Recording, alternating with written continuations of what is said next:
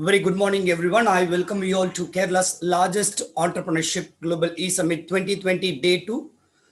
So I would like to welcome once again early in this morning. Yesterday we had a wonderful start and thank you everyone to have joined us. The session was in English and also in Malayalam. Both the languages were mixed for the want of audience from Kerala and also from the global audience. So today we are really excited to have the day 2. We'll be starting the session by 9:30. We have three back-to-back sessions from 9:30 to 10 a.m. That is from 9:30 to 9:40 we have a session, and then 9:40 to 9:50, and again from 9:50 to 10 o'clock. So I would request all the attendees to join as soon as possible so that you can enjoy today's session. In the meantime, I would request our technical team to play the videos. Over to the technical team.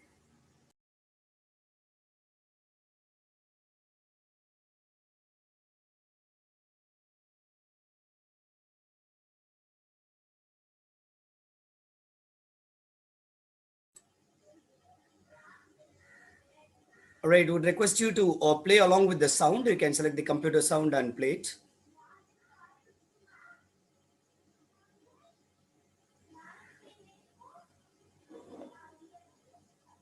I request the technical team to stop the screen share and once again share it along with the computer sound.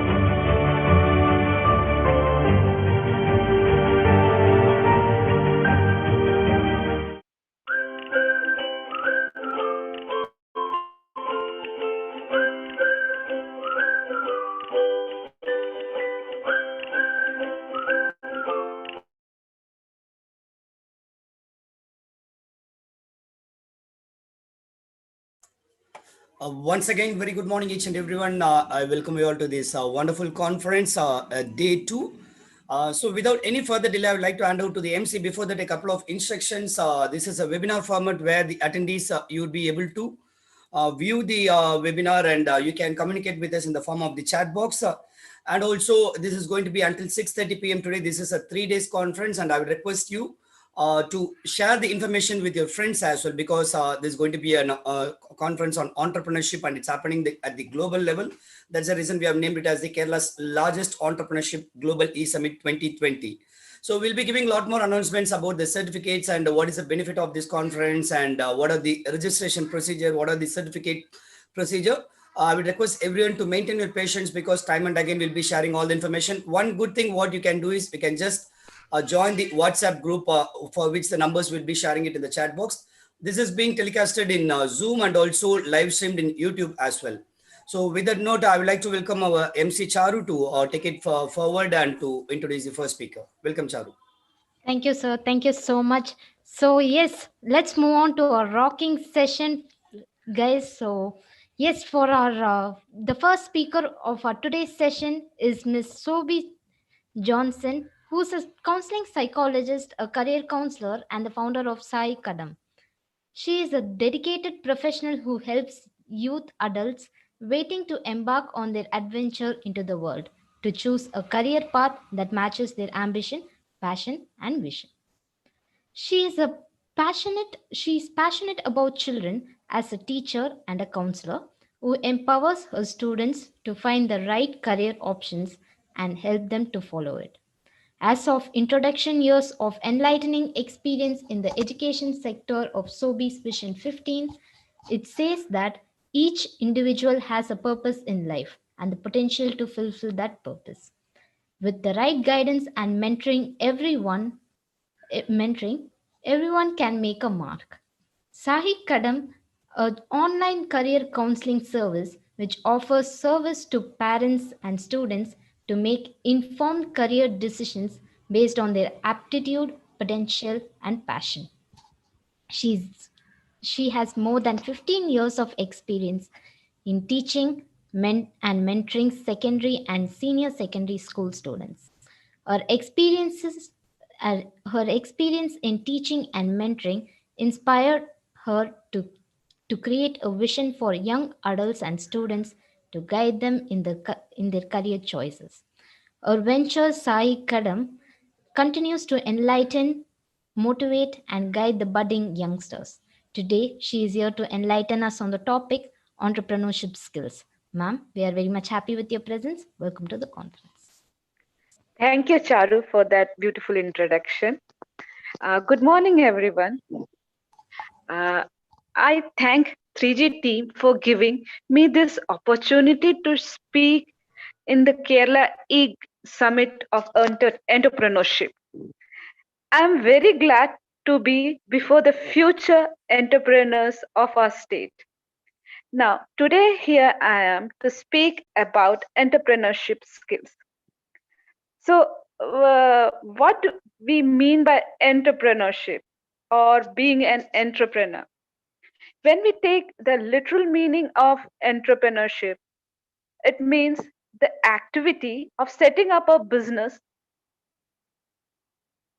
taking on financial risk, in the hope of profit. So, this is the literal meaning of entrepreneurship that is given in our dictionary.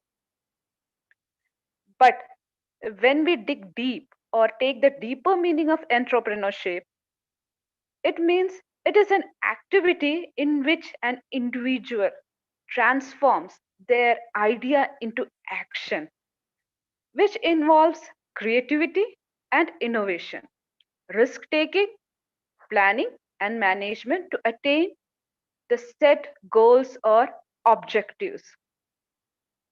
Now, here the ideas take the form of products or services, isn't it? So, entrepreneurship is not just making a profit, but it is more than that. It is converting, it is transforming your ideas into actions.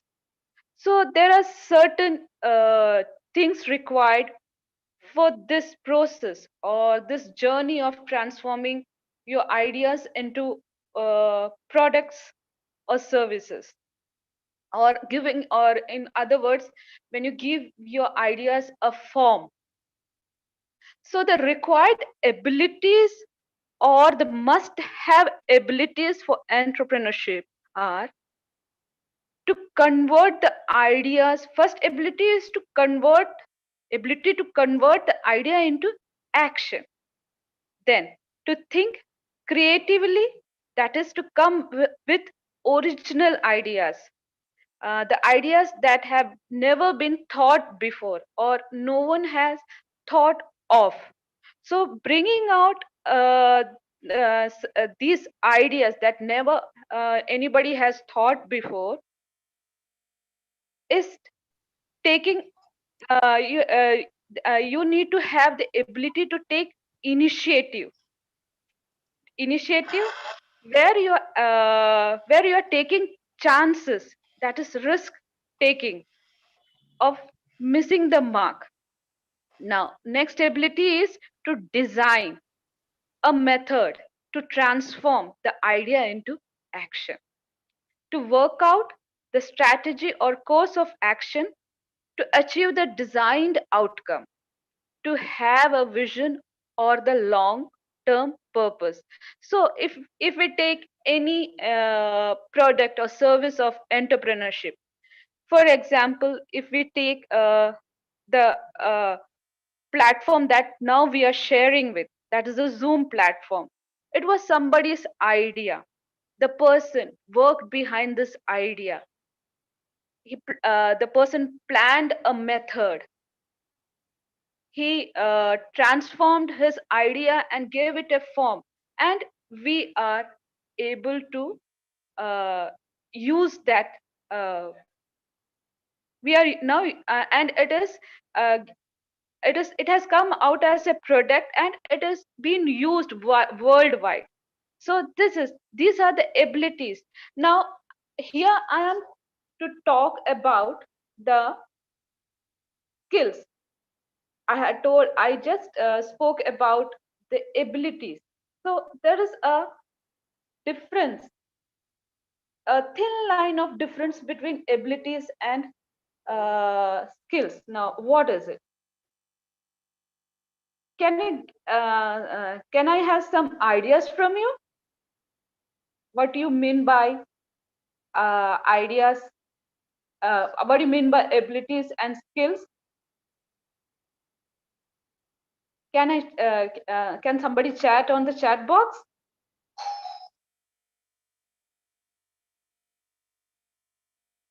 Okay. Abilities, I'll tell you the difference.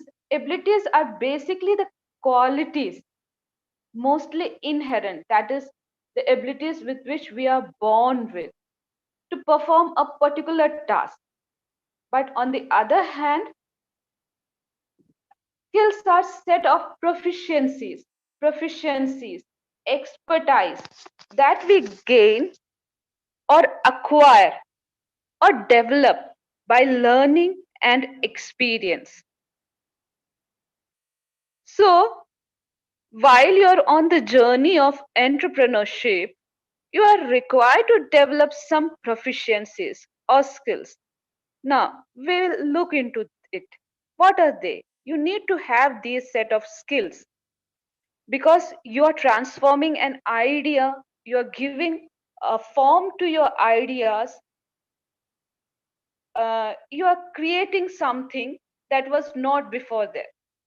So first skill is, and these skills are equally important because I may have listed, and because I cannot speak all of them at a time, I'll be telling it one by one. So it doesn't mean that one skill is more important than other skills. They are all equally important.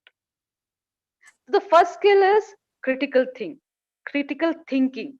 What do you mean by critical thinking? Critical thinking means to evaluate, to analyze ideas and reflect the ideas how they are connected to you. Then the next skill that you need to develop or an entrepreneur should have is problem solving skill. Then the leadership skill. The leadership skill means taking initiative, being the first one to take the first step.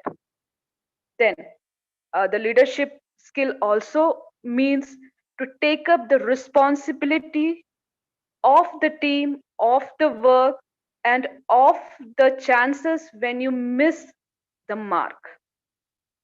Then leadership skill also means to have vision where you have set goals, where you are seeing the future, means there these all things should be the future, and then to design and implement the plan.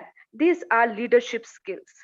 Then you need to have communication skills where you express yourself and take the ideas or exchange the ideas.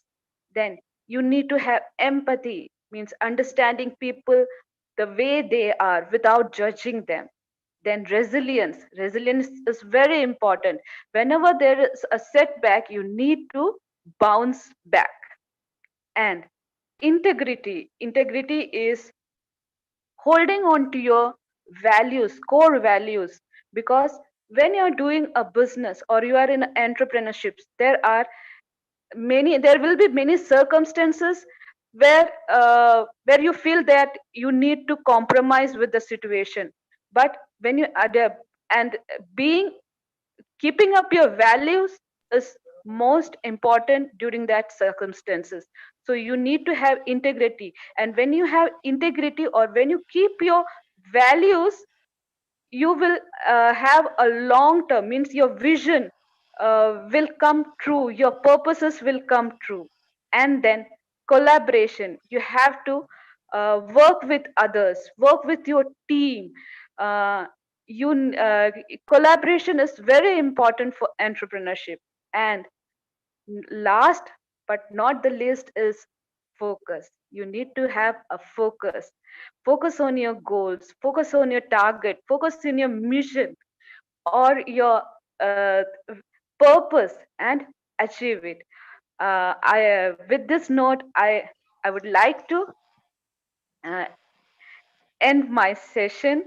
Thank you, 3G team, for giving me this wonderful opportunity to share the platform with eminent entrepreneurs of our state and with the budding or the future entrepreneurs of state. Thank you very much.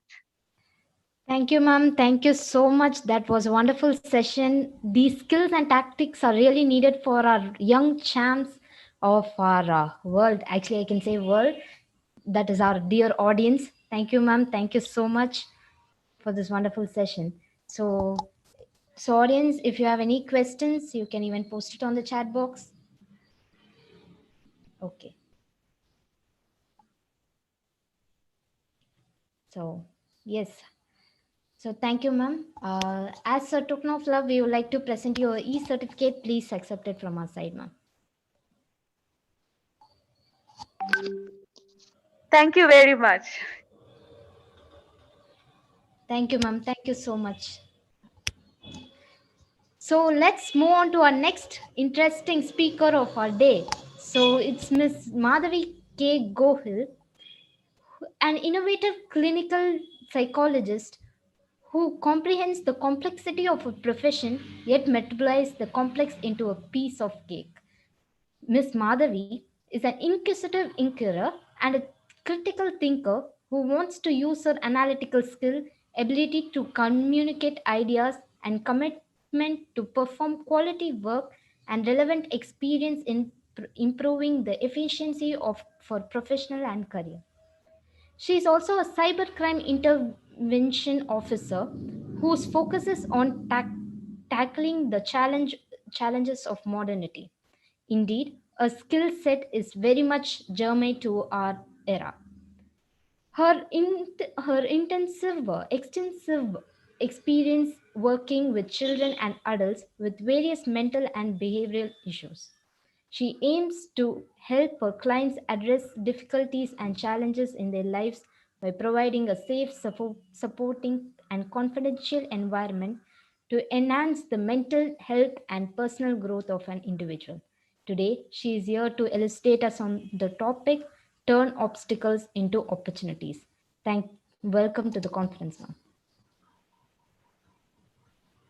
Thank you so much for the introduction, MC Charu. It was a great introduction. So, friends, a very good morning to all of you. So, Kerala, are you ready for an impactful session today? And I'm really obliged for this opportunity.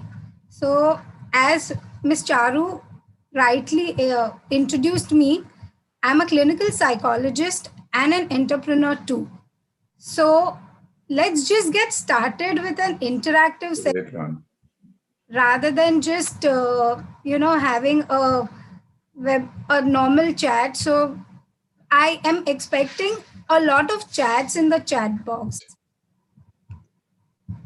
So I'm sharing my screen.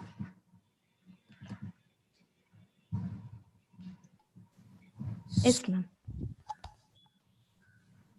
All of you. So my topic for today, as it is mentioned, that it's obstacles into opportunities. So basically, I just wanted to know from all of you that, have you gone through any problems in past 6 months? If yes, then you could type Y on the chat box. And if no, you could type N on the chat box. It'll be great if you people chat. Okay.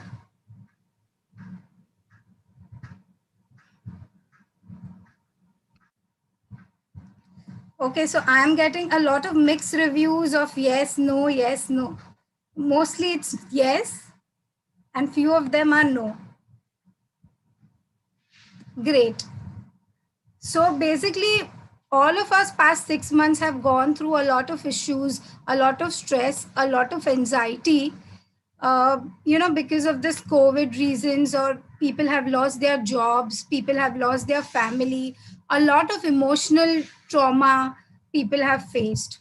So again, I would like you all to chat on the chat box and let me know if you could sleep peacefully without stress. Would you like to sleep? If yes, you could always type yes. Okay. Okay. So most of them have said yes. So guys, people who have said yes, this is the answer for you. It's a graveyard, right? So basically, we can only sleep peacefully on the graveyard when we die, because it's a part of life. Problems and stress are a part of our life. So only time peacefully we can sleep is on the graveyard. So guys, I just wanted to explain you in detail what is stress. Stress is nothing but a normal psychological and physical reaction to the demands of life. So, basically in COVID, during the lockdown, when it just started, maybe, in a time of March end and April, we were in a lockdown situation and really confused over what to do, how to go about. Schools were shut, colleges were shut, businesses were shut. But then eventually we all started working and we adapted this new life. So stress helps us to adapt into a new pattern, new life, and adapting and making changes in our own life.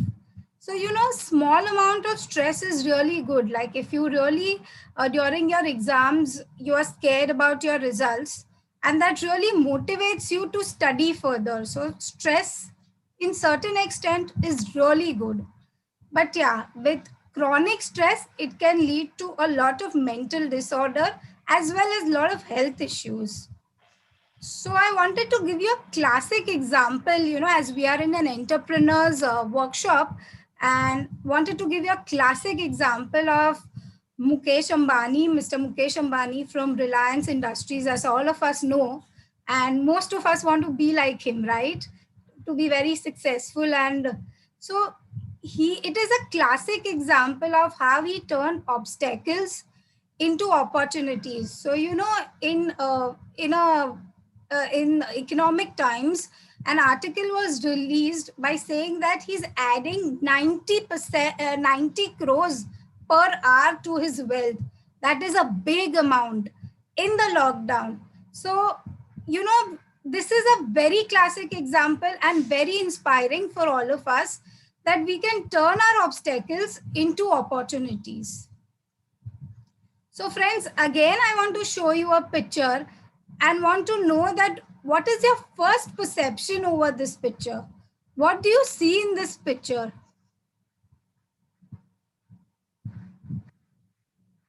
Any replies? You can put it on the chat box that what do you see in the photo?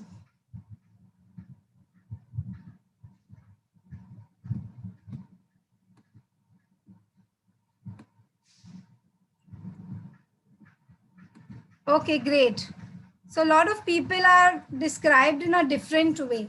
So my purpose is that only to explain you. Some people see two old ladies, an old man and an old lady. Someone sees music, someone sees a lady, someone sees another person. So basically my explanation to this is we all are different and we see it in a different way. So same way we handle stress and perception in a different way. So basically, I wanted to explain you the discipline of our perception. The main foundation is what we think, what we say, what we do, and then how we are perceived. So it is very important for all of us to say what we think. I wanted to give you a live example from my experience. Was a psychologist and was working in a school, but due to the shutdown I had to be on hold. So I was very confused at that time, and I got a lot of mixed reviews like, you won't be able to study further, you won't be able to do this, you have to wait until next year, and a very mixed review and a negative review I was getting. But I moved on and I said, no, I have to study. I have to develop my new skills. I have to upgrade myself. And I am here right now with the 3G team.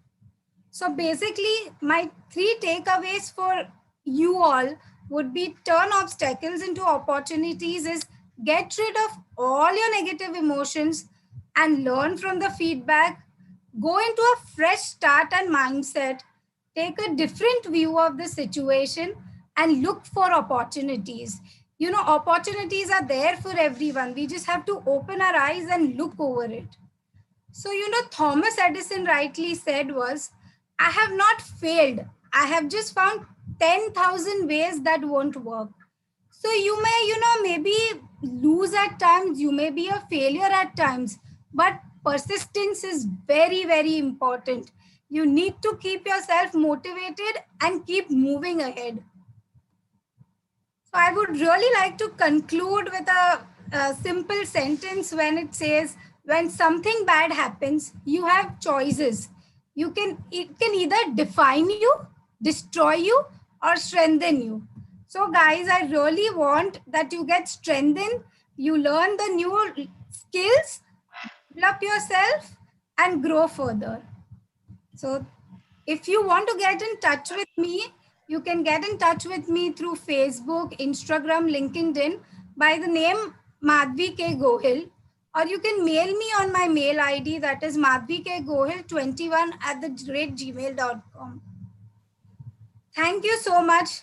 And thank you so much 3G IRPS and Shahid sir, Irfana ma'am, and all the entire 3G team to give me such an opportunity. And thank you so much, audience, for having so much of patience to listen to me. Thank you very much. Thank you, ma'am. Thank you, ma'am. So that was an inspiring speech and it was truly motivational. Thank you for spending your valuable time with us. Thank you so much. As a token of love, we would like to present your e-certificate. Please accept it, ma'am. Thank you. Thank you so much. Thank you, ma'am. Thank you for your wonderful session. Yeah.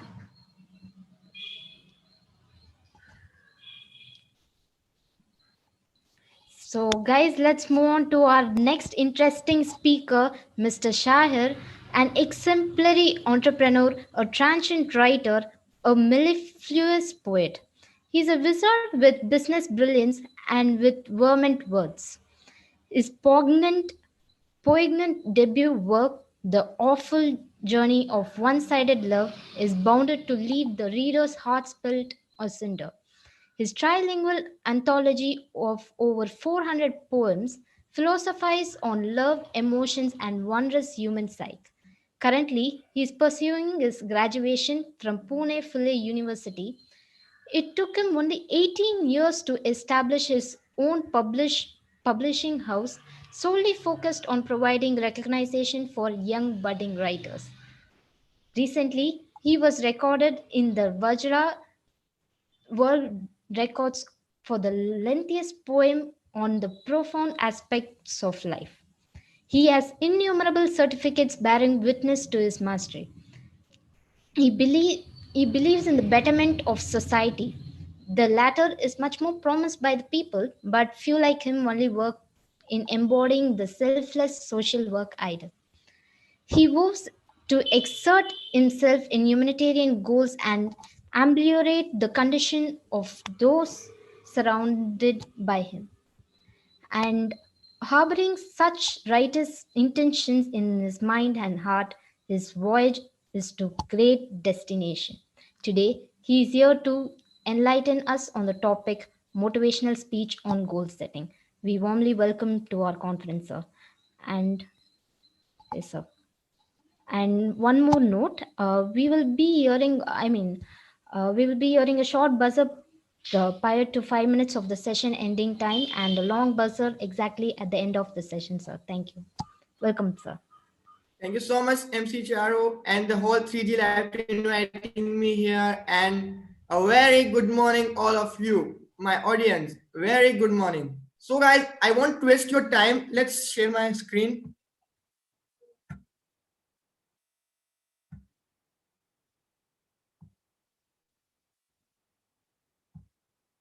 So, guys, I won't waste your time in where I won't waste. Just I am here to make change in your life. Are you ready to have a great change in your life? Are you ready, guys? Just type yes in chat box. Great. So, guys, let's start. What is goal? We are here to build our dream. We are here to make a goal. We are here to set our goal. And we are here towards success. Towards success. We are here to have a success, guys. So, are you ready to have a success? Are you ready to make change in your life? Great. Let's start. What do you mean by goals, guys? What are these goals? A goal is an idea of future.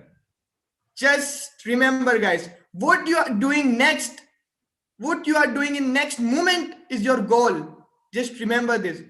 A goal is desired result. What you wanted to be, what you wanted to do is a goal. The platform, the destination, the desired destination is a goal. The desired destination is success. And what is success? The accomplishment of our goals.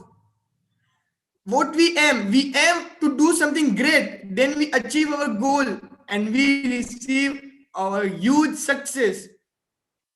A very first and last step towards success is goal. We have to choose, we have to select, we have to set our goal first. This is the first step of getting success. And the last step, the accomplishment of goal, success. So guys, are you ready to set a goal? I am here to have a change in your life. I'm not here to waste your single second. I believe in changing life. I believe to make change. I believe in a huge change. I want you to be an entrepreneur. You are here to be a good entrepreneur or a best entrepreneur. So are you ready? Great. Let's start. I wanted to ask you one question, guys. Did you have any dream right now? Did you have any dream that you think you can or you can't? Maybe. If yes, just type yes. Great. Many one of you have a dream right now that you wanted to be an entrepreneur. Is it? Yes. We are here to be a good entrepreneur. So, guys, just think about your dreams. Just think about your dreams. What are those dreams? Just specify it. Specific dreams we need. We don't need just I wanted to be an entrepreneur. We need I wanted to be an entrepreneur of XYZ company and having XYZ product or services. This is the specific goal you have to set right now. Setting goals is nothing but developing an imaginary action for achieving success. If you are having an action, if you are working on your success, then you will achieve it. So guys, 3 things just keep in mind: listening, learning, and working, or hard working. If you will listen it carefully, if you will learn from it, and if you will work for it, these 3 things will change your life. The 3 things will change will have a drastical change in your life: listening, learning, and working hard. Guys, believe me, nothing is impossible in this world. Everything is possible, and you are possible. You can do it possibly. We are possible. Impossible itself carries the possibility. Why can't we? I think, guys, we are having an environment with us, a positive environment with us, or a negative environment with us. That includes a positive molecules and a negative molecules. Guys, it's a theory by me.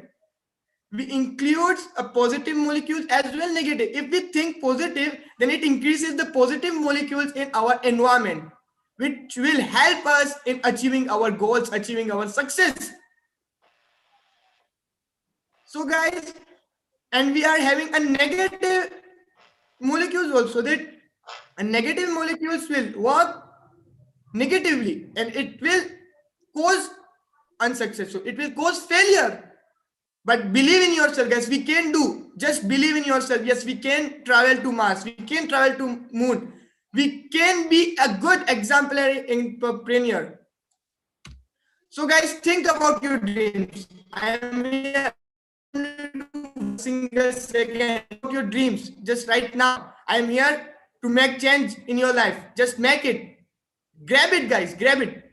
Just think about your dreams. Now, target your goals. I think. Think, guys, think. Just 4 to 5 seconds, think about your dreams. Now differentiate your goals from your dreams. Guys, dreams is what you dream. I wanted to be an entrepreneur. I dreamed when I was in 4th class. I wasted my 8 years in making my life. But right now, I am standing here right in front of you. There are many examples who are young entrepreneurs. So just don't waste your life in mugging up the books. Don't just work on it. What you learning, just work on it. Don't waste in mugging up. Don't waste your life in mugging up and giving it. Just work on it. It will help you in your life. Target your goals. Differentiate your dreams from your goals. Your dream to wanted to be an entrepreneur, and your goal to you wanted to be an entrepreneur of XYZ company having XYZ products and services. Make your goal your need. Make your goal your need. Start working on it. Don't waste your time and set 10 different areas, set goals in 10 different areas which will help to accomplish your goals. So guys, here I think I have to end my session here. So guys, just think, there are many examples like me. I started when I was in 4th. I dreamed when I was in 4th, I wanted to be an entrepreneur. And right now I'm standing here. So you start, don't waste, don't see besides, just do. Don't waste your life. Just do it right now. If you agree, just type 2. 2 is a sign of victory. Just type 2. Victory sign 2. That's great. Great. Thank you so much, guys. Thank you, 3G. And I think that people will have a change in their life. Thank you so much. Thank you, sir. Thank you so much. That was a wonderful session. Thank you for sharing your valuable information with us. and spending your valuable time with us. This will surely help them in their upliftment, our audience upliftment in their life. Thank you, sir. Thank you so much. So, as a token of love, we would like to present your e-certificate, sir. Please accept it. Thank you so much. Thank you so much, ma'am. Thank you, sir. Thank you for your wonderful session. So, yes, to carry on with the session, I would like to invite my co-host, MC Jofana. Jofna, over to you.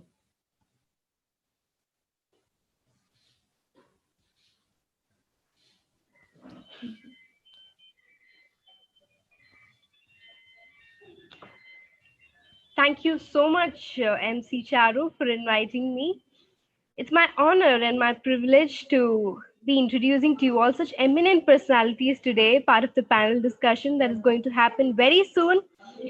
First and foremost, we have Mr. Mustafa Bhaskar, CEO and Senior Counsel, Sharia Imagination Law, licensed by ICCRC and member of CAPIC, the Commissioner of Oath, Canada.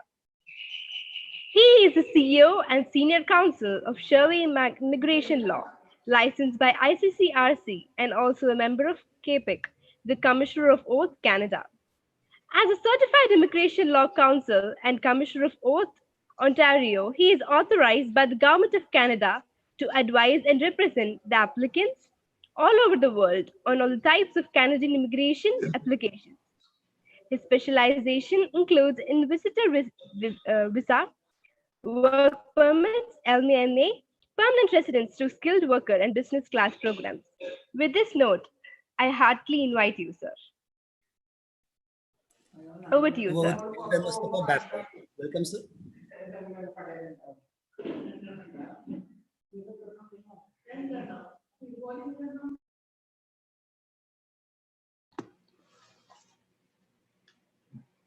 Hello. Yes, sir. We can hear you. You can start, sir. All right. Okay. Can I start? Yes, sir. So over to Mr. Mustafa. Okay. Perfect. Okay. Your time, sir. So I'm going to speak. My name is actually Mustafa Bhaskar, not Bhaskar. Okay. Sorry about it.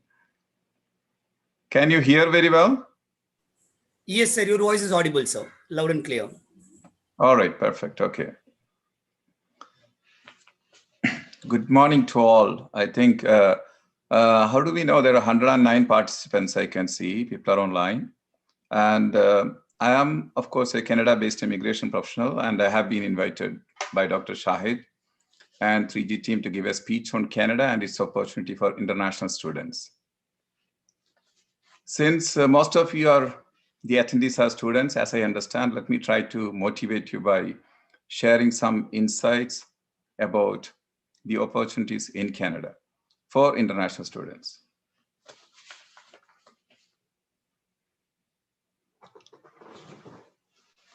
So why Canada is so attractive and considered now to be the hottest destination for international students? You know, as per the report, we had 100,000 students in year 2000 came to Canada as international student. In 2019, it's gone up to 650,000 students. And the best thing about 34% of those 650,000 students are from India. Now from India, the major contribution comes from Punjab, Gujarat, and I think Kerala and Andhra Pradesh. Now, we are also going to check why Canada is so popular and attractive for international students. I think there are 5 reasons I can just share with you. First of all, it is the academic excellence. Global reputation for Canadian education is so high that if a student from India comes to Canada, get educated here, even if he does not live in Canada, goes back to a third world country like Dubai or somewhere else, definitely his market value is higher, okay? So basically, do you want me to answer the questions now? Some people are raising the hand. No, sir, not necessary. We'll Okay, I'll just handle continue it because later. we have Thank you. some time frame to, deadline to meet. Okay. So basically, what you need to understand is that the education from Canada definitely carries a lot of weightage on your CV and increases your market value wherever you go. Okay. Also the ranking, almost 27 of Canada's top universities are featured in the Times and QS ranking for the best universities in the world. Now, sorry about it. Now the popular courses and programs I would like to share with you is the industries are basically, the first one is hospitality industry. There are ample job opportunities in this industry. And the courses, mostly the popular programs are like hotel management, restaurant management, culinary arts, and also the travel and tourism kind of diplomas and management programs. Now, the second topmost popular industry is health science, where all these pharmacists and nurses are all part of that, program. And also then the third one is the information technology and software industry, where, of course, as you know, there are a lot of hot jobs, the 3D animation, the artificial intelligence, the networking security, the cloud computing, even the graphic designing and game development. All these are very popular programs. Now, the fourth one is engineering. Definitely, apart from the traditional civil, mechanical, electrical engineering, you have also programs like mechatronics, the environmental science, the agriculture, and various industries. The good thing about engineering program is also there are the COP program inbuilt in that the whole 4-year program or 5-year program, where the student has an opportunity to work even as a student for a year. And if an engineer is starting salary is around 60,000 Canadian dollars. So basically you're making money and gaining experience, and also develop contacts with employers for your future employment once you finish the graduation. So that's how the courses become so attractive. And now the last one is definitely the general management. The Canadian MBA programs are also equally popular. The specialization in finance and marketing and international business, HR management, and supply chain management, all are equally popular. Okay. That is the number one thing, the ranking and the brand reputation all over the world. Now, you also know that, a lot of super rich people from third world countries send their children to study in Canada, America, Europe, and all. The reason is not basically they want them to live there with a green card or, PR card or citizenship. They believe in that global exposure. The student who comes to Canada in this part of the world gets a global mindset. And of course, they think differently, they do things differently. And when they go back home and they take over the business which their parents own, of course, they will manage it in a different way to take the business to further heights. Okay, so obviously, even if you don't want to live here, it helps you by all means. Okay, now the second biggest reason why Canada is a hot destination for international students. There is no honey without money. That is the cost. Okay. So when we talk about the cost, I have to tell you my own story. I used to live in Dubai with my parents, and I think I was around 21, 22 years old. When I went to my dad and spoke about going to the West to do some higher education, he was literally smiling at me because we are some middle-class family. He must be thinking you must be just joking, and it costs you a lot of money. And those days, I'm talking about 30 years back, it's definitely a big dream. Okay, so I had to work a couple of years, make my own money, and pursue my dreams. Okay, but today I have to really call you the lucky generation, because the today's generation, definitely going to Canada or other countries for education is not a very big deal, because it has become much more easier for even the middle class parents. They can take a 30, 40 lakhs Indian rupees, even bank loan, and the students with just 70 or 80% of +2 or graduation or whatever, they can go to Canada with also a language test of 6-band IELTS. I don't want to get into a lot of these details because we have a limited time there. So definitely, you are lucky that it's possible. It's not a mission impossible like in the past. In the past, 25 years back, it's only meant for elite class and the super rich people who could afford to send their children to Canada. Okay, now we talk about the living cost and approximate expenses when someone comes to Canada to study, and the colleges are the cheapest. There are a lot of 1 to 3 years diploma programs in all these hot sectors, which we covered earlier. And then also there are universities, then there are definitely, you can do masters, you can do MBAs. So the approximate value I'm just giving it here, the tuition fees ranges from $12,000 to Canadian dollar, of course, to $18,000 in colleges. In universities, it is $15,000 to $25,000 per annum. And it is for MBA programs, it is around 30,000 Canadian dollar to $45,000 per year. Okay, now when you come to the living cost, it can vary from basically from province to province and town to town. But again, a rough idea I can tell you is that a minimum $800 to $1,200 per month. Okay, that is what a student may spend normally for his living costs in Canada. Okay, now the third big reason why students are attracted to Canada is the part-time job opportunities. Okay, I don't want to give a proper comparison with all other US or Australian, but the answer is already there. Why everyone wants to come to Canada? Definitely things must be easier here. Part-time job opportunity means most of the students who are coming to Canada, they can go and work 20 hours per week part-time, and during summer break, they can work full-time. It means basically they may almost cover the living cost at least, okay, if not tuition fees, with the money they are making. Also, apart from that, they're also gaining experience. They're also getting contacts with future employers. So those employers who are employing them for part-time for the time being, probably they may hire them full-time when they complete their graduation. Okay, that's another good advantage about it. Now, the engineering students, I already told you earlier that they have a co-op program. They make probably $50,000, $60,000 before even they graduate from their program.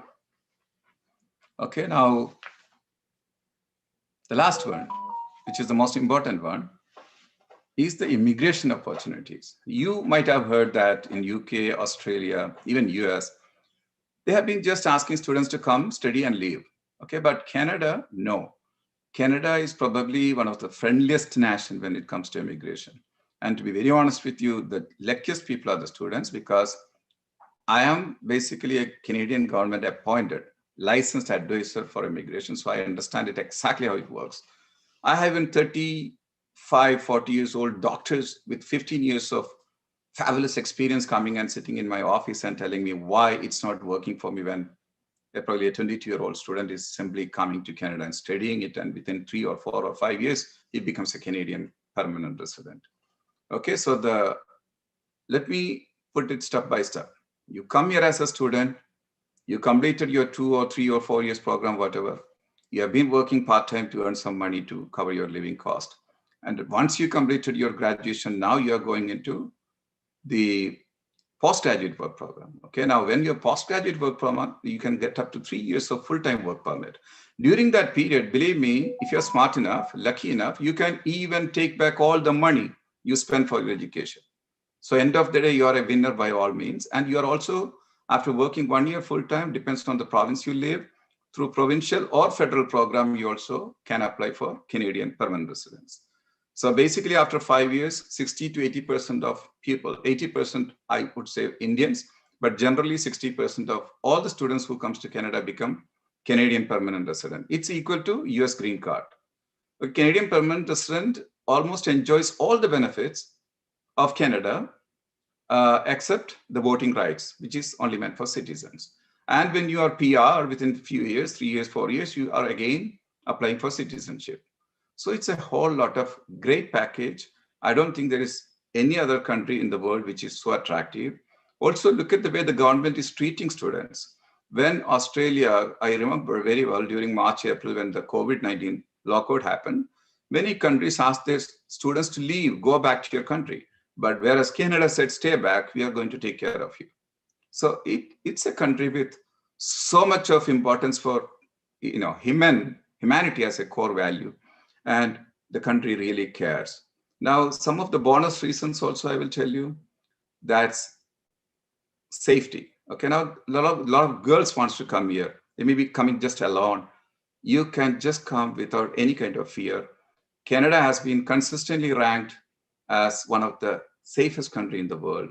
Canada has been rated consistently by United States Nations as the best country to live. It is the 10th largest economy. Maximum area of Canada speaks good English. And everywhere you go, you will find somebody from your town or maybe your city or wherever, because it has got so much of multicultural, ethnic background people here. 25% of the people whom you see on the Canadian streets are mostly visible minorities. I mean, the new immigrants from probably Southeast Asia or somewhere. And of course, South Asia also, India, Pakistan, Bangladesh, Sri Lanka, and all these countries I'm talking about. Now,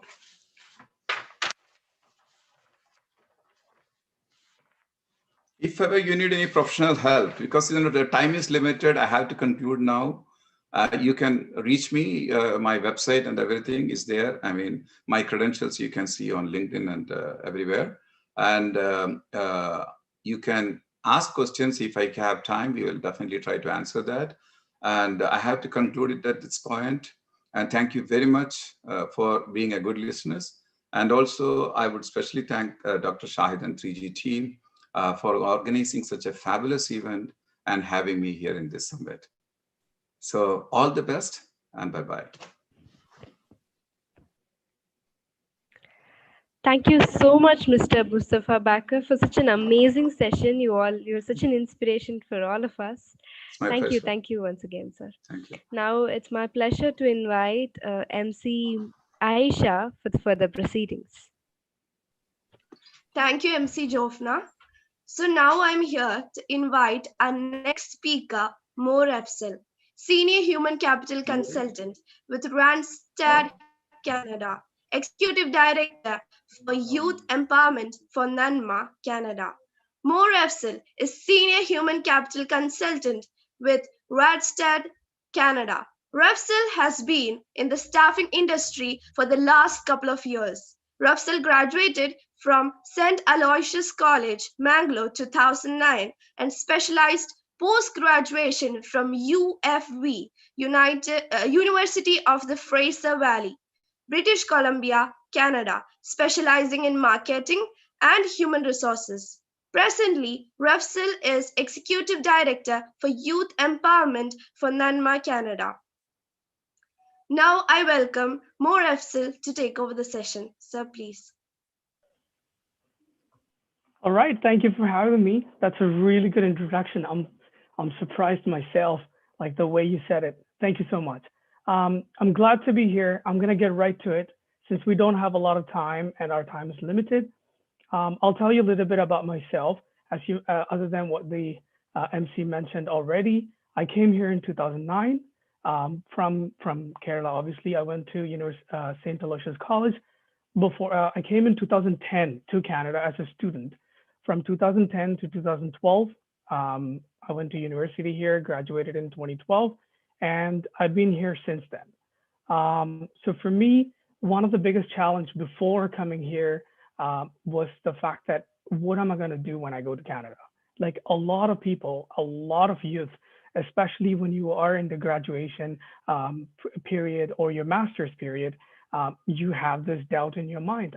What am I going to do? What is it that I really want to do? I'm doing Bachelor of Commerce or MBA or BBA or whatever. And then the next thing you have in your mind is like, what do I do? Right? And that's exactly what I have in my mind before coming here. So for me, I was like, you know what? I'm going to take it a little bit of a step back and let the fate guide me. And also, when I came here, I realized that there is plenty of opportunity which I can I can go and focus on. So as the previous speaker mentioned, Mustafa brother, about how you can get immigrated to Canada as a student or as an entrepreneur. So when you come here, the next question you ask, like after going through all of that and making your way to Canada, the next question you ask is, what next? We talked about the job, we talked about doing BBA, MBA, all of that. What's the next step for us to go? What kind of jobs am I looking at, right? So to answer that, as a staffing consultant myself, I was a recruiting manager before that. So I've been in the staffing industry for the last 4 years now, 3.5 years exclusively, 4.5 years in total. So what I could say, finding a job in Canada isn't the hardest part. The hardest part, what I would say, is finding the job in the field that you've studied. So for example, if you've done accounting back home, for example, you've done BCom with accounting specialization, you come here and you realize that you start applying for jobs and everyone is looking for Canadian experience. So they come and ask me this question, hey Mo, I did my degree in India, I did my master's here, I'm having a hard time finding a job for what I studied. I can find a job. Finding a job isn't a big deal. I can find a job in Walmart or Superstore or any kind of survival jobs. Those aren't the jobs which you want to do eventually, because you came all the way from India to here. So you want to find a job for which you studied and thrived for. So what I do is I do conduct seminars or webinars now virtually, and to give them some ideas in regards to how you can betterment yourself with the resume, how you can actually apply for jobs as a contractor, wherein over here or in the organizations, you'll find a lot of people going on maternity leave. So when someone delivers a baby, so you have a 12-month period which you can take time off. Or on a paternity for the husband, you can take 6 months or up to a year. I don't know the specifics of it, but you can take that time off. So the organizations always need employees to cover during that time. So that's where you come in to come in and do a 6 month contract, 1 year contract, 3 months contract, or a term period of time to build up your resume, which it can help you build up your resume, and you have Canadian experience, which will eventually get you a permanent position. That's one of the routes you can take. There are plenty of things which you can do to get a job in Canada. One other things which I could suggest is there are a lot of staffing agencies in Canada, just like a Randstad. Randstad is the largest in Canada. There are plenty. There are hundreds of staffing agencies. One of the things which I wished I knew before when I came here is you can actually go and register with any staffing agency absolutely free of cost.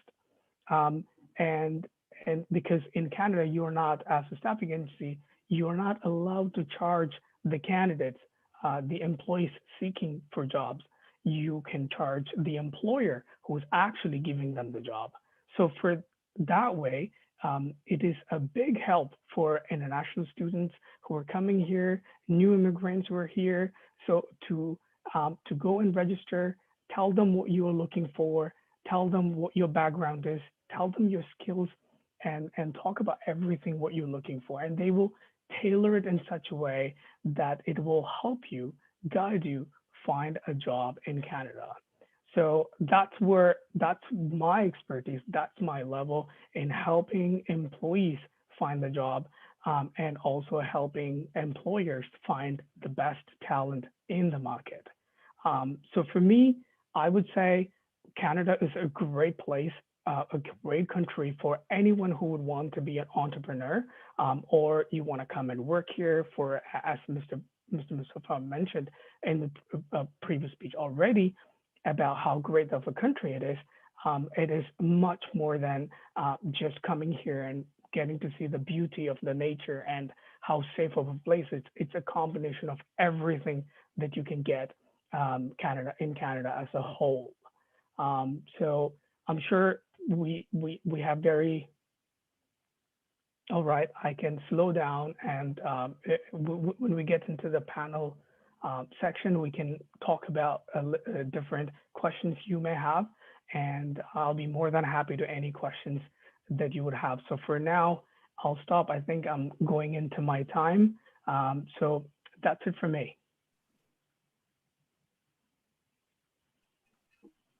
Thank you so much, sir.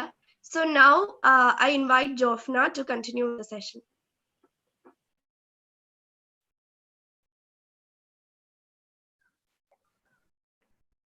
Thank you so much, sir. And thank you so much, Aisha, for inviting me. Next, we have on the virtual screen such an amazing personality, Advocate Nurul Huda. IPR lawyer, masters in international business law from University of East London. Partner and head, Global Advisory of Legal Partners. Nanma, Joint Secretary, Canada, writer and author of Rhythmic Waves, National Level Debater Awardee. Malayalam Manorama Rank Award winner, IPR lawyer, partner and head, Global Advisory of Legal Partners, and much more. So it's my pleasure to invite you, sir. On to you.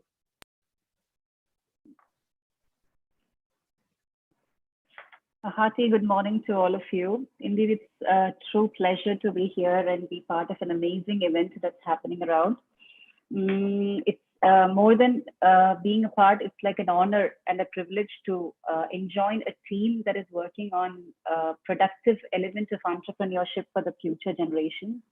As far as I have come to know about this audience, I believe we have more of the Malayali community out here, the Kerala speaking community. So I'll be taking this session purely in Malayalam with a bit of mix of English so that you understand the concept. It's a bit technical, so just as the previous speakers have gone into the topic like about Canadian immigration, about the job opportunities in Canada, I will be talking something totally different from these aspects. It's going to cover something to do with entrepreneurship and the legal aspects that needs to be taken care of when you're stepping into this area or arena of doing business or entering into a business modulation as a student business person or in future when you plan to do business. So I'd take the permission of the MC and I'd like to share my screen because I have some slides prepared. Sure, ma'am, you can continue. Yep, thank you.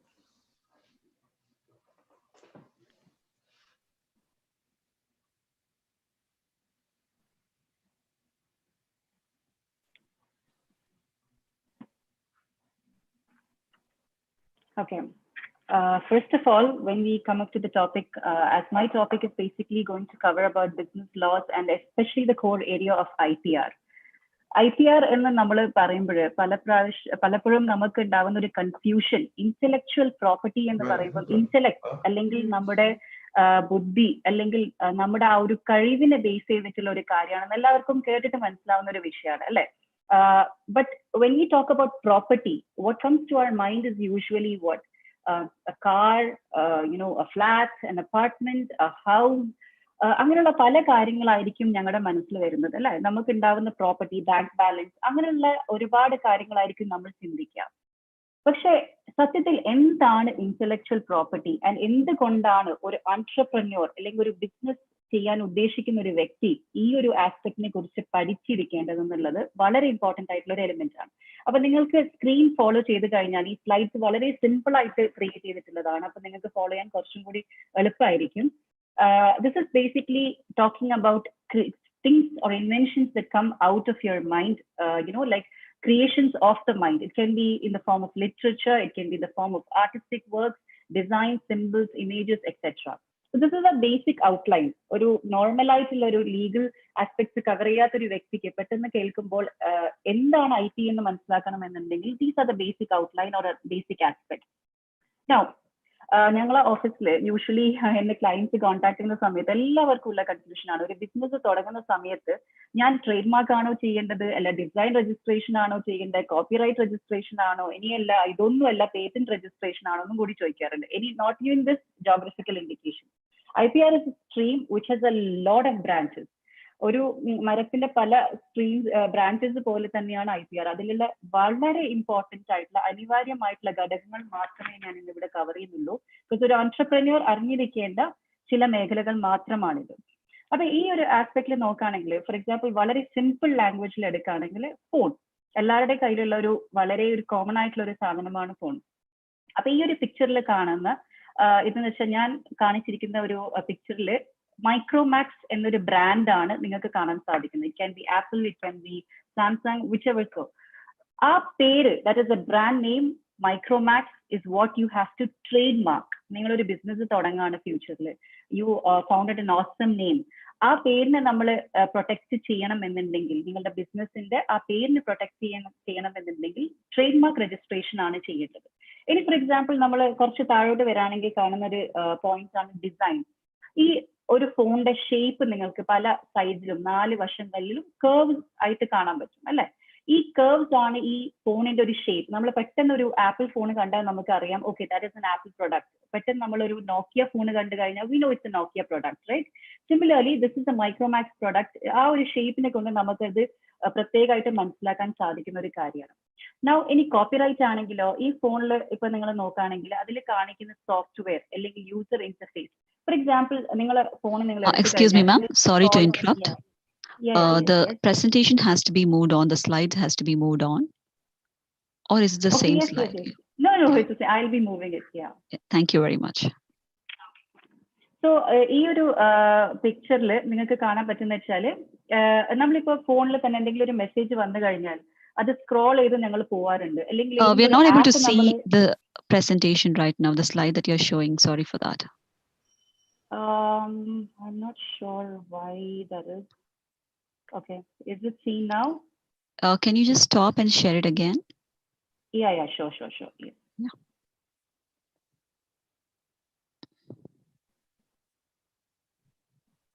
Is it seen now? No, ma'am. Okay, just a moment, please.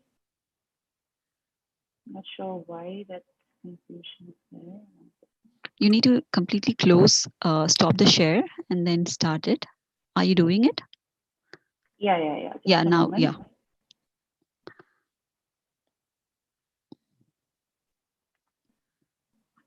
Okay, just a second. I'm not sure why it's not just an issue, I guess.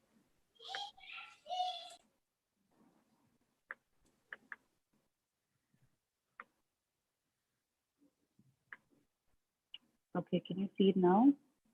Is it Yeah, seen perfect. Now? Perfect. Okay. Yeah, thank you, ma'am. Okay, sorry for the interruption.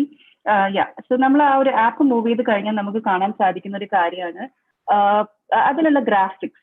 ആ ഗ്രാഫിക്സിന് അല്ലെങ്കിൽ ആ ഒരു ആപ്പിന്റെ ആ ഒരു movement അങ്ങനെയുള്ള കുറച്ച് കാര്യങ്ങളൊക്കെ നമുക്ക് രജിസ്ട്രേഷൻ ചെയ്യണമെന്നുണ്ടെങ്കിൽ, if that is your creation or you have created with a lot of effort and your business comprises of that, you can do the copyright registration. ഇനി ഇതൊക്കെ മാറ്റി വെച്ച് നമ്മൾ ഈ ഫോൺ ഒന്ന് തുറന്നു കഴിഞ്ഞാൽ കാണാൻ സാധിക്കുന്നതാണ് അതിന്റെ technology, right?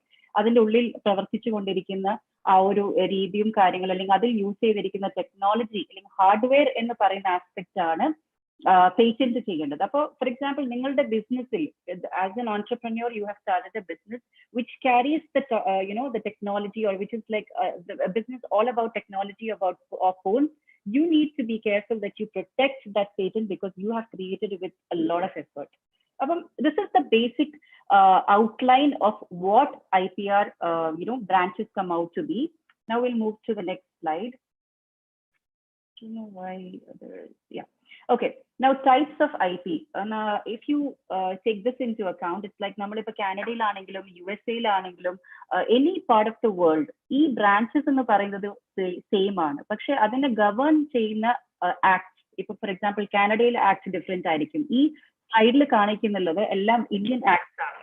The Trademark Act, the Patents Act, the Copyrights Act, etc. Everything is all about what is shown on the screen is all about what is done in India. The Indian law governs these kind of protection of all these IP rights. So basically, even if you're trying to protect your IP around the world, it has got its own governing body. Now, coming to the crux of this whole thing, trademark is a very common word that you all would have heard. എല്ലാവർക്കും വളരെ familiar ആയിട്ടുള്ള ഒരു word ആണ് trademark. പക്ഷെ എന്താണ് exactly trademark and why is trademark important for a business? ഈ ഒരു സ്ലൈഡിൽ നിങ്ങൾക്ക് കാണാൻ പറ്റും മെക്ഡോണൾഡ്സ്, സബ്വേ, ഡൊമിനോസ് പിസ്സ, ഇതൊക്കെ വളരെ ഫെമിലിയർ ആയിട്ടുള്ള സൈൻസ് ആണ്. അപ്പൊ ഇതില് അതിന്റെ ആ ഒരു ഷേപ്പും കോമ്പിനേഷനും ആ വേർഡ് സ്ട്രക്ചർ ഒക്കെ വെച്ച് ഓരോ ലോഗോവും വളരെ ഡിഫറെന്റ് ആയിരിക്കും. പക്ഷെ എന്തുകൊണ്ടായിരിക്കണം ട്രേഡ് മാർക്ക് രജിസ്ട്രേഷൻ ഒരു വ്യക്തിയുടെ ബിസിനസ്സിനെ ബാധിക്കുക, അല്ലെങ്കിൽ എന്തുകൊണ്ടാണ് ഒരാൾ ബിസിനസ് തുടങ്ങുന്ന സമയത്ത് ട്രേഡ് മാർക്ക് രജിസ്ട്രേഷൻ തീർച്ചയായിട്ടും അനിവാര്യമായിട്ടും ചെയ്യേണ്ട ഒരു ഘടകമായിട്ട് മാറുന്നത്? ഒരു സിമ്പിൾ ആയിട്ടുള്ള ഒരു എക്സാമ്പിൾ നിങ്ങൾക്ക് തരാം. നിങ്ങൾ വലിയൊരു സ്ഥലത്ത് ലൈക്ക് ഒരു ഏക്കർ കണക്കിന് സ്ഥലം എടുത്തിട്ട് നല്ലൊരു സ്റ്റോർ നിങ്ങൾ പണിതു. Okay, that's going to be an awesome store that you have created. It's a very good showroom. Like എന്താ പറയാ, you wanted to make a dream come true kind of house.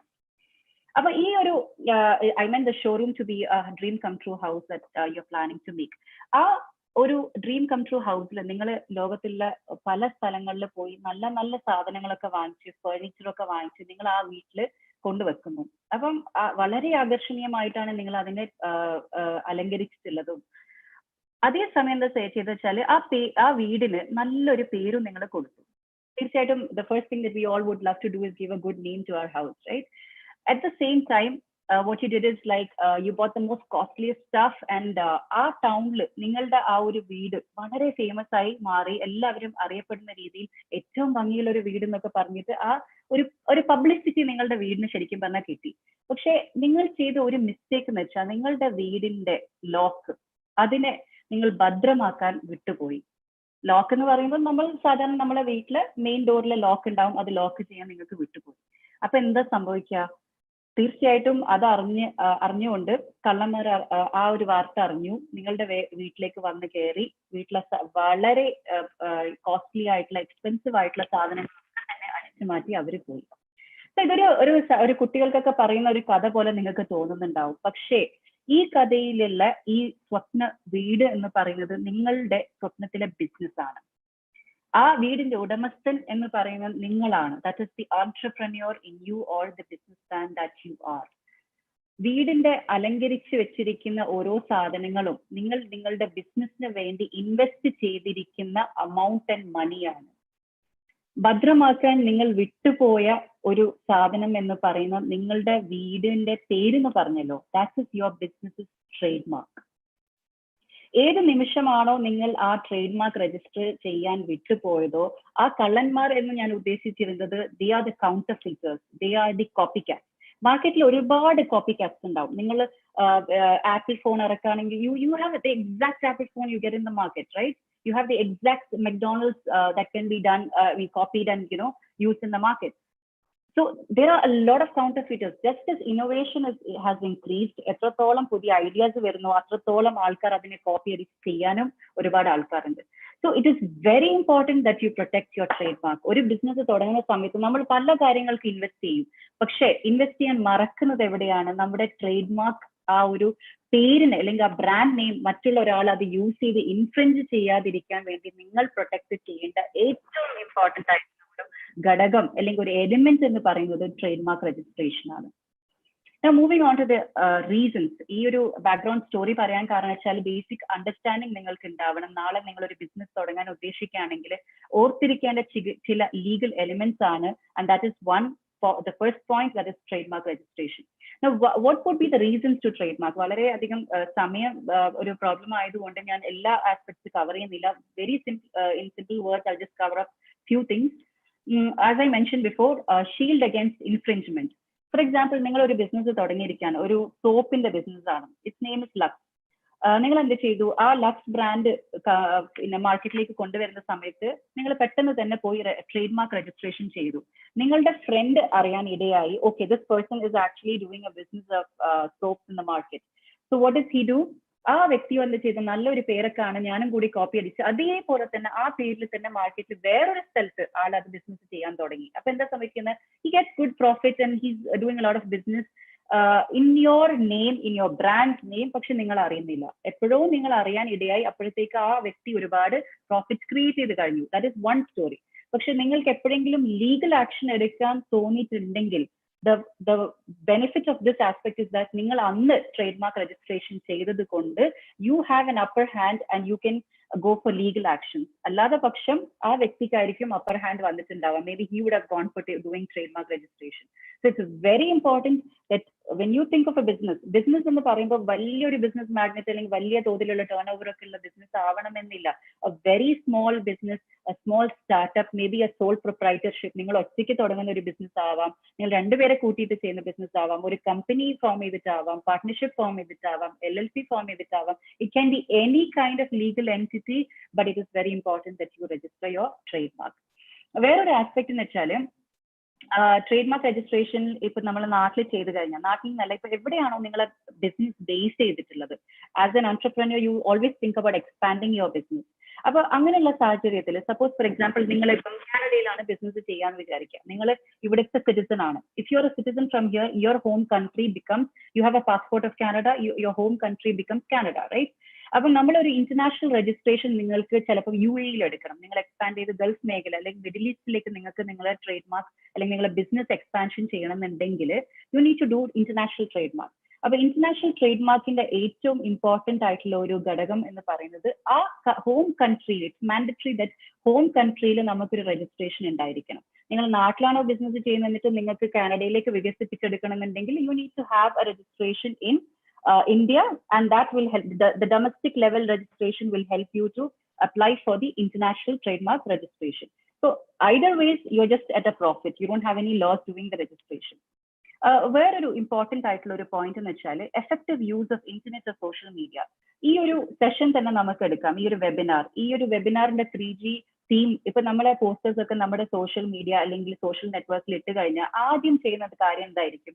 എല്ലാവരും പോയി 3G ടീമിന്റെ ആ വെബ്സൈറ്റും പേജും ഒക്കെ നോക്കി നമുക്കൊരു ധാരണ വരുന്നു, right? We have a kind of a judgment. Okay, ഇതാണ് ഈ ടീം, ഇതൊക്കെയാണ് ചെയ്യുന്നത്, they are doing these kind of programs, they have been doing these kind of programs. അതേസമയം നമ്മളെ പോസ്റ്റേഴ്സ് കാണുമ്പോൾ ചിലപ്പോൾ നമ്മുടെ പേരൊക്കെ നോക്കി നമ്മൾ എന്താണെന്നൊക്കെ നോക്കും. സോ അതേപോലെ തന്നെയാണ് നിങ്ങൾ നമ്മുടെ ട്രേഡ്മാർക്ക് രജിസ്ട്രേഷന്റെ കാര്യത്തിലും അല്ലെങ്കിൽ നമ്മുടെ ബ്രാൻഡിന്റെ കാര്യത്തിലും. ഇറ്റ്സ് വെരി ഇമ്പോർട്ടന്റ് ദാറ്റ് നമ്മുടെ അതാത് ബ്രാൻഡ് നെയിം നമ്മൾ പ്രൊട്ടക്ട് ചെയ്ത് കഴിഞ്ഞാൽ നമുക്ക് സോഷ്യൽ മീഡിയ വഴി അതിനൊരു റീച്ച് ക്രിയേറ്റ് ചെയ്യാനും സാധിക്കും. You can have an effective use of it. Now moving on to the international registration. ഞാൻ ഇത് വലിയൊരു ടോപ്പിക്കാണ്. I just go through the most important aspect with an example. For example, നിങ്ങൾ നാട്ടിൽ നിന്നൊരു ബിസിനസ് ചെയ്യാണ്. ആ ബിസിനസ് ടീഷർട്ട് പ്രിന്റിംഗ് ആയിട്ടുള്ള ഒരു ബിസിനസ്, ഒരുപാട് യങ്സ്റ്റേഴ്സ് നോക്കി കാണുന്ന ഒരു ബിസിനസ് മേഖലയാണ്. You kind of make your own patterns. എന്നിട്ട് നിങ്ങൾ ടീഷർട്ട്സ് മാനുഫാക്ചർ ചെയ്യുന്ന ആൾക്കാർ may be like from China, നിങ്ങൾ അത് ഇമ്പോർട്ട് ചെയ്ത് ടീഷർട്ട്സ് ഇങ്ങോട്ടേക്ക് കൊണ്ടുവരും. അപ്പൊ നിങ്ങളുടെ പ്രിന്റ്സ് ആയിരിക്കും, പക്ഷെ ടീഷർട്ട്സ് ഒക്കെ ചൈനയിലത്തെ ഒരു മാനുഫാക്ചറിന്റെ ആയിരിക്കും. അപ്പൊ നിങ്ങളും ആ ചൈനീസ് മാനുഫാക്ചറായിട്ട് ഒരു കോൺടാക്ട് അത് മാത്രമേ ഉള്ളൂ. പക്ഷെ നിങ്ങൾ അറിയാത്ത ഒരു കാര്യം എന്ന് വെച്ചാൽ, നിങ്ങൾ ഇവിടെ ആയിരിക്കും ബിസിനസ്, നാട്ടിൽ നിന്നായിരിക്കും ബിസിനസ് ചെയ്യുക. ചൈനയിലുള്ള ആ മാനുഫാക്ചറർ നിങ്ങളുടെ ബ്രാൻഡ് നെയിം, സപ്പോസ് നിങ്ങളുടെ ബ്രാൻഡിന്റെ പേര് പോളോ ടീഷർട്ട്സ് ആണെന്ന് വിചാരിച്ചോളൂ. അവർക്ക് പോളോ ടീഷർട്ട്സ് എന്ന പേര് വെച്ച് ചൈനയിൽ അവർക്ക് ബിസിനസ് ചെയ്യാൻ സാധിക്കും. നിങ്ങൾ അറിയോ അതിനെ കുറിച്ച്? ഇല്ല. അവിടെ അവർക്ക് നിങ്ങളുടെ ക്രിയേറ്റിവിറ്റി, ആ പ്രിന്റ്സ് എന്ന് പറയുന്നത് നിങ്ങളുടെ ആണല്ലോ, റൈറ്റ്? ആ യുണീക്ക് ആയിട്ടുള്ള ideas നിങ്ങളുടേതാണല്ലോ. Those ideas, they can use it and they can go ahead with getting them on the t-shirts. എന്നിട്ട് അവർക്ക് അതിലൂടെ ബിസിനസ് ക്രിയേറ്റ് ചെയ്യാൻ പറ്റും. It's very important that you get your international trademark registration. ഏത് party ആയിട്ടാണോ നിങ്ങൾക്ക് ഒരു transaction ഉള്ളത്, always make sure that you have a legal kind of agreement. This is an advice out of this whole thing. In the transactions ningalku undengilo, you have it with anybody outside or outside the country, within the country, always make legal agreements. First point. Second point is that if it is something concerning with products or services, make sure that your trademark is registered in that particular country. That is very pivotal. Now moving on to, I will not be covering this. This is a huge topic. Now we'll go on to copyright. Copyright is a very ഒരു area എല്ലാവരും കേട്ടിട്ടുണ്ടാവും. Copyright എന്ന് പറയുമ്പോൾ മനസ്സിൽ വരുന്ന first aspect എന്ന് വെച്ചാൽ എന്തെങ്കിലും കോപ്പി അടിക്കുക അല്ലെങ്കിൽ കോപ്പി അടിച്ചതിനെതിരായിട്ട് നമുക്ക് എന്തെങ്കിലും പറയാം, അങ്ങനെയൊക്കെ ഉള്ള ഒരു ധാരണയാണ് നമുക്ക് കോപ്പിറൈറ്റിനെ കുറിച്ചുള്ളത്. പക്ഷെ സത്യത്തിൽ കോപ്പിറൈറ്റ് എന്ന് പറയുമ്പോൾ ഏത് നിമിഷമാണോ നിങ്ങൾ ഒരു കവിത എഴുതുന്നത്, അല്ലെങ്കിൽ നിങ്ങൾ ഒരു പാട്ട് ക്രിയേറ്റ് ചെയ്യുന്നത്, അല്ലെങ്കിൽ ഒരു റെസിപ്പി ക്രിയേറ്റ് ചെയ്യുന്നത്, whatever, so that you have a photo എടുക്കുന്നത്. This is all your creativity, അല്ലെ? നിങ്ങളുടെ ക്യാമറയിലൂടെ നിങ്ങൾ ഫോട്ടോ എടുക്കുന്നു, നിങ്ങളുടെ പെൻ യൂസ് ചെയ്ത് നിങ്ങളുടെ കഴിവിലൂടെ നിങ്ങൾ എഴുതുന്നു. The moment you do any kind of creative work, ആ നിമിഷം മുതൽ നിങ്ങൾ കോപ്പിറൈറ്റ് ഹോൾഡർ ആണ്, നിങ്ങളുടെ വർക്കിന് കോപ്പിറൈറ്റ് പ്രൊട്ടക്റ്റഡ് ആണ്. പക്ഷെ അപ്പൊ നിങ്ങൾക്ക് ചോദിക്കാം, പിന്നെ എന്തിനാ ഞാൻ കോപ്പിറൈറ്റ് ചെയ്യേണ്ട കാര്യമുള്ളത്, അല്ലെ? ഇതൊക്കെ ഓൾറെഡി പ്രൊട്ടക്റ്റഡ്, നാച്ചുറലി പ്രൊട്ടക്റ്റഡ് ആണെങ്കിൽ പിന്നെ ഞാൻ എന്തിനാ നിയമ നടപടികളൊക്കെ എടുത്ത് വെറുതെ പോയി സ്പെൻഡ് ചെയ്ത് കോപ്പിറൈറ്റ് രജിസ്ട്രേഷൻ ഒക്കെ ചെയ്യേണ്ടത് എന്നുള്ള ഒരു ക്വസ്റ്റ്യൻ വളരെ പ്രസക്തമാണ്. പക്ഷേ ഇതിന്റെ സിമ്പിൾ ലാംഗ്വേജിൽ പറയാനുള്ള ആൻസർ എന്ന് വെച്ചാൽ, കോപ്പി കാറ്റ്സിന് ചാലഞ്ച് ചെയ്യാൻ അല്ലെങ്കിൽ അവരെതിരായിട്ട് ലീഗൽ ആക്ഷൻ എടുക്കാനുള്ള ഏക മാർഗം എന്ന് പറയുന്നത് കോപ്പിറൈറ്റ് രജിസ്ട്രേഷൻ ആണ്. അപ്പം നമ്മളിപ്പോ വെബ്സൈറ്റ്, ഞാൻ വളരെ സിമ്പിൾ ആയിട്ടുള്ള എക്സാമ്പിൾസ് പറയാം. ഏതൊരു ബിസിനസിന്റെയും ഒരു ഫേസ് വാല്യൂ അല്ലെങ്കിൽ ഫേസ് എന്ന് പറയുന്നത് വെബ്സൈറ്റ് ആണ്. It's very important that you get your website copyrighted. അതിലുള്ള content or the layout അതൊക്കെ വളരെ യുണീക്ക് ആയിട്ടുള്ള കാര്യങ്ങളാണ്. So always make sure those things are always copyrighted. അതൊരു സിമ്പിൾ എക്സാമ്പിൾ മാത്രമേ പറഞ്ഞുള്ളൂ. Now, industrial designs. Designs are something that we all know. നമ്മുടെ business തുടങ്ങുന്ന സമയത്ത് ഓരോരുത്തർക്കും ഓരോ കാര്യങ്ങൾക്കായിരിക്കും നമ്മളെ പ്രൊഡക്റ്റ് എംഫസൈസ് ചെയ്യുക, അല്ലെ?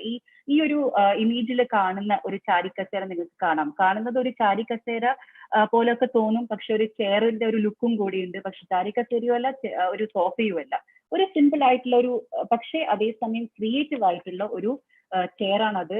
ഇതിന് ഡിസൈൻ രജിസ്ട്രേഷൻ ലഭിച്ചിരിക്കുന്ന ഒരു പ്രൊഡക്റ്റ് ആണ്, ഞങ്ങളുടെ ഒരു ക്ലയന്റ് ചെയ്തിരുന്ന ഒരു പ്രൊഡക്റ്റ് ആണിത്. അപ്പൊ ഈ ഒരു ഇങ്ങനെ പല ഷേപ്സ് ആയാലും നമുക്ക് അതിന് രജിസ്ട്രേഷൻ എടുക്കാൻ സാധിക്കും. അതേസമയം നമുക്ക് കാണുന്ന കാഴ്ചയിൽ ഡിസൈനിൽ ഒരു പ്രത്യേകത ഒന്നും കാണാത്ത സാധനത്തിന് പോലും നമുക്ക് രജിസ്ട്രേഷൻ എടുക്കാൻ സാധിക്കുന്നുള്ള ഒരു കാര്യം കൂടി ഞാൻ ഇതിന്റെ കൂടെ ആഡ് ചെയ്യാണ്. For example, we had A client who wanted his hinges to be registered. Hinges എന്ന് പറയുന്ന മലയാളത്തിൽ പറയുകയാണെങ്കിൽ വിജാഗിരി. വിജാഗിരിയിൽ നമുക്കറിയാം കാര്യമായിട്ട് ഒന്നും ഇല്ലാത്തൊരു സാധനമാണ്. നമ്മളത് കണ്ടു കഴിഞ്ഞാൽ അതിൽ എന്താ രജിസ്റ്റർ ചെയ്യേണ്ടതെന്ന് വിചാരിക്കും. ക്ലയന്റ് വന്ന് എൻ്റെ അടുത്ത് പറഞ്ഞു, ഇത് എന്തായാലും രജിസ്ട്രേഷൻ കിട്ടണം, വളരെ വെറൈറ്റി ആണെന്നൊക്കെ പറഞ്ഞു. അപ്പൊ ഞാൻ മൂപ്പരടുത്ത് ചോദിച്ചതാണ്, എന്താണ് ഇതിൽ വെറൈറ്റി ആയിട്ടുള്ള ഒരു സാധനം?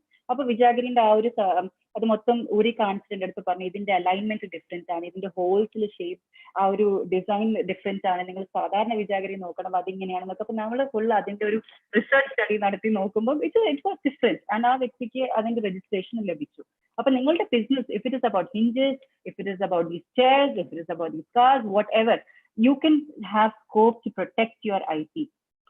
Now coming to the last aspect, that is the patent. Patent എന്ന് പറഞ്ഞാൽ എന്താ വെച്ചാൽ, നമ്മളിപ്പം ഒരു പ്രൊഡക്റ്റ്, ആ പ്രൊഡക്റ്റിന്റെ പ്രോസസ് എന്ന് പറയുമ്പോൾ എന്താ, ഒരു ബൈക്ക് ഉണ്ട്, ആ ബൈക്കിന് നമ്മൾ യൂസ് ചെയ്തിരിക്കുന്ന ടെക്നോളജി അല്ലെങ്കിൽ ആ പ്രോസസ് അതിന് യൂസ് ചെയ്തിരിക്കുന്നത്, അതിന് നമുക്ക് രജിസ്ട്രേഷൻ ചെയ്യാം. ഇനിയിപ്പം അതിനൊരു പ്രത്യേക പ്രൊഡക്റ്റ് ആണ് നിങ്ങൾ യൂസ് ചെയ്ത, ഒരു വെറൈറ്റി ആയിട്ടുള്ള സംഭവം അതിന് യൂസ് ചെയ്തിരിക്കുന്നത്, അതിനെ പ്രൊട്ടക്ട് ചെയ്യാം. ഇനി ഫോർ എക്സാമ്പിൾ ഒരു സിമെന്റ് ബ്ലോക്ക് ആണ് നിങ്ങളുടെ ബിസിനസ് ലെയിൻ എന്ന് വിചാരിച്ചോളൂ. അപ്പൊ ആ സിമെന്റ് ബ്ലോക്കിൽ യൂസ് ചെയ്തിരിക്കുന്ന കോമ്പോസിഷൻ ഓഫ് മാറ്റേഴ്സ്, ആ സംഭവത്തിനെയും നമുക്ക് രജിസ്ട്രേഷൻ ചെയ്യാം. അപ്പം ഏതൊരു പ്രൊഡക്റ്റ്, ആ പ്രൊഡക്റ്റ് പേറ്റന്റബിലിറ്റി ഒരു ചെയ്യേണ്ട ഒരു ക്രൈറ്റീരിയ നമ്മൾ നോക്കുന്നത് വെച്ചാൽ അതിൽ നോവൽറ്റി ഉണ്ടാവണം. That is it should be new, ഒരു പുതുമ ഉണ്ടാവണം ആ പ്രൊഡക്റ്റിൽ. It should have an inventive step. ആ ഓൾറെഡി എക്സിസ്റ്റിംഗ് ആയിട്ടുള്ള ഒരു പ്രൊഡക്റ്റിൽ നമ്മൾ ഇൻവെൻഷൻ കൊണ്ടുവന്നു കഴിഞ്ഞാൽ that becomes inventive step. For example watch വളരെ കോമൺ ആയിട്ടുള്ള ഒരു സാധനം, എല്ലാവരും യൂസ് ചെയ്യുന്ന ഒരു സംഭവമാണ്. പക്ഷെ എപ്പോഴാണ് നമുക്ക് വാച്ചിനെ പേറ്റന്റ് ചെയ്യാൻ സാധിക്കുക? ആ വാച്ച് കൊണ്ട് നമുക്കൊരു ഹാർട്ട് അറ്റാക്ക് ഡിറ്റക്ട് ചെയ്യാൻ പറ്റുമെങ്കിൽ ദാറ്റ് ഇസ് പേറ്റന്റബിൾ, റൈറ്റ്? ഇത് എക്സിസ്റ്റിംഗ് ആയിട്ടുള്ള ഒരു പേറ്റന്റ് ഹോൾഡറിന്റെ ഒരു പ്രൊഡക്റ്റ് ആണ്, ഹാർട്ട് അറ്റാക്ക് ഡിറ്റക്ട് ചെയ്യാൻ പറ്റുന്ന ഒരു വാച്ച്. പിന്നെ അതേസമയം ആ പ്രൊഡക്റ്റ് യൂസ്ഫുൾ ആയിരിക്കണം. It should have some utility in the market, to the community, to the people. So this is the basic ആയിട്ടുള്ള ഔട്ട്ലൈൻ ഓഫ് IP, റൈറ്റ്? വളരെ ചുരുക്കിയിട്ടാണ് പറഞ്ഞിട്ടുള്ള, ഒരുപാട് ആസ്പെക്ട്സ് ഉണ്ട്. ഈ ഒരു ടോപ്പിക്കിന് ഒരു പ്രസക്തി എന്ന് വെച്ചാൽ, നമ്മളൊരു ബിസിനസ് തുടങ്ങുമ്പോൾ നമ്മളുടെ പ്രൊഡക്റ്റ് പല തരത്തിലായിരിക്കും ഉണ്ടാവുക. ചില ആൾക്കാർ ടീഷർട്ട്സ് ആയിരിക്കും ചെയ്യുക, ചില ആൾക്കാർ റെസ്റ്റോറൻറ്റ് ചെയിൻ ആയിരിക്കും, ചില ആൾക്കാർ സിമെന്റ് ബ്ലോക്ക് ആയിരിക്കും, ചില ആൾക്കാർ പെയിന്റ് ആയിരിക്കും. എന്ത് തന്നെ ആയാലും ഈ ഒരു മേഖലയിൽ IPRന്റെ ഒരു ചെയിൻ സ്ട്രൈക്കിൽ you can protect everything, and it is very important that U protect everything. Thank you so much. I hand over the mic to the next speaker. Thank you so much for being here today.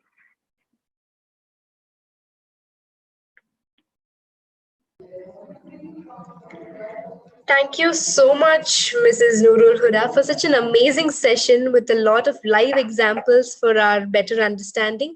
Thank you so much, ma'am. It's my pleasure to invite my fellow MC, Aisha, to take over. Thank you, Jofi. speaker is Sajid Koya, an entrepreneur with an electrical engineer background. He is the president and CEO of 3S International INC Canada, which has successfully implemented several iconic lighting projects globally, including Guinness World Record winning project of facade lighting of the Burj Khalifa. 3S International is also the winner of several prestigious awards. Mr. Sajib Koya is an active member in the community holding several key positions. He is currently the treasurer of Myanmar, co-founder of Merchant Foundation Canada, president of Canadian Coaching Club, member of Board of Trustee Brampton Malayali Samajam, National Joint Treasurer of National Federation of Malayali Associations in Canada, NFMAC, and also the president of SETA Canada chapter. It's my privilege to welcome you, sir. On to you for the session.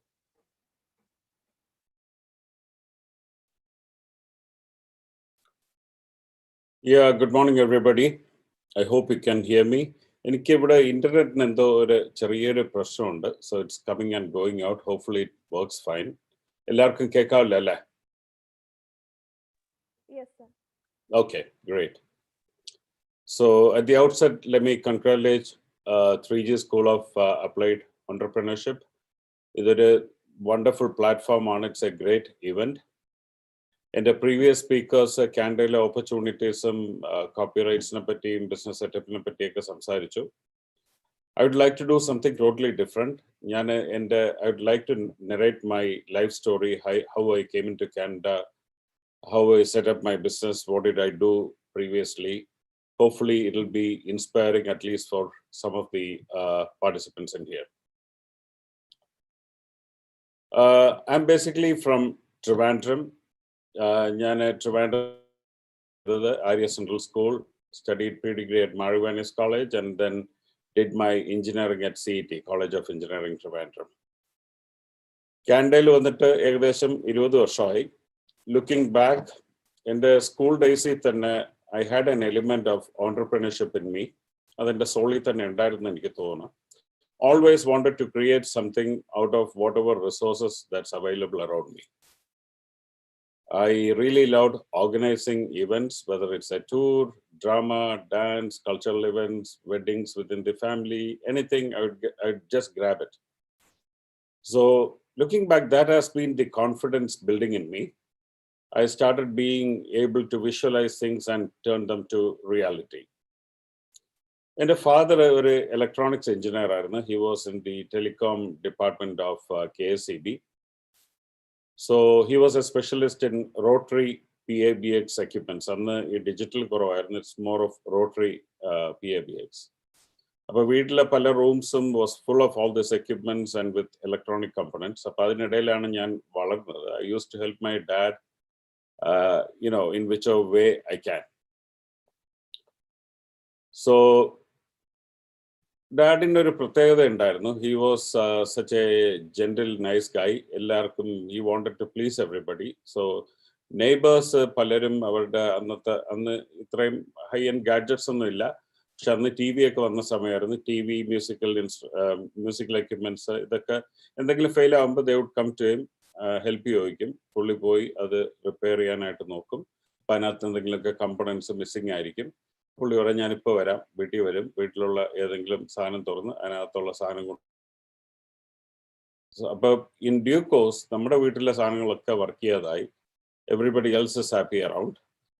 That actually taught me the need to sustain a business and not to get burnt out. അപ്പം slowly ഞാൻ എൻ്റെ ഫാദറിനെ പറഞ്ഞൊരു കാര്യം ചെയ്യും, ഞാൻ handle ചെയ്യാൻ, I'll be the intermediary. I started, negotiating with these people, not for profit, but to make sure that my mom still makes food. കാരണം വീട്ടിൽ ഭയങ്കരമായിട്ട് അടിയൊക്കെ ഉണ്ടാവാൻ തുടങ്ങി. കാരണം സാധനങ്ങളൊന്നും വർക്ക് ചെയ്യില്ല. ആ സമയത്ത് ആണ് നമ്മുടെ നാട്ടിൽ ഈ ഫോറിൻ ടി വിസ് വരാൻ തുടങ്ങി. ഈ ഫോറിൻ ടി വിസ് വരുമ്പോൾ അതിന് ഒരു ഓപ്പറേറ്റിംഗ് വോൾട്ടേജ് എന്ന് പറഞ്ഞാൽ it starts from 110 volt to 240 volt. പക്ഷെ നമ്മുടെ നാട്ടിൽ പവർ ദസ് ഹ്യൂജ് ഫ്ലക്ച്വേഷൻ. അപ്പോൾ പവർ വോൾട്ടേജ് ലോ ആകുമ്പോൾ ടി വിസ് വന്നാലും 110 ആയതുകൊണ്ട് സ്റ്റിൽ ഇറ്റ് വർക്ക്സ്. പക്ഷെ അത് കഴിഞ്ഞിട്ട് പെട്ടെന്നൊരു ഫ്ലക്ച്വേഷൻ വരും. അപ്പോൾ 240 മോളിൽ പോകുമ്പോഴത്തേക്കും മിക്കവാറും ടി വി ഒക്കെ അന്ന് അടിച്ചു പോകാറുണ്ടായിരുന്നു.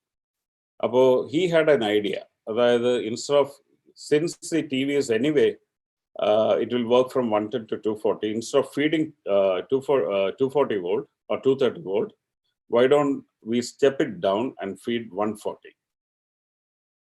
Fluctuation on the moli povaanengilum TV will be still safe. So between my dad and me, I actually convinced him to start making some small units which can do this. So I turned out to be a small business. Well, that on grow cheyidilla, but at least we started doing break even, and all the neighbors were happy with that. So adana probably in the first venture into doing something on my own as an entrepreneur. Right from college, adinte adutha ദിവസം തന്നെ actually I joined course കഴിഞ്ഞ പിറ്റേ ദിവസം തന്നെ I joined Modi Xerox as a service engineer. I enjoyed every moment that I worked in Modi Xerox. It was such a fantastic job. പക്ഷെ അപ്പോഴും entrepreneurship മനസ്സിൽ കിടന്ന് ഇങ്ങനെ കറങ്ങുമായിരുന്നു. So I forced myself, I changed the position from a service engineer to a commercial engineer who will handle both sales and service. അത് സാധാരണ ഉള്ള remote ലൊക്കേഷൻസിലാണ്. So I was moved to Tirunelveli. അവിടെ ഒരു ഹോട്ടലിൽ ഒരു റൂം എടുത്തു. എന്നിട്ട് that was my office and I started operating from there. അപ്പോൾ ആ ഒരു എക്സ്പീരിയൻസ് എന്ന് പറഞ്ഞാൽ to start something on your own from scratch was a huge one. At the same time എൻ്റെ കൂടെ എഞ്ചിനീയറിംഗ് ചെയ്ത 2 ഫ്രണ്ട്സും കൂടെ ചേർന്നിട്ട് this is going back to 85, 87. So ഞങ്ങൾ 3 പേരും കൂടെ ചേർന്നിട്ട് we started a concept of cable TV network. അന്ന് ഏഷ്യാനെറ്റ് ഇല്ല, ആ കൺസെപ്റ്റ് പോലും ഇല്ല കേരളത്തിൽ. അപ്പോൾ അതിന് കുറച്ചുകൂടെ അഡ്വാൻസ് ആയിട്ട് ആണ് ഞങ്ങളന്ന് തിങ്ക് ചെയ്തത്. അതായത് ഒരു ഹൈലി പോപ്പുലേറ്റഡ് ഒരു ഏരിയസ് ചൂസ് ചെയ്തിട്ട്, ഹൗസിംഗ് കോളനി ചൂസ് ചെയ്തിട്ട് അതിൻ്റെ സെൻട്രലിൽ we set up kind of a small studio. അതിൽ നിന്ന് and we started also making our own equipments to receive signals of other TV channels. And that we wanted to provide this as a platform for the people in that community to showcase their own programs. അത് ഒരുവിധം startup ഒക്കെ ആയി വന്നപ്പോഴത്തേക്കും എൻ്റെ കൂടെയുള്ള 2 ഫ്രണ്ട്സിൻ്റെ കൂടെ ചെയ്തിരുന്ന 2 ഫ്രണ്ട്സിൻ്റെയും പാരൻസ് വന്നവർ, ഇവർക്ക് രണ്ടും നല്ല ജോബ്സ് ആയിരുന്നു. they were supposed to be working outside Kerala. ഒളിച്ചെൻ്റെ കൂടെ താമസിക്കായിരുന്നു. ഇവരിത് അറിഞ്ഞിട്ട് ഇവർ 2 പേരെയും കൊണ്ടുവന്നവരെ ഹൈജാക്ക് ചെയ്തുകൊണ്ട് പോയി. അങ്ങനെ ആ ഒരു വെഞ്ചർ അവിടെ നന്നായിട്ട് പൊട്ടി. എന്നാലും അവിടെ നിർത്തിയില്ല. I kept on going. പിന്നെ ഞാൻ മോഡി സിറോക്സിൽ നിന്ന് I move to National Airports Authority. Government job വന്നപ്പോഴത്തേക്കും, പണ്ട് പഠിക്കുമ്പോൾ എഴുതിയെന്നൊരു എക്സാം ആയിരുന്നു. അത് വന്നപ്പോഴത്തേക്കും ഫാദർ വന്ന് ഭയങ്കരമായിട്ട് പുഷ് ചെയ്തു.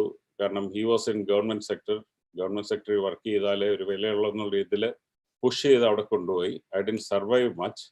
അവിടെ ചെന്നപ്പോഴും that was again a startup. കാരണം നാഷണൽ എയർപോർട്ട്സ് അതോറിറ്റി ഇന്ത്യയിൽ അവരുടെ ഡിവിഷൻസ് സെറ്റ് ചെയ്യുന്ന സമയമാണ്. Central PWDന്ന്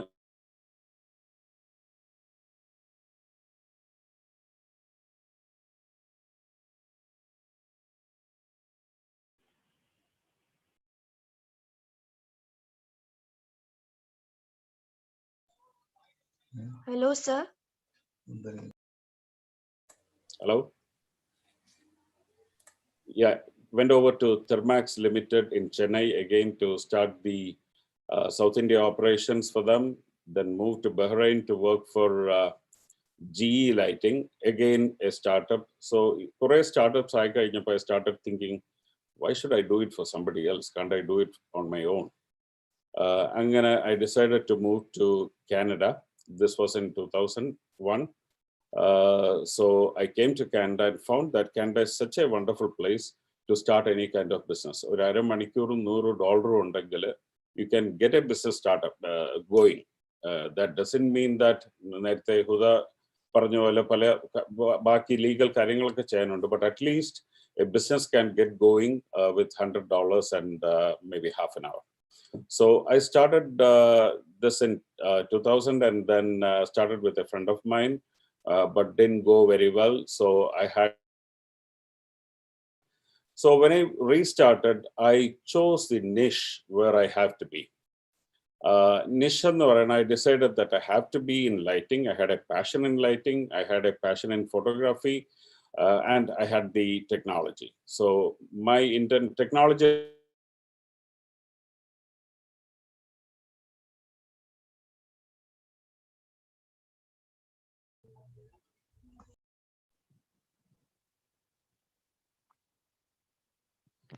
Okay, excuse me, sir. There is a fluctuation in your network. So your voice is going on and off. Yeah, I know. I can't help it. I know this issue. Is it okay now? Yeah, it's perfect now. Thank you, sir. Okay. Then I started in 2000 and then started focusing on LED lighting. Within at least 3-4 years, it was terrible because everybody wanted to do LEDs, but nobody wanted to invest on it. But then I kept it going. I kept the passion going. I focused on it. And then by 2007, things started moving very well. One of the things that I believed in is I used to work almost 18-20 hours a day. And I knew that very soon I'll burn out. So one of the things which I wanted to do and I believed in is the fact that I have to create a good team and I have to start delegating. That's exactly what I did. I didn't want to get burned out. Today, I have an excellent team. Probably he's in this program today. And thank you, Faiz, for the great contribution. Today, we are spread out in North America, Middle East, and Sri Lanka, having done a lot of stunning projects worldwide. We cover every aspect of installation, right from the concept to development, to prototyping, to installation, after-sales service. Media facade is a kind of unique area which has come up since the last couple of years. We are one of the pioneers in that. The content creation and content management, we are doing it right now. Right now, we are ranked among and has won several recognitions. On a personal side, I enjoy community work and helping people. I'm involved heading several organizations and work at grassroots levels in the community. I enjoy acting, singing, composing music, so that all happens on the side. Today, we are very proud that we have successfully implemented world-scale projects, which has 2 Guinness World Records too. I'll show you a short video on it. I'd like to thank Canada for giving this opportunity, such a wonderful environment to set up anything that you believe in and go from there. I should also add this point, recently COVID, Canadian government has been so helpful. They give up to 70% subsidy on the wages here. Whoever who could not afford for the lease or the rental for the office spaces, they were helping us out. So many programs they've rolled out. So let me show you a short video on the Burj Khalifa. So proud to present this to you. So I'm trying to share the screen here. Hopefully it works.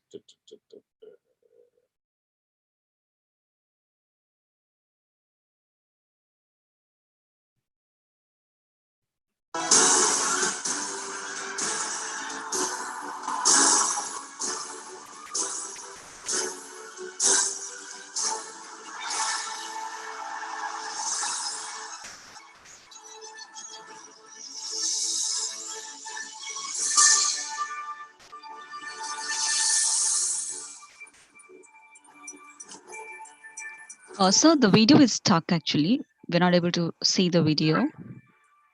Can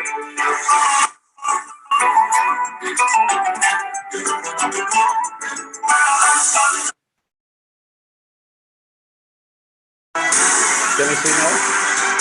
Yes, sir. Yes, Perfect. Okay, give me a second.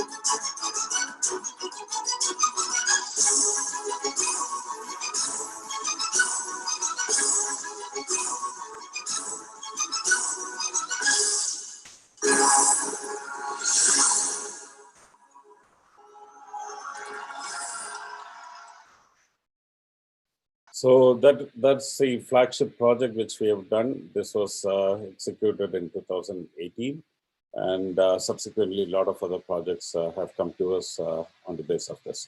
Now, I do mentor quite a bit of the newcomers into the entrepreneurship.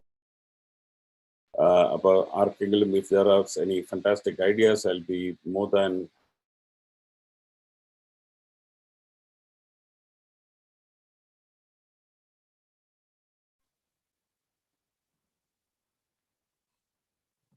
Sorry to say you, sir. The voice is again muted, for or it's not audible. Can you hear me now?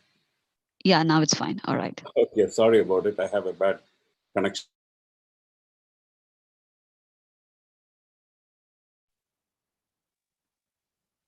We're not able to hear again. Okay, I think I know there's a lot of fluctuations in the network. Never grow.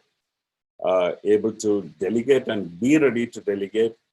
You know, even if you have some basic management, money management skills, that's good enough. You can have the right people around you to do the right job and set great goals. That's all what I wanted to share. I hope that my story would inspire at least few people. And as I told you earlier, I'm always available. Thank you very much. Thank you so much, sir, for the inspiring session, enlightening us with your experiences. So now I hand it over to Jofna.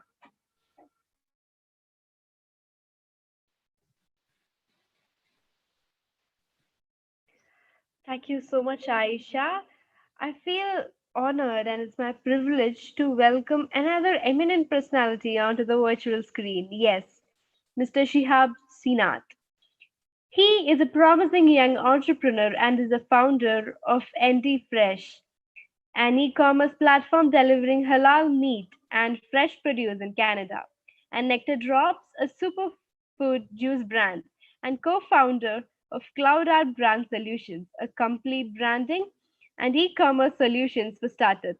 He is always in the forefront to make a difference in the lives of young entrepreneurs and startups. He has introduced a student entrepreneurship program for his superfood brand Nectar Drops to encourage and support student entrepreneurs in their journey.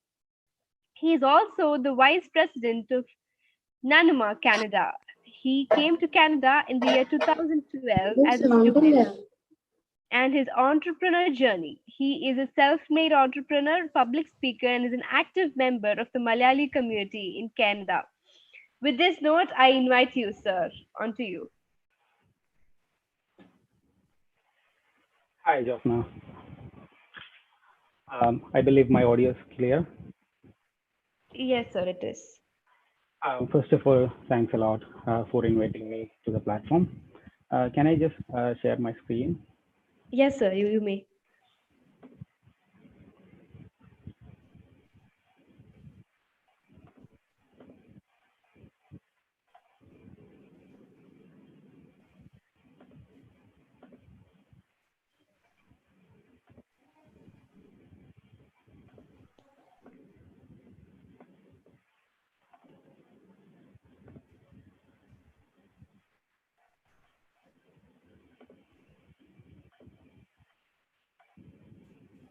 So are you facing any difficulty?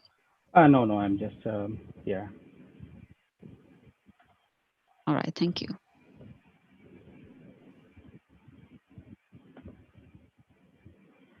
Okay, I hope everyone can see my screen. Yes, it's visible, sir. Thank you. Okay, first of all, in the name of God, peace be upon you. Thank you, 3G GPRS, for this beautiful event. They have this mission of creating 1 million entrepreneurs, and it's a very motivating mission to see for someone like me. So let me introduce myself. I came to Canada as a student,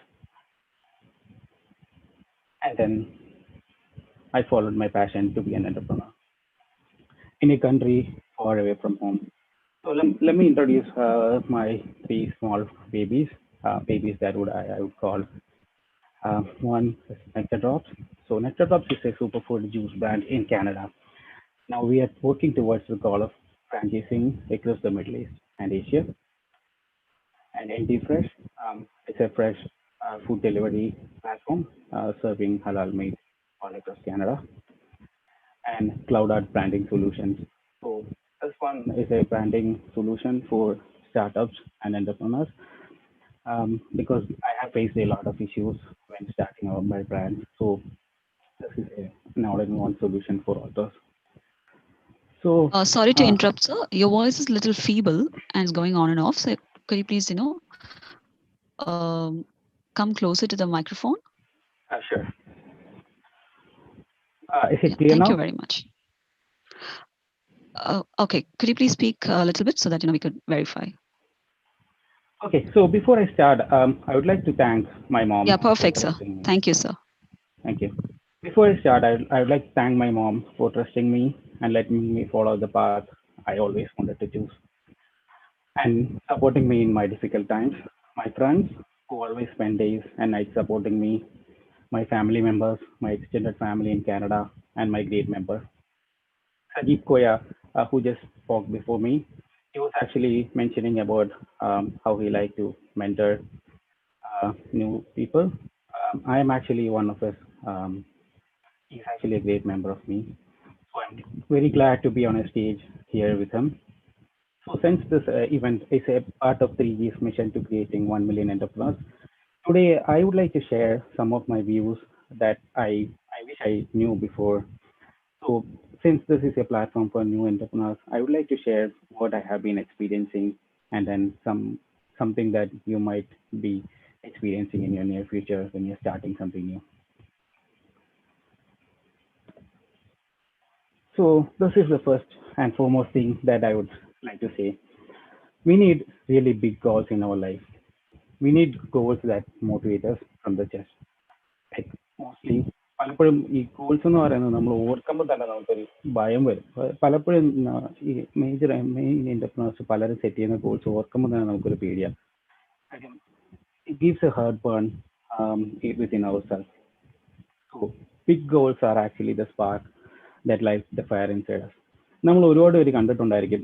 ഇപ്പം ഒരു ജാനുവരി ടൈമിൽ ഇപ്പൊ നമുക്ക് അറിയാൻ പറ്റും. ഇപ്പോൾ already December ആയി. ജാനുവരി ടൈമിൽ ജിമ്മിൽ പോകുന്ന ആൾക്കാരുണ്ടെങ്കിൽ ജിമ്മിൽ ചെല്ലുമ്പോൾ നമുക്ക് കാണാൻ പറ്റും. ജിമ്മിൽ ജാനുവരി ടൈമിൽ ഭയങ്കര റഷായിരിക്കും. ഫെബ്രുവരി പകുതി വരെ ഭയങ്കര റഷായിരിക്കും. കാര്യം ഈ ഒരു ടൈമിൽ എല്ലാവരും ഭയങ്കര ഫോക്കസ്ഡ് ആണ്. ഞാൻ ഈ വർഷം ഞാൻ ഫുള്ള് ജിമ്മിൽ പോകും, 6 പാക്ക് ഉണ്ടാക്കി എൻ്റെ ബോഡി ഹെൽത്ത് മെയിൻറ്റെയിൻ ചെയ്യണം. ആ ഒരു ഫോക്കസ് ഒരു മിഡ് ഫെബ്രുവരി ആകുമ്പോഴത്തേക്ക് നമുക്കതങ്ങ് നിൽക്കും. പിന്നെ നമുക്ക് കാണാം, ഈ സ്ഥിരം പോകുന്ന ആൾക്കാർ നമ്മൾ എപ്പോഴും കാണുന്ന ഒരു വ്യൂ അത്. പിന്നെ ആരും കാണത്തില്ല. കാര്യം എന്ന് പറഞ്ഞാൽ ആ ഒരു ബിഗ് ഗോൾസ് സെറ്റ് ചെയ്ത് കുറച്ച് നാൾ കഴിയുമ്പോൾ നമ്മുടെ ഫോക്കസ് അതിനകത്ത് മാറും. ഫോക്കസ് മാറി കഴിയുമ്പോഴത്തേക്ക് പിന്നെ നമ്മൾ ഡേ ടു ഡേ ആക്ടിവിറ്റീസിലുള്ള മറ്റു കാര്യങ്ങളിൽ ഫോക്കസ് ചെയ്യും. പയ്യെ ആ ഒരു ഇമ്പോർട്ടൻസ് കുറയും. അപ്പം when you set a big goal, at least a part of the goal gets done. നമ്മൾ ഒരുപാട് കാര്യങ്ങൾ, ഒരുപാട് ഡ്രീം പിക്കർ എന്നാണ് പറഞ്ഞത്. അതായത് ഒരുപാട് നമ്മൾ പ്ലാൻ ചെയ്ത് കഴിഞ്ഞാൽ at least a part of it gets done. So that's why I believe it's because we need big goals to actually get things done. So goals, I'd say, like, this is a good equation, SMART goals. So it is basically the idea that your goals should be specific, measurable, attainable, relevant, and time bound. Meaning you should exactly know what you're doing. Like, it should be quantifiable in a way. ഏതെങ്കിലും രീതിയിൽ നമുക്ക് ആ ഗോളിനെ അളക്കാൻ പറ്റണം. നമ്മളൊരു goal set ചെയ്തിട്ട് okay നമ്മൾ ചെയ്യുന്നുണ്ടെന്ന് പറഞ്ഞിട്ട് കാര്യമില്ല, നമുക്ക് അളക്കാൻ പറ്റണം എങ്ങനെയെങ്കിലും നമ്മൾ ചെയ്യുന്നുണ്ട്. പിന്നെ ഈസ് ഇറ്റ് അറ്റൈനബിൾ, അതായത് ഇപ്പോൾ നമുക്ക് നടക്കാത്തൊരു സംഭവം നമ്മൾ ഡ്രീം ഫോളോ ചെയ്തിട്ട് കാര്യമില്ല. ഏതൊക്കെ രീതിയിൽ നമുക്കത് അറ്റൈൻ ചെയ്യാൻ പറ്റും. Make A plan for your self. പിന്നെ അത് റിലവൻ്റ് ആണോ, നമ്മൾ ചെയ്യുന്ന ആ ഒരു ഫീൽഡിൽ അല്ലെങ്കിൽ നമുക്കത് റിലവൻ്റ് ആണോ, ടൈം ബൗണ്ട്. ഏത് ഗോൾ സെറ്റ് ചെയ്യാലും we should have a deadline. അല്ലെങ്കിൽ നമ്മൾ ആ ഒരു ഗോളിന്റെ പുറകെ ചിലപ്പോൾ ഒരുപാട് ടൈം മിസ്സാവും. You should have a deadline. So next thing I would say is I would like to see 2 ways people see the world. ഇത് എനിക്കൊരു എക്സ്പീരിയൻസ്, എൻ്റെ ഒരു എക്സ്പീരിയൻസ് ഷെയർ ചെയ്യുകയാണ് ഞാൻ ഇതിനകത്തോട്. നമ്മൾ കാനഡയിലെ കോളേജിൽ പഠിക്കുമ്പോൾ ഞങ്ങൾക്ക് സ്റ്റുഡൻറ് ഓറിയൻറ്റേഷൻ ഉണ്ട് എല്ലാ വർഷവും. അപ്പോൾ സ്റ്റുഡൻറ് ഓറിയൻറ്റേഷനിൽ ഒരുപാട് ഗെയിംസ് ഉണ്ട്, നിറയെ ഗെയിംസ്. പല സ്റ്റുഡൻറ് യൂണിയൻസ് നടത്തുന്ന ഗെയിംസ് ഉണ്ട്, പല ഫുഡ് പ്രോഗ്രാംസ് ഉണ്ട്. അപ്പോൾ എപ്പോഴും ഒരു സ്റ്റുഡൻറ് ഓറിയൻറ്റേഷൻ തന്നെ നമുക്കൊരു സെലിബ്രേഷൻ, എസ്പെഷ്യലി ഫ്രണ്ട്സുമായിട്ട് സ്റ്റേ ചെയ്യുമ്പോൾ നമുക്ക് ഒരുപാട് ഫ്രീ ഫുഡ് കിട്ടും. അപ്പോൾ ഒരു സെലിബ്രേഷൻ. അപ്പോൾ ആ ഒരു സ്റ്റുഡൻറ് ഓറിയൻറ്റേഷൻ ഒരിക്കൽ ഞാൻ എൻ്റെ ഒരു ഫ്രണ്ടുമായിട്ട് പോയപ്പോഴത്തേക്ക് നമ്മൾ അവിടെ ഒരു student union lunch boxes serve ചെയ്യുകയാണ്. അപ്പോൾ ആ ലഞ്ച് ബോക്സ് സെർവ് ചെയ്യുമ്പോഴത്തേക്ക് ഭയങ്കര ലൈനപ്പാണ്. കാര്യം കോളേജിലുള്ള ഒരുപാട് സ്റ്റുഡൻസ് ഒറ്റയ്ക്ക് നിൽക്കുന്നവരെല്ലാവരും ഈ ഒരു ലഞ്ച് ബോക്സിൽ ഇതിനു വേണ്ടിയിട്ട് വരും. കാര്യം അന്നത്തെ ഒരു ദിവസത്തെ ഒരു മെനക്കേട് മാറി കിട്ടുമല്ലോ എന്നുള്ളത്. അപ്പോൾ ഈ ഒരു ലൈനപ്പ് കണ്ടിട്ട് ഞാൻ പറഞ്ഞു okay let's go get lunch. അപ്പം പുള്ളിക്കാരൻ പറഞ്ഞെന്ന് പറഞ്ഞാൽ ഇത് ലൈൻ ഇസ് ടു ബിഗ്, ഇത് ഇത്രയും വലിയൊരു ലൈനിൽ നിന്ന് നമ്മൾ അങ്ങ് ചെല്ലുമ്പോഴത്തേക്ക് നമുക്കൊരു പരുവോ അതിൻ്റെ ആവശ്യമുണ്ടോ എന്നാണ് പുള്ളി തിരിച്ച് ചോദിക്കുന്നത്. അപ്പോൾ I was seeing free food, ഇന്നത്തെ ഒരു ഫ്രീ ലഞ്ചാണ്. അപ്പം ഇല്ല. അപ്പം there are 2 ways to see the world. Some people see the things that they want. Some people see the things that prevents them from getting what they want. ചിലർ നമുക്ക് വീഴുന്ന കാര്യങ്ങൾ മാത്രമേ കാണും. ചിലർ നമ്മൾ എന്തെങ്കിലും ഒരു കാര്യം പ്ലാൻ ചെയ്യുമ്പോൾ അതിനകത്ത് എന്തൊക്കെ പ്രശ്നങ്ങൾ വരുമെന്ന് കാണാം. അത് ഞാൻ എൻ്റെ കൂടുള്ള അല്ലെങ്കിൽ ഞാനോട് പാർട്ടിസിപ്പേറ്റ് ചെയ്യുന്ന ഒരുപാട് എൻ്റർപ്രണേഴ്സിൽ കാണുന്നൊരു സംഭവമാണ്. എനിക്ക് ഒരു സ്റ്റേജ് വരെ ഉണ്ടായിരുന്നു, അത് എൻ്റെ മെമ്പേഴ്സാണ് മാറ്റി തന്നത്. അപ്പം അതൊരു ഇമ്പോർട്ടൻറ്റ് തിങ് ആണ്. നമ്മളൊരു സാധനം തുടങ്ങുമ്പോഴത്തേക്ക് don't always just focus on what was worse. ഒരു ലിമിറ്റ് വരെ നോക്കണം, ബട്ട് ഡോണ്ട് ഓൾവേസ് ഫോക്കസ്. ഇപ്പം ഒരു ബിസിനസ് തുടങ്ങുമ്പം ഇപ്പം ചിലർ പറയും ഓക്കെ ഇത്രയും പൈസ കൊടുത്ത് ഞാൻ ഒരു സാധനം എടുത്ത് ചെയ്ത് സെയിലായില്ലെങ്കിൽ എന്ത് ചെയ്യും, സെയിലായില്ലെങ്കിൽ എന്ത് ചെയ്യും എന്നുള്ളതല്ല, അത് സെയിലാവും. Think that way. അപ്പോൾ അതാണ് വൺ തിങ്. പിന്നെ സെക്കൻഡ്, ആ ഒരു ലൈനപ്പ് കണ്ടപ്പോഴത്തേക്ക് എല്ലാവരും ഫ്രീ ലഞ്ച്. അപ്പോൾ ഞാൻ പയ്യ ആ ലൈനപ്പിൽ ജസ്റ്റ് നടന്ന് ഫ്രണ്ടിൽ ചെന്നപ്പോഴത്തേക്ക് നല്ല ലൈനപ്പ്. അപ്പോൾ ലൈനിൽ നിൽക്കുന്ന ആൾക്കാർക്ക് നമ്മൾ ഫ്രണ്ടിൽ ചെല്ലുമ്പോൾ നമ്മൾ ചോദിക്കും എന്താ വേണ്ടതെന്ന് ചോദിക്കും. ഇപ്പം ചിക്കൻ വേണമെന്നവർക്ക് ചിക്കൻ കിട്ടും, ബീഫ് വേണമെന്നവർക്ക് ബീഫ് കിട്ടും, വെജിറ്റേറിയൻ വേണമെന്നവർക്ക് വെജിറ്റേറിയൻ കിട്ടും. പക്ഷേ ഈ ലൈനിൽ നിൽക്കാതെ നമ്മൾ ഇപ്പം ജസ്റ്റ് ആ ഒരു സൈഡിൽ കുറേ ലഞ്ച് ബോക്സ് വരുന്നു. അപ്പം നമ്മൾ അവിടെ റഷാണ്. അപ്പോൾ അവിടെ ചെന്ന് ഇടയ്ക്ക് കൂടെ കൈയിട്ട് 2 ലഞ്ച് ബോക്സ് എടുക്കും. അപ്പോൾ അവിടെ എന്ന് പറഞ്ഞാൽ അപ്പോൾ അവിടെ എനിക്കൊരു ചോയ്സ് ഇല്ല, we don't get the choice. അപ്പോൾ അതാണ് സെക്കൻഡ് തിങ്. അതായത് you could go after what you want, but you can't delay anyone from getting what you want. അതായത് ഞാനിപ്പോൾ അതിൻ്റെ ഫ്രണ്ടിൽ ചെന്നെങ്കിലും ഞാൻ മറ്റുള്ള ആൾക്കാർ ഈ ബുദ്ധിമുട്ടുണ്ടാക്കില്ല, വേറെ ആരും എടുക്കുന്നതിനൊന്നും. അപ്പം എൻ്റെ അടുത്തും അതുകൊണ്ട് ആരും ഒന്നും പറഞ്ഞില്ല. അപ്പം ദ പോയിന്റ് ഈസ് നമ്മൾ എപ്പോഴും നമ്മൾ ലൈനിൽ വെയിറ്റ് ചെയ്യണമെന്നില്ല. You could do the things that the way you want, the way everyone else has done it. അത് എപ്പോഴും ഫോളോ ചെയ്യണമെന്നില്ല, നമുക്ക് നമ്മളെ വെയിറ്റ് ചെയ്യാം. പക്ഷേ നമ്മൾ ഫോക്കസ് ചെയ്യേണ്ട മെയിൻ ഒരു കേസ് എന്ന് പറഞ്ഞാൽ you can just get in the way of someone else. അതായത് നമ്മളിപ്പോൾ എന്തെങ്കിലും ചെയ്യുന്നു അത് കണ്ട് വേറെ ആരെങ്കിലും ചെയ്യുന്നെങ്കിൽ ഓക്കെ അവനെങ്ങനെ ചെയ്യുന്നു അത് വിട്ടുകൊടുക്കാൻ പാടില്ലെന്ന് പറഞ്ഞാൽ അതിൻ്റെ ഇടയ്ക്ക് പോയൊരു സംഭവം ഉണ്ടാക്കുക. We focus on what we do. അതിലൊരു ഇന്നോവേഷൻ ഉണ്ടെങ്കിൽ we always succeed. So the third one is ask for help. ഇത് ഒരു ഭയങ്കര ഒരു ഇമ്പോർട്ടൻറ്റ് തിങ് ആണ്. നമ്മൾ പലപ്പോഴും നമ്മൾ ആരും വളരെ ഒരുപാട് മടിക്കുന്ന ഒരു സംഭവമാണ് ഈ ആസ്ക് ഫോർ ഹെൽപ്പ് എന്ന് പറഞ്ഞാൽ. ആരുടെങ്കിലും ഒരു സഹായം ചോദിക്കുന്നത് നമുക്ക് ഭയങ്കര ഒരു ബുദ്ധിമുട്ടാണ്. അപ്പോൾ അത് actually the real world is to dangerous and difficult if you think you could do everything എല്ലാം. നമുക്ക് റിയൽ വേൾഡിൽ നമുക്ക് എല്ലാ കാര്യങ്ങളും നമുക്ക് സ്വന്തമായിട്ട് ചെയ്യാൻ പറ്റത്തില്ല. ഇനി ആരെന്ന് പറഞ്ഞാലും we should get some help. അപ്പോൾ അത് നമ്മൾ പ്രാക്ടീസ് ചെയ്യണം. Learn the skill of helping each other. അപ്പോൾ അതായിരിക്കും it would be single most valuable thing. അപ്പം ഹെൽപ്പ് ഈച്ച് അതർ. നമ്മൾ ആൾക്കാർക്ക് സഹായം ചോദിക്കണം. ഇപ്പം ചിലർ നമ്മൾ സഹായിക്കാൻ വരുമ്പോൾ അത് മോശമാണ്, അതിന് സഹായം എടുക്കണ്ട എന്നൊരു തോന്നൽ പലർക്കും. അത് പാടില്ല. ഇപ്പം if someone comes to help, learn how to accept help. അത് നമ്മളെ ഭയങ്കരമായിട്ട് ഹെൽപ്പ് ചെയ്യുന്നൊരു സംഭവമാണ്. നമ്മൾ ഈ ചിലപ്പം ഇത് അമേസിങ് തിങ് ഈസ് ചിലപ്പോൾ നമ്മളൊരു പ്രശ്നത്തിൽ വരുമ്പോഴത്തേക്ക് നമ്മൾ മൊത്തത്തിൽ സ്ട്രഗിളായി നിൽക്കുമ്പോഴത്തേക്ക് we might go and ask for help. നമ്മൾ മൊത്തത്തിൽ ഒരു ബുദ്ധിമുട്ടിൽ നിന്ന് എന്ത് ചെയ്യണമെന്ന് പറഞ്ഞാൽ സ്കെയർഡായിട്ട് നിൽക്കുമ്പോൾ ask for help to someone you trust. And അപ്പോഴാണ് will see the beautiful thing that they will come rushing to help you. Because mostly അല്ലാതെ നമ്മൾ ചോദിക്കാതെ ഇപ്പം പലരും വിചാരിക്കുന്ന പറഞ്ഞാൽ നമുക്ക് ഹെൽപ്പ് വേണ്ടെന്ന്. We always pretend that everything is okay. നമുക്ക് ഒരു സഹായം വേണ്ട, നമ്മൾ പെർഫെക്റ്റ് ആണെന്ന് പ്രെറ്റൻഡ് ചെയ്യും. അതിൻ്റെ ആവശ്യമില്ല. നമുക്ക് സഹായം വേണമെന്ന് സ്റ്റേജസ് ഉണ്ടെങ്കിൽ ആസ്ക് ഫോർ ഹെൽപ്പ്. അപ്പോൾ അതിൻ്റെ ഒരു ഡിഫറൻസ് ഭയങ്കര വലുതാണ്. പക്ഷേ അതിനകത്തൊരു ഡിഫറൻസ് എന്ന് പറഞ്ഞാൽ but that will only happen if you learn to take care of them first. നമ്മൾ മറ്റുള്ളവരെയും ഇത് കണക്ക് സഹായിക്കാം. നമ്മൾ വരുന്ന സ്റ്റേജസിൽ ഇപ്പം നമ്മൾ താഴെയുള്ള ആൾക്കാരെ അല്ലെങ്കിൽ നമ്മൾ കാണുന്ന നമുക്കൊരു സഹായം ആർക്കെങ്കിലും ചെയ്യാൻ പറ്റും സഹായിക്കുക. അതൊരു ഭയങ്കര ഒരു പോസിറ്റീവ് എനർജിയാണ്. അപ്പോൾ അതൊരു ഈ ഒരു ന്യൂ എന്റർപ്രണേഴ്സിനടുത്ത് മെയിനായിട്ട് എനിക്ക് പറയാനുള്ളൊരു കേസ്. നമ്മൾ പലപ്പോഴും ഞാനൊക്കെ ഒരുപാട് സ്റ്റാർട്ടിങ് സ്റ്റേജിൽ ബുദ്ധിമുട്ടായിരുന്നു ആരെങ്കിലും എന്തൊരു സഹായം ചെയ്യുന്നു. പക്ഷേ എന്തെങ്കിലും ഒരു ആവശ്യം വരുമ്പോൾ ഒരു സഹായം ചോദിക്കുമ്പോഴാണ് എനിക്ക് മനസ്സിലാവുന്നത് അത് ആൾക്കാരെ ഹെൽപ്പ് ചെയ്യും. Third thing is what makes a good leader. അപ്പോൾ ഇത് ജസ്റ്റ് ഞാൻ നെൽസൺ മണ്ടേലയെ പറ്റി എല്ലാവർക്കും അറിയാമായിരിക്കും. നെൽസൺ മണ്ടേല എന്ന് പറഞ്ഞാൽ university regarded as a good ലീഡറാണ്. അപ്പം പുള്ളിക്കാരൻ നെൽസൺ മണ്ടേലയുടെ അച്ഛൻ എന്ന് പറഞ്ഞ ഒരു ട്രൈബൽ ചീഫാണ്. അപ്പോൾ ഒരു വട്ടം ഒരു ഇവന്റിൽ നെൽസൺ മണ്ടേലയുടെ അടുത്തൊരു ആൾ ചോദിച്ചു what makes a good leader. അപ്പോൾ പുള്ളി പറഞ്ഞതെന്ന് പറഞ്ഞാൽ he use to go to tribal meetings with his lad. അപ്പം അപ്പനുമായിട്ട് ട്രൈബൽ മീറ്റിംഗ് ആകുമ്പോൾ പുള്ളി കാണുന്ന രണ്ട് കാര്യങ്ങളാണ്. ഒന്ന്, they would always sit in circles, എല്ലാവരും ഇങ്ങനെ വട്ടത്തിലായിരിക്കും. രണ്ട്, his father would be the last person to talk. Your entire life നമ്മുടെ ജീവിതം മൊത്തം നമ്മൾ അറിഞ്ഞിരിക്കുന്നത് ലിസൺ ടു എവരി വൺ, അതായത് ആരെങ്കിലും പറയുന്നത് ശ്രദ്ധിക്കുക എന്നുള്ളത്. But not just that, you should learn to be the last person to speak. അതൊരു മിറക്കിളാണ്. അത് നമ്മൾ ചെയ്തു തുടങ്ങുമ്പോൾ നമുക്കറിയാം. പലപ്പോഴും ആൾക്കാർ പറയായിരിക്കും അവന് സംസാരിക്കാൻ അറിഞ്ഞൂടാ അല്ലെങ്കിൽ അവൻ മിണ്ടാതിരിക്കും. അങ്ങനെയല്ല. You should learn to speak at the last, always be the last person. അപ്പോൾ ഇപ്പോൾ example in a meeting holding your opinions to the last gives to things. അതായത് ഇറ്റ് ഗിവ്സ് ദ ഫീലിംഗ്. അപ്പം നമ്മളൊരു ടീം മീറ്റിംഗ് നടക്കുകയാണെങ്കിൽ നമ്മൾ last പറയുമ്പോൾ ഒന്നെന്ന് പറഞ്ഞാൽ ബാക്കി എല്ലാവരും പറയുന്നത് നമ്മൾ ലിസൺ ചെയ്തു. അപ്പോൾ അവർക്കൊരു ഹാപ്പിയാണ്. ഓക്കെ, അവർ പറയുന്നതെല്ലാം ലിസൺ ചെയ്ത് എന്നുള്ളത് അടുത്തിട്ട് അവർ കോൺട്രിബ്യൂട്ട് ചെയ്തത് നമ്മളെ. കാര്യം ഒരു ടീം മെമ്പർ ചിലപ്പോൾ ദിവസങ്ങളോളം ചിലപ്പോൾ സ്പെൻഡ് ചെയ്തവർക്ക് ഒരു ഐഡിയ ആയിട്ട് വരുന്നത്. അപ്പോൾ അതെല്ലാം മൊത്തത്തിൽ നമ്മൾ സ്റ്റാർട്ടിങ്ങിൽ വന്ന് തന്നെ കിക്ക് ചെയ്തിട്ട് ഓക്കെ ലെറ്റ്സ് ഡു ദിസ് എന്ന് പറയുന്നതിന് ഉപരി listen to them, say what they have to say. അപ്പോൾ you get the benefit of hearing everyone. അപ്പം നമ്മൾ ലാസ്റ്റ് ടോക്ക് ചെയ്യുമ്പോൾ നമുക്ക് എല്ലാവരും സംസാരിക്കുന്നത് ശ്രദ്ധിക്കാൻ പറ്റും, അവരെന്താണ് ഉദ്ദേശിക്കുന്നതെന്ന് പറയാൻ പറ്റും. അപ്പോൾ നമ്മുടെ മൈൻഡിൽ നമുക്കൊരു ഐഡിയ കിട്ടും ഓക്കെ ദിസ് ഈസ് വാട്ട്. അപ്പോൾ എല്ലാവരുടെ ഒപ്പീനിയൻസ് കാണുമ്പോഴത്തേക്ക് നമുക്കതൊരു അഡ്വാൻറ്റേജ് ആണ്. അപ്പോൾ even if it's A meeting നമ്മൾ എന്തെങ്കിലും കാണുമ്പോൾ if you agree with someone don't know yes. നമുക്ക് എപ്പോഴും ഉള്ളൊരു കേസാണ് എന്തെങ്കിലും ഒന്ന് കാണുമ്പോൾ ആരെങ്കിലും അത് കൊള്ളാം കൈയടിക്കും. Don't say yes, don't if you disagree don't say no, just stay there, simply അവിടെ ഇരിക്കുക, ലിസൺ ചെയ്യുക. എന്താണ് ക്വസ്റ്റ്യൻസ് ഉണ്ടെങ്കിൽ ask questions.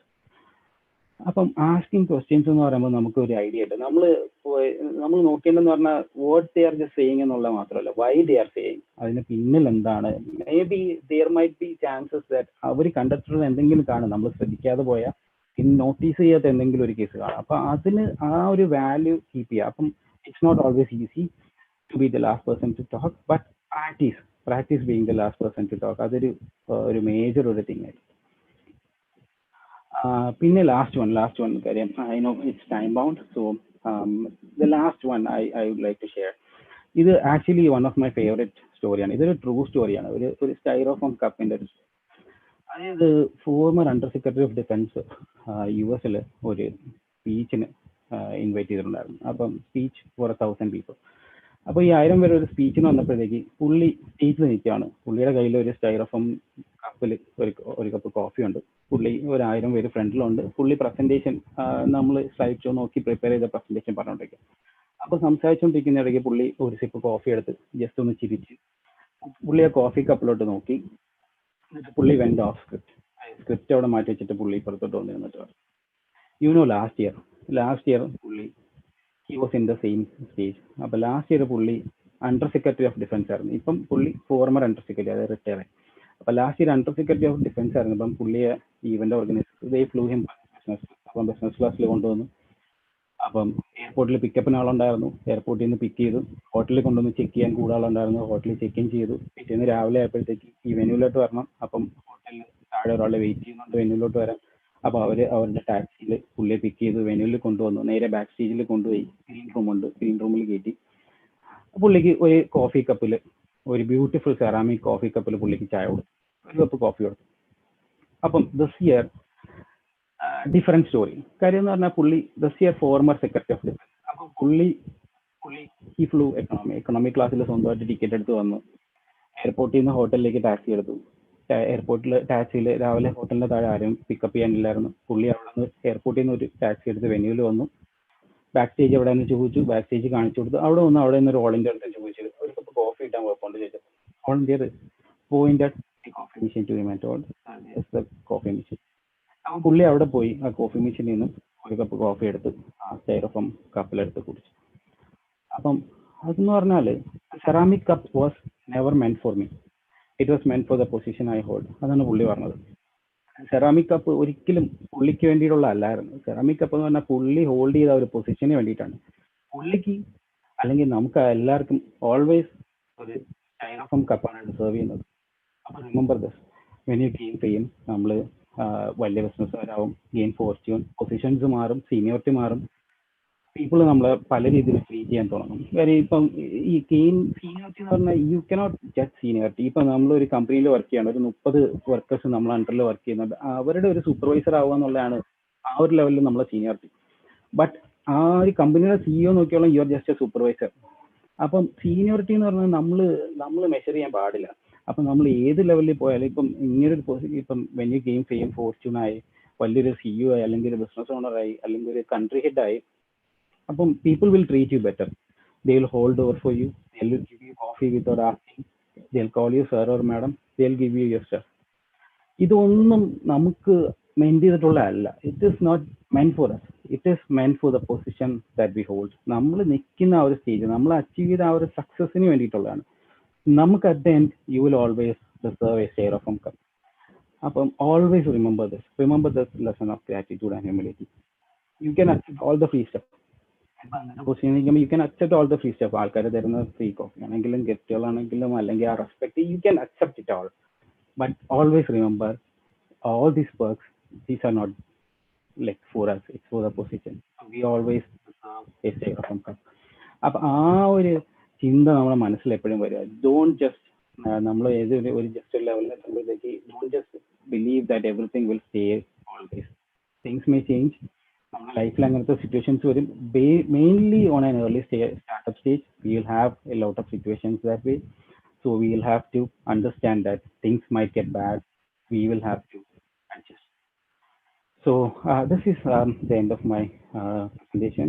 So here is my contact information, and again thank you so much 3G IRPS team for this wonderful opportunity. If you have any questions or if you would like to reach out to me, here's my contact information. Thank you.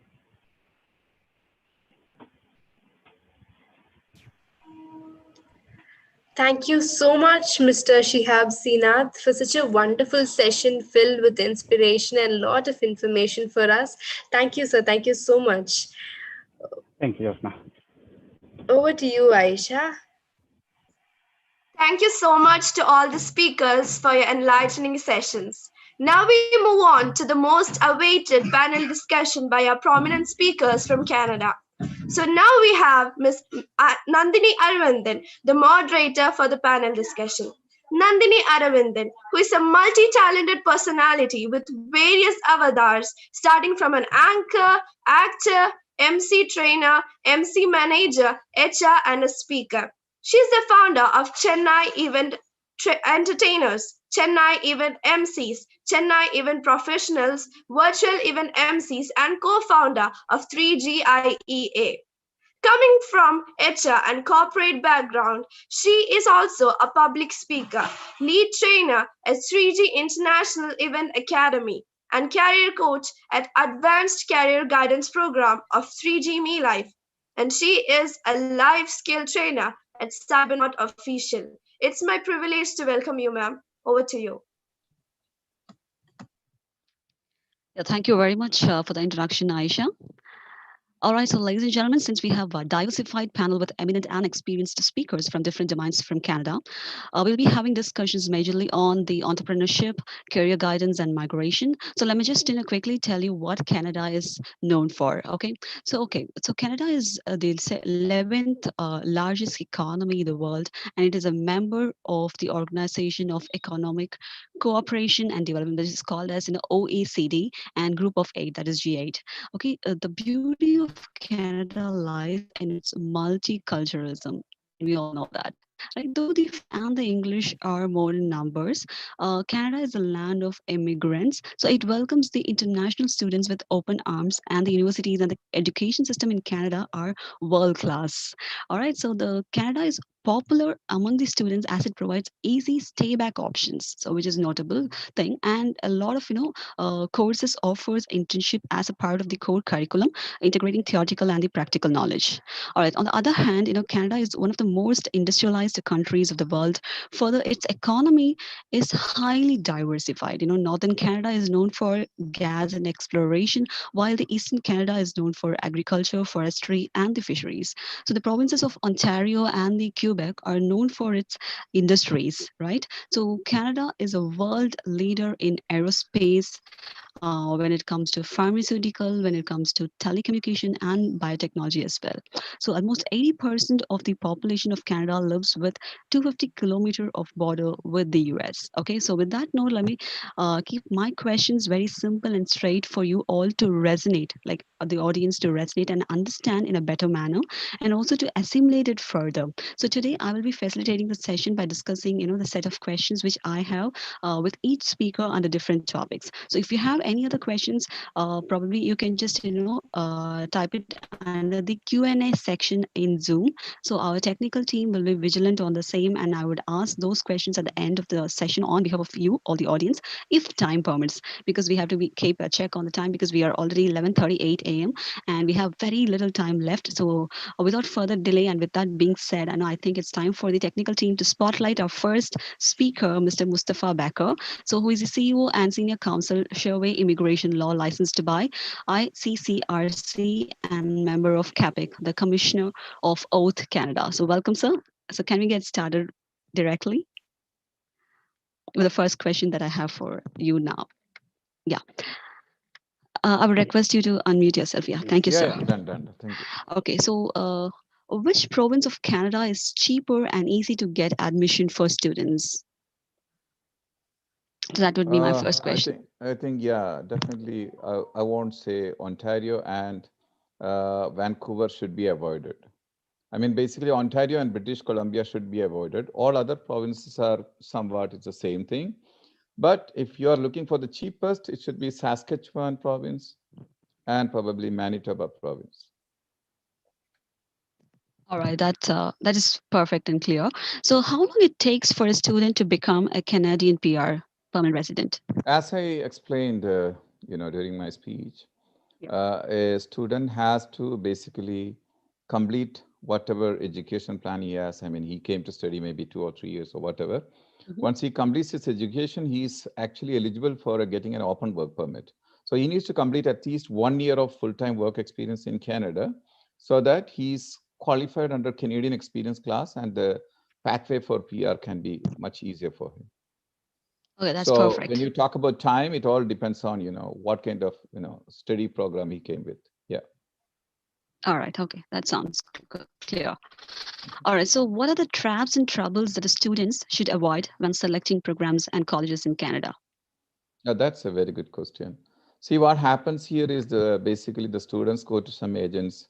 I don't say all agents are bad. There are also a lot of good agents in every cities and state in India and Dubai and everywhere. But what happens is when they go to the agents have some agreement with certain colleges where probably certain courses are really not in demand in Canada, or maybe there are not really takers for those courses, or maybe the college is in very odd location where the student will not even find a good safe accommodation and all. So there are various factors. The agent always looks at his own benefit because they don't normally charge from the student. This is one objection comes to me all the time because we charge, because we normally go with the students' choices. The agents mostly abroad, which are not licensed basically by government of Canada, they will always look at what is there for them. So they won't charge anything from the student, and everything is free for you. But what happens is that the colleges pass all the commissions and incentives to the agents. So you need to be very careful when you pick wrong program, which is not going to really eventually serve the purpose in Canada. So that is the number one advice, okay, for all the students who wants to come to Canada. That's perfect. Okay. So, okay, what is the main eligibility criteria for studying in Canada? Eligibility criteria, basically it depends on what program they are going to select in Canada. If they are coming for diplomas and postgraduate diplomas, basically a +2 level of education is good enough. Of course, the score, it's 80 plus 70, at least 70 and above is recommended. And of course, the English language test is there. IELTS is the most popular one, academic, and they need to score a CLB band of 6. And definitely the financial, capacity to prove to Canadian Embassy that they are basically in a position to afford the expenses in Canada. That's it. Yeah, perfect. Okay. So students generally have this notion. They say if they can start a business after their education, or do they have to work somewhere in Canada? So what do you say about that? That's good, because this session, basically the summit itself is promoting and focusing on entrepreneurship. And like, the Shihab, the previous speaker said, he was himself as a student. See, I did not highlight too much about it because I had not a lot of time to explain it. So I would always suggest my personal opinion, you must complete your education. It's very, very important. Entrepreneurship can happen. Probably you should also take an experience in that industry. For example, according to me, a pharmacist, if he wants to start a pharmacy, he should complete his education as a pharmacist. He may even have to work 1 or 2 years in a pharmacy environment before he gets into a business of pharmacy. This is my personal opinion. So the entrepreneurship opportunity, as Sajib and the other Shafi and all of them said, it's great. Canada really welcomes you. It makes it so easy for you to do business here. And it's very business friendly environment. But again, what I would suggest that your top priority should be having a established in the work first, study first, work first, get your PR, then get into business. Because once you become PR, you're almost like close to citizenship. All you are missing is the voting rights. That's what my friendly advice will be. Okay, so that's very clear, sir.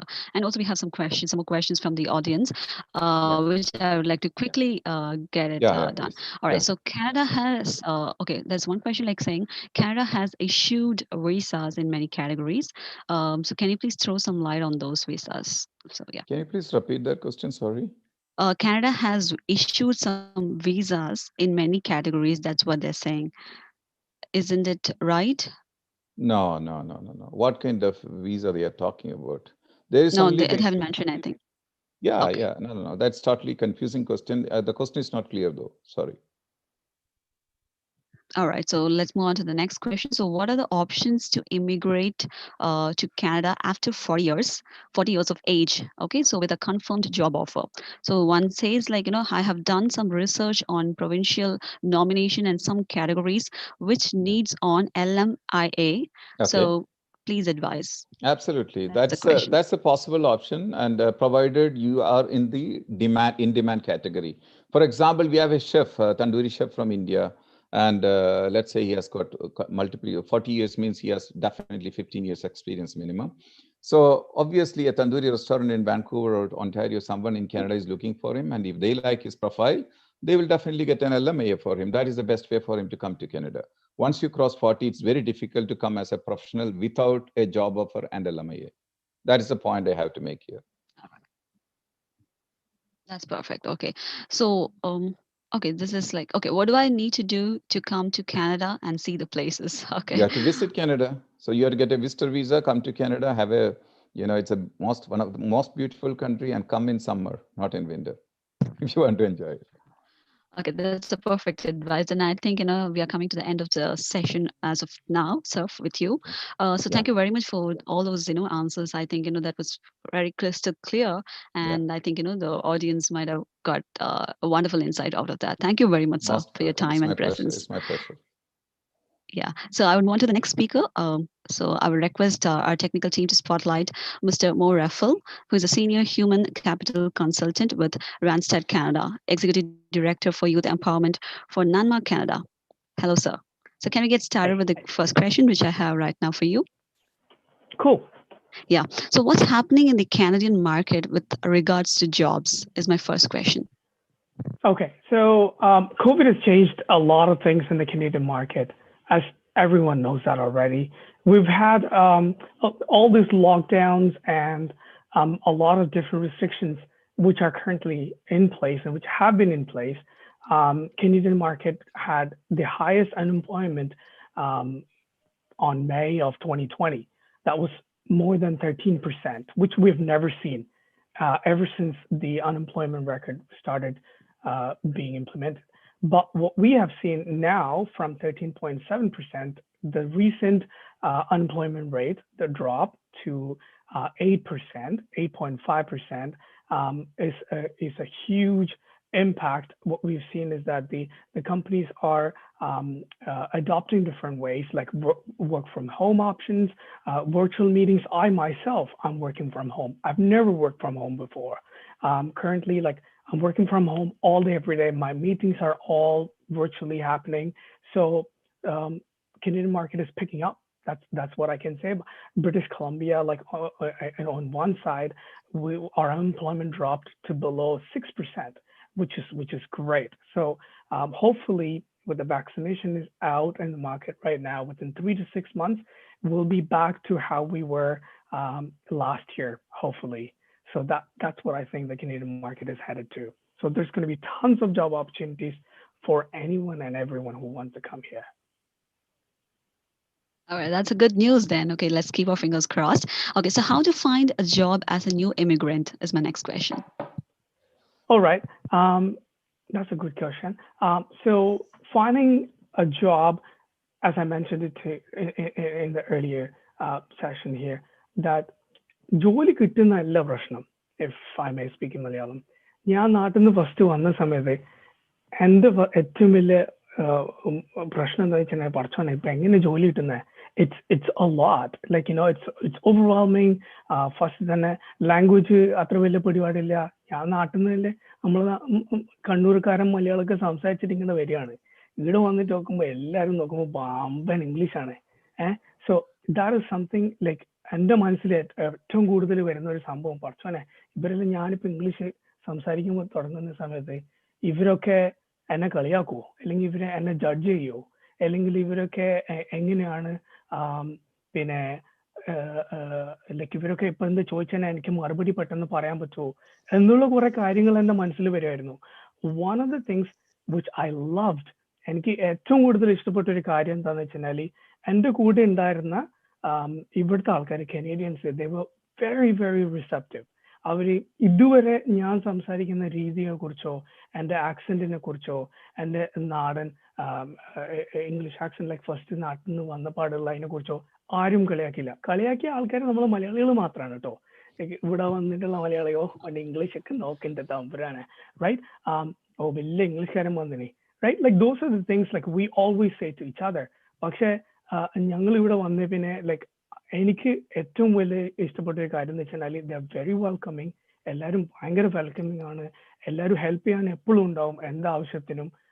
It depends to where you are, to whom you are interacting with and everything. So to your question, as an immigrant, is it easy to find a job? It is easy to find a job, but the question is, how do we get into the market? ഒരിക്കൽ മാർക്കറ്റിൽ കയറി കഴിഞ്ഞാൽ അത് എളുപ്പമാവും. പക്ഷെ മാർക്കറ്റിൽ കയറുന്നവരെയുള്ള ഇതാണ് ഞാൻ പറഞ്ഞത്. നിങ്ങൾ സ്റ്റാഫിംഗ് ഏജൻസിയിലൂടെ അടുത്ത് പോയിട്ട് രജിസ്റ്റർ ചെയ്യാം. അവരോട് ചോദിക്കാം, ലൈക്ക്, ഹേ, ഞാൻ ഇന്ന ബാക്ക്ഗ്രൗണ്ടിൽ നിന്നാണ് വന്നത്, how do I approach this? പിന്നെ കുറേ പ്രൊഫഷണൽ ഹെൽപ്സ് ഉണ്ട്, പിന്നെ കുറേ കമ്മ്യൂണിറ്റീസ് ഉണ്ട്. ഇവിടെ നന്മ ഓർഗനൈസേഷൻ പോലെ എല്ലാ പ്രോവിൻസിനും അതിൻ്റെതായ കുറേ ഓർഗനൈസേഷൻസ് ഉണ്ട്. ആ ഓർഗനൈസേഷനിൽ തന്നെ കുറേ ആൾക്കാരുണ്ട്. അവരോടായിട്ട് നെറ്റ്വർക്കിംഗ് ചെയ്യുക, അവരുടെ പ്രോഗ്രാംസിൽ പങ്കെടുക്കുക, അവരോട് ചോദിക്കുക, ഹേ, എൻ്റെ ബാക്ക്ഗ്രൗണ്ട് എന്താണ്, what is the route I should be taking so I can get a job in my field? So that's what I would recommend. That's wonderful, actually. Thank you for sharing your life history.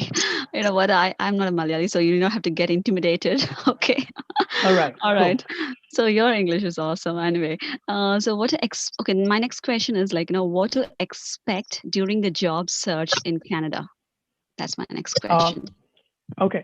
So if you are a new immigrant or somebody who has no experience in a Canadian market, do not expect yourself to be in the same position which you were in India. Let's say, for example, you've had Very true. 5 years or 10 years of experience. Don't expect to come here and start off from where you left from India. നാട്ടിൽ ചെയ്ത കാര്യം ഈ 10 വർഷത്തെ experience ഉണ്ട് എന്ന് വിചാരിച്ചിട്ട് you can't expect to come here and expect you're going to be like, my 11th year, I'm going to go, boom, let's go. Right? It's not going to happen that way. What you need to set yourself up so you won't be disappointed is the fact that, listen, I'm going to a new country, I'm going to a new culture, I'm going to be speaking new language, new everything. So you should be able to take a step back and make yourself available to be applying for a position which are a little bit on the junior side. So if you were a senior accountant in India, when you come here, then you should be applying for a junior accountant position. I'll share one small example. I'm not going to take a lot of your time. I've had a candidate who came from India in 2018. She met me in March of 2018, and then she was an assistant controller in Goldman Sachs branch in Bangalore. And the thing, she was having a tough time. She was like, Tambrane, like, I can't find the job what I'm looking for. ഞാൻ ഇത്ര വലിയ പൊസിഷനിലുള്ള ഒരാളാണ്, എനിക്ക് ഇങ്ങനത്തെ നല്ല position കിട്ടുന്നില്ല. So for me, I was like, okay, here's what you need to do. You're disappointed, you're sad, you're upset, you're frustrated. 3 മാസമായിട്ട് ജോലിക്ക് നോക്കാണ്, ഒരു സംഭവം വരുന്നില്ല. What do I need to do? So I sat with her. I told her that your expectations are too high. You're going and coming up really strong. So what you need to do, let me help you. And I found her a job as a junior accountant. But the thing is, her supervisor, her controller saw her job and they were very impressed. So within 9 months, she was able to get promoted from a junior accountant to a senior accountant. She didn't even get to intermediate accountant. She went straight to a senior accountant. So she stepped from junior to senior within 9 months. That is a really, really good story. It never happens, but because she showcased her skills, that she can do a better job, and that's how you're going to do it. So that's just a story which I wanted to share. So to your question, that's the way to do it. That's wonderful. That's a wonderful illustration as well. So thank you very much, sir. So that brings us to the end of the session with you. So thank you very much for your time. And I would like to hop on to the next speaker. So right now, I would request my technical team to spotlight Advocate Nurul Huda, who is the IPR lawyer, partner and head global advisory and legal partners, NANMA Joint Secretary, writer and author of Rhythmic Waves, national level debater awardee, Malayalam Manorama rank award winner. Hello, ma'am. Welcome. So let's get into the questions straight away because we don't have much time. I really have to be very quick. So what is the importance of the IPR, the intellectual property rights, in promoting entrepreneurship? That's my first question for you. Quickly brushing onto this topic, I've already covered some aspects of it in the talk. Definitely, as the previous speaker spoke about the COVID aspect, just as COVID has come up with a lot of challenges, we also got some benefits out of it. Like a lot of people have been trying out entrepreneurship field or going into business. So as the competition rises, as new innovations come into hand, as new ideas are into the market, it's very important that IPR is also taken into consideration along, because, as I have mentioned before, counterfeiters, a lot of copycats, a lot of people trying to imitate the same stuff or the same kind of business that you're doing. There are a lot of people actually copying that and doing things. So the more you protect your IPR, the better your entrepreneurship is going to go. All right, so that's perfect. That's crystal clear. And then my second question is how does protection of IPR internationally promote business at a large scale? Okay, this is a very pivotal question in this era, because everything is international. Just as like we are sitting in Canada and talking to you people in India, even our business is also that way. We may sit in India, but our businesses might be flourishing up in in places that we can't imagine. Yeah. So in such a situation where there is an international reach to everything that's happening in your business, definitely it is important that the more you protect your IPR at the international level, the better it is going to promote your business. That international scale, the business is going to grow. So if you have a business that you're planning to expand in Dubai, it's very important that you get your international trademark done, as I had already mentioned these points in the talk. Yeah. So, whatever has to be done according to that situation of your business, try to implement those legal aspects then and there, and that will help your business to grow better. That's wonderful. Okay. So my next and the last question is how does the phase of one's business change with the timely management of the IPR? Okay, this is actually a very relevant question, as an entrepreneur, that any business person should keep that in mind, because our business may change in each day, just as Shihab had spoken about his challenges initially and how the face may change. Some days you will have to face up the challenges. The moment where you see there is a change, or the crux area of your business may change. Maybe you started off with clothing business, but you may end up in a restaurant chain business. So in that situation, whatever a restaurant chain business would require, you need to do those legal measures. Like if you have to make some IP agreement, try to make sure that you make those IPR oriented agreements time and there and in a timely manner. For example, franchisee agreements. A lot of people try to take franchisees and everything. So in that, you have to clearly mention that, the parent entity will, keep up with the IPR rights, and I'm not giving those rights to anybody else. So that protects your IPR rights with you itself, and it's not going to anybody. So whatever it is, how your business is flowing, accordingly, let your IPR protection measures also flow.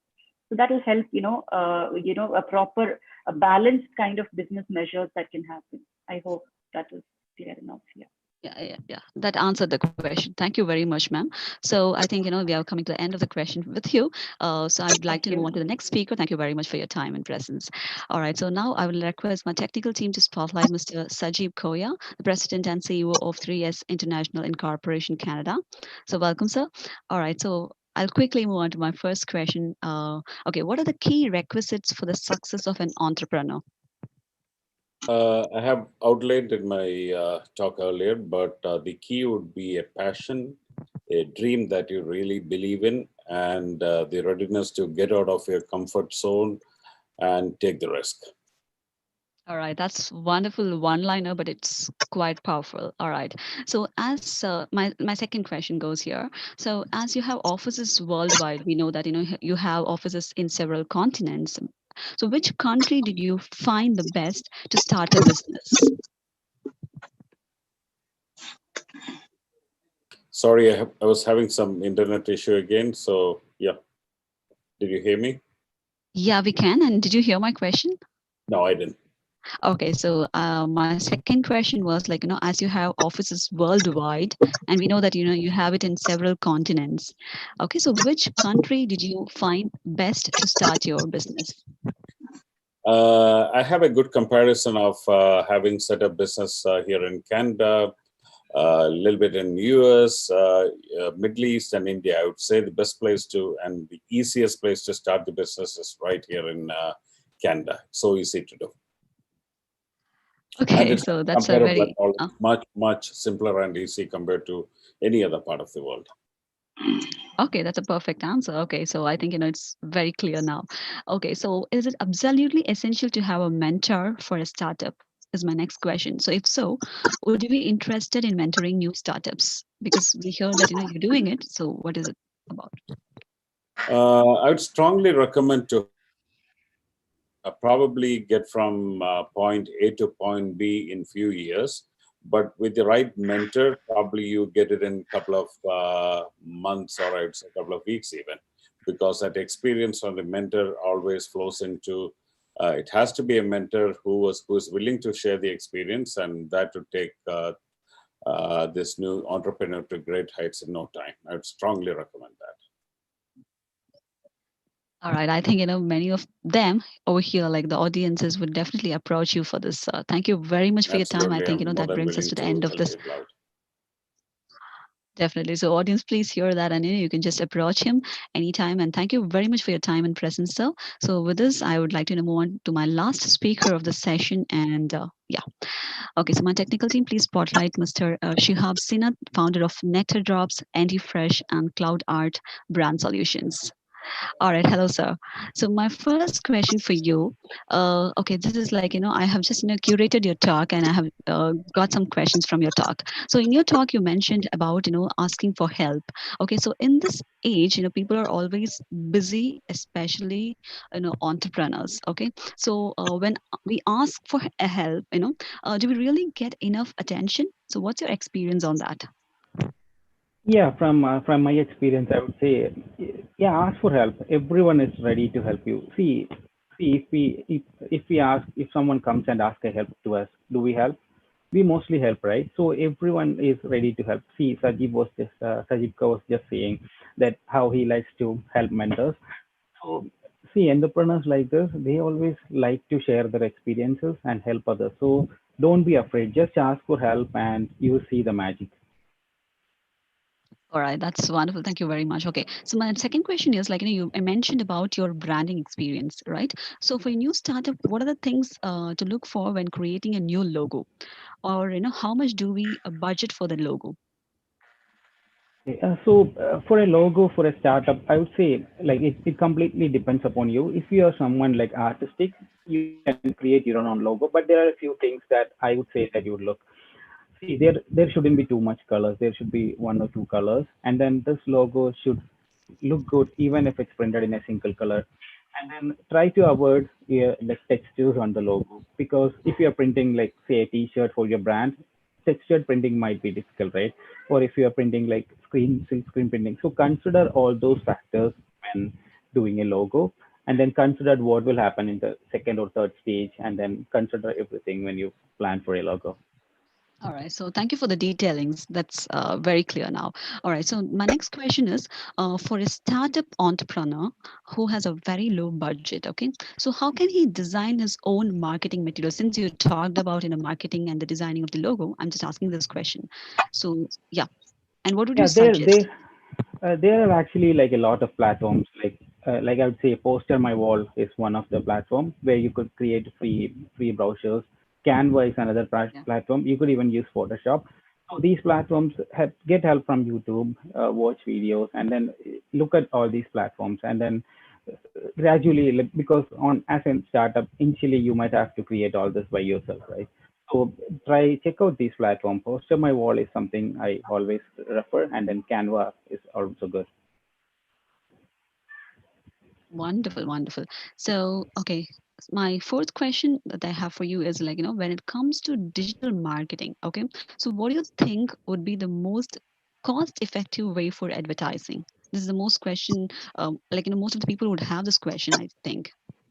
Yeah, so digital marketing, like it's a very vast field. So I would like to shrink it short due to the time limitations.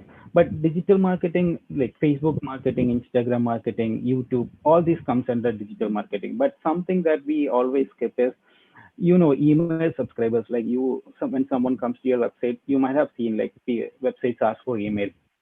So people always skip that part. Use that email subscribers, because those everything else needs a budget.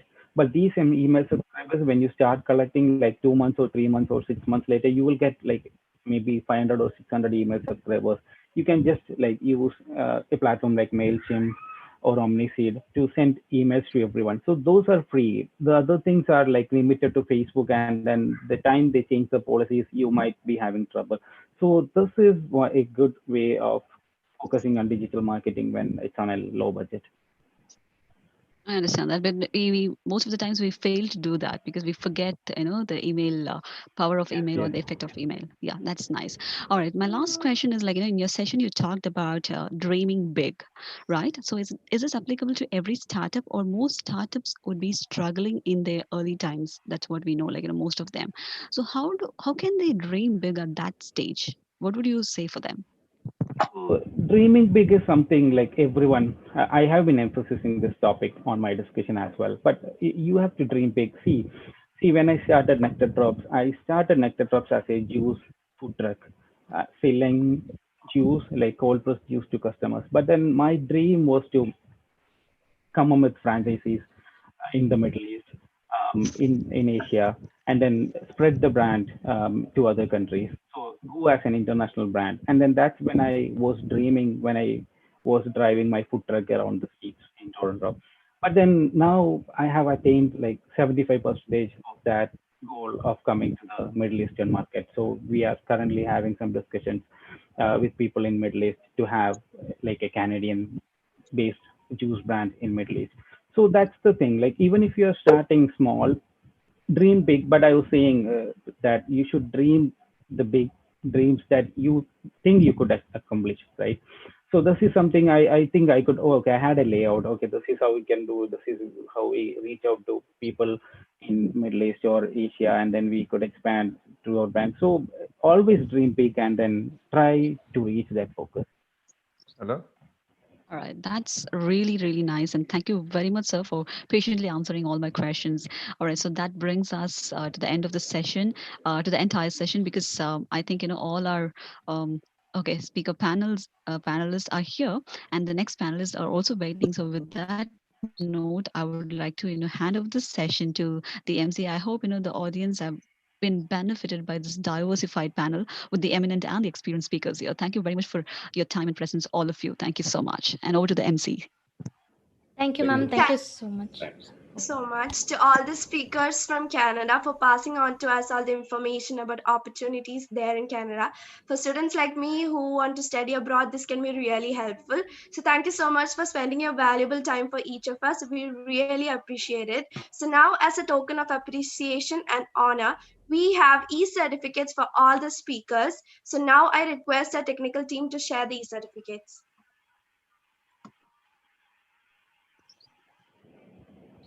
This is the certificate for Mr. Mo Refsel. Thank you, sir.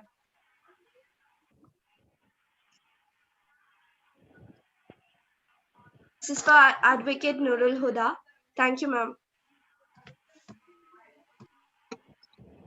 This is the certificate for Mr. Shihab Seenat. Thank you, sir. Thank you. So this is for Mr. Mustafa Bakar. Thank you so much, sir. Thank you. Thank you, Mr. Sajib Koya. This is the certificate for you. Thank you. Thank you to our moderator, Ms. Nandini Aravindan. Thank you, ma'am. Thank you very much. I appreciate that. Thank you so much.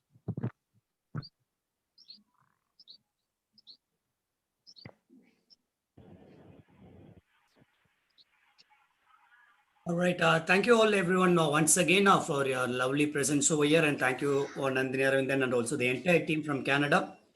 All right. With that, I would like to invite our next MC to take it forward. Over to MC Charu, please. Thank you, sir. Thank you so much. So, dear audience, we have one more interesting panel discussions on topic Indo-Arab business opportunities. So, the first speaker for our panel discussion is Dr. P.A. Ibrahim Haji. He is the chairman of Pace Education Group, the founder and the chairman of vice chairman of the Indus Motor Company, co-chairman and the key investor of Malabar Gold, and the chairman of the UAE-based Century International Travels, and the managing director of Al Shamili Group in garment textiles. He had his early education in government Maplia LP School and Kutikulam Government Fishery High School. He had his college education in Mangalore Government Arts College in Karnataka, and from Chennai, he secured a diploma in automobile engineering.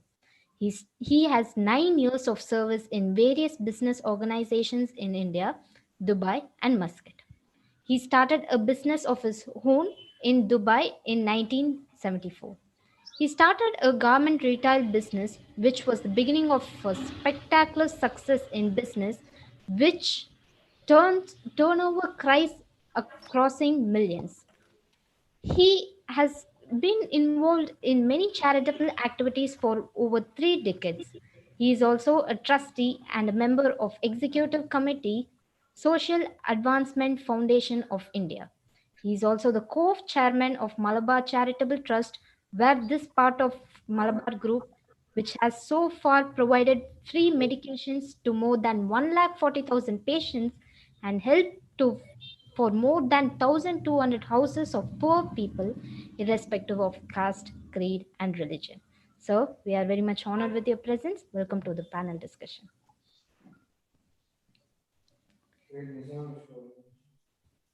Yes, sir. So now, yes. Bismillahirrahmanirrahim. Good morning to one and all of you. Welcome our esteemed guests, all of you.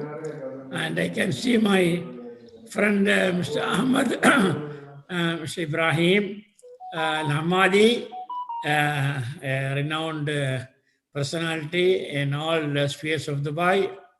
I'm very happy to be part of this discussion, especially Indo-Gulf relations and business opportunities. These actually. Thank you, sir. And we would like to give introduction for the other speakers as well. MC would like to give the introduction. So once all the panelists are introduced, we will start the session, sir. Okay. Is it fine? Okay, sir. Thank you. So let's invite our moderator for the panel discussion, Dr. Abdul Nazar Vaniambalam, who is a passionate and remarkable social academic worker. Currently, he is working as a senior officer at Dubai Islamic Bank, and he has vast experience in Islamic banking sector. He is now serving in United Arab Emirates as academic coordinator for Jamia Markets, considered as one of the largest Islamic university in Asia and coordinator of Arabic Language Improvement Forum. He coordinates various socio-religious activities associated with Saja based on Montada al-Islami under the patronage of His Highness Dr. Sheikh Sultan bin Mohammed Ali Kazan. Dr. Nazar plays a remarkable role in enhancing Indo-Arab relations through cultural and literary activities.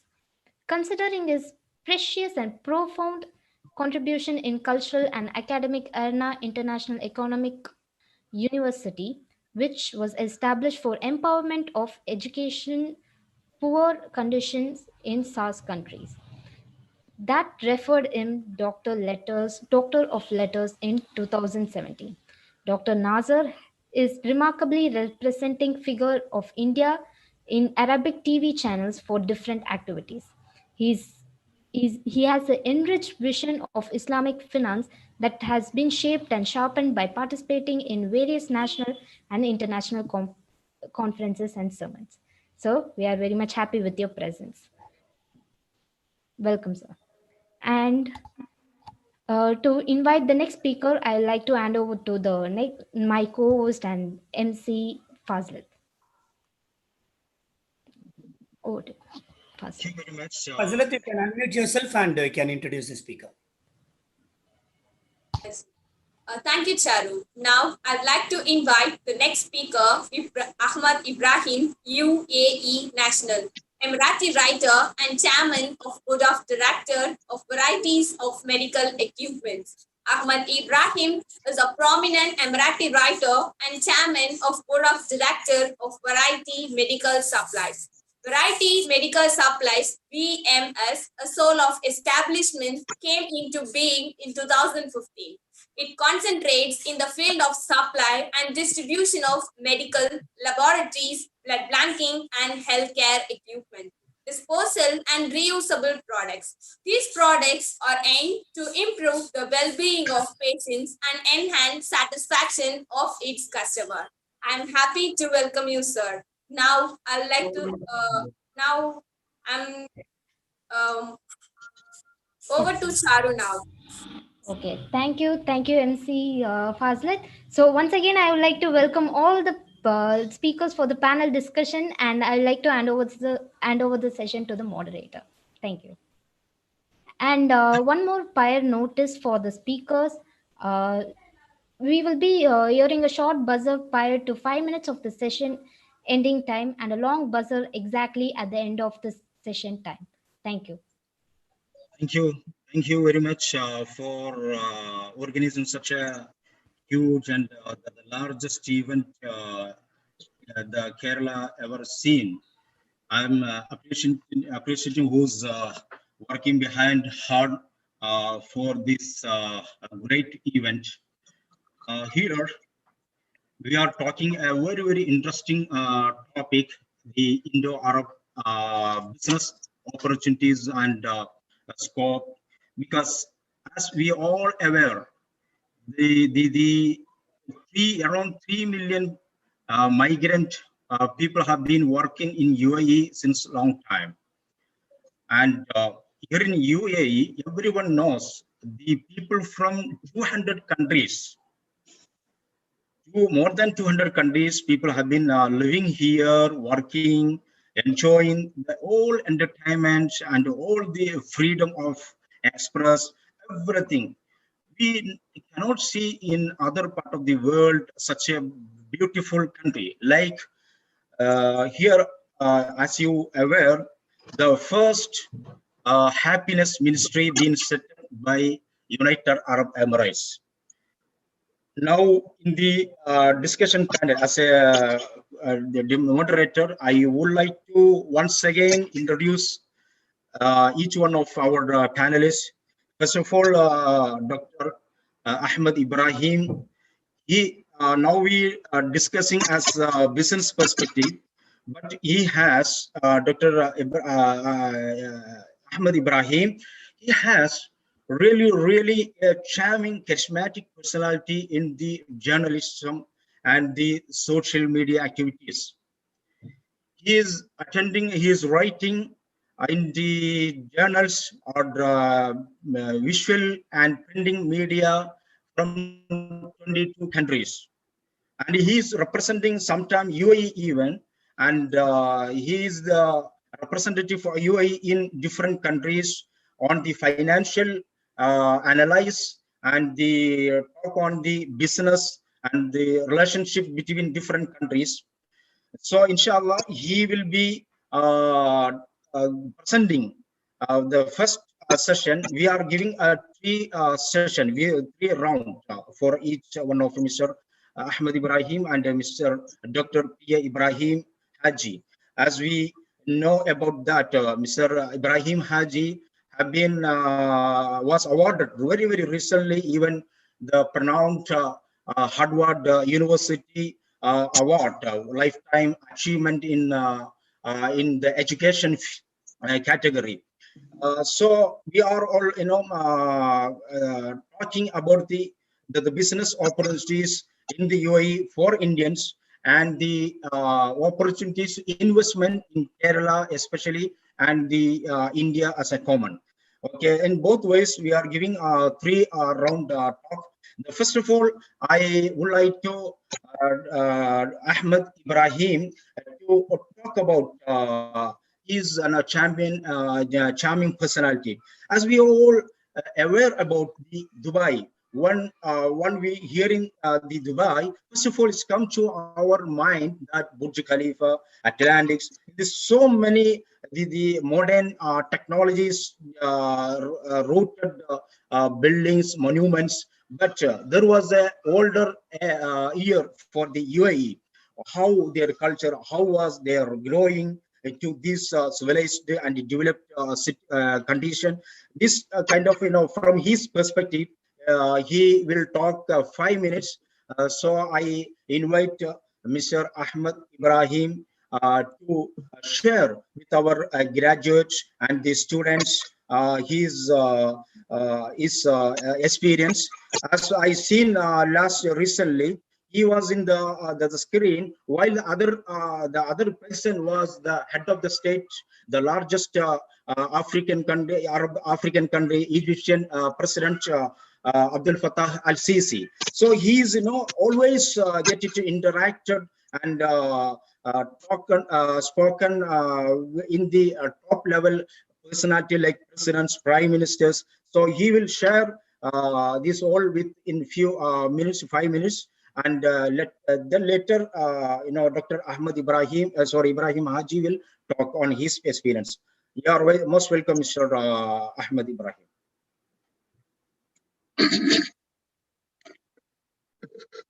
Thank you, Dr. Nasser. I do appreciate to remain within a title, single title. Okay, I requested the admin. I cannot be the same title of Prime Minister, then Minister of Interior, then Foreign Minister, then Home Minister, then Industrial Minister. No, let's stay within one title, which could be a writer. Let's stay with the writer. A writer cannot write unless he reads. He reads well, so he writes good. Okay. Reading doesn't come every time in a book. Maybe we're reading now. So my latest reading was 2 days back next to my home. There is a ground I do walking in the morning time. That is Heritage and Falcon area. And there is a team of players from India, cricket. They come on the weekend. They enjoy every Friday and Saturday. And I see them, they see me. I had some reading in that area. What type of reading? We'll come back. While reading, I need to have a title. You never read unless you read the title. You like it once there is a title. The title could be Holy Quran, respect it. The title could be Bible, respect it. The title could be Gita, respect it. Why? Because you are going to read, you are not going to fight. So my title now is going to be 2 sentences, and we'll stay within that 2 sentences. Please agree with the title I'm going to say now, because I read in the ground field without the book with the players of India 2 days back. That could be on Friday and Saturday. Let's stay with the title and say, this Indian, this Indian, this Indian. That is one direction. And the second direction, this Arab, this Arab, this Arab. Okay, that is the title. I want to stay there. Please, now we enter in the subject of reading something within a title. For the last couple of months, more than maybe 7, 8 months, I go there, I stop my car, I walk more than 5 to 6 kilometers within 1 hour, 15 minutes, 1 hour, 11 minutes. And the players are around me, they never talk to me, I never talk to them. Why? Because some mentalities from inside looking about the title of this Arab. And indirectly, there is also a mentality of thinking this Indian. So I start my reading. I stopped the car, I took my walking finish, I went to them and start talking to them. That means my reading started. Reading of mentality who are playing together as a team. So to constitute a successful team, as a result, we are a team in the social life and in the commercial life and industrial life and professional life. A farmer is a good farmer in his knowledge, and he's in need of industrial information from industrial engineers and blah, blah, blah. So we were not, again, from the next day, the mentality was washed out. They were not thinking about me, this Arab, this Arab. I was not thinking about them. These Indians, we were one human being under one title of reading each other's mentality and producing well. Even the team itself, inside the team of their football team, cricket team, any team, there could be any nationality, but they are reading each other's. So let's say a writer said something and you read it. That's all. And thank you. 5 minutes over. Thank you very much, Dr. Ahmed Ibrahim. Now we turn to going to Dr. P.A. Ibrahim Haji. He is coming from a village, Pallikara, in a small, simple village. Now he become in the metro man. We can say as a he's traveling from countries to countries in business for the business purpose, and he is academist. And moreover, when Mr. Ahmed Ibrahim indicated that he's indicated about the writing, I would like to introduce Ibrahim Haji also. He's a writer. He's even a director of one of the leading newspaper, Chandriga, and he is himself a reader. So you are most welcome, Dr. Ibrahim Haji, to your words.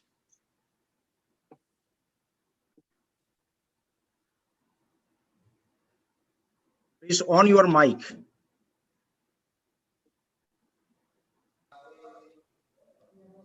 Bismillahirrahmanirrahim. Good morning to one and all of you. Very happy to be part of this panel discussion this morning, especially a thinker and writer like Mr. Ahmed Ibrahim Hamadi is with us. He has already given his philosophical thought this morning. Now, I have seen Dubai or UAE before independence of this country, 5 years before independence of this country. And I was very happy to be part of the Independence Day celebration. I was part of the flag hoisting in the Union Square by all the vice leadership of UAE. And we have seen the development of this country. This country is a very, very exceptional country in the world. Within the past almost 49 years of gaining independence, the country has already become the best livable place in the world. You ask anyone, whether it is a writer, whether it is a businessman, whether it is actually entrepreneur, whether it is a film personality, whether it is any category, they would now the tendency is for them to have a home in UAE. So this is because the leadership has been so wise. This country is a country of tolerance, a country which everyone feel that actually I am part of this great country. The people are very, very friendly. That is another very, very important aspect, because as long as the people are friendly, they feel at home. Now, government of UAE has already opened 10-year visa for the investors. As far as my knowledge goes, already more than 7,000 people are already part of this visa scheme. And the latest is you can start a business 100% in your name. That means business ownership is open to everyone now. So this country has the best of infrastructure. If you talk about anything, the best, the largest, the biggest, the tallest, and everything are, the most luxurious, everything is here. So the country develops not because of just oil only. just because of the way the leadership wants to direct the country, the vision. A small country like UAE has already put their satellite into the orbit, and this is on the way to Mars, which is expected to be reached there in February. So we can, I mean, the citizens, the expatriates are all very living very happily and peacefully in this country. So this country is going to thrive much more in the future. I mean, the next generation of expatriates, already the Indians are the largest expatriates in this country. There was a time I saw UAE when actually we did not have a concrete building at that time. It was all actually building 1+1, very few buildings, that too in sand and limestone and all that. It was not a concrete building. Today, the best of designs, the best of architects, the best of contractors are available here. So this is actually the vision of the country. I congratulate the leadership for this, for opening these immense opportunities to people of all countries. In America, when I went, they say this is the land of opportunities. But believe me, I want to call UAE as a land of opportunity today. And without any hesitation, it is a land of opportunity. So I would advocate that actually even our future generation, because some areas of the country are already open for 100% even land title and real estate. That means the purpose is even for the educated, for the qualified, the doctors, engineers, businessmen, and all the categories of learned people to come and live in this land. So, and this will benefit the locals as well as the expatriates.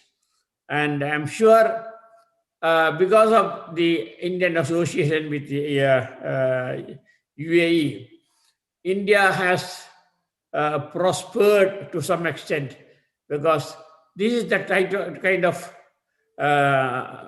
wealth that is actually even sent to our mother country by the expatriates. So I wish today, I don't know how many minutes I should talk. Yes, the second round will come, Mr. Dr. Ibrahim, Your Excellency. So initially, I would like to say that actually the most favorite, my most favorite country, my most favorite destination is actually UAE. And I wish this country, the people of this country and the expatriates all prosper, and it is known already, and it will be known as the most livable country in the world. Thank you very much for listening. Thank you very much. The UAE and India had enjoyed close and friendly ties based on the historic and cultural ties. People to people contracts and bartered trade for clothes and spices from India in exchange for dates and pearls from the region have existed for centuries. After the creation of the Federation 1971, India-UAE relations flourished. Today, UAE and India share political, economical, and cultural links. There are over 3 million Indians in the United Arab Emirates, being by far the largest migrant group in the country. So, the students who have been in the campus, in the universities and schools, they are targeting UAE as their best destination for seeking job. So what is the opportunities? Now we know there are so many major companies, corporates are visiting Indian universities, and they are doing the camp selection and assuring their job in UAE in the years to come. So what's your advice and what's your views, Mr. Ahmed Ibrahim, the chances for those Indians looking job in UAE, and what is the the views and opinion on this? Well, I go one day back and think about the language. Yesterday we had the language day, and language is a tool which can make brains together, put them together. There are certain countries, if we travel, we don't know what to do. Maybe I don't want to mention names, but if you enter an airport of a country, you don't know what will happen to you and how to talk. But if an Indian fly to Dubai or Abu Dhabi, he enjoys talking the way he wanted. And the same is mine. If I flew to Delhi or Bombay, I also enjoy. Even our His Highness rulers, they talk fluently with our brothers and families from India because there is no language gap. Coming to the history, I always was proud of saying that if United Nations has 290 plus flags under title of UN, we do have in Dubai, and the statistics are old statistics. It was from Minister of Interior before 10 to 15 years that Dubai has 365 nationalities either living in or crossing in or going within tourism or business trip or traveling through using the airport. So ethnically, we are handling 365 nationalities. You might say, where are these 65? Which countries are there? Okay, there are varieties of the tribes and ethnical from one nation, like USSR. There is no more USSR. There is a Russia, and there are countries: Turkmenistan, Kyrgyzstan, Tajikistan, Kazakhstan, and Azerbaijan. These 6 states were under grip of Moscow. Now each of them is a country, and their opening windows was within Dubai and UAE environments.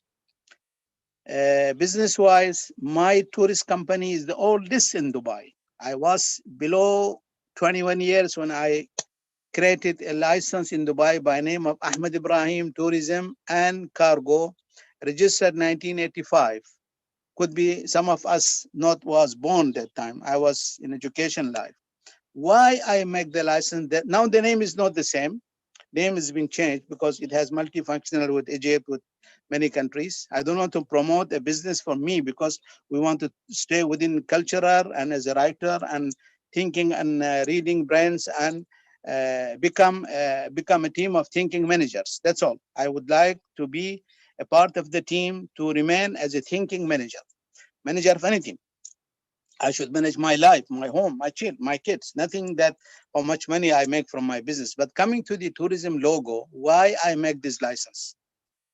I was non-married. I was in America. I entered college in Oklahoma, in Bridgeport University.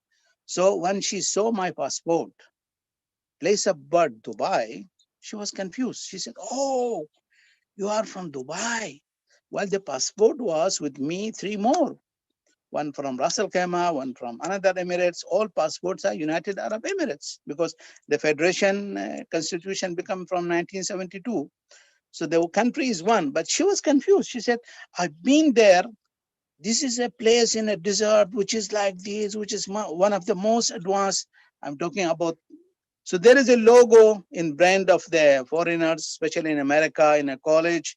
which the executive secretary of the chancellor of the faculty. She's proud of having the brand of DUBAI.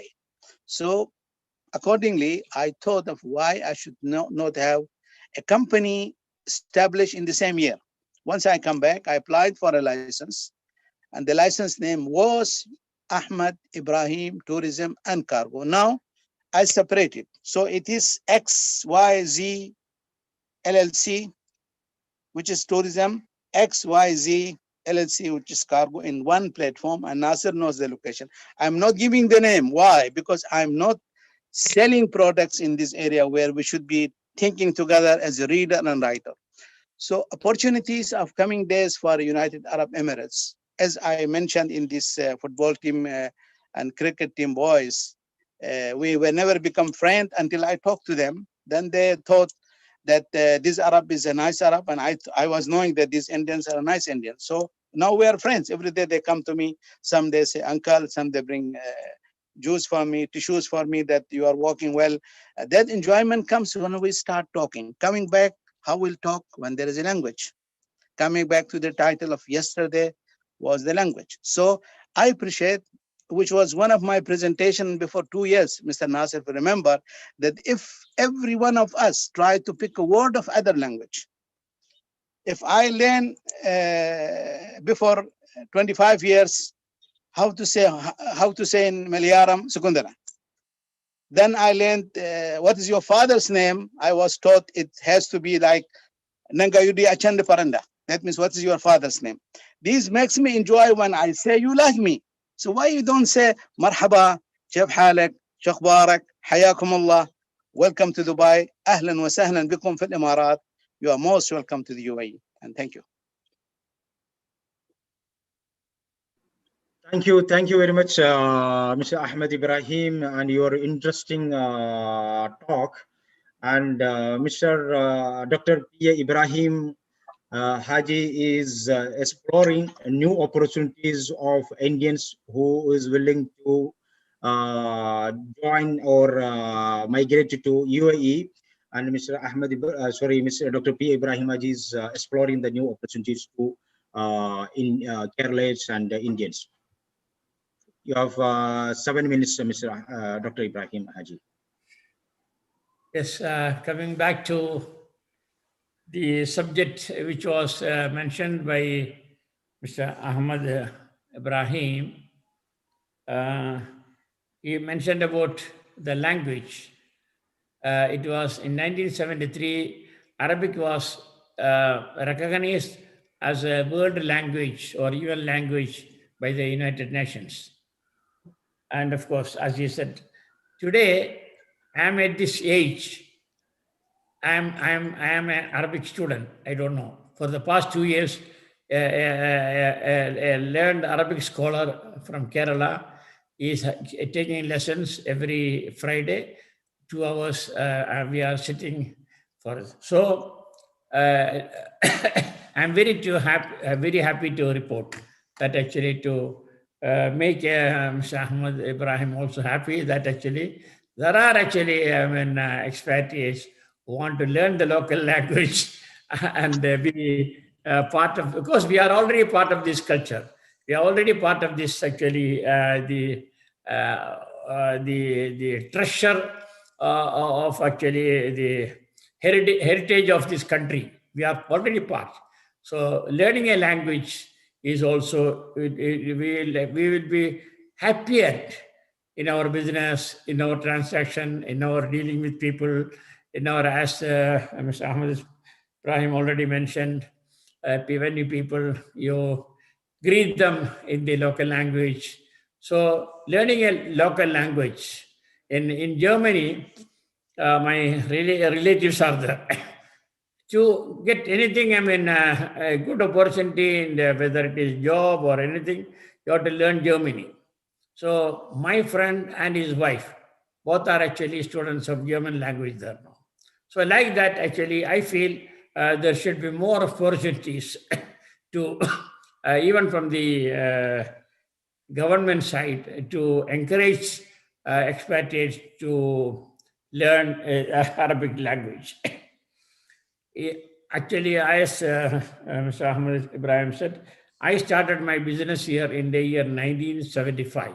Before that, I was an employee in in 3 automobile companies, because I'm an automobile engineer by profession. So we used to import goods from Japan and all other countries. So the ship used to anchor in the deep sea, about 2.5, 3 kilometers from the shore, because ship cannot come to the shore because there is no port, because Port Rashid was built afterwards. So the barges used to go from the shore, bring the merchandise to the shore. That was the type of way we have seen with my own eyes the every brick that has been actually laid on the development of this country. Now, this country actually, when we started here, of course, India was not even self-sufficient in food at that time, because India became a self-sufficient country in food in the 1980s. Today, we Indians or the expatriates here are actually looking for chances to invest in Kerala and in India. Of course, we have seen the other day also lot of actually. I think UAE is going to have a food storage system in India. Already UAE has got oil storage facility in Mangalore. UAE oil is stored there. In their big tankers in Mangalore. So the relation between UAE and India is actually prospering now. It is becoming advanced more and more. This business relationship between India and UAE started not today. History shows about 2,000 years of history is there. Actually, the people of Dubai used to go in their launches to Calicut and other shores of the country and do, a barter type of business. They will take, as already mentioned, the pearl or the dried fish or whatever it may, whatever available here, and bring from the India the foodstuff, timber, and all those things. I can remember actually Ali Haji Abdullah Abbasi, the founder of Mercedes. I met him in the 25 years back before his death, many times. So he used to talk even in Malayalam language a little bit, because he used to travel before starting his business and all. He used to travel to Calicut, and he used to bring merchandise from the country. So the relations between UAE and India is, I can say, centuries old. It is not something new. Today, there are opportunities, very much of big opportunities in India for actually infrastructure. One area with the government is inviting people to invest in infrastructure like roads, bridges, and all the even rail. They are opening actually for private PPP. This is public-private participation. So there is very good opportunity for UAE nationals now to invest in India, and of course in Kerala also. Kerala is actually has already become a tourist hub for of the country. Lot of greenery, lot of actually hill stations. And good hotels are already available, and very, very long beaches, houseboats, and of course, and the people. Yesterday, there was one, I sent to some of my friends, I don't know whether I sent it to Mr. Ahmed Ibrahim, a Muscati gentleman said he visited Kerala 80 times. That is what he was mentioning in his speech. And he says the friendliest people on earth. That's the way he was mentioning. So yeah, I sent it to some of my friends. This interview with the Omani national. So Kerala is a very very good place for sort of this type of tourism related investment. And India as a whole, the India which we have been seeing for the past 30, 40 years is not the India of today. Today, India is very an advanced country. It is already the 5th or 6th largest economy in the world. I mean, so within the next 20 years, India is targeted to become the 3rd biggest economy in the world. Actually, the COVID situation has, of course, upset things. But otherwise, India was developing between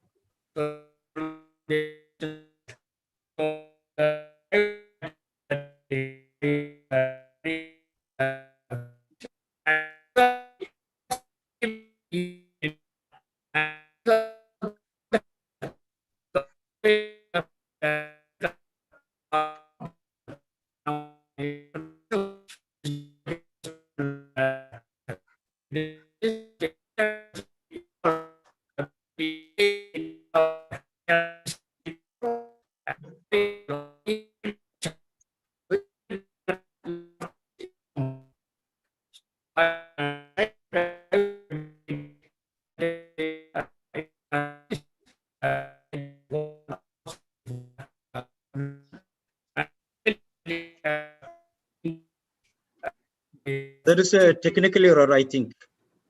The technical team, please. Sir, Ibrahim sir, could you please, can you please switch off your video so like the bandwidth will be, managed? I think there is a network issue, bandwidth issue from your side. Yes, sir. Yes. Yes, continue. So actually, I mean,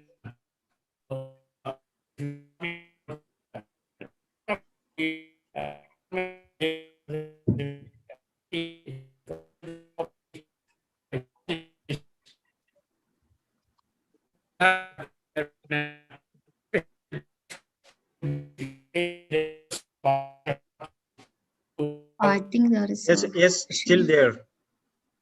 It's still there. Okay, sir. Yes. Could you please try, switching off your video?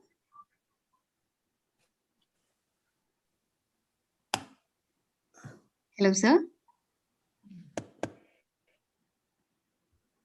Okay, I think now it's okay. Yes, this is now getting closer our discussion. So please brief. Yeah, now it's okay.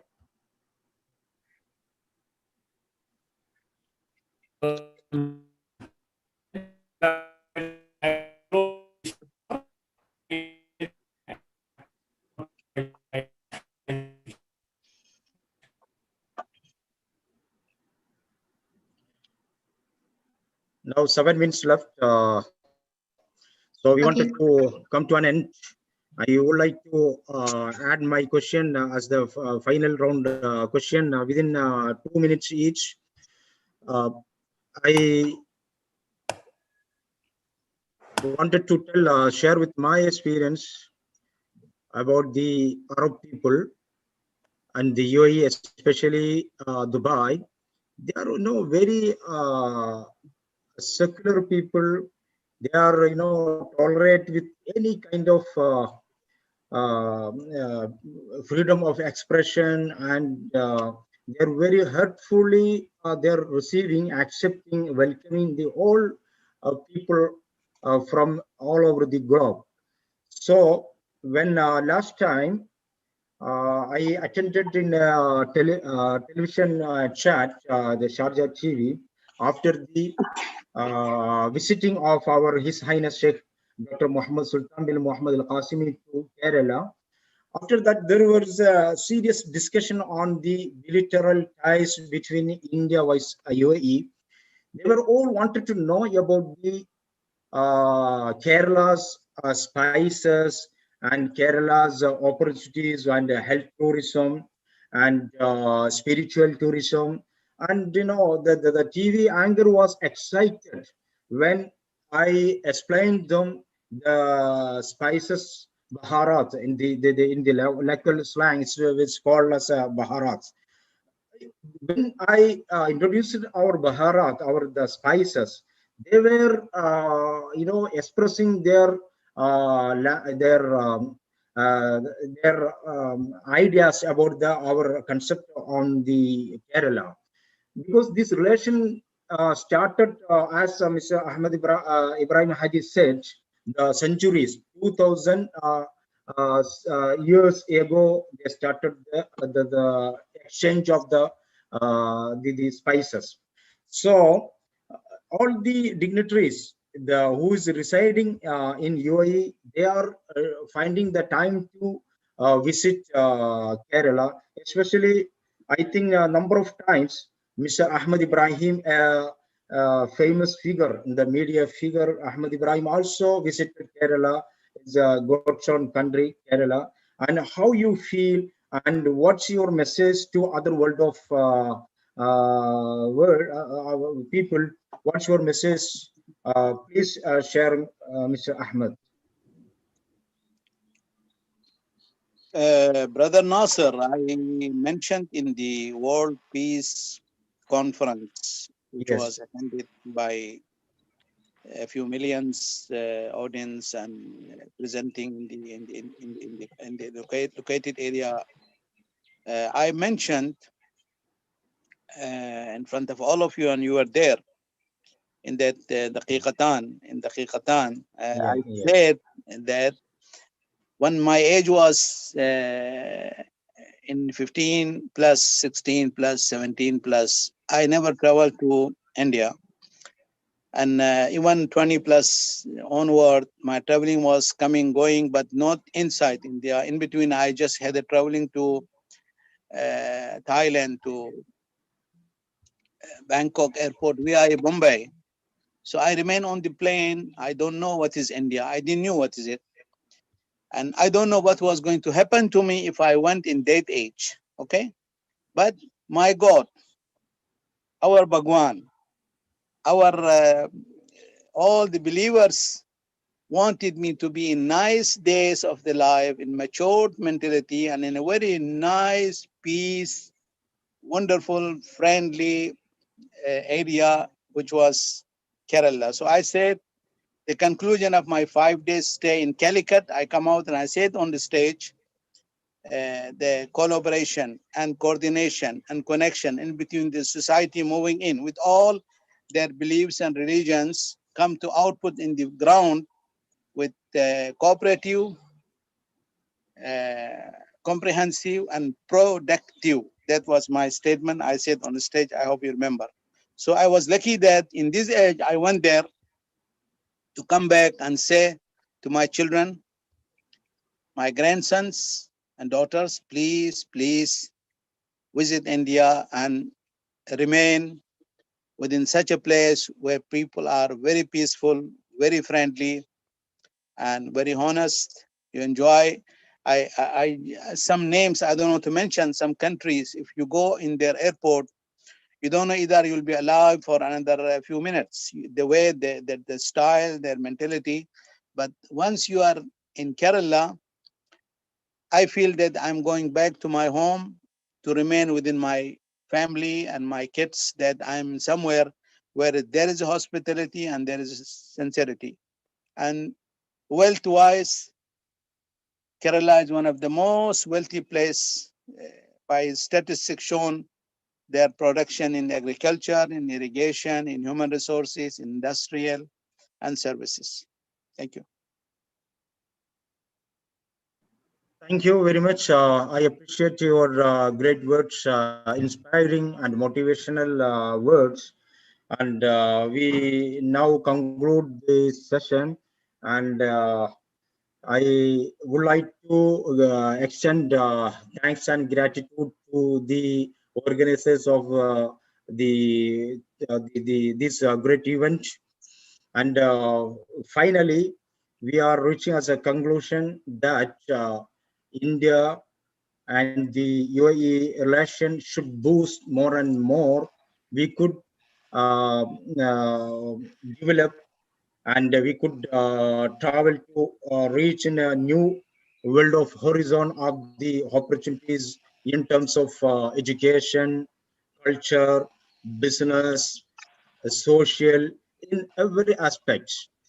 This the relation now is not reached in a short span of time.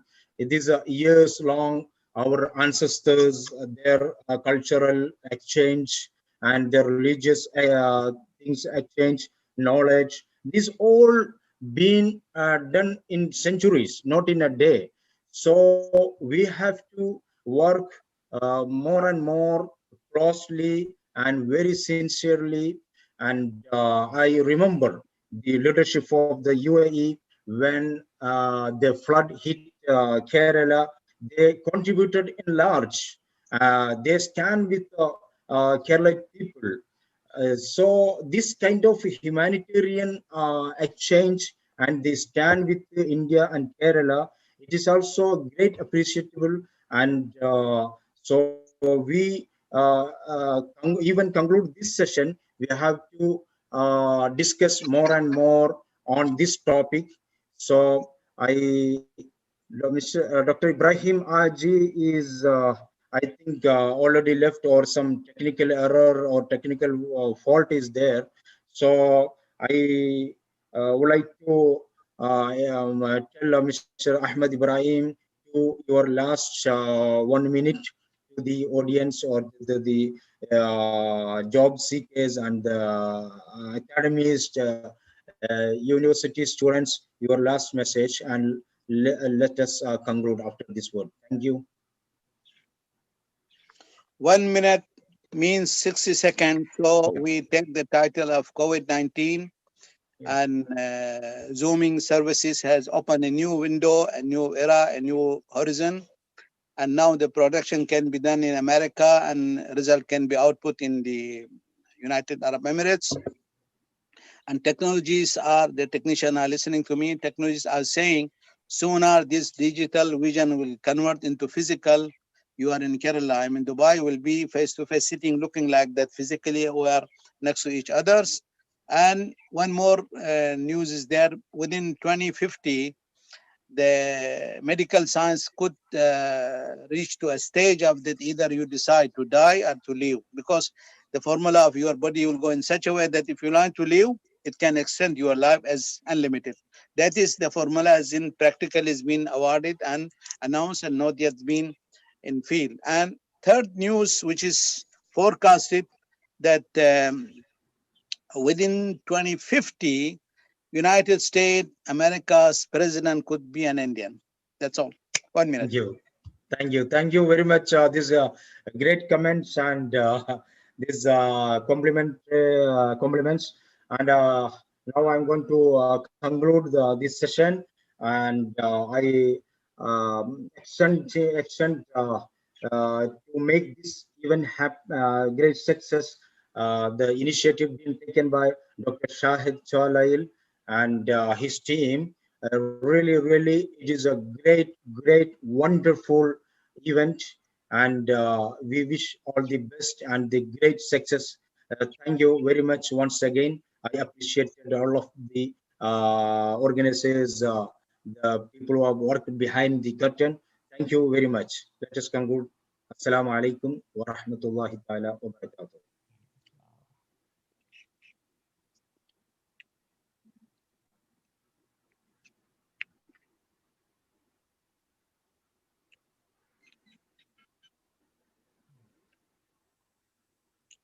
Fazlit? Thank you so much, sir. It was an amazing session. We learned many things, and all our participants are very excited. We are so thankful for the session, Dr. P. Ibrahim, Ahmed Ibrahim, sir, and Dr. Nasser, sir. Thank you so much for this wonderful session, and I hope all the participants would have got a clear idea about this session. So now moving on, we have a token of love, we have a certificate for you, sir. So I would request my technical team to display the certificate for our panel members.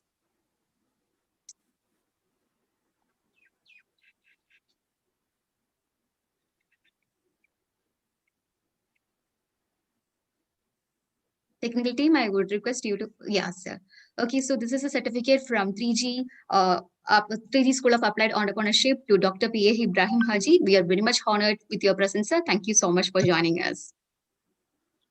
Please accept this, sir, and this will be mailed to you as well. So this is a certificate from 3G School of Applied Entrepreneurship to Ahmed Ibrahim, sir. Please accept this certificate, sir. This will be mailed to you as well. And this is a certificate from 3G School of Applied Entrepreneurship for Dr. Abdul Nasser Waniabla. Please accept this, sir, and this will be mailed to you as well. Thank you. Thank you. I appreciate. Thank you so much, panel members. We are very much honored with your presence. Thank you so much again for your time. Thank you so much. Yeah. Thank you. Thank you. So guys, moving on, participants, we have many more interesting sessions coming up. Just comment me on the chat box whether you are all excited for the next session. So please, if you like the session and if you learned anything new, if was it informative, everything, you can fill the feedback forms. Okay, just you can put your suggestions and you can put what all questions you have. And if you want any other new topic, even that you can mention. So this is our Kerala's largest entrepreneurship global e-summit 2020. And if you haven't registered for the same, please register soon and please fill the feedback forms. So we have many more interesting sessions coming up, and to invite our next speaker, I invite my co-host MC Aisha. Over to you, Aisha. Thank you so much, MC Anjali. So our next speaker is Advocate Shabil Umma, a highly accomplished and renowned international trainer and catalytic speaker having an extensive work experience of 20 years. He carries a wide-ranging experience of 14 plus years in UAE and 6 years in India into corporate training and legal consultancy. His contribution in enriching people's excellence is supported in training with recent global updates and practical takeaways. What began with a desire to train led to the establishment of Students Factory, corporate training consultancy, and IT venture in 2017. He has also featured in prominent publications across the world, such as the Times of India, Khalij Times, Gulf News, Gulf Today, and Indian dailies. Further spoke on various UAE radio channels and TV channels. I am privileged to welcome you, sir. The session is all yours.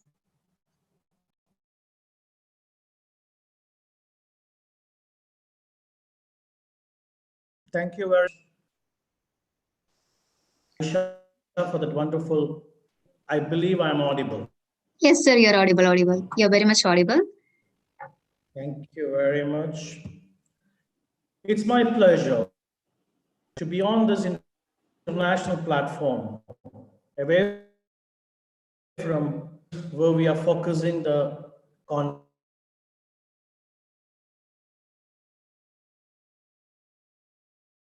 of entrepreneurship. The topic today is 10 career immunity. Of course, 10x intelligence is not a homeopathic medicine, but the combination of 3 words. To begin,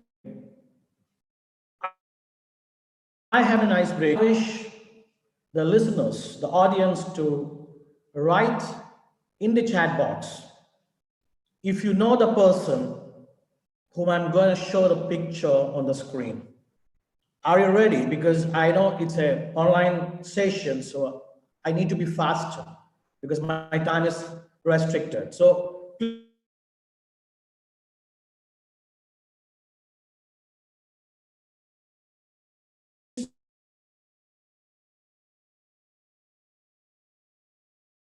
type your answers.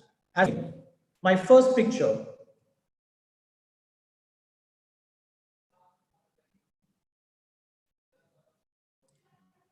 My second picture, you can write your name in the chat box. Sir, sorry to I've seen interrupt. Sanu's hand. Yes, sorry. Excuse, yes, No sir. So, chat available? sir, Sorry. Okay. yeah, sorry to interrupt, sir. No, Like, your voice is breaking in between. So, if it is continuing, I would recommend you to switch off your video so that the bandwidth issue will be solved. Thank you.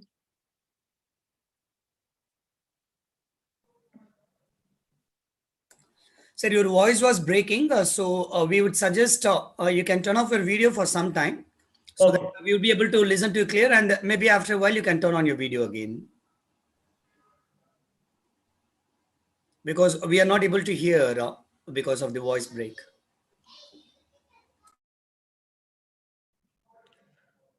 Is it fine? Yes, sir, it's Have fine we now. changed any?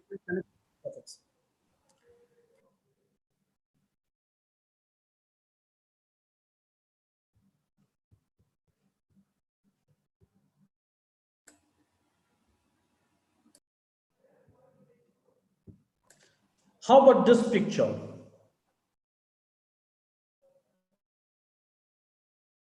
Again, this one. Again, another picture. One more. Now, here comes the combination. Why did I show this picture? It's for the people who have seen it as Abhishek Bachchan.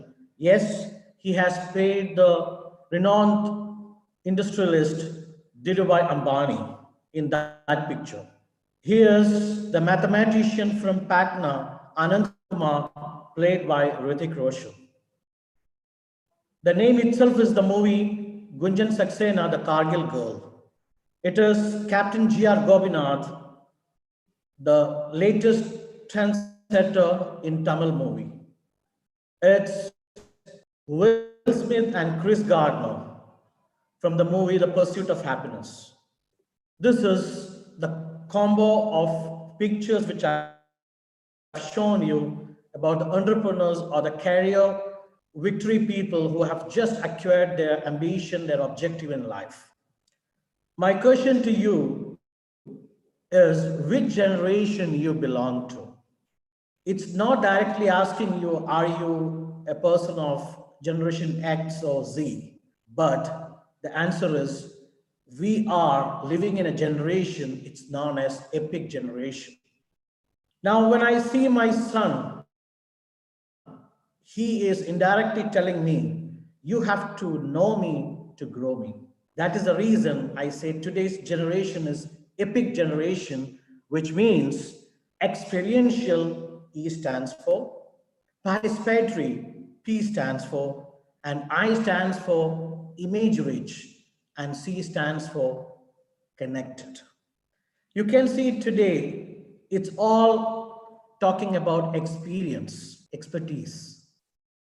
Everyone is talking about participation, not about information, more than information, participation. We take things in vivid images and just forget about getting isolated. Even if I'm isolated in a room, I'm now having about 100 people in a room, which is again connected. So this concept which you have to identify about the epic generation. Now, right now I'm from United Arab Emirates. So the picture which you see is the Happiness Minister of UAE, Uhud, Her Excellency Uhud Kalfan. He is the Tolerance Minister of UAE, Nahyan bin Mubarak Al Nahyan. Tolerance Minister. The first Tolerance Minister, Sheikha Lubna. The Minister for Artificial Intelligence of UAE, His Excellency Omar. The youngest minister who is holding the Guinness Book record, Her Excellency Shamma. Now, why I showed this picture to you? It's very simple. A country where I'm standing is focusing on intelligence, both artificial and natural. Talking about behavior, happiness, and tolerance. Look at that combination. This is the generation that we are living in. Here I give you 4 concepts, 10. That is, look ahead a decade. That is 10 years ahead. Multiply excellence and your intelligence. It's very important. And this for us, the take away for the day from my session. Why? Because we have seen changes with geography. When I was studying, there were 9 planets. But today, my nephews and nieces, they will look at me. If I say Pluto, they say, oh no, it's a dwarf planet. It's a change.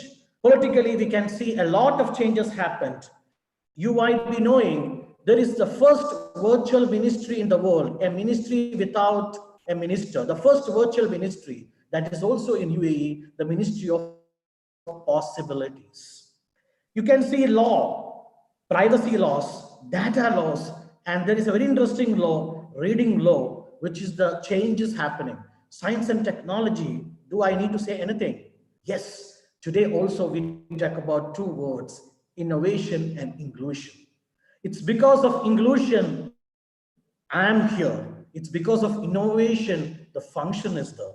Now just imagine 10 years ahead. After 10 years, or if you're looking at the 10 years, you can see yesterday when my parents were looking for a job, they were asking about education. But today, everybody is asking for experience. Tomorrow, they will be asking for education, experience, and achievements. Today, people look at aspiring a job, and today it's employee, but it's gonna be entrepreneurship, the future. 3. Today, people look at industrial knowledge to start with, but again, they need to gain the management concept, and future is for those people who not only knows industrial knowledge and management, but governance too. All these are looking forward for a 10 years in future. To get this 10 excellence, I have 4 titles or topics to be discussed, which is very simply I will explain. The first one is career, which is a common word which I said, it's a course through your life. The first is habitudes, second is mentor, third one is net weaving, and the last one is media. What is a habitude? It's nothing but steps that form excellence habits and attitudes in the career success. To make it simple, the position that you hold is an attitude, but the action is a habit. To pause is an attitude, but to close a habit. And you have few habitudes that we need to develop in our life, a combination of a habit and attitude. I'll give you a very simple example. I have a habit of drinking water every time, but I'm lazy. My attitude is, I have a negative attitude that I feel I have to get up from my seat, I have to go there, take the glass, wash the glass, take the water and drink. Instead of drinking, I give preference to this laziness. Henceforth, I don't drink. This is the best example of a habitude. You should have both attitude and habits. The 3 habitudes which will make you successful in your life is reach out.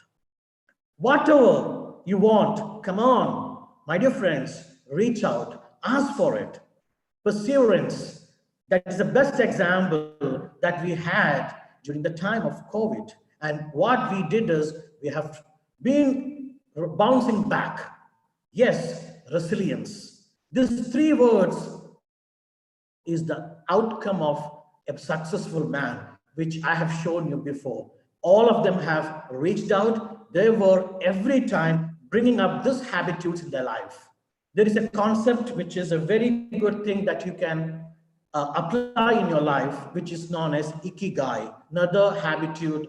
An island in Japan, Okinawa, is being considered as the people who their lives are the most happiest people and the longest lifespan.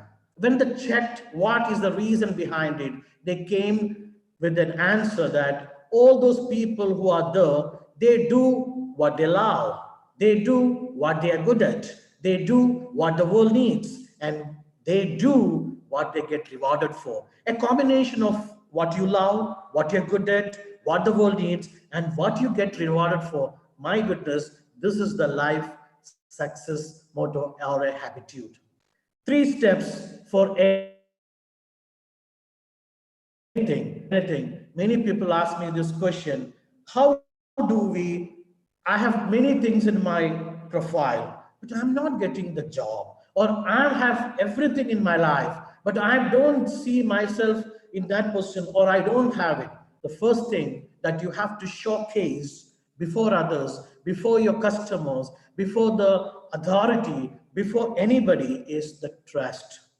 It's very simple. If a person, you are clad in the full suit or anything, you are the CEO, you are the entrepreneur, whatever you are, if a person is asking you a cup of coffee, what is the action from your side? That will determine the trust.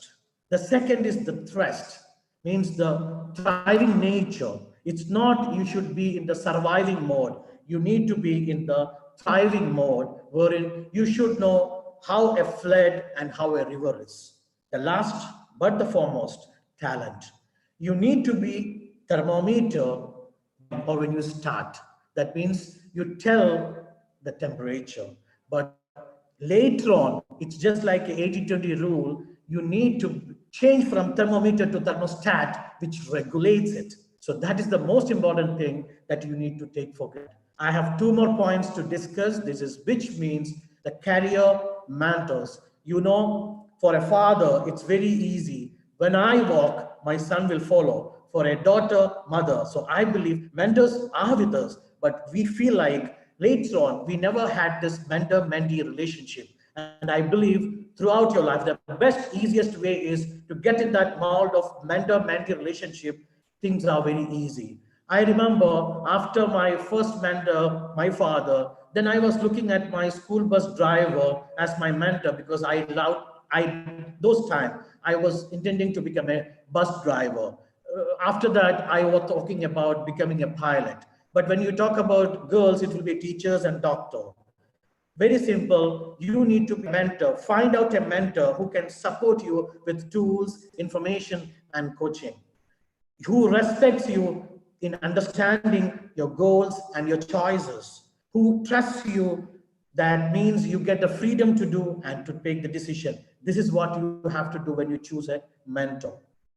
The next is not networking. Think about net weaving. Means you create your own circumstances, your own atmosphere to get the connection. It's not about networking, it's net weaving. Create it. It's about law of reciprocity because it's just like we call it as, in corporates, B2B. But individually, I can say today's generation, they look at things in a very straightforward manner. Always they ask this question, what is in it for me? Which is the best thing that we can gain. Of course, network is only one part of net weaving with which the weaving will be completed. If you see, when I was studying, I have been told you should not blend personal life and professional life. You should separate it. You should keep it different. Otherwise, there will be friction. But I always say, what's the present time? It is, we have a personal life on which it's a professional life. Above that is the political life. So now it's very difficult to separate it. But what we have to do is, you have to be very perfect in your personal life so as it will be the foundation for your professional life. Henceforth, the rest will be a political life. That is what you can see today. Most of the political leaders, they tremble, they fumble. It's because of their personal life. The last point in my habitude thing is the career media. Today, it's about media, maybe social media or anything, because now people look at your profiles not as a printed one, but they look at as your video. I believe to say the great quote of Benjamin Franklin, if you would not be forgotten as soon as you're dead or rotten, do something worth writing or write something worth reading. Let others write about you, or you write something that others can read. Please try to include reading articles, journals, magazines, books, and think about branding yourself in the very professional way who you are. This is some news which came recently in United Arab Emirates, talks about 40% of jobs will be disappearing from UAE in the next years. Are children learning skills for future jobs? IoT, VR, and the AR, which will be. This is the top future jobs in UAE: body parts maker, nanomedics, recombinant farmers, wellness consultant, memory surgeons, space pilots, tour guides, vertical farmers. Now, what is the takeaway from here? It's very simple. One slide, if I want to share with you, it is this: love yourself and habits will follow. Join associations which is getting up early in the morning, some fraternities, 4 a.m. club, or such organizations, which you will not get dissolved, you will be getting polished. Read journals of your industry. Read your profile every time, challenge it. Take your language every time, learn a new language or your language to the next level. Even our mother tongue, we have to take to the next level. Try to get the soft skills in a harder way, and let self-branding can be a purpose, because we need a purpose. So if you're branding yourself, it should have a purpose underneath. If I want to give you one sentence for this session, it is this: a good attitude makes good habit, and a good habit defines you for others. If I want to give a word for this session, I would rather say, please take the word, the combo of 2 words, but 1 word: habitude. If I want to share with you a book, I would rather say, try to read the book Die Empty by Don Huey. I would rather say, the pursuit of happiness. Look at the spelling of happiness in the titles wrongly mentioned. That is another way. Die Empty is another great book which you have to read who are in this. If I want to share one, pick, that would be this one: never stop watering that tree. And I would be ending my session by giving these 3 words, which is the sign which the Prime Minister United Arab Emirates, his Highness Sheikh Mohammed, used to show to everybody as a sign. W stands for win, V stands for victory, and L stands for love. Thank you very much for this amazing opportunity that has been showered on me. Over to you, the moderator. Thank you so much, sir, for such an insightful session.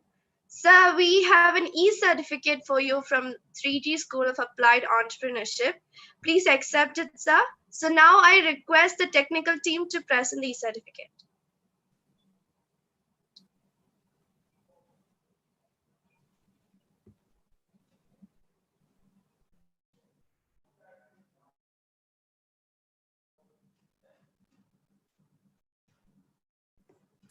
Sorry, it's taking longer time. I request the technical team to stop the share and do that once again, please.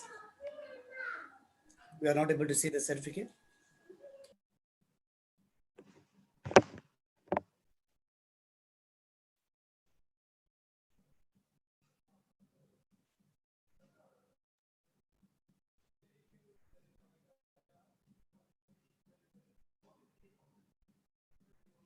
Thank you very much. Much honor. Thank you so much, sir.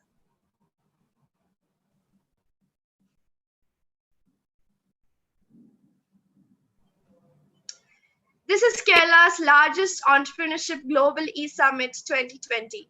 This is a World Book of Records event. Those who haven't registered yet, please register soon.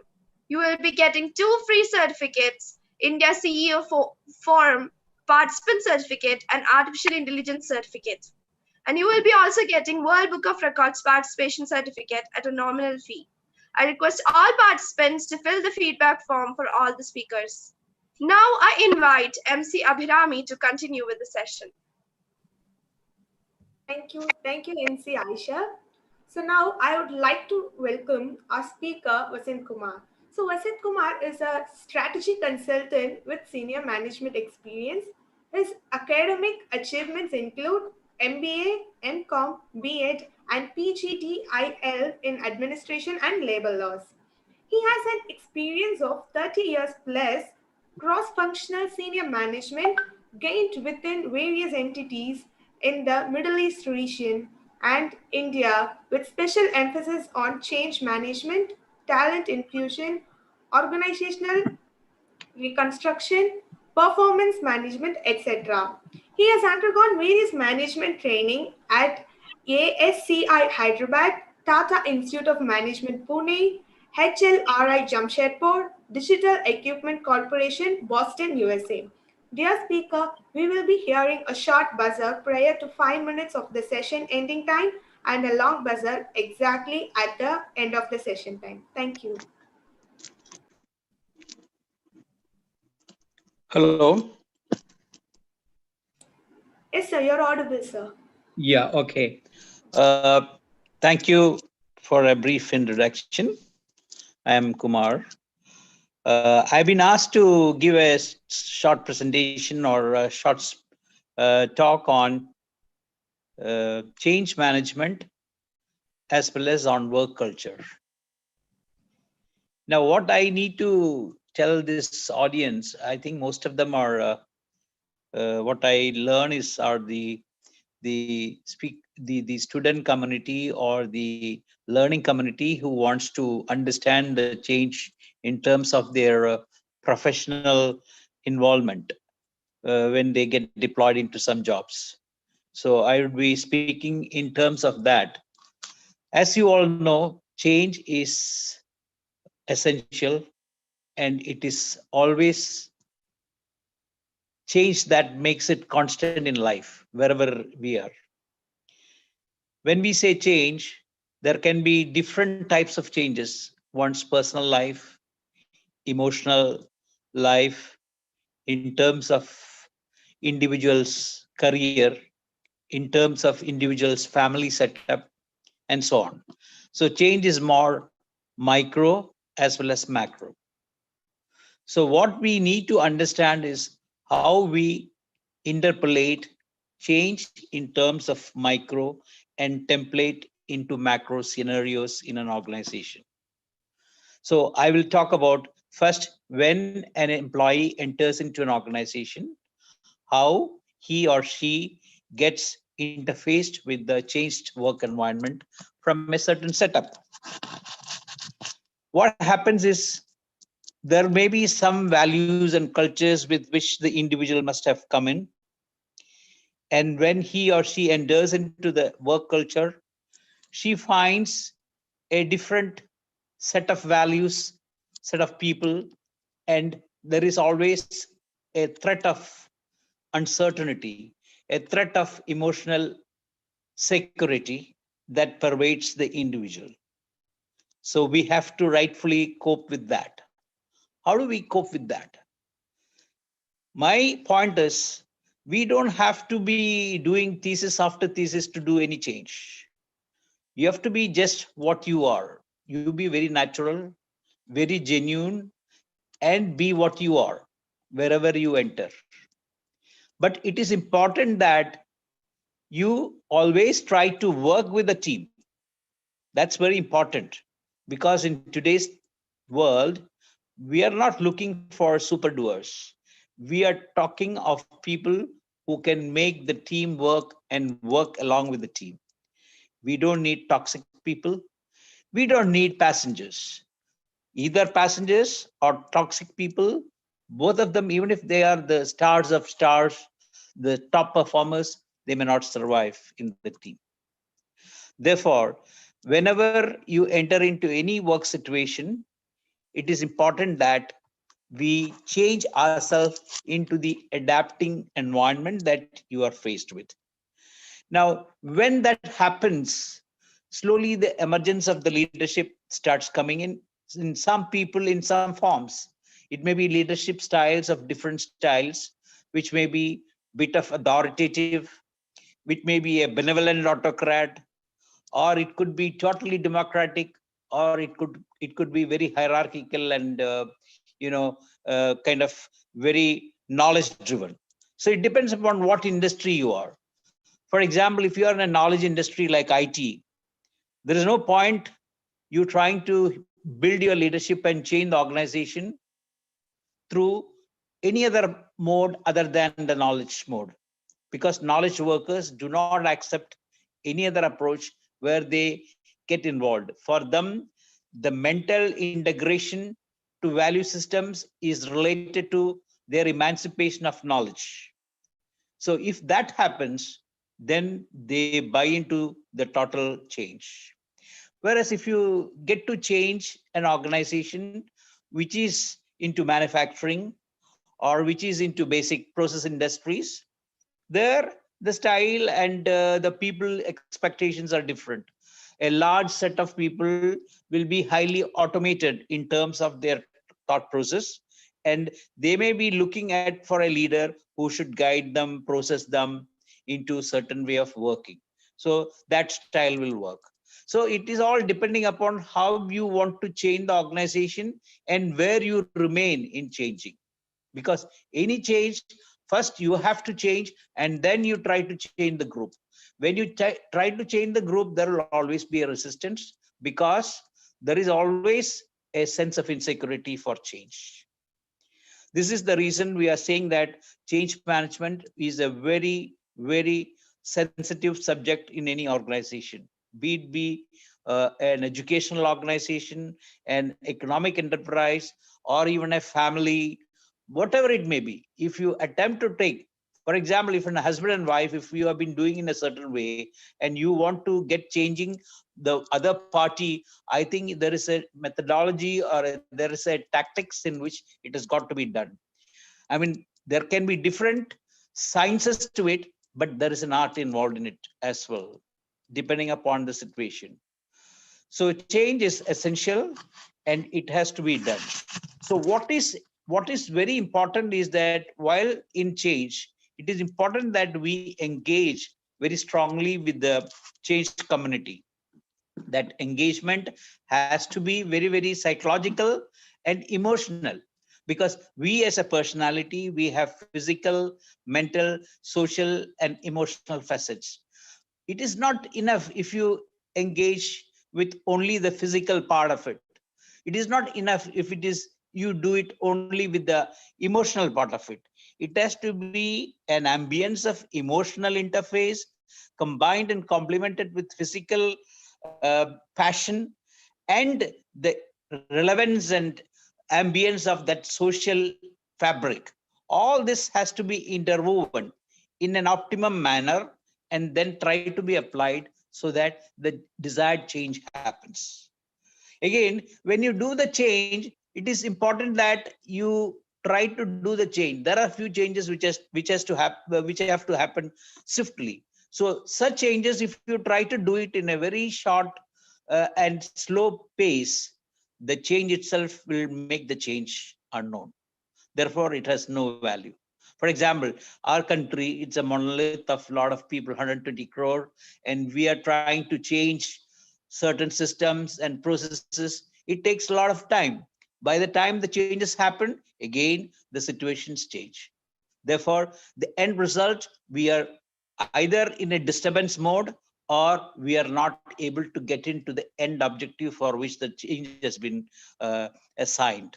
So when we do the change, you have to categorize them, which are sudden changes, which are gradual changes. Certain changes which have to happen immediate by diagnosis has to happen immediate, be it be within the team or with the organization or with the individual. For example, you find a leader or a senior manager in an organization, he is very toxic in the system.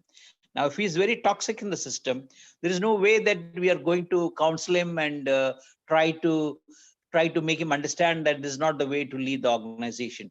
Maybe you can do it for a couple times, but we cannot buy time, because that toxicity can spread across the whole organization, and the devastating results that can come into the organization can be immeasurable. Therefore, we have got to be swift. There is no compromise there. Whereas if you want to create the whole organization to move into a certain way where the productivity and ownership both go hand in hand without depressing the spirits of the workmen or spirits of the employees, we have to do it gradually. I don't think you can overnight get to a task situation where you are a taskmaster and get things done and ignoring the employee emotions. You cannot also have a work culture where people come into the park and walk away as if they are coming into the park. I mean, there has to be a mid matrix between work and performance and emotional relations. So we have to get to that mid matrix where things have to be done.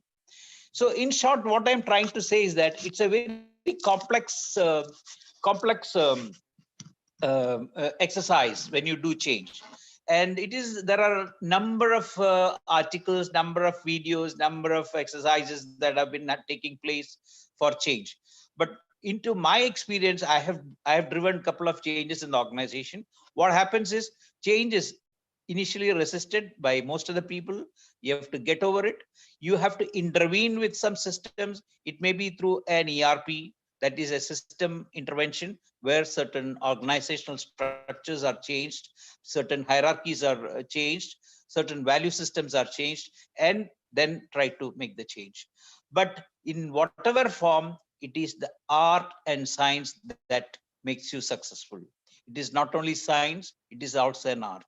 I mean, there may be number of theories that percolate on the changes of an organization or of an individual or of a leadership team, but the art of getting it done in the right way is what it is. Very important. So what I'm telling you to all of you is that we don't have to copy or cut and paste what has happened in one organization to another organization. It may not work. The same way, we don't have to think global when things are regional. So we have to act regional with global thoughts, and we have to act global where it is required to be global. I mean, I don't think we have to juxtapose things and try to elucidate any results. It may not happen. Another aspect is that it has to be very genuine. Whatever we are trying to do, it has to be genuine. That genuinity or the independent thought has to happen very clearly. Otherwise, what will happen is people will see through your lack of purpose, lack of sincerity, and it will not be followed through. Another important aspect is that the change has to be a top-down push. I don't think you can start making changes from the bottom. There has to be a definite need for it to be felt at the top. I mean, even if it's a family, I mean, if the father doesn't show by example what needs to be done, I don't think he has any right or responsibility to tell his ward how they have to do it. So it's an action by example.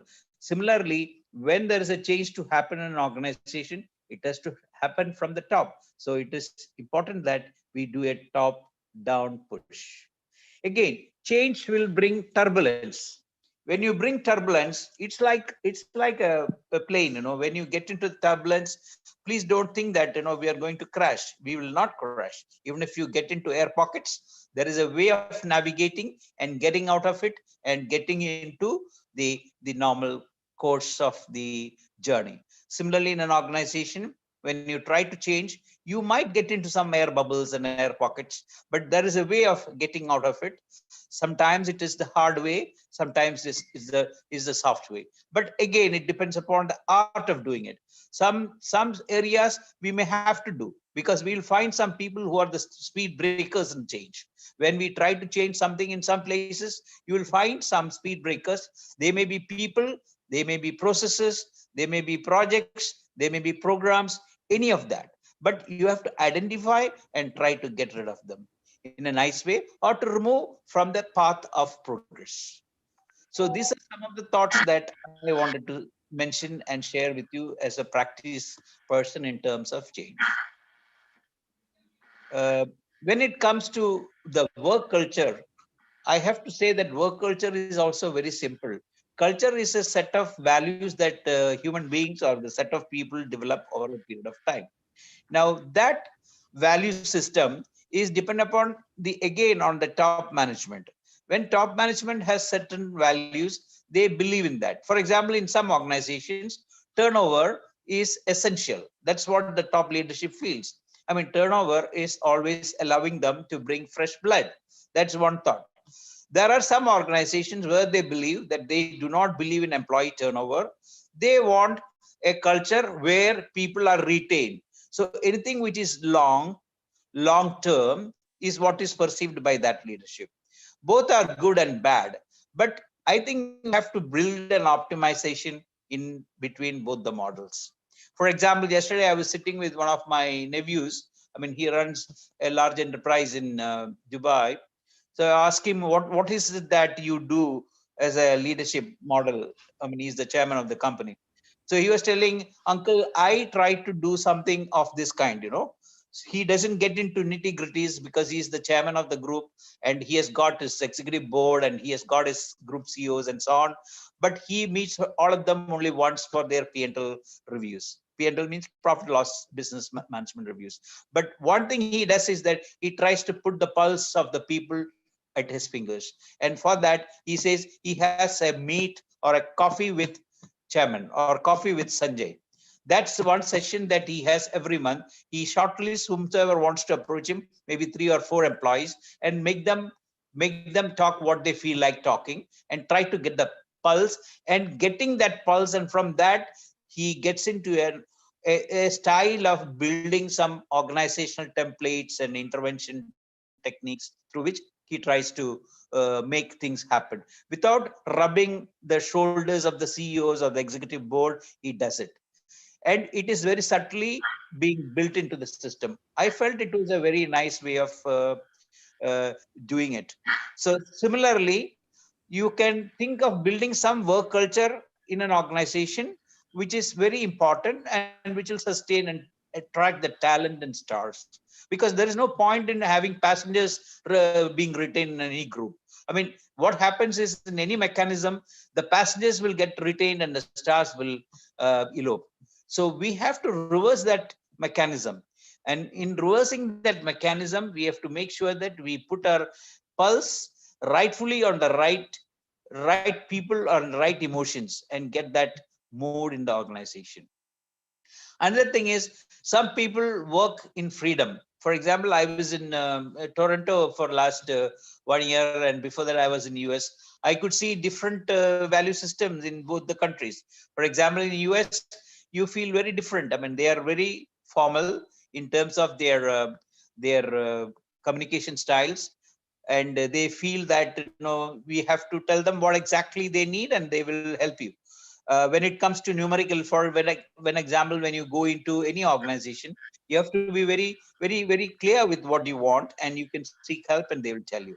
In Canada, it's a bit different. Though it's all the Western world, there the value systems have been a bit more different because there is a concoction of different nationalities, much more than what you see in US.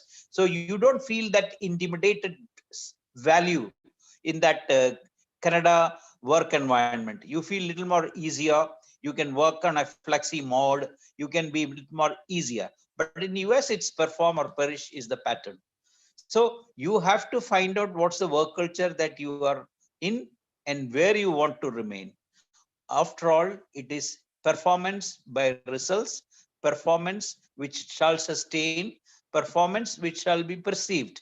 These three are important. There are some people who perform all the time, but it's not being perceived by few people who are the measures for which they determine the targets. In such cases, it's important that you also do branding in the work culture at senior levels to make perceive what is being performed. If these things are taken care, then I think you are able to build a good work culture. There are basic things like hard work, punctuality, responsiveness, cooperative endeavor, clear communications. These are all let known to everybody. We have to do that all the time. Plus, there is that tactics or that interwoven untold myth of relationship that you have to maintain in a very diabolic nature. That will make you the successful in the whole organizational template. And this is what I wanted to share with you in very brief. Hope I have given you. So engage, motivate, inspire, change, empower, work for purpose, purpose for passion, communicate, practice, and project. These are the words that I would always remember when you are talking of change and work culture. Thank you very much. Thank you, sir. Thank you so much for this wonderful session. I hope everyone are well informed about this. I would like our technical team to give you your e-certificates, sir. Technical team.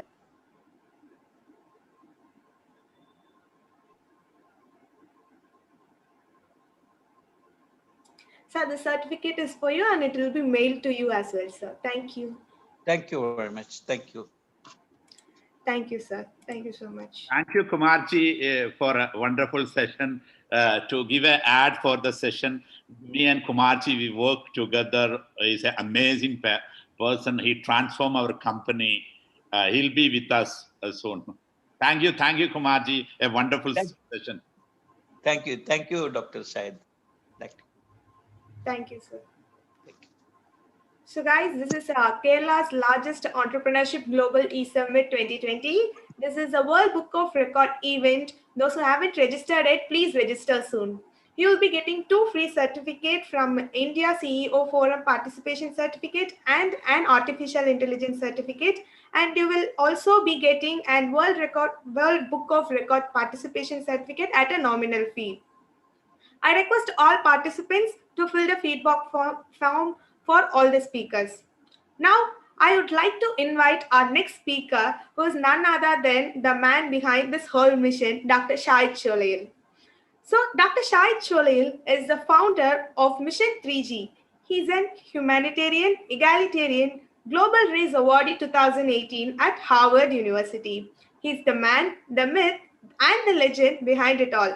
A humanitarian, serial entrepreneur, futurist, and a strong advocate of technological singularity. He is the founder and chairperson of 3G IRPS, which is located at IIT Madras Research Park. Dr. Shahid's venture into multivarious fields for a decade has resulted in a fraternity of thoughts and eye-opening experience around the world. His contribution has no demarcations. His personal presence has been enlightening experts across the world. The organization 3GIRPS focuses on third millennial human-centric problems through naturalistic thinking. Dear speaker, we will be hearing a short buzz prior to 5 minutes of the session ending time and a long buzzer exactly at the time of the session time. Thank you, sir. Thank you, MC Abhinami. Thank you very much. Very good afternoon. I'm super excited to talk to you, interact with you guys. This is a session I want to, we are hunting for a millionaire. How many people want to become a millionaire? Please put yes in the chat. We are hunting for a millionaire and billionaires. Okay, very good, very good. See, I'm going to show you an opportunity we are hunting for in India. See, I'll give a small example for us. We've been researching academically in India to understand that India yet to be proved as an entrepreneurial country. So we did search a lot. Could you guys tell me any Indian startup, which is becoming billionaire company, few startup? Not family-owned business, inherited by the other people. So any company,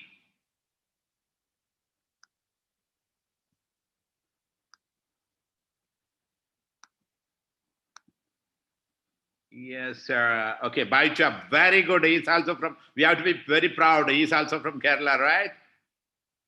So I'm going to show you an opportunity which we are going to come. I'm going to play a small video. Maybe you guys have watched. Please watch it again. I'm playing this video.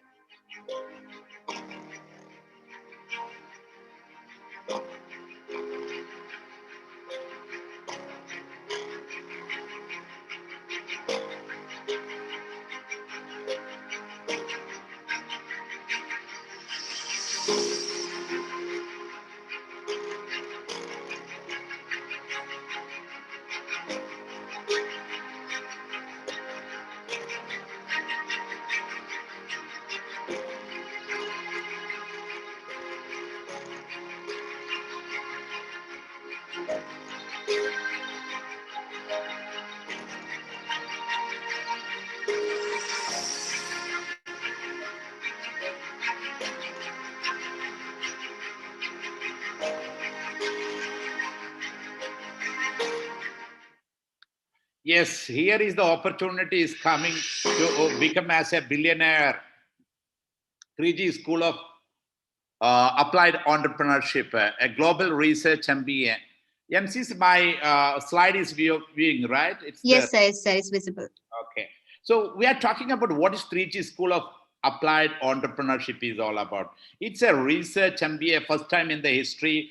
All the aim is India yet to be proved as an entrepreneurial country. We thought that let us do that. As you all know that it's a build India to serve the world 3G mission. So we thought that we have to prove. So we are hunting for the next Elon Musk of India, next Jack Ma of India. Who can be the next Jack Ma of India, next Elon Musk of India. So entrepreneurship, I think you don't need explain. Many people have explain all this. So what we are looking for, we want to make a lot of people as an entrepreneur in India. Now the question comes, can we teach a person to become an entrepreneur? This is a very, very big question. Everybody is asking that. Entrepreneurship education we are talking about. Now in India, as we know that 80% of the people are going to lose their job. In this situation, we need a lot of entrepreneurs come and create a lot of employment. So the question, can we teach entrepreneurship? Or another question, entrepreneurship are not born or not born. Some people say yes, some people say no, right? Both are valid. Sometimes we will say that entrepreneurship cannot be taught in classroom like other subjects. Academicians are not fit to teach the entrepreneurship. Academic, see, these people, academic, entrepreneur don't need an education like Zuckerberg, Job, Bill Gates. These are the three, legend. They contributed to the last decade. They don't have a degree. So does degree required for an entrepreneurship? All are valid arguments. So what exactly for an entrepreneurship is really required if you want to learn entrepreneurship? So it's all about who is going to learn it, then who is teaching it, what is being taught and how it is being taught. This is more important, who is going to learn. Okay, now current scenario, if you really analyze, do entrepreneurship education, entrepreneurial experience is there? The teachers, does they have an entrepreneurial experience? Many cases, no. Can they teach and inspire? Many cases, no. They are just reading the theories. Are they relatable local aspect of entrepreneurs? No, right? Are they actively involved in an entrepreneurial ecosystem? Generally, no. See, what is being taught? What information are being taught? We are teaching our student, maybe business concept theory. What skills are we teaching our student? Writing business plan, negotiation, pitch ideas. What can we teach our students? So next slide is, this is very, very, very important slide. Those who want to become an entrepreneur. See, this is not teachable. These are the area. This is the core element of an entrepreneurship. Negotiation we can teach, business plan we can teach, pitching we can teach, market research, everything we can teach. But passion, you cannot teach. Creativity, you cannot teach. Taking risk, you cannot teach. Perseverance. Most of the speakers, they talk about resilience and perseverance, right? Perseverance, we cannot teach that. Vision, you cannot teach that. This is the core element of an entrepreneur, not implemented by everyone. So rest, it is possible.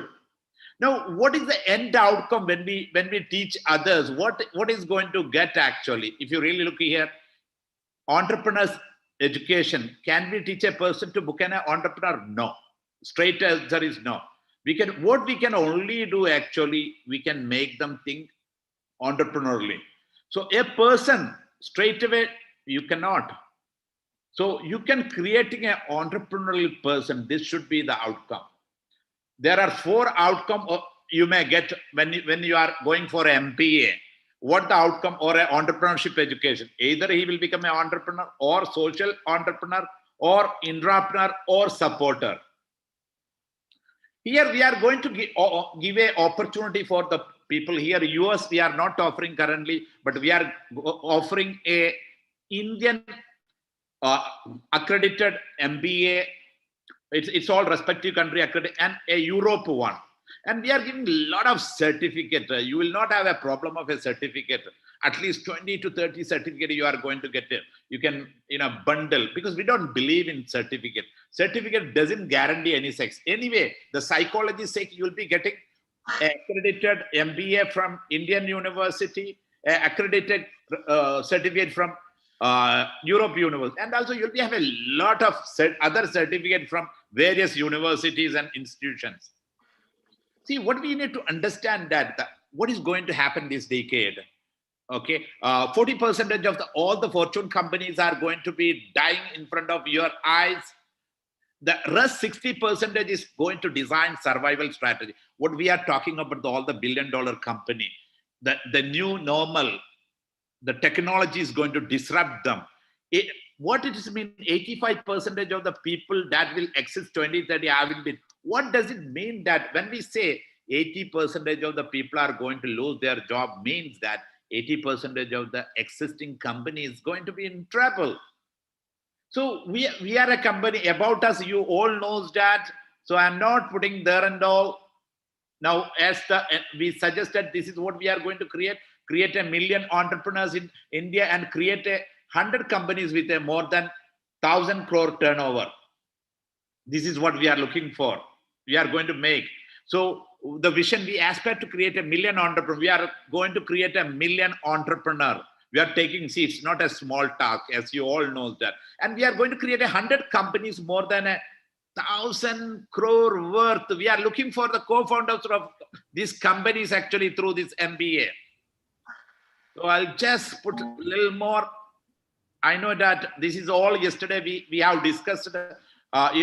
Here you can understand that the business is model change, because we believe that the largest taxi company will be the taxi company now. All it is software. You can see that this is what it's mean, that business model is changing. This is the reason I'm saying, whichever the MBA you go and study in IIM, you go and study Wharton, you go and study in Harvard, all they are going to teach you the theory, which is all the company, the case study. All these companies are going to die. They are going to survival because it's a new normal. Here we are going to give you an opportunity practically building companies. This and all we discussed yesterday. See, to get a small idea, this is also the olden companies are these companies started in 1868, many vertical, employees 700,000, more than 100 countries, 110. See the new companies started in 2010, 1868, 2010. One vertical, many vertical. Here look, 13 employee. Here 700,000 employee, all countries. See, this is the new model of the company which is required. This is where we are building the people. So it's all about applied entrepreneurship.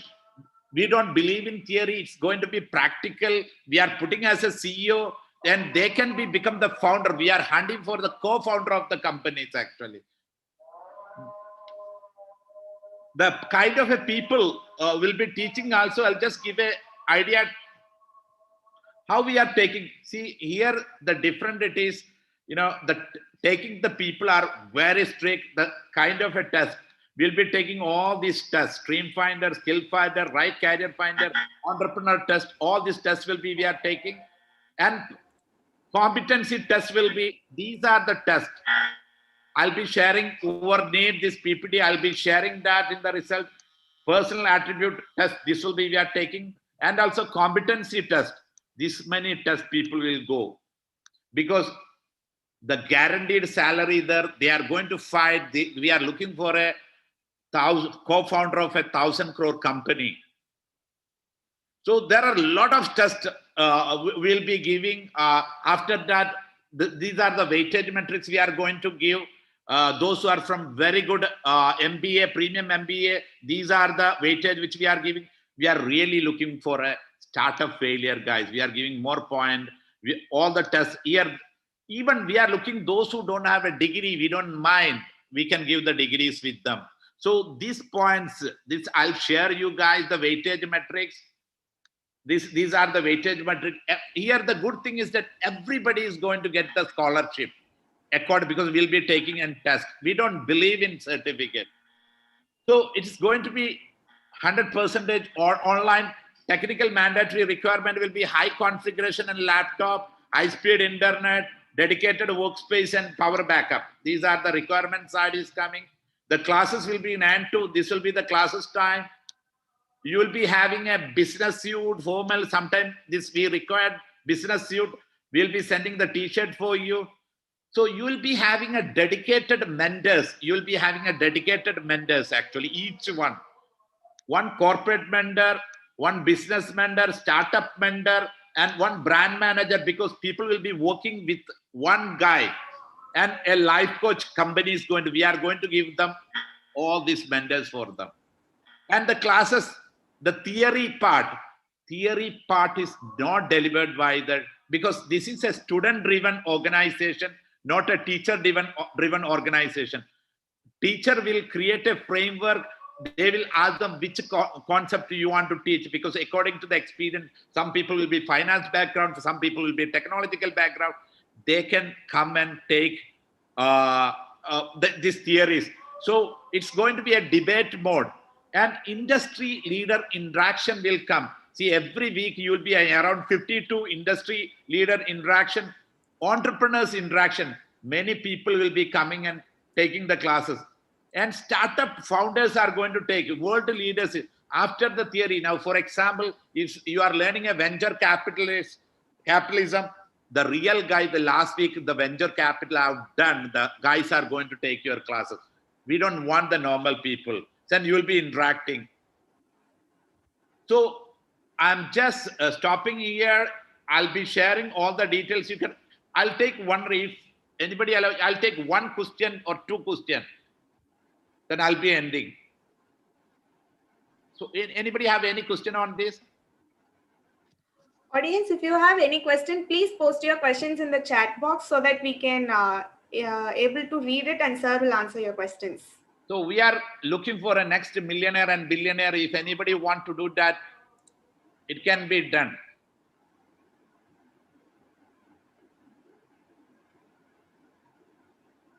Audience, is there any question that you want to ask Shahid sir? So we are getting delay for next session. So thank you guys.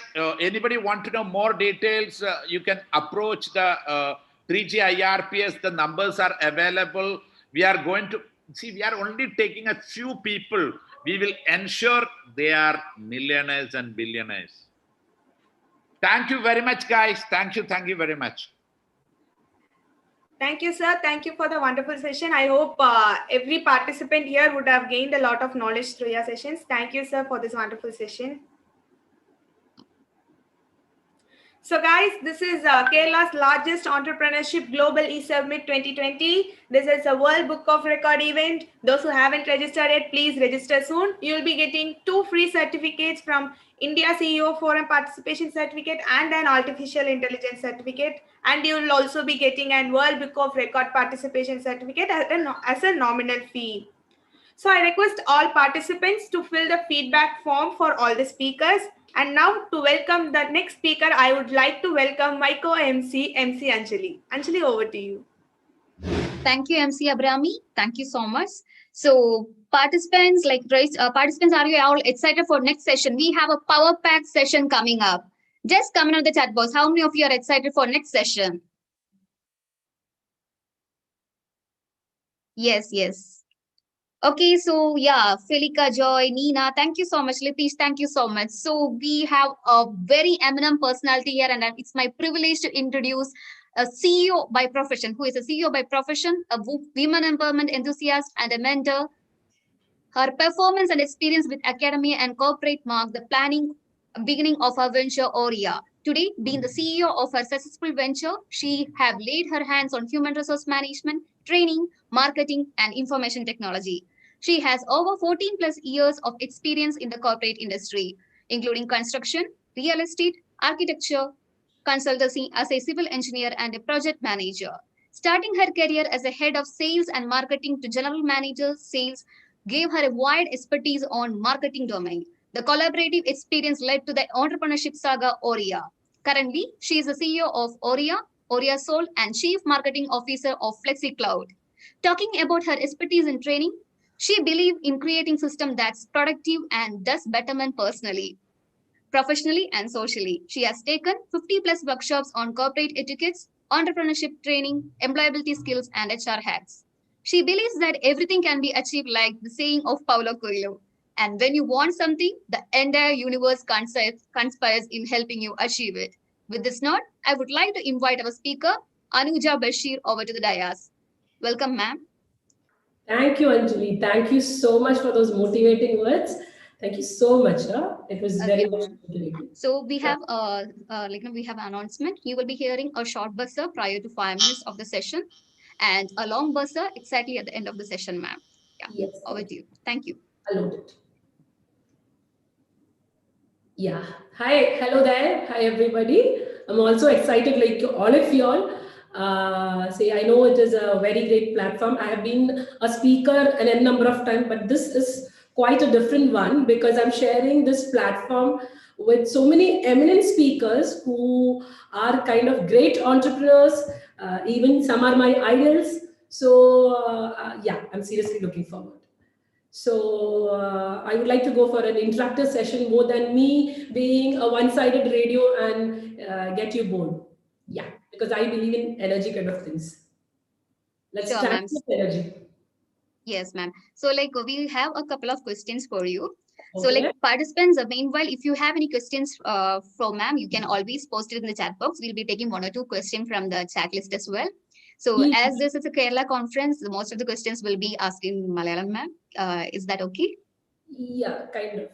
Yeah, okay. Well versed with Malayalam. Malayalam is alone ariyam, but usually I take workshops in English. I usually use Nigandu Malayalam, so that better English is good. But yeah, I can talk. No worries. So for the convenience of participants, I'll be asking in Malayalam. You can reply in both the language, ma'am. No worries, no worries. Yeah, thank you. So, this is Kerala is a orthodox society. Women orthodox society mainly. So, from a woman orthodox society to becoming an entrepreneur is a very big task.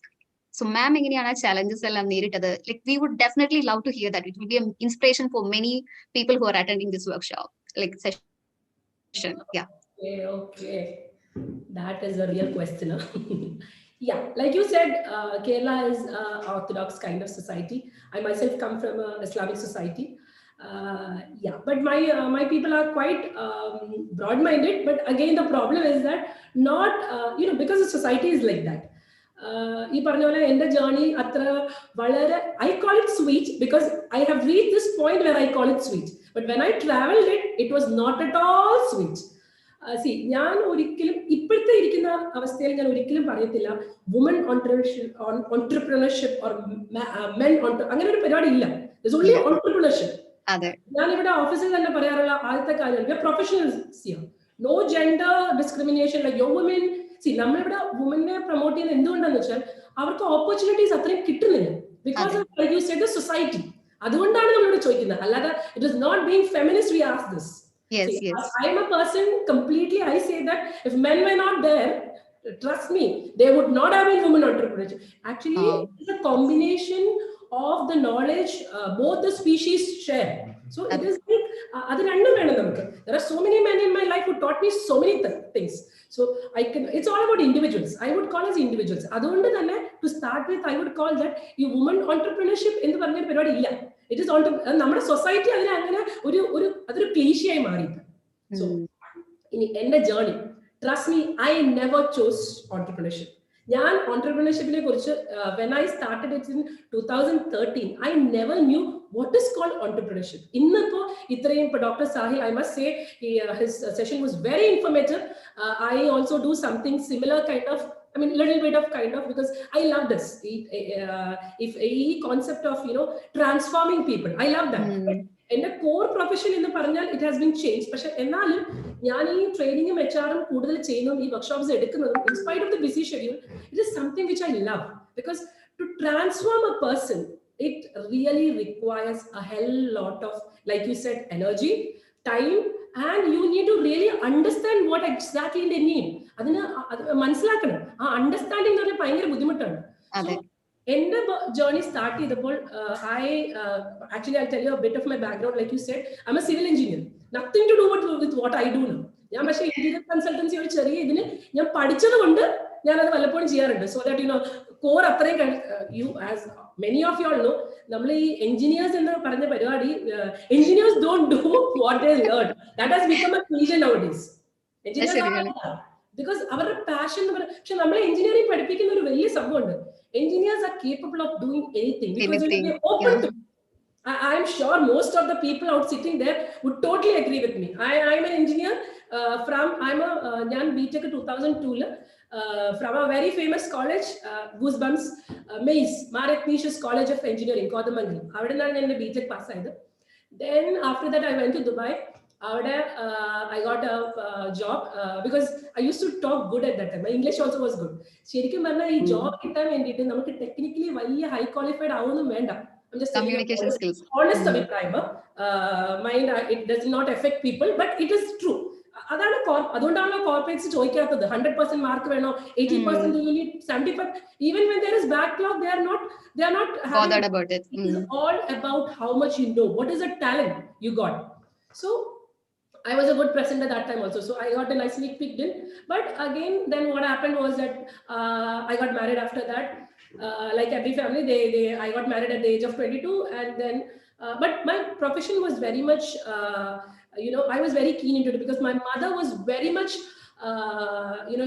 like you said, that question, my entrepreneurship saga, I would say the first credit goes to my mother, because she imbibed that thought in my mind. You need to be a good professional because you studied. You should not waste your career. Because she studied medicine, but she could not get into a career because of the fact that my father was a bureaucrat and she couldn't look after children. So adoru karanam kondu she was always supportive. Appo angane even after my marriage also, my husband and his family also was very supportive professionally. Appo adellam kayinittu poite 10 years kayinappo enikku 10 years after 10 years I felt of pursuing my masters. എന്തോ എവിടെന്നോ ഒരു dream അങ്ങ് കയറി. അങ്ങനെ ഇന്ത്യയിൽ വരാനുള്ള വലിയ ആഗ്രഹം കാരണം ഇവിടെ വന്നപ്പോഴാണ് എനിക്ക് മനസ്സിലായത് ബിടെക്കിനെ കുറിച്ച്. I lost the touch of that BTech because all the way we got in the industry. അതെല്ലാം കഴിഞ്ഞിട്ട് ഇവിടെ വന്നപ്പോഴത്തേക്കിനും the problem was that I got into college. കോളേജിൽ I got into Tokich College of Engineering. That was a real experience because I was never a kind of typical teacher. Not at all a conventional type of teacher. I was, because I come from corporate, so I had my own methods. I was like kind of, you can shoot. Okay, so typically not the theory teacher. I would not take class. If you ask any of my students, I'm an assistant professor also.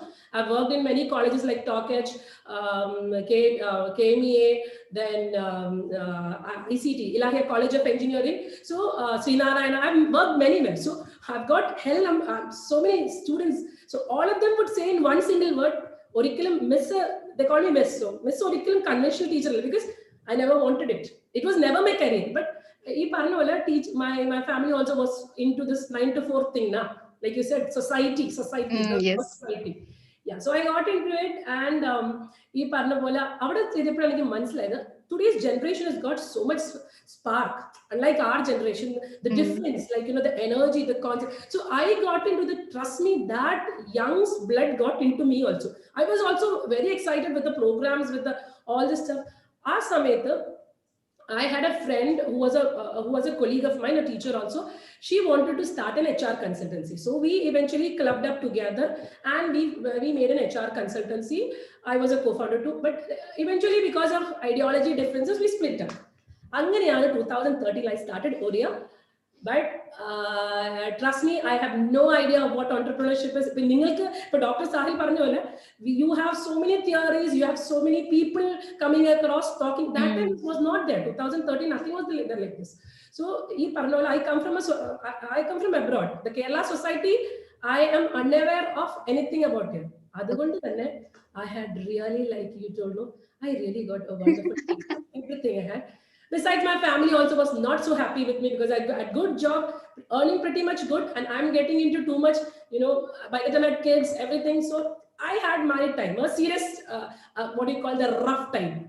So, and my father, since he was a bureaucrat, he was like the bureaucrat. He was an ex-corporation commissioner of Cochin. His name is C. Bashir. So he is like the man. Even now I am terrified of this the call my father. So he eventually closed up in business because of the fact that he wanted me to, because the entrepreneurship was not that cup of tea that time. But even right now, my family, entire family encourages me. But that time, it was not like that. That is what again the so-called society comes in, because this is not what is accepted by the society. So I really had my up and down. I lost financially. I lost a lot of money, but my dreams were still on. I was not active, but again at the same time I was not passive. This is something which I want to inspire all of you also. Never give up your dreams. Never ever give up, because you can keep it a low profile, but wait for the right time, right opportunity. Hit it. You will get it. That is why you said no, Paulo Coelho. Yeah, I just believe it. See, the intense crave. You have it, the universe will conspire. It is not because you dream it. It is because you try everything, anything and everything for it, so that it comes to that point. Like Madam Mary Curie said, you have to kill it what kills you. So I had financial, I got demotivated. My friends, seriously, when you become successful or when you make a mark, no. See, അതുകൊണ്ടാണ് നീല ആദ്യത്തെ മൂന്നിൽ ആരാണ് ആദ്യം step ചെയ്തെന്ന് നമ്മൾ പഠിക്കുള്ളൂ. Do you know the second person? No. ഇല്ലേ?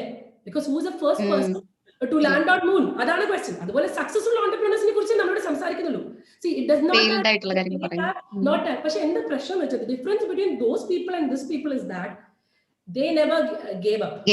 Yes. Continued, tried, and eventually അത് തന്നെയാണ് Paulo Coelho വന്നത്. You should keep on trying until it gets you. അങ്ങനെ ഞാൻ അവിടെ I then got into ഇത് നന്നായി like the college slang നന്നായി പണി കിട്ടി. അതിനുശേഷം I got into college ICT Ilahia, where I was a IDC cluster. അവിടെ എൻ്റെ entrepreneurship help ചെയ്തത് because I was the only IDC cluster head. We have a entrepreneurship boot camp. 14 cluster members. I was the only female member. That gave me a high mileage, where I learned entrepreneurship then and there. I was trained when you all trained, when that time, അവർ എപ്പോഴാണോ 2016 entrepreneurship പഠിച്ച ആ boot ക്യാമ്പിൽ ഞാൻ ആ സ്റ്റുഡൻസിന്റെ കൂടെയാണ് പഠിച്ചത് ഇത് എന്താണ് ഈ സാധനം. That time I understood that any product can be made into a business if you have the right strategy, right? It's all about implementation. നമുക്ക് ഐഡിയ കിട്ടിയിട്ട് മാത്രം കാര്യമില്ല. പിന്നെ ഞാൻ അതുപോലെ തന്നെ പഠിച്ച ജേർണി, ലൈക്ക് ഓണ്ടർപ്രണർഷിപ്പ് ജേർണിയിൽ പഠിച്ചൊരു കാര്യം എന്ന് വെച്ചാൽ, അപ്പോഴും ഞാൻ വിചാരിച്ച എല്ലാം മനസ്സിലാക്കിയിരുന്നു. പിന്നെ ഞാൻ രണ്ടാമത് കൊണ്ട് ഐഡിയ ആക്കി ഇംപ്ലിമെന്റ് ചെയ്ത്, second time also then I learned it pora. I got into marketing because I was good at what I was a good marketer. Somewhere something told me that I could convince, I could get into heads. So I slowly got into marketing, because marketing is not a theory. It is not Dr. Sahil Panetta mentioned it. See, many things which I want to tell, he has mentioned it. So I would put that part. Marketing is not a theory basically. It is actually, because in marketing, see, technology, we are dealing with the machine. But in marketing, we are dealing with humans. We are dealing with actually minds. So our mindset depends upon each individual. That's a strategy. So I'm a strategist. You know, I would say even manipulation is a strategy, but a negative strategy. So, but namak ella strategy marnirikkanam, because the world is like that. An entrepreneur should know everything. Whether he does it or not, that is different. But again, it's kind of like angane. ഞാൻ olive എന്ന് പറഞ്ഞ ഒരു builder, അവിടെ I was a marketing manager. Then I became head of sales and marketing. Then eventually I understood that our time I had a lot of entrepreneur friends where I understood that, yeah, if they can do it, I surely can do it, because itrem experience inikku. Again, I got into it, and then eventually it started padukka. But this time I was very, in the business model oru kuഴപ്പം ഉണ്ടായിരുന്നു. People say that you should concentrate only in one thing. Trust me, the model was like you mentioned, no, marketing, HR, training, IT. ഞാൻ അന്നേ 2013 ഈ ഒരു സാധനം generate ചെയ്തു. It took me 7 years to implement what I wanted, because like I said, right ambience, right people. I worked with so many people, thanks to my partners, Mr. Vinod Chako and Naman Modi, my IT strength. If they were not there, trust me, my IT would, കാരണം ഏതൊരു കമ്പനിക്ക് ഒരു IT ഇല്ലെങ്കിലുണ്ടല്ലോ, അതാണല്ലോ back bone. നല്ലൊരു finance മാനേജ്മെന്റും നല്ലൊരു IT നല്ലൊരു മാർക്കറ്റും ഉണ്ടെങ്കിൽ ഓൺട്രപ്രണർഷിപ്പ് is a success and a right marketing strategy.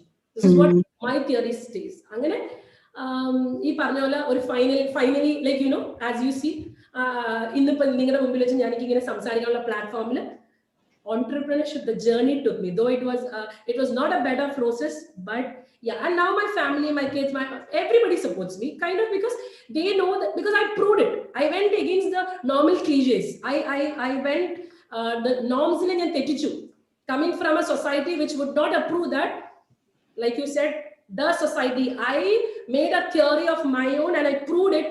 Like everybody said, you can focus only one thing at a time. I have focused on many things because I'm a woman, I'm an organizer. We learn from our mothers, we can organize everything. So that's it. Paulo കൊയ്ലോയുടെ വാക്കുകൾ correct ആയിട്ട് വിശ്വസിക്കുന്ന മാം, എന്ന് വെച്ചാൽ ഇത്രയും struggles ജീവിതത്തിൽ നേരിട്ടു, എന്നിട്ട് ഇപ്പൊ അത് കറക്റ്റ് ആയിട്ട് പ്രൂവ് ചെയ്തേക്കാണ്. നമുക്ക് എന്തെങ്കിലും ആഗ്രഹം തീവ്രമായിട്ടുണ്ടെങ്കിൽ the entire universe is supporting her now. So ഇത് ഒരു വലിയൊരു ഇൻസ്പിറേഷൻ ആണ്. അതേപോലെ തന്നെ മാം ഇവിടെ എഞ്ചിനീയറിംഗ് മെൻഷൻ ചെയ്തപ്പോൾ തന്നെ ഒരുപാട് എഞ്ചിനീയേഴ്സ്, ഞാനും ഉണ്ട് എഞ്ചിനീയർ ആയിട്ട്. എന്ന് വെച്ച് കഴിഞ്ഞാൽ ഞാൻ പലപ്പോഴും കേട്ടിട്ടുണ്ട്, ഒരു എഞ്ചിനീയർ ആണെങ്കിൽ ഒരിക്കൽ പോലും അറ്റ്ലീസ്റ്റ് ഒരിക്കലെങ്കിലും അവർ ക്വിറ്റ് ചെയ്ത് കഴിഞ്ഞിട്ട് വേറെ എന്തെങ്കിലും ബിസിനസ് ചെയ്താലോ എന്ന് ചിന്തിക്കാറുണ്ട്. അതൊരു മീൻസ് എന്താ, അതാണ് കാര്യം. എന്താ പറയുക, you are open to everything, flexibility. Medicine ഒരു ഡോക്ടറിനെ ചെയ്യാൻ പറ്റുമോ? പറ്റില്ല. എഞ്ചിനീയറിംഗ് പഠിപ്പിക്കുന്ന ആദ്യത്തെ കാര്യം എന്താണ്, ഞാൻ ഇപ്പൊ ഈ അവസ്ഥയിലാണ് പഠിച്ചത്, because I taught engineering students. I was an engineer. I have so many associate engineers. I understood one simple theory. Engineering is basically a strategy. You apply it, application and engineering. But in the education system, adine alla ideyadu. It is not job oriented. Avadeyanu namakku change cheyandadu. Yes. Okay, so ഞങ്ങൾ മാമിന്റെ personal ലൈഫിലെ സ്ട്രഗിൾസും മാം എങ്ങനെ overcome ചെയ്തു, ആ inspiring story ഞങ്ങൾ കേട്ടു. So നമുക്ക് ഈ ഒരു കോവിഡ് കാലഘട്ടത്തിൽ, ഈ മഹാമാരിയുടെ കാലഘട്ടത്തിൽ ഒരുപാട് മീൻസ് ബിസിനസ് പരമായിട്ട് നോക്കുകയാണെങ്കിൽ ഒരുപാട് ബിസിനസ്സിനൊക്കെ ഒരുപാട് പ്രശ്നങ്ങൾ ഉണ്ടായി. സോ മാമിന്റെ ബിസിനസ് അല്ലെങ്കിൽ മാമിന്റെ കമ്പനി അതിനെ എങ്ങനെയാണ് ഓവർകം ചെയ്തത്? ഭയങ്കര ക്വസ്റ്റ്യൻ ആയിട്ട് അത്. Especially related to something which we are facing right now. Definitely, like every other company or every other organization, we also tasted it. But the thing is that it is a perspective we had. See, that is an experience which I got from entrepreneurship. Okay, even ഇത്രയും നാളായല്ലേ, ഇപ്പൊ നമ്മൾ ഒരുപാട് ഇത് കണ്ടല്ലോ, ഈ ups and downs ഇഷ്ടംപോലെ കണ്ടത് കാരണം അന്നേരം എനിക്ക് മനസ്സിലായത്, see we need to take a different strategy. Because COVID was something which was like Unexpected. Anticipating. You know what? I would take this opportunity to thank my entire team, a team Oria, like that. I've got another company, FlexiClear, also. Both my verticals literally helped me. You know what? I have literally screwed them every day. I fired them because I was so much into it. I plan to strategize, branding vertical, branding literally went off so good. So it was a blessing for you. Actually, to be very honest, you won't believe it, sweetheart. I made most of my revenue post-COVID. Well, so happy to hear that. That's what most of the work, these type of conferences I attend, everybody is like shocked. How did you all do it? Because like I said, no, the team, we really took that time. We toiled day and night. We went at home late. Like I said, my people there was no discrimination between girl or a boy. Every single person. Okay, we had so many came, so many went, hired, fired. But there were people who really understood my ideologies and stood by me. So I think we did it great, and thanks to my team for that. And my partners, Vinod and Namu. We did it great. So like we have a couple of minutes for winding up the session. So a short question choice to wind up. So the Oreo company, freshers and students help the career choose. That's our main topic. Actually, because of shortage of time. We have a likes program developed because like you said, we had an HR company also. This company, freshers recruit. My company, most of them are freshers. Because I prefer freshers. Because they are clean. It is easy to teach them, and they are very susceptible to learning process too. So we also place people outside. So I've got so many associates where we have got associate company where it's easy to place also. So unfortunately, the thing happened is that most of them were not satisfied with these resources. So I understood what is the problem. See, if you take engineers only, if you take any education system, you will find that some people are talented, but they cannot speak. Communication is like Malayalam medium or English high-fi school highly different. Confidence illa avarku. Confidence technically psychologically stress society is not capable. That's what I understood. You have been feeded with everything. In our we are not supported by system. When there is no choice other than being strong, you become strong. But this society of kids, the new young generation, what we call as the Gen Zs, they can't take the stress. So we developed a module called Lives, Learning Innovative Key Employment Skills, which includes of 5 tattva called Panchatattva theory of life, professionals. So according to that, the first is Earth, analogy, Earth. Earth means knowledge. You have to have the base knowledge. So what we do is that from the core, what you study, we actually tell you to take a short of 3 to 6 months course where you understand in deep, where like Dr. Sahil has already mentioned few stuff which we do kind of stuffs like that. We train them on that particular aspect of what they are into with their core. Combined with fire. Fire is called as passion, which is always kind of like passion, fire. So we do psychometric analysis where we understand which stream they are into, what is their passion. Accordingly, we figure out we put them into, if marketing, if IT, likewise. Communication, air. That basically air is like spread. Whatever you communicate, it should go out. So it's walk. So what we do is accordingly we give programs on at least basic English where they understand and where they talk back. We give courses on that. Now the fourth one is basically motivational or water. The fourth one is water. We know water is a dilution thing. So like that, if you have stress, we give motivation. We bring in mentors. We come up with people who tell that we have gone through all these things, but it's okay to be abnormal. That's nothing. There's no wrong in it. You have to be like that because this world's demanded. So we give them motivational training by which they have a confidence in them. At least they can do it. So that actually helps them a lot. And the fifth one is basically the sky, the fifth element, which wraps up everything, which is called the image consultancy, where we teach them about corporate attire, which Doc also was saying. We teach them how to dress up, how to talk, how to pleasantly interact with people, how to get into a real corporate, where, you know, even this is applicable for, see, either you can become good professional or an entrepreneur. But for both things, these 5 things are essential. And like you tell me, if you become an entrepreneur, or you are the employer of a company, you come, if a common person come to you, and if a person who has studied this program, what I call as a life, because it covers everything, every branch, comes to you, who would you choose? The one who have studied this course, exactly, because he have that right skill set. എനിക്ക് അറിയില്ലായിരുന്നു പഞ്ചതത്വയ്ക്ക് ഇങ്ങനെ ഒരു version ഉണ്ടെന്ന്. Okay, that's up to you, man.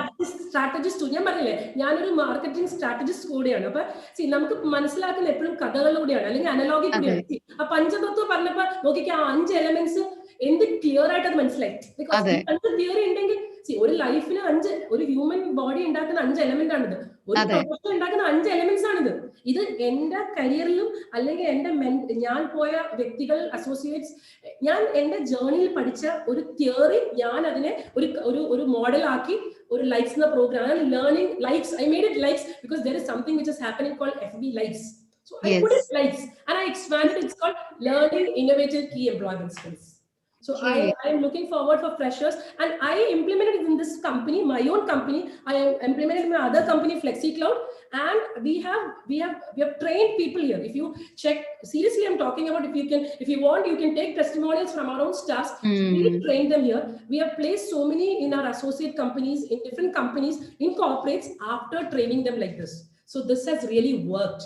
So I am talking on a theory which I conceptualized into implementation, which successfully worked.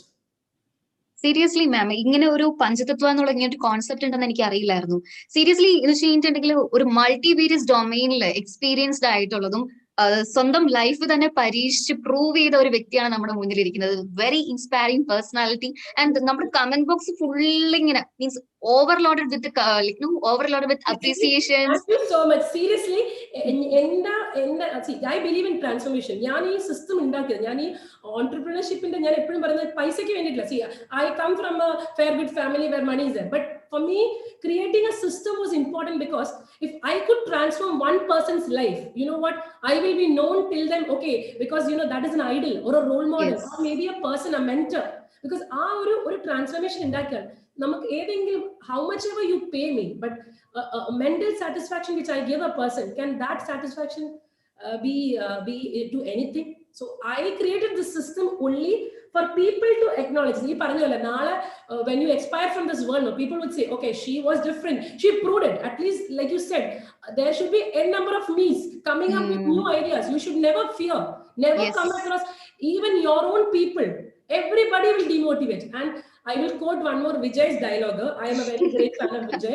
Vijay has said, എന്നെ ഏറ്റവും കൂടുതൽ വളർത്തിയത് demotivation ആണ്. ഡീമോട്ടിവേഷൻ വന്നപ്പോഴാണ് ഞാൻ അതിനെ ചാലഞ്ച് ചെയ്തത്, ബിക്കോസ് അതിന്റെ ഇന്റഗ്രിറ്റി, എന്റെ ഐഡന്റിറ്റിയെ ബാധിച്ചു. എനിക്ക് പറ്റില്ല എന്ന് അവർ പറഞ്ഞു. സത്യം പറഞ്ഞാൽ ഞാൻ ആ ക്യാരക്ടറാണ്. You challenge me, the next thing I make it as a vertical domain. I will make it successful, and I will work on till that point it is successful. Prove your demotivators that they are wrong. Alle. Seriously, laugh them. You know what? I am taking this workshop. It gives me an immense pleasure, to show the other people. See, I don't have kind of anything with anybody who has demotivated me or who has said I was wrong. Anything. I believe that, including those people who motivated me as well as the people who demotivated me, they were both a part in creating the me who's sitting in front of you, the confident me. It came from നേരത്തെ പറഞ്ഞ universe conspire ചെയ്യുന്നു. Exactly അതിന്റെ testimonial ഞാനാണ്. ഞാൻ എന്തെങ്കിലും ഓരോക്കളെ കാണുമ്പോൾ പറയും, നിങ്ങൾ പറഞ്ഞ കാര്യത്തിന്റെ റിയൽ ലിവിങ് എക്സാമ്പിൾ ഞാൻ തന്നെയാണ്. Okay, so മീൻസ് പാർട്ടിസിപ്പൻസ് ഇപ്പൊ നിങ്ങളുടെ ലൈഫിൽ ആരെങ്കിലും ഇതേപോലെ ഡീമോട്ടിവേറ്റേഴ്സോ അല്ലെങ്കിൽ പ്രോബ്ലം ക്രിയേറ്റേഴ്സോ ഉണ്ടെങ്കിൽ മാമിനെ പോലെ ഒരു പോസിറ്റീവ് തോട്ടിൽ എടുത്തു കഴിഞ്ഞിട്ട് അത് നിങ്ങളുടെ ഓപ്പർച്യൂണിറ്റി ആണെന്ന് മനസ്സിലാക്കി നിങ്ങളുടെ ഡ്രീംസിനെ ബിലീവ് ചെയ്ത് കോൺസ്പയർ ചെയ്യുക, മാമിനെ പോലെ പ്രൂവ് ചെയ്യുക. അതാണ് നമുക്ക് ഈ ഒരു സെഷനിൽ നിന്ന് നേടാൻ പറ്റുന്ന ഏറ്റവും വലിയൊരു ബ്ലെസ്സിംഗ് എന്ന് പറയുന്നത്. ആൻഡ് ലൈക്ക് ഇപ്പൊ മാം നല്ല ബ്യൂട്ടിഫുൾ ആയിട്ട് ജെൻഡർ ഇക്വിറ്റിനെ കുറിച്ച് പറഞ്ഞു. ഇപ്പൊ എന്ന് വെച്ചാൽ this is women empowerment. It's not that okay only women should be prioritized. Gender equity, that ma'am very beautifully you explained. And if anyone is interested to join Aurea Institute, she is a very well versed personality, having having experience in multi various domains. So this is the right person for you to join if you want anything related to your career. All the freshers and all the participants, I will request you to definitely follow her and join her company. So thank you so much, ma'am. Thank you for so many freshers. We have got so many opportunities, vacancies. But like I said, we let them undergo through this program, so that I always believe that you shouldn't be beggars. You should be always choosers. So that for that, nammal talent is skill. I'm converting the talent into skill. I'm just grooming it. That's it. So anyway, thank you so much, ma'am. ഈ എനർജിയും അതേപോലെ തന്നെ ഈ ഒരു inspiration എല്ലാവരുടെയും ഉള്ളിൽ ഇങ്ങനെ തന്നെ ഇരിക്കട്ടെ. ഈ ഒരു ഫയർ ആയിട്ട് അത് ഇങ്ങനെ മീൻസ് ഉള്ളിൽ വന്നു കഴിഞ്ഞിട്ട് നിങ്ങൾക്ക് എല്ലാവർക്കും ജീവിതത്തിൽ മാറ്റം ഉണ്ടാവട്ടെ എന്നുള്ള പ്രാർത്ഥനയോടെ മാം, we have an e-certificate for you as a token of honor. I would request my technical team to display the e-certificate from 3G School of Applied Entrepreneurship. Thank you so much. It was wonderful. It was an honor to participate in this such a beautiful platform where so many eminent speakers, and besides that, like you said, so many wonderful students. Yeah, but engineering students are always a kind of that feel for me, because I myself was a mentor, a teacher to them. It's kind of good to see you people coming up with new ideas, change makers, as I call them. So all the best to everybody, and I'm seriously whatever I have told, if it has inspired you a little bit, it would be a great thing for me. Thank Definitely, it is an inspiration, ma'am. Our comment box is overloaded with all the messages. Again, thank you so much. This is a certificate for you, and it will be mailed to you as well. Definitely do check the comment boxes. Yeah. Okay, thank you so much, man. Thank you so much for joining me. Yeah. Have a great day, and rise up. Take the world. That's it. Thank you. Sure, ma'am. Thank you. Thank you so much. So participants, I hope you all enjoy this session. Okay, keep this energy up, keep this inspiration up, and please do fill the feedback forms if you like the session. If you have any comments, if you have any questions, please do fill the feedback forms. This is the Kerala's largest entrepreneurship, and you will be getting 2 certificates. One is from India Forum, and one will be World Book of Records certificate. So please register soon. And to invite our next speaker, I invite my co-host MC Abhrami. Over to you, Abhrami. Thank you, ma'am. Thank you, MC Anjali. So now I would like to welcome Zahir Walapil. So Zahir Walapil is a Finance and Commercial Director of Waterline Limited based in Milton Keynes, UK. So leaving Calicut University as a commerce graduate in the year 1987, he became associate member of Institute of Chartered Accountant of India in April 1991. His foray into finance and accounting started with working as an audit manager in India, then as an accounts manager in Dubai. Having arrived in UK in 1999, he worked as financial controller and CFO of Crown Products in Kent for over 12 years. Zahir became a fellow member of the Institute of Chartered Accountants of India in 2005. He also actively involved with community organizations in the UK, undertaking charitable and social work. Welcome, sir. Sir, we will be hearing a short bus prayer to 5 minutes of the end of the session and a long bus at the time of the session. Thank you, sir. We welcome you to the dais. Thank you, Abhirami. That's a very nice introduction of me. Thank you very much. And the speaker before me, Anuja Bashir, it was a really power-packed. And I'm sorry to say, mine may not be that power-packed and energetic. First of all, I would like to say I watched most of about half of the session yesterday. And indeed, I am really happy to say that it's a wonderful and a challenging event. അതായത് ഇത് ഇങ്ങനെ ഒരു ദൗത്യം ഏറ്റെടുത്ത doctor Sahid ചോലയിലും അദ്ദേഹത്തിന്റെ ഈ team, most of the young, I can see lot of young presenters and supporters here with working with Dr. Sahid, and I think it's really വളരെ യുണീക്ക് ആയിട്ടുള്ള ഒരു ഇനീഷ്യേറ്റീവ് ആയിട്ടാണ് എനിക്ക് തോന്നുന്നത്. എന്തായാലും എല്ലാവർക്കും ഇതിന് പിന്നിൽ പ്രവർത്തിക്കുന്ന എല്ലാവർക്കും അഭിനന്ദനങ്ങൾ. And I can see a lot of speakers from around the world. I watched start keynote by our Inspector General of Dr. P. Vijayan and IPS, and others like Dr. Sahid's elaborate talk on artificial intelligence. ഇതെല്ലാം കേട്ടു. അതൊക്കെ വളരെ നല്ലൊരു കാര്യമാണ്. ഞാൻ ഇന്ന് വളരെ ബ്രീഫായിട്ട് ഒരു എന്നെ പറ്റിയിട്ടുള്ള കാര്യങ്ങൾ അല്ല ഞാൻ ഉദ്ദേശിക്കുന്നത് ഞാൻ വായിച്ചറിഞ്ഞ കാര്യങ്ങൾ. അതായത് എനിക്ക് തോന്നുന്നത് okay, a lot of the people are talking about the recent most up-to-date information, and I think we may need to look back and refer to the old books also. Peter Drucker, എല്ലാവർക്കും അറിയാവുന്ന വളരെ പ്രശസ്തനായ management educator or philosopher എന്ന് പറയാം, Peter Drucker. അദ്ദേഹത്തിന്റെ innovation and entrepreneurship എന്ന് പറഞ്ഞൊരു book ഉണ്ട്. ആ ബുക്കിലുള്ള ഒരു ചാപ്റ്റർ ആണ് ഇന്നത്തെ എൻ്റെ ടോക്കിന്റെ main content, but I will also go through some other things as well. So I would like to share my slide, a brief slide, if I may, please.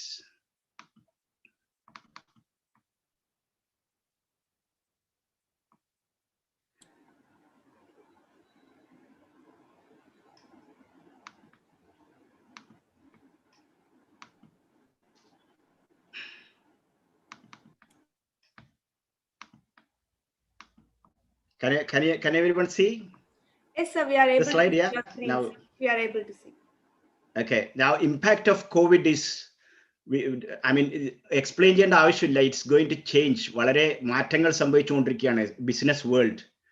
What consumers buy, how consumers buy, everything is changing. The consumer behavior is going through immense changes, structural changes in the consumer industry. അതാണ് എല്ലാവരും സംസാരിച്ചുകൊണ്ടിരിക്കുന്നത്. ഇപ്പൊ നമുക്ക് കാണാം, മുമ്പേ തുടങ്ങി വെച്ചതാണെങ്കിലും e-commerce is increasing, I think about 160% or something over the last 10-12 months. So that's all because of the situation. So now we are ordering through our phone, everything, whatever we need is available just a click away, and deliveries are coming to our home direct, and now doctors are doing virtual consultation most of the places, because it's something, an opportunity to rethink about life, online classes. So I think there will be a lot of positive, വളരെ പോസിറ്റീവായിട്ടുള്ള കാര്യങ്ങൾ ഇതിൽ നിന്ന് നമുക്ക് ഉൾക്കൊള്ളാൻ പറ്റും എന്നുള്ളത് ഉറപ്പാണ്. അപ്പൊ നമ്മളെല്ലാവരും മുന്നോട്ടുള്ള പ്രയാണത്തിൽ മാറ്റങ്ങൾ ഉൾക്കൊള്ളാൻ തയ്യാറായി അതിനനുസരിച്ച് തീരുമാനങ്ങൾ എടുക്കുക എന്നുള്ളതാണ് വളരെ ഇമ്പോർട്ടൻറ്റ്. ബിക്കോസ് ദ വേൾഡ് മുമ്പ് നമ്മൾ കണ്ട ലോകമല്ല ഇനി വരാൻ പോകുന്ന ലോകം. I mean, there will be, എന്ത് കാര്യത്തിൽ ഇത് നെഗറ്റീവായിട്ടല്ല എടുക്കേണ്ടത്. I think we should all take it as a positive thing happened to the world, just to make us think again, what is the purpose of our life എന്നുള്ള ഒരു ചിന്തിക്കാനുള്ള ഒരു അവസരം കൂടിയായിട്ട് ഇത് എടുക്കുക എന്നുള്ളതാണ് എനിക്ക് തോന്നുന്നത്.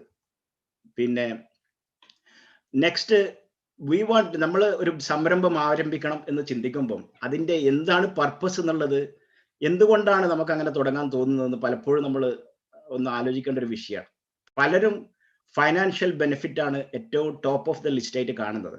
ഇന്നലെ ഞാൻ സംസാരങ്ങൾ കേട്ടപ്പോൾ ചിലരൊക്കെ സോഷ്യൽ ഓൺടർപ്രണർഷിപ്പ് എന്നുള്ള ടോപ്പിക് കൈകാര്യം ചെയ്ത് കണ്ടു. ഡോക്ടർ സജി, നമ്മുടെ ശ്രീ യൂസഫ് അലി സാഹിബിനെ പറ്റിയിട്ടുള്ള ഒരു ഇതൊക്കെ കണ്ടു. പിന്നെ professor Ansari I think spoke about social entrepreneurship. So I think, yeah, that is another thing I want to talk. And most of the time it is some people leave the job because they are no more happy with the job, and they അതുകൊണ്ട് business തുടങ്ങുന്ന ആളുണ്ട്. പലരും your passion follow ചെയ്തുകൊണ്ട് ബിസിനസ്സിലേക്ക് ഇറങ്ങുന്നവരുണ്ട്. അത് that is very important. നമ്മൾ സ്വപ്നം ജീവിച്ചു തീർക്കുക എന്നൊക്കെ പറയുന്ന മാതിരിയാണ്. അതായത് ഫോളോ യുവർ ഡ്രീം, അല്ലെ? ആ ഡ്രീം അനുസരിച്ചിട്ടുള്ളൊരു ബിസിനസ് സ്റ്റാർട്ട് ചെയ്ത് നമ്മുടെ ലൈഫിന്റെ പർപ്പസ് ഫുള്ളി എൻജോയ് ചെയ്യാന്നുള്ള ആ ഒരു ഇതിലാണ് എനിക്ക് തോന്നി ഫോളോ യുവർ പാഷൻ എന്നുള്ളത്. പിന്നെ സോഷ്യൽ എന്റർപ്രണർഷിപ്പ് ഞാൻ നേരത്തെ പറഞ്ഞത്, അത് പലരും മറ്റുള്ളവർക്ക് ജോലി കൊടുക്കുക, മറ്റുള്ളവരെ സഹായിക്കുക, അങ്ങനെയുള്ള മെന്റാലിറ്റി കൊണ്ട് ബിസിനസ് തുടങ്ങുന്നവരുണ്ട്. വെരി യുണീക്ക് കോഴ്സ് ആണ് അത് നല്ലൊരു ചിന്താഗതിയാണ്. ഇപ്പം പലരും, I mean, most of the businesses are now have a section അല്ലെങ്കിൽ ഒരു view about their social responsibility, and they are doing everything they can to not to do any harm to the society, and they all act as responsible, and there are laws enacted. നിയമങ്ങൾ പലരും കൊണ്ടുവന്നിട്ടുണ്ട്. ഓരോ കമ്പനികളും സമൂഹത്തിന് വേണ്ടി ചെയ്യേണ്ട കാര്യങ്ങളെ പറ്റിയും അല്ലെങ്കിൽ സമൂഹത്തിന് ദോഷം വരാത്ത വിധത്തിൽ അവർ ചെയ്യേണ്ട കാര്യങ്ങളെ പറ്റിയൊക്കെ സംസാരിക്കുന്നുണ്ട്. പിന്നെ ഓഫ് കോഴ്സ് ബിസിനസ് തുടങ്ങുമ്പം നമുക്കൊരു പ്രൈഡ്, അതൊരു ഇറ്റ് ഈസ് പ്രൈസ്ലെസ് അല്ലേ. നമുക്ക് സ്വന്തമായിട്ടൊരു ബിസിനസ് ഉണ്ട് എന്നുള്ളത് അതൊരു പ്രൈഡ് തന്നെയാണ്. അത് പലർക്കും ഇതിനുള്ളത്. പിന്നെ ടാക്സ് പ്ലാനിങ് പലപ്പോഴും ബിസിനസ് തുടങ്ങാനുള്ള ഒരു കോഴ്സ് ആയിട്ട് വരാറുണ്ട് പലപ്പോഴെങ്കിലും. കാരണം there will be some advantages, benefits. That doesn't mean tax പ്ലാനിങ്ങും ടാക്സ് കുറച്ച് കൊടുക്കുക എന്നുള്ളത് പല രാജ്യങ്ങളിലും പല ചിന്താഗതിയാണ്. Tax evasion and tax avoidance രണ്ട് തിങ് ഉണ്ട്. Tax evasion is illegal in India. Tax avoidance is through tax planning you can reduce your tax liability. അതിന് പല രാജ്യങ്ങളും നിയമസാധ്യത കൊടുക്കുന്നുണ്ടെങ്കിലും ചില രാജ്യങ്ങൾ ഈവൻ അതും നിയമപരമല്ല എന്ന് പറയുന്ന രാജ്യങ്ങളും ഉണ്ട്. മനസ്സിലായില്ലേ?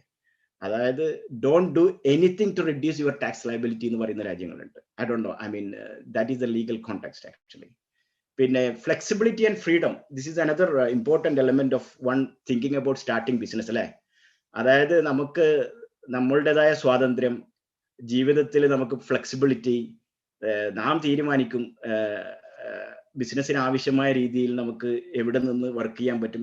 മോർ ആൻഡ് മോർ ഇപ്പൊ നമുക്ക് ഈ കോവിഡ് കാലത്ത് നേരത്തെ പറഞ്ഞ പോലെ വളരെ പോസിറ്റീവ് ആയിട്ടുള്ള ഒരു കാര്യം എന്ന് വെച്ചാൽ നമുക്ക് ലോകത്തിന്റെ ഏത് ഭാഗത്ത് നിന്ന് വേണമെങ്കിലും വർക്ക് ചെയ്യാം എന്നുള്ള ഒരു തിരിച്ചറിവ് നമുക്ക് എല്ലാവർക്കും ഉണ്ടായി കഴിഞ്ഞു. ഇപ്പൊ തന്നെ ഗൾഫിൽ വർക്ക് ചെയ്യുന്ന പലരും ഇപ്പോൾ നാട്ടിൽ വന്നിട്ട് അവിടുന്ന് വർക്ക് ചെയ്യുന്നുണ്ട്. ഞാൻ അറിയുന്ന എൻ്റെ സുഹൃത്തുക്കളൊക്കെ അവരുടെ കമ്പനി തന്നെ പറഞ്ഞു you can go back to India, അവിടെ നിന്ന് വർക്ക് ചെയ്താൽ മതി. സോ അങ്ങനെയുള്ള ഒരു positive things are coming out. മനസ്സിലായില്ലേ? സോ അതാണ്. പിന്നെ become more innovative ആണ് next last one. So you have ideas and you can make that idea into work, starting your own business. മനസ്സിലായില്ലേ? അതാണ് അതുകൊണ്ട് ഉദ്ദേശിച്ചത്. So these are the 8 things I think mostly considered as why one think about starting a business എന്നുള്ള. പലരും ചിന്തിക്കുന്നത് ഇതുകൊണ്ടാണെന്നുള്ളതാണ്. So now I go to now നമ്മൾ business start ചെയ്യുമ്പം ഒരു entrepreneur he starting A business, എന്തൊക്കെ 4 requirements he should be taken care of. അതായത് അത് തുടക്കത്തിൽ തന്നെ വേണമെന്നില്ല, പക്ഷെ ഹി ഷുഡ് ബി അയാളുടെ മനസ്സിൽ ഉണ്ടായിരിക്കേണ്ട അല്ലെങ്കിൽ മനസ്സിൽ ഉറപ്പിച്ചു വെക്കേണ്ട 4 കാര്യങ്ങൾ എന്തൊക്കെയാന്നുള്ളതാണ്. അപ്പൊ അതിലൊന്ന് first one is focusing on the market. അത് വളരെ നമുക്ക് എല്ലാവർക്കും അറിയാം. എല്ലാവരും തുടങ്ങുന്നതിന് മുമ്പ് എന്തായാലും മാർക്കറ്റ് സ്റ്റഡി നടത്തി തൻ്റെ പ്രൊഡക്റ്റിന്റെ ഏതൊക്കെ കസ്റ്റമേഴ്സിനെയാണ് ആ പ്രൊഡക്റ്റ് ടാർഗറ്റ് ചെയ്യുന്നതെന്നൊക്കെയുള്ള പഠിച്ചിട്ട് തന്നെയാണ് ഒരാൾ മാർക്കറ്റ് വരിക. പക്ഷേ ബിസിനസ് സ്റ്റാർട്ട് ചെയ്ത് കഴിഞ്ഞാലും ഓൾ ദ ടൈം റെഗുലർലി ആ മാർക്കറ്റ് ഫോക്കസ് ഒരു അവയർനെസ് ഉണ്ടായിരിക്കുക എന്നുള്ളതാണ്. നമ്മൾ ഒരു ഇന്നോവേറ്ററിന്റെ വിഷൻ ഈസ് വെരി ലിമിറ്റഡ്. അതായത് അയാൾ ഒരു പ്രൊഡക്റ്റ് മാർക്കറ്റിലേക്ക് ഇറക്കുമ്പം അയാളുടെ ചിന്താഗതിയിൽ ആ പ്രൊഡക്റ്റ് ഇന്ന കസ്റ്റമറിന് ഇന്ന പർപ്പസിന് വേണ്ടിയിട്ടാണ് I'm going to release that product. പക്ഷേ കൺസ്യൂമേഴ്സ് അല്ലെങ്കിൽ other agents in between or can find many other uses for our products. മനസ്സിലായില്ലേ? അപ്പം നമ്മൾ ഉദ്ദേശിക്കുന്ന മാർക്കറ്റിലായിരിക്കില്ല നമ്മൾ പ്രൊഡക്റ്റ് സക്സസ്ഫുൾ ആവുന്നത്. It will be different market. So അതുകൊണ്ടാണ് മാർക്കറ്റിന്റെ ആ ഒരു ഫോക്കസ് വിഷൻ, അതായത് പൾസ് അറിയാനുള്ള ഒരു കഴിവ്, അത് വളരെ ഇമ്പോർട്ടൻ്റ് ആണ്. പിന്നെ ബി മാർക്കറ്റ് ഫോക്കസ്ഡ് എന്ന് പറയുമ്പം അതായത് മാർക്കറ്റിന്റെ ഡ്രൈവ് അനുസരിച്ചിട്ട് മാർക്കറ്റ് ഡ്രിവൺ ഡ്രൈവിംഗ് 2 കൺസെപ്റ്റ് ഉണ്ട്. Driving is more kind of എന്താ പറയാ, നമ്മൾ ആപ്പിൾ എടുക്കുക. Apple is coming out in the market and they are driving the market with new trends, new ideas. അതുകൊണ്ട് അവരാണ് they are driving. Apple is driving the market. പക്ഷേ ചില കമ്പനികൾ എങ്ങനെയാണ്, they will be driven by the market. So they will see what is market want and they will then decide to change things. And then so ആ രണ്ടും positive തന്നെയാണ്, ഒന്ന് negative ഒന്ന് positive എന്നുള്ളതല്ല. സോ 2 ടൈപ്സ് ഓഫ് ഇതാണ് എന്താ പറയുക, succeed ചെയ്യാൻ വേണ്ടിയിട്ട് 2 ടൈപ്പിൽ നമ്മൾ ചെയ്യണം. അപ്പം മാർക്കറ്റ് ഇതാണ്. അപ്പം ഈ മാർക്കറ്റ് ഇതിനെപ്പറ്റി പറയുമ്പോൾ എനിക്കൊരു എക്സാമ്പിള്, നമ്മൾ ഉദ്ദേശിക്കുന്ന മാർക്കറ്റിലായിരിക്കില്ല നമ്മുടെ പ്രൊഡക്റ്റ് എന്നുള്ളതിന് വളരെ വലിയൊരു എക്സാമ്പിൾ, മുമ്പ് വളരെ ഓൾഡ് ആയിട്ടുള്ള ഒരു example, computer 1950 first UNIVAC computer invent ചെയ്തു, അല്ലെങ്കിൽ they brought in to the computer for scientific research. അവരുടെ സ്റ്റഡി പ്രകാരം computer is only required for high tech industries, science റിസർച്ചിനും അതിനൊക്കെ വേണ്ടിയിട്ട് മാത്രമേ കമ്പ്യൂട്ടർ ആവശ്യമുള്ളൂ. അതായത് അതേ സമയത്ത് തന്നെ IBM-ഉം they came out with the same thing. And they also, അവരും ആദ്യം തുടക്കത്തിൽ കമ്പ്യൂട്ടേഴ്സ് ശാസ്ത്ര ലോകത്തിന് മാത്രം മതി എന്നുള്ളതിലാണ് വന്നത്. അപ്പൊ യൂണിവാക്കിന്റെ റിസർച്ച്, റിഗറസ് റിസർച്ച് എന്താണ്, the result was over the next 50 years there may be about requirement for about 1,000 computers in the world over 50 years from 1950. Just imagine. But IBM decided to sell it through to anyone who wants computers, and they started marketing it as a unique product suitable for any purpose kind of thing. So within the next 34 years, by 1984, around 1 million computers were sold in the world. About that study by UNIVAC was completely wrong, proven wrong എന്ന് പറഞ്ഞു. അപ്പോൾ അതാണ് ഞാൻ പറയുന്നത്, ഈ ഇതിന്റെ purpose നമ്മൾ ഉദ്ദേശിക്കുന്നതായിരിക്കില്ല. Market will dictate something else. പലപ്പോഴും DDT, ഒരു നെഗറ്റീവായിട്ടുള്ള ഒരു കാര്യം പറയുകയാണെങ്കിൽ, സെക്കൻഡ് വേൾഡ് വാറിൽ DDT സോൾഡിയേഴ്സിനെ പ്രൊട്ടക്ട് ചെയ്യാൻ വേണ്ടി DDT ഇൻട്രൊഡ്യൂസ് ചെയ്തു, അവർക്ക് ഫീൽഡിൽ ഇൻസെക്ട് ഇതൊക്കെ ഉണ്ടാവുമ്പം. പക്ഷെ പിന്നീട് ആരോ അത് അഗ്രികൾച്ചറൽ ഇതിൽ ഉപയോഗിച്ചിട്ടാണ് പിന്നീട് വളരെ നെഗറ്റീവ് ഇമ്പാക്റ്റ് ഉണ്ടായത്. അതായത് അവസാനം DDT ബാൻ ചെയ്യുന്ന ഒരു ഘട്ടം വരെ എത്തേണ്ടി വന്നു. അതിന്റെ use it's gone completely different direction than intended. മനസ്സിലായില്ലേ? അപ്പം അതാണ് മാർക്കറ്റ് ഡിക്റ്റേഷന്റെ ഒരു ഇത് പറയുമ്പോൾ കുറെ കാര്യങ്ങൾ പറയുന്നത്. So now the next one is financial focus. അതും വളരെ പറയേണ്ട കാര്യമൊന്നുമില്ല. ഒരു ഓൺട്രപ്രണർ സ്റ്റാർട്ട് ചെയ്യുമ്പോൾ തന്നെ he will do his homework. അത് ചെയ്തിരിക്കണം, പക്ഷെ കണ്ടിന്യൂസ്ലി മോണിറ്റർ ചെയ്യണം. ഫൈനാൻഷ്യൽ സിസ്റ്റംസ് സെറ്റപ്പ് ചെയ്തത് is it enough for the ബിസിനസിന്റെ ഗ്രോത്ത് അനുസരിച്ചിട്ട് we need to have rethink on the thing. Critical areas identify ചെയ്യണം ഒരു കമ്പനി. എന്താണ്, ചിലപ്പോൾ അത് പ്രൊഡക്ഷൻ പ്ലാനിങ് ആവാം, ഇൻവെന്ററി ആവാം, ഏറ്റവും ക്രൂഷ്യൽ ഫാക്ടർ. അപ്പൊ ആ ഇൻവെന്ററി മാനേജ്മെന്റിന് പ്രോപ്പർ ആയിട്ടുള്ള സിസ്റ്റം ഉണ്ടോ എന്നുള്ളത് മേക്ക് ഷുവർ ആക്കണം. Customer service is in some industry that is most industry customer service is the top priority, I think. So customer സർവീസിന് ചെയ്യേണ്ട കാര്യങ്ങൾ എന്താ? You should have proper inventory, adequate inventory at the time. പിന്നെ വേറെന്തോ ഒരു area, accounts receivable or trade debtors, whatever it is called. പല രാജ്യങ്ങളിലും പലതായിട്ടാണ് നമ്മളെ കിട്ടാനുള്ള, കസ്റ്റമേഴ്സിന്റെ കയ്യിൽ നിന്ന് കിട്ടാനുള്ള പണത്തിന് അക്കൗണ്ട്സ് റിസീവബിൾ എന്ന് പറയുന്ന ചില രാജ്യങ്ങളിൽ, ചില സ്ഥലങ്ങളിൽ അത് ട്രേഡ് ഡെറ്റേഴ്സ് ആണ്. അപ്പം അത് മാനേജ് ചെയ്യുന്നത് പ്രോപ്പർ സിസ്റ്റം ഉണ്ടോ, മേക്ക് ഷുവർ ആക്കാൻ we get money on time from customers എന്നുള്ളത്. അതൊക്കെയാണ് ഫൈനാൻഷ്യൽ ഫോക്കസിന്റെ. So clear forecast of capital required. And പുതിയ ബിസിനസ്സിന് ഗ്രോത്ത് ചെയ്യുമ്പം എന്താണ് വേണ്ടത്? ആഡിങ് ഫൈനാൻഷ്യൽ റിസോഴ്സസ് ആഡ് ചെയ്യുന്നതിന് പകരം പലരും പുറത്തേക്ക് വിഡ്രോ ചെയ്യുന്ന ടെൻഡൻസി ഉണ്ട് ചില ഓൺട്രപ്രണേഴ്സിന്. ആസ് സൂൺ ആസ് പൈസ ബാങ്കിൽ വരാൻ തുടങ്ങുമ്പോൾ തന്നെ അതിന് വേറെ മറ്റു പല ഉപയോഗങ്ങളും കണ്ടെത്തുന്ന ആൾക്കാരുണ്ട്. സോ അത് വളരെ കെയർഫുൾ ആയിട്ട് ചെയ്യേണ്ടതാണ്. കാരണം കമ്പനി ഗ്രോ ചെയ്യുന്നവരും അതിന്റെ capital requirements will grow much higher proportion. അതാണ് മനസ്സിലുണ്ടാവേണ്ടത് financial focus. So for essential overall control you need a good financial system. പിന്നെ ഫോക്കസ് ഓൺ മാനേജ്മെന്റ് ടീം. ഇത് വളരെ വളരെ ഇമ്പോർട്ടൻ്റ് ആയിട്ടുള്ള ഒരു കാര്യമാണ്. അതായത് പലരും ഓൺട്രപ്രണേഴ്സ് ബിസിനസ് സ്റ്റാർട്ട് ചെയ്യുമ്പോൾ മേ ബി സ്വന്തമായിട്ടാവും ഉണ്ടാവുക, മാനേജ്മെന്റ് കംപ്ലീറ്റ് സ്വന്തം കയ്യിലാണ്. ഇല്ലെങ്കിൽ ചിലപ്പോൾ 1-2 ആൾക്കാർ കൂടിയിട്ടാവും തുടങ്ങുക. എന്തായാലും ആസ് ഇറ്റ് ഗ്രോസ്, അതായത് ഓരോ ഏരിയയിലും സ്പെഷ്യലൈസ്ഡ് ആയിട്ടുള്ള മാനേജ്മെന്റ് പേഴ്സൺ ഉണ്ടാവണം കമ്പനി ഗ്രോ ചെയ്യുന്നതിലും. അതിന് തയ്യാറാവണം ഒരു ഓൺട്രപ്രണർ. അതായത്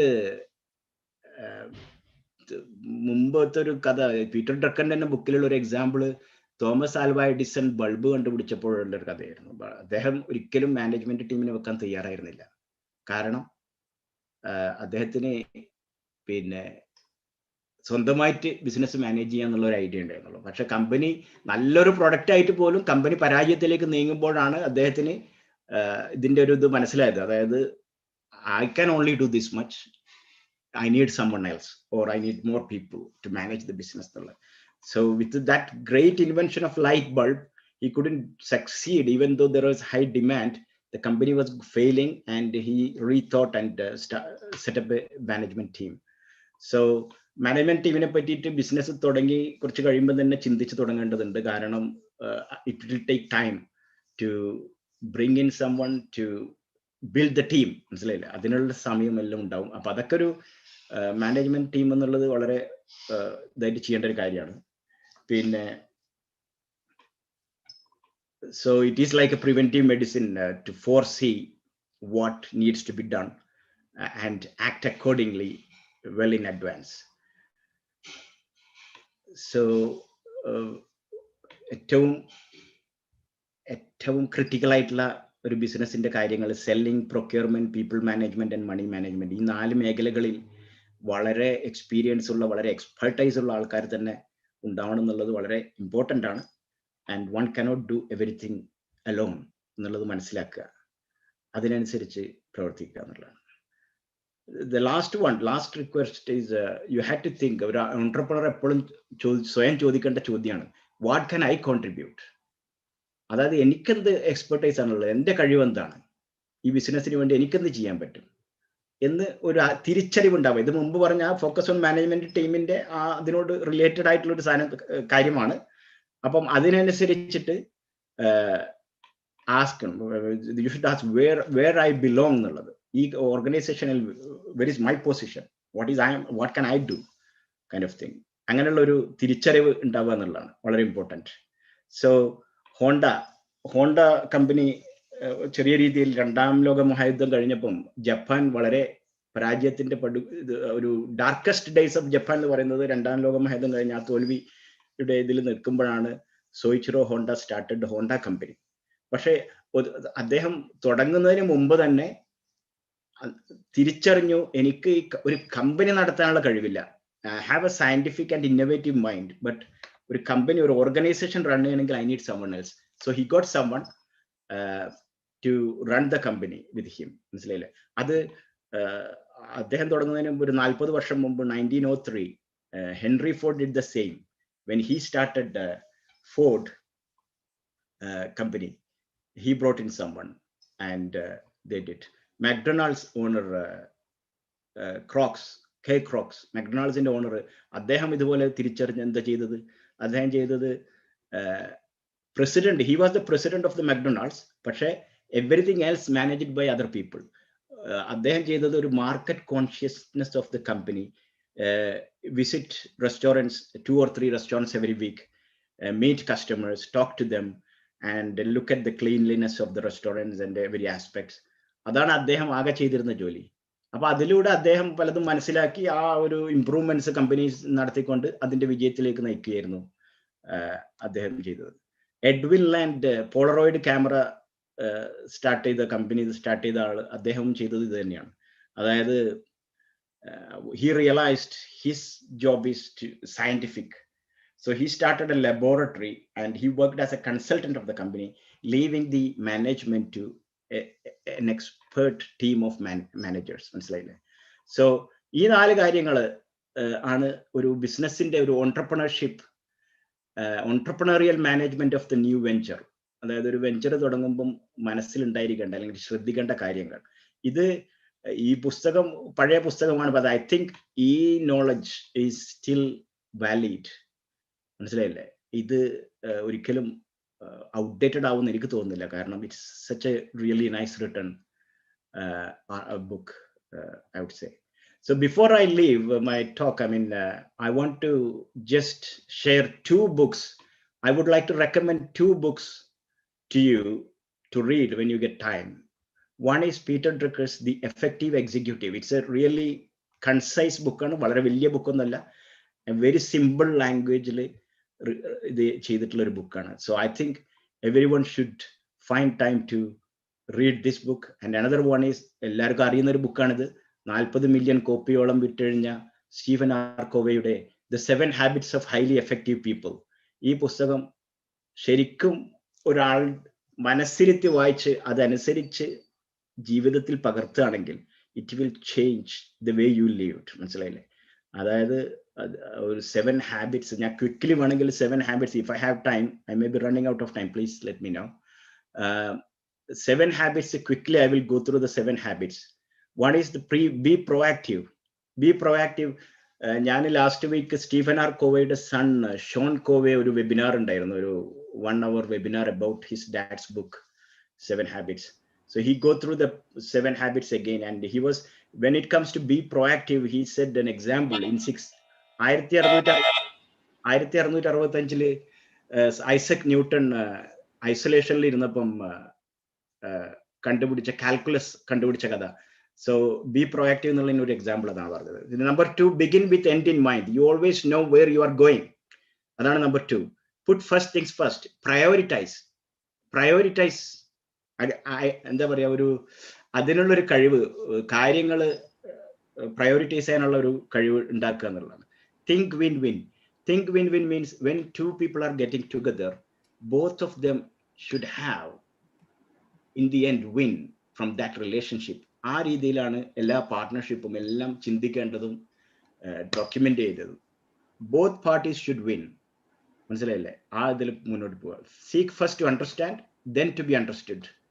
ആദ്യം മറ്റുള്ളവരെ മനസ്സിലാക്കാൻ ഒരു ലിസണർ ആവുക നല്ല രീതിയിലുള്ള, പിന്നെ അപ്പോഴാണ് നമ്മൾ മനസ്സിലാക്കാൻ മറ്റുള്ളവർക്ക് പറ്റുള്ളൂ. സൈനർജൈസ് ഈസ് ടീം ബിൽഡിംഗ്, എല്ലാവർക്കും അറിയാം, അതൊരു വളരെ ഇമ്പോർട്ടൻ്റ് ആണ്. Then sharpen the so is your personal, your spiritual, social, mental ആ പവറൊക്കെ അതൊക്കെ ഒരു റിന്യൂ ചെയ്യുക എന്നുള്ളതാണ്. സോ ഇതാണ് 7 habits of highly effective people. So with that, I will end the talk. Thank you for your listening, and thank you for inviting me to this event, Dr. Sahid Cholil and others working with him on this unique event. Thank you very much. If there is any question I can answer, but I don't know whether there is a time for that, but that's what I have. Thank you. Thank you, sir. Thank you for this wonderful session. And I know that, and I hope that all the participants here would have been have had a great pleasure of listening to you, and they are very happy to know all these informations from you, and we are very happy to have you, sir. So we also have an token of love from us. We have an e-certificate for you. Technical team, e-certificate, please. Sir, thank you very much. That's very nice. I'm really thankful to you. Thank you very much. Yes, sir. It will also be mailed to you, sir. Thank you. I look forward to that. Thank you so much, sir. Bye-bye. Thank you, sir.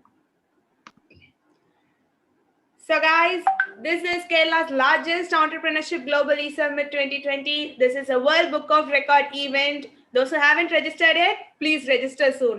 You will be getting 2 free certificates, one from India CEO Forum Participation Certificate and an Artificial Intelligence Certificate. You will also be getting an World Book of Record certificate at a nominal fee. I request all participants to fill the feedback form for all the speakers. So now, I would like to invite our next speaker, Matthews. So Matthews is a skilled and experienced registered immigration agent and an accredited mental health social worker. Matthews holds registration to practice migration law with the Office of Migration Agents Registration Authority. Matthews brings 14 years of professional experience in working in social service and worked with international organizations such as International Trade Union Confederation, the world's largest trade union federation, as a coordinator for Migrant Outreach Project. He also held senior position in therapeutic service under the Department of Territory Family and Department of Health, not Territory Government. We welcome you to the forum, sir. So we'll be having a short buzzer prior to 5 minutes of the ending time and a long buzzer at the end of your session, sir. We are very happy to have you on our platform. Welcome, sir.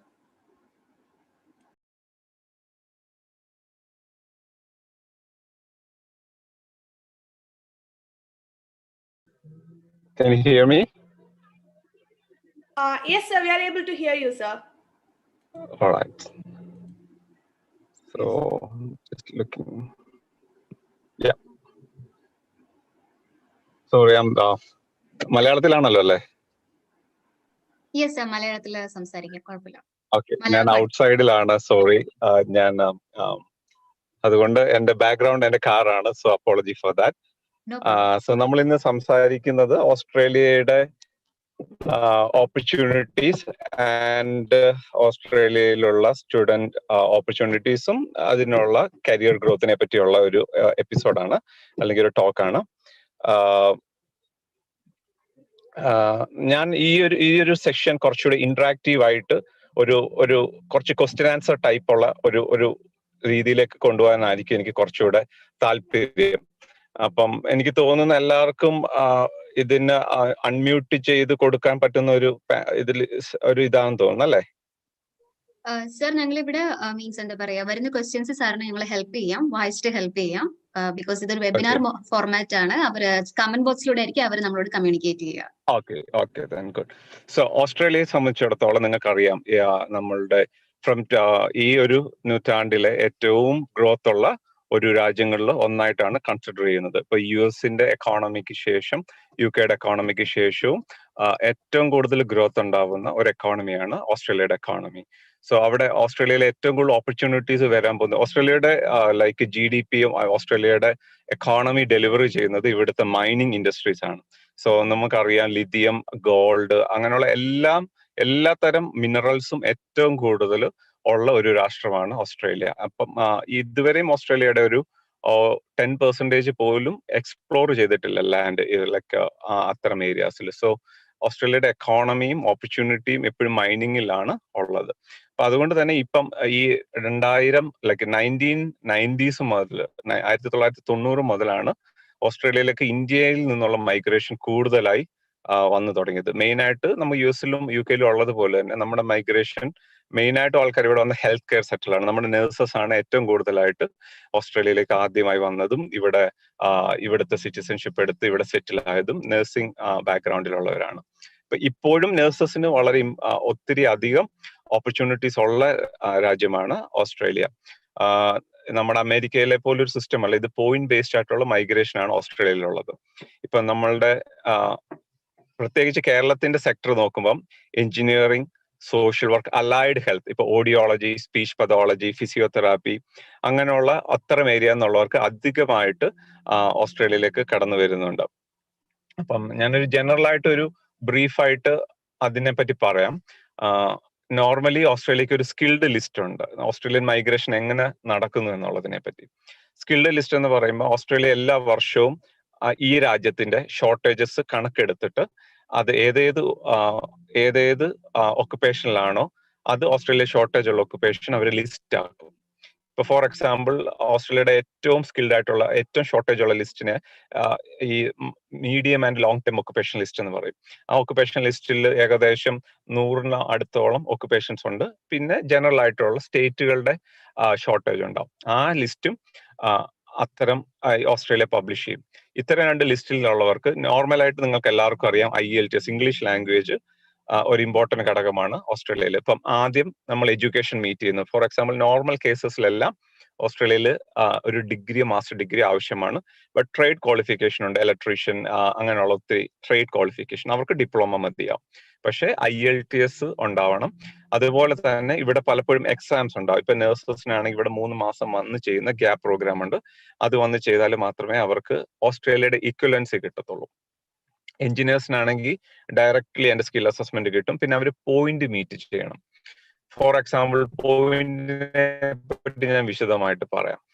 നമുക്ക് ഒരാൾക്ക് 33 വയസ്സ് വരെ, 25 വയസ്സ് മുതൽ 33 വയസ്സ് വരെ 30 point കിട്ടും. 33 മുതൽ 38 വരെ 25 പോയിന്റ് വരും. അങ്ങനെ ഏറ്റവും മാക്സിമം കിട്ടാനുള്ള 33 വയസ്സ് വരെയാണ്. പിന്നെ നിങ്ങൾ സിംഗിൾ ആണെങ്കിൽ, കല്യാണം കഴിച്ചിട്ടില്ലെങ്കിൽ 10 പോയിന്റ് കിട്ടും ഓസ്ട്രേലിയയിൽ. ഇനി നിങ്ങൾക്ക് മാരീഡ് ആണെങ്കിൽ വൈഫോ IELTS-ന് 6ഉം അദ്ദേഹത്തിന് ആ കുട്ടിക്ക് സ്കിൽ അസസ്മെന്റ് അല്ലെങ്കിൽ പാർട്ണറിന് സ്കിൽ അസസ്മെന്റ് ഉണ്ടെങ്കിലും 10 പോയിന്റ് കിട്ടും. എഡ്യൂക്കേഷൻ മാസ്റ്റർ ഡിഗ്രിയോ ബാച്ചിലറോ ആണെങ്കിൽ 15 പോയിന്റ് കിട്ടും. ഡോക്ടറൽ ഡിഗ്രി ആണെങ്കിൽ 20 പോയിന്റ് കിട്ടും. അങ്ങനെ പല പല കാര്യങ്ങൾ. IELTS 7 ഇൻഡിവിജ്വൽ ആണെങ്കിൽ 10 പോയിന്റ്, 6 ആണെങ്കിൽ 0 ആണ്, 8 ആണെങ്കിൽ 20 പോയിന്റ്സ്.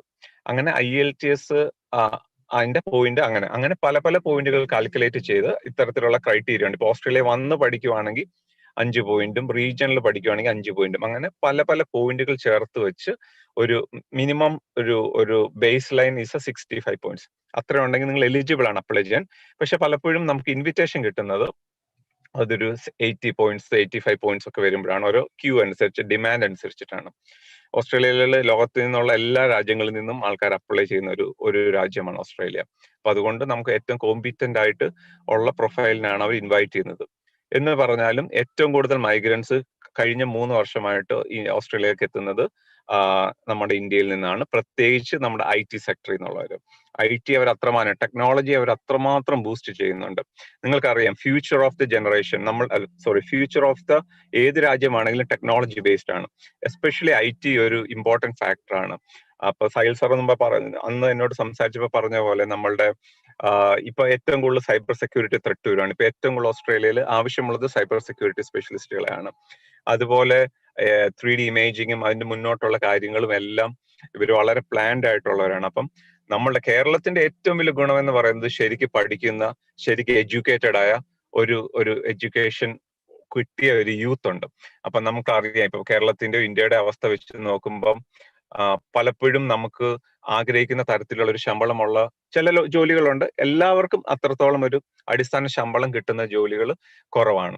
ഓസ്ട്രേലിയയെ സംബന്ധിച്ചിടത്തോളം നമുക്ക് ഒരു ഏറ്റവും മിനിമം വേതനം $19 ഏകദേശം $19 എന്ത് ജോലി ചെയ്താലും ഓസ്ട്രേലിയയിൽ അത്രയും ശമ്പളം ഒരു മണിക്കൂറിന് കൊടുത്തിരിക്കണം. ഗവൺമെന്റ് നിബന്ധനയാണ്. അപ്പൊ ഏകദേശം അതൊരു ഇന്ത്യൻ രൂപയിൽ ഒരു മണിക്കൂർ 1000 രൂപയിലധികം വരും. അപ്പൊ ഒരാൾക്ക് 8 മണിക്കൂറോളമാണ് സാധാരണ ജോലി ചെയ്യുന്നത്. 8 മണിക്കൂർ മേളിൽ ജോലി ചെയ്ത പെനാലിറ്റി അത് കൂടിക്കൊണ്ടേയിരിക്കും. രാത്രിയാണെങ്കിൽ ഡബിൾ, അങ്ങനെയാവും. അപ്പൊ അതുപോലെ ഒരു മിനിമം വേതനം വളരെ ഏറ്റവും ബേസ് ലൈൻ ആയിട്ട് ഏറ്റവും മിനിമം വേതനമുള്ള രാജ്യങ്ങളിൽ, രണ്ടാമത്തെയാണ് എന്റെ വിശ്വാസം ഓസ്ട്രേലിയ. അതിന് മുകളിൽ ഏതോ ഒരു സ്കാൻഡിനേവിയൻ കൺട്രി മാത്രമേ ഉള്ളൂ. അപ്പം ഏകദേശം 1000 രൂപയോളം ഒരു മണിക്കൂർ എന്ത് ജോലി ചെയ്താലും കിട്ടുന്ന രാജ്യമാണ് Australia.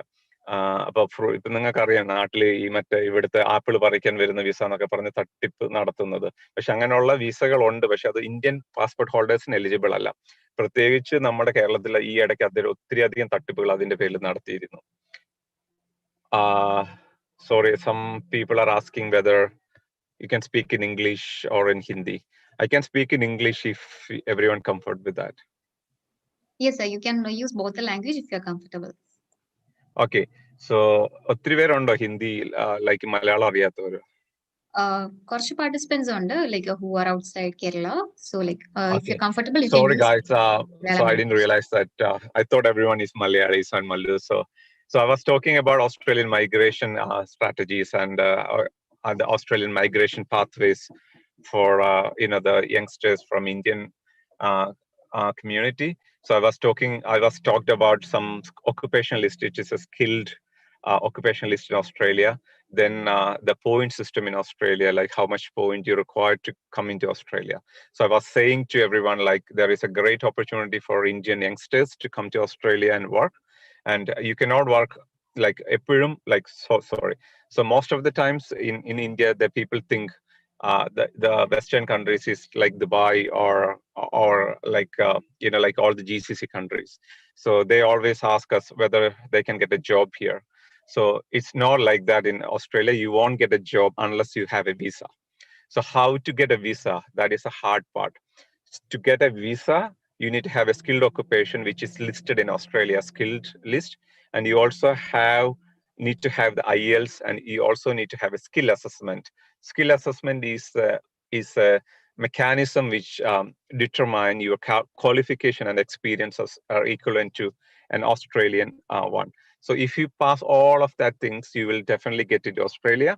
And I was saying about the minimum wage in Australia, it is almost like 1,000 rupees in per hour. So normally any person who work in, like for example, like a fruit picker or a person who work in shop or for a cleaning business or anything, if they work 8 hours a day, they normally earn more than 8,000 per day. So that is the minimum wage in Australia. So, and if I don't have much link in my phone now, but I will certainly send most of the links and information to the organizers, so they will be able to email you. So I will give you all the details of how to migrate and what opportunities, what skills and what professionals are in demand in Australia this year. Yes, because of COVID, Australia is a bit more focused on healthcare professionals and engineers and technologists who supporting this country to recover from COVID. So the next part is most of the people asking student visa. A lot of the people from Kerala is coming into Australia for student visa, but I can say a couple of things. Student visa, like there are two pathways. There are two ways people looking into come to Australia for student studies. So the one cohort is the people who wanted to migrate to Australia. So they wanted to come to student visa, then they will get a job offer or something, then they will settle it in Australia. Some people from GCC countries or some other countries, they come here just for study and go back. Sometimes the Australian studies will bring more salary for them. So, but from India, most of the people looking to come to Australia in a student visa to migrate. But the point is, the student visa is designed just to study, not for migration. So the people, the immigration department normally look into your application, and if you're stating that I wanted to migrate after my student visa, they normally refuse it. So what we encouraging, like when they come through us, we will say the truth. Like we normally ask to the students whether you wanna migrate to Australia or you want to just study and go. If people is saying that I want to migrate, that's a different case. Then we will evaluate their profile and explain what courses you require. For example, like if you are looking to migrate to Australia after the student visa, we will certainly say some universities to avoid, some places to avoid, because in Australia, as I said, the migration is a point-based system, and you definitely need a points to be built. So more points, more chances to get PR. So if you study in a regional university, you will get an extra point. So the people who comes to Australia for studies, we normally have a proper counseling and explain to them. And business opportunities, yes, there was a question from yes, Shanip, and yes, there are good business opportunities in Australia, but again, you can't directly come here other than investment, or you can come in a like there are 3 types of visas in Australia for business: entrepreneur visa, investment visa, and a high profile entrepreneur visa. So you should have at least a 4 crores of turnover in your business in the last 2 years. Then you could certainly get a visa to Australia to undertaking some businesses, or you can implement some franchises here. But the investment is again something like I can't remember, it is like the 4 crores to 5 CR rupees to invest in Australia, and you need to have certain points to meet. So I think I'm not going to utilize this platform to explain a bit more on business visas, because it is a bit complicated in terms of we need to know your history of business and all. It's not like again GCC countries, you can't come to a business visa. You can't come to here on a student visa or on a visiting visa to establish a business. So it is a different thing. So I was talking about student visa before. So if anyone wanted to come to Australia for a higher studies, they need to look into a couple of things. The first thing, they need to look what career they want to build. And for example, like as I said before, some people from GCC countries come here to do management studies. For example, MBA. Someone wanted to say something? All good? No, sir. No, sir. You can continue. Sorry Okay. for the disturbance. Yeah. No, all good. Someone asking how can he contact you? I will pass my contact details to the coordinators, the organizers, and they will pass it. So the student visas, again, they will come here and study and go back to Dubai, and they will get a higher salary than Indian passport holders or an Indian educated person. So some people select that, But when people select a course to get a PR in Australia, there are certain categories of student or courses we recommend, and there are certain places we recommend, and you can go for that. So I think basically the opportunities of Indian migrants are really higher. And as I mentioned before, healthcare is the most important sector in Australia. Especially the Kerala contributing lots of doctors, nurses into this country. And recently the IT and the engineers are coming, a lot of them are coming here. And that is the main. Then allied health, like social work, is an important profession in Australia. And you get, I'm also a social worker in background. So you will get a lot of recognition in Australia. And the allied health, like audiology, speech pathology, and all of that is a good demand in Australia. And yeah, a lot of that sort of professions are in demand. So, and recently, most of the people in Kerala coming here for the higher secondary courses, like after the 10th, they come here and do the 11th and 12th, and they come into, get the feel of this country and join a good universities here. So their opportunities are really higher, and we got a number of young people, a big number of Kerala and Indian population in Australia. There are a lot of associations in Australia, the Malayali Association, Gujarati Association, a lot of Mumbai. Every state got an association, and they are very active, and they are supporting students. They're supporting new migrants. They're supporting anyone coming to this country. The most of the time, people ask about the racism questions in Australia. So I never felt much racism in Australia. Is at some part, yes, there are racism. Some part there are issue with the colors. Indian people have issue with racism. Had an issue with racism, but generally, racism is not a part of Australia, and we have a strict measure in Australia about it. And what else? I prepared some slides, but I was just, unfortunately, I went outside for an important meeting. So anything else, any questions you have, then I can chat on that. It is a bit more relevant. So kindly post all your questions in the QA section, so they can pass to me. Well, sir, can you please throw some light on the work rights and scholarships? So the work rights, yes. So for example, a student who comes to Australia for a student visa, if it is a diploma courses or if it is a bachelor courses, you get 20 hours of work rights during the course time. And during the semester break, you get a full work right. You can work unlimited. And after 2 years, you get a stay back. So if it is a bachelor, you normally get a 2 years of stay back. If you study in regional, you get 3 years of stay back. And if you study in super regional, you get 4 years of stay back. In the stay back period, you get 100% work right. And when you're studying a master degree, your partner, if you're married and you're a partner, they will get full work right, and you get 20 hours during the semester time and full time in the after time. For example, I will tell you, like, the cost of the course is normally like a 35 lakhs. It costs for a master degree. For example, like if you spend 35 lakhs to the university, you get a working right for your partner and yourself if you're married. So definitely you're going to make that money back within 2 years if you have a partner. If you're a single, you're going to definitely make triple times of money back when you have the stay back time. Then you get an opportunity for your PR course. Is that you meant about the work opportunities?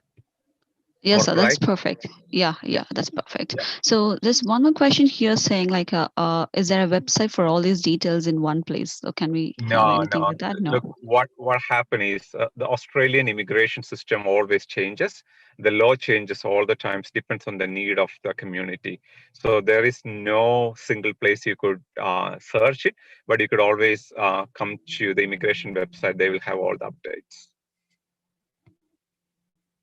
All right, okay. So I think a student has asked, in Australia, after completing the MS, can we work there or we want to return to India? So it depends on any master students, any masters, you will get automatically 2 years of stay back. Any bachelor's or masters, you will get 2 years of stay back. And if you study in a regional university, you will get 3 years of stay back.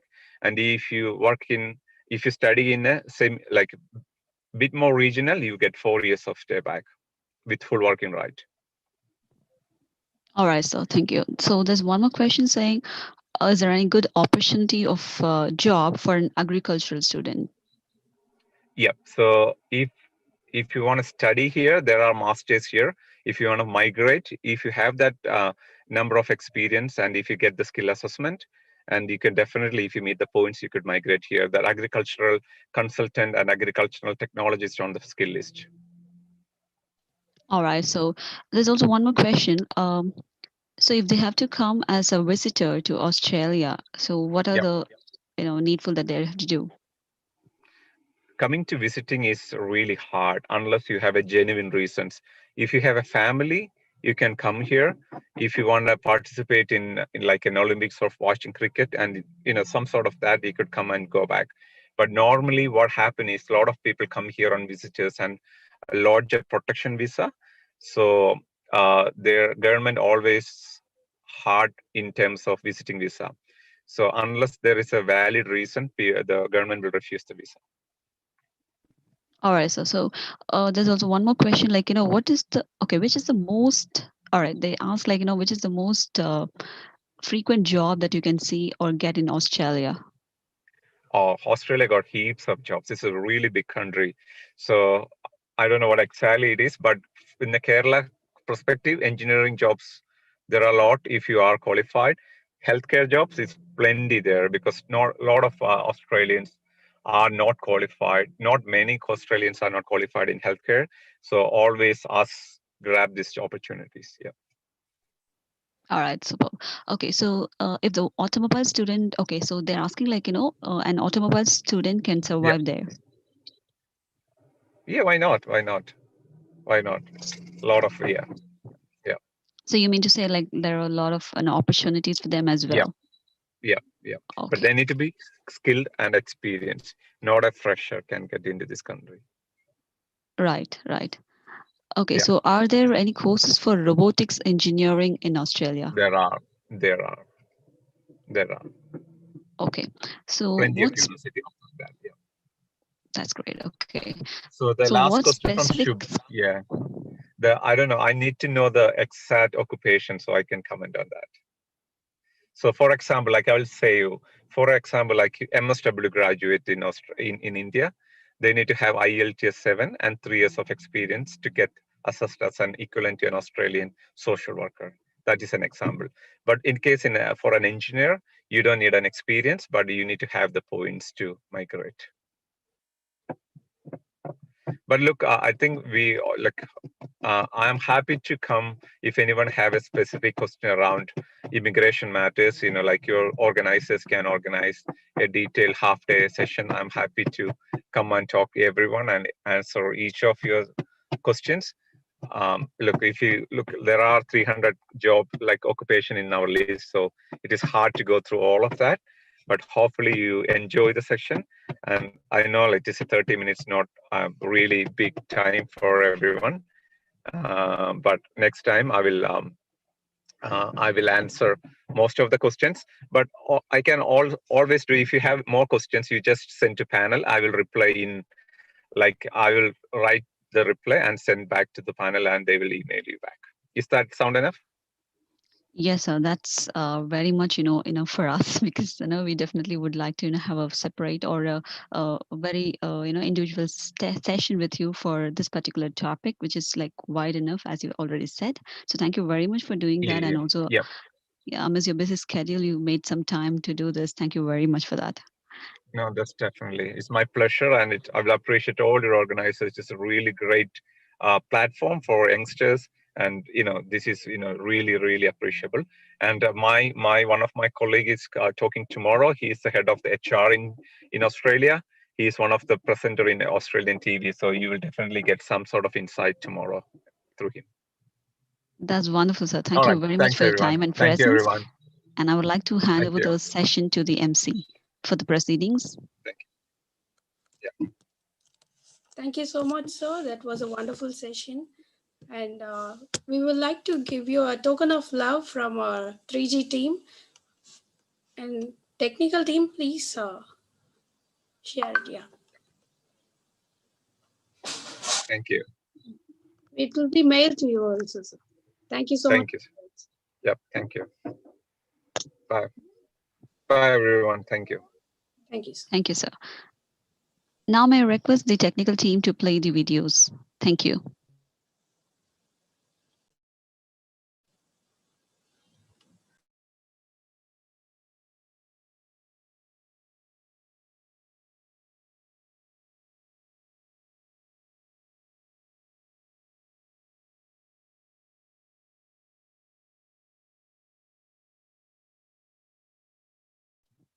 All right, so technical team, I will request you to turn on the sound, the computer sound. Thank you very much.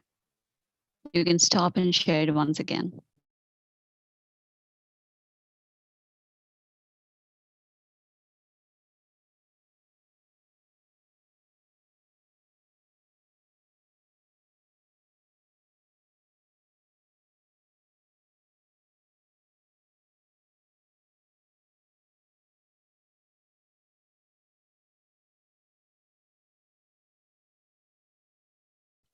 Okay, technical team, I will request you to stop the video and share it once again with the computer sound. Thank you.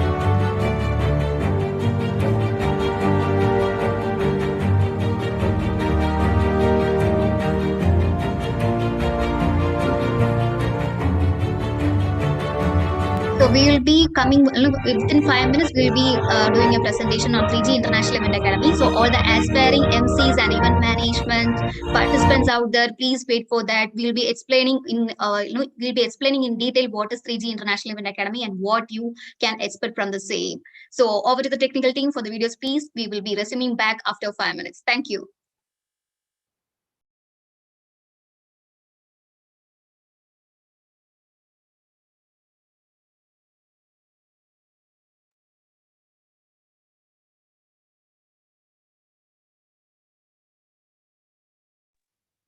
Next session will be starting within 5 minutes. It will be a presentation about 3G International Event Academy, which will speak about MCing, conference management, and event management. So meanwhile, I will be requesting my technical team to play the videos, which will explain you all about what is World Book of Records, what you can expect from this 3G School of Applied Entrepreneurship, and what you can expect from 3G International Event Academy, how to contact our leaders if you want to be a part of 3G.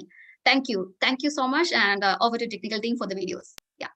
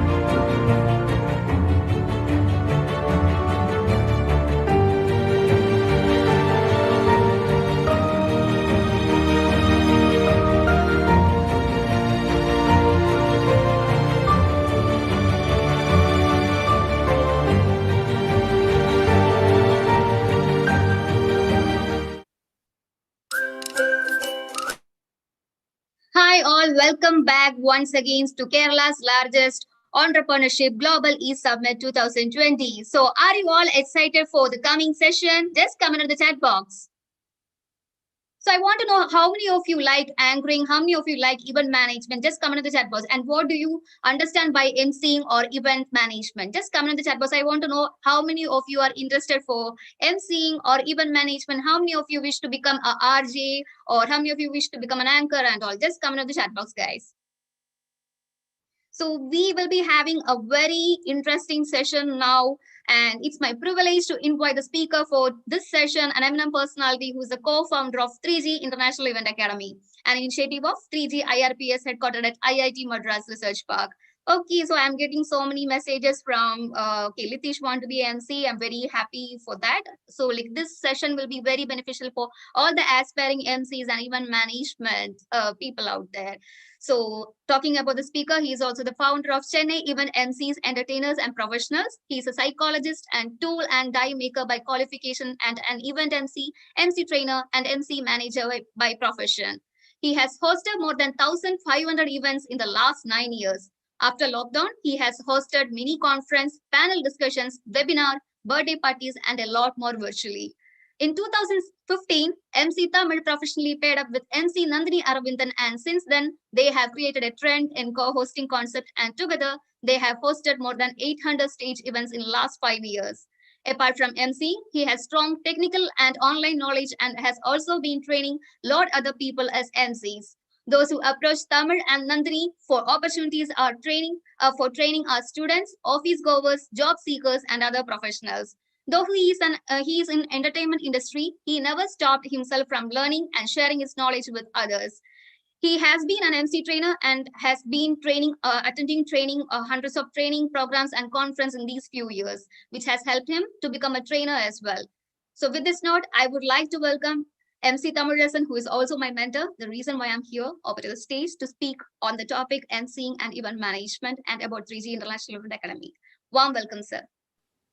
Thank you so much, Anjali. Before I start, let me confirm my audio. Is my audio clear? Sir, the audio, it's clear. It's not clear, sir. Audio The is sound low is not or audible. is it echoing? Audio is low or is it echoing? Audio is low. Audio is low. Now, how is audio? Is it still low? It's audible, sir. Fantastic. Okay, thank you so much. In case if somewhere it's slow, please let me know. I'll connect on my mobile. Can you be a little more louder, sir? Okay, sure. Is it audible now, whatever I speak? Yes, sir. Yes, sir. In case if it's still low, please keep me updated. I will log in on my mobile and then connect back. Sure, In the sir. meantime, what I do. All right. Good evening, everyone. My name is Thamurasan, as Anthony gave the introduction, and this is a very, very spontaneous session. We didn't have this in the agenda. We thought that okay, a lot of you have been asking more about event management, so they asked if we can do a presentation about it. So that's how we decided okay, we'll do that. So without taking much time, what I'm going to do is going to be just 10 minutes presentation. So directly let me jump into the presentation. After that, if you have some time, probably we can have some discussion based on this. So let me open my PDF over here. Okay, audio clear. Thank you so much. All right, so this is going to be a 3G International Event Academy presentation. In fact, this entire event, this has been organized and managed by 3G International Event Academy. Myself and Nandini, we are the co-founders, and I'll be explaining the hierarchy, who are the persons behind this. And Anjali and the entire team, they have been getting trained and they have been working with us for quite some time, and that's how this event is happening. Now let's see who are the people involved here. Our own founder, Dr. Shahid Cholel, who is the founder of 3G IRPS as well, and Dr. Madhuri Subramanian, who has been the advisor for the entire projects, including the 3G International Event Academy. A small introduction about Dr. Shahid. In fact, you would have learned a lot about him. He's the founder of Mission 3G, Humanitarian, Egalitarian Global Race Award 2018 from Harvard University. With due respect to him and great thanks to him, let me start this presentation. And of course, Dr. Madhuri Subramanian, who has been the Mission 3G advisor and a blogger, coach, consultant, and a trainer. And he has been the mentor for myself and Nandini for last almost like 5 to 9 years. And also he has been coaching others in this period. And a small introduction about myself and Nandini. We are the co-founders of 3G International Event Academy. Also, we are the founders of Chennai Event MCs, Entertainers and Professionals, and also Virtual Event MCs, where we have been hosting events, physical events, and also the virtual events. We have been training MCs. We have been managing MCs. Like when I say manage, we send MCs to other team, or we send other entertainers to other teams. We just connect them and we make sure the event happens. And until lockdown, we have been doing the physical events like birthday party, wedding, and corporate events. Once lockdown started, like we discussed in the Career Guidance Conference last month, we need to adapt to the changing technology. Like whatever is happening here, we need to keep adapting ourselves. For example, when you say MC, all we know is just someone holding a mic and standing on the stage and screaming to the top of his voice or her voice. That is what most of us we think MC. In fact, that's what MC is all about. But now an MC is sitting inside a room within a four wall and sitting in front of the laptop and they're doing MCing means that is how we need to adapt to the changing technology. But still, not a lot of us would be able to adapt to it immediately. So my humble suggestion would be whatever the profession you are, when there is a change, accept it. Try to adapt along with the technology. So that's how we changed and we became the virtual MC and we are able to host almost 1 or 2 events a day for almost for the last 6 months, and we have been training others to do the same thing. So this is how we do. You can see the picture. We sit at home and we host the event. And this is a small introduction about myself. As I said, founder of Chennai Event MCs, Entertainers and Professionals. And this is Nandini's card. We'll be sharing our contact information also in the chat. You can get connected with us in all our social media. And now, what is it you are going to see in this presentation? Basically, I'm going to touch a little bit about event management and what MCing. And then what are the types of events and what are the types of online events that's possible and what is a virtual MCing? How can you do online events? And a little bit of Zoom knowledge, probably I'll skip that here. And I'll be touching about what is 3G International Event Academy. So these are our brands. So basically event management is nothing but when there is a function at your home, for example, whether it's a birthday party or a wedding, or if you're working for a corporate where you want to like have your annual day, your conference. So which means you may be strong in your core field. If you're an IT engineer, you'll be strong in coding and all other stuff. But when you come for event management, organizing the event, maybe you need someone support. That's what called as the event management. If you're having a birthday party at your home, same way you'll be approaching the event manager. We'll be suggesting you a lot of things like how to book a hall, how many people can be invited, where to book the catering, what sort of entertainment is available, how to book a mic, and what sort of written gifts or cakes you can plan. Likewise, a professional event manager will be able to suggest you what are the available options and how to book it, and they themselves will do for you. You can just make a single payment to them. Entire thing they are going to take care for you. That's what event management is all about. This first picture, it's a decoration. It's a table decoration, I can say. It's a birthday party where we have a backdrop and then we have done the decoration on the table. And at the right bottom, you can see like a balloon decoration on the table. This is a simple decoration like what the client does. Sometimes based on the requirement, we do a little more. So event management includes decoration, artist management, arranging the audio, catering, all those things. And the top right and the bottom left, you can see that's me and Nandini hosting a school event at the top. And at the bottom left, you can find we are hosting a Sangeet event. So according to the situation, we also go for the costume. That was an Arabic theme. So we change our costume accordingly so that it feels good and it looks like we are also with the client. So likewise, this is what emceeing all about. Basically, emceeing is nothing but hosting an event, holding the mic or whether with or without mic. You're hosting an event in a formal way or informal way from starting to end in a smooth way, and also engaging and entertaining the audience. Basically, I always say two roles of an MC is engaging and entertaining the audience and also hosting the event in a smooth way. For example, what our MCs have been doing here. They are not engaging. Since it's a professional conference, we are not engaging much. We are not conducting games. But they've been doing a neat job like starting to end, starting from morning until evening. Everything goes in a smooth flow without any challenge in between or without any lag. That is what emceeing is all about. And there are so many types of emceeing. Probably if time permits, I'll touch that. Or else basically MC is nothing. The role of MC is nothing but to engage the audience and host the event. And what are the types of event? There are several types. Basically, we have classified into 3 to 4 types. One is the family events where birthday, wedding, get together, all these things comes under the family event. Corporate event is nothing but the conference, conclave, whatever is happening for a company. Any of the things that happens commercially or for a fundraising, that's called as a promotional event, or sometimes a social event like marathon, NGO event. Example, if we take family event, only the host, that is the one who is organizing the event, they are going to make the payment to the event manager. They are not going to collect from the guest. Same way corporate event. If you are working for a corporate, people will be collecting money from you, and they are not going to collect money from you. Rather, the company is going to pay the event management, and all the employees are going to attend it for free. So these are the basic things about the family event and the corporate event. When it comes to promotional event, it can be a marathon, it can be product launch, small event where people, they also make payment, like they pay to attend the event or they give fund for some other purpose. So that's what promotional event or social event. So I'm just touching a little bit. All these things will be covered in depth in our event academic course.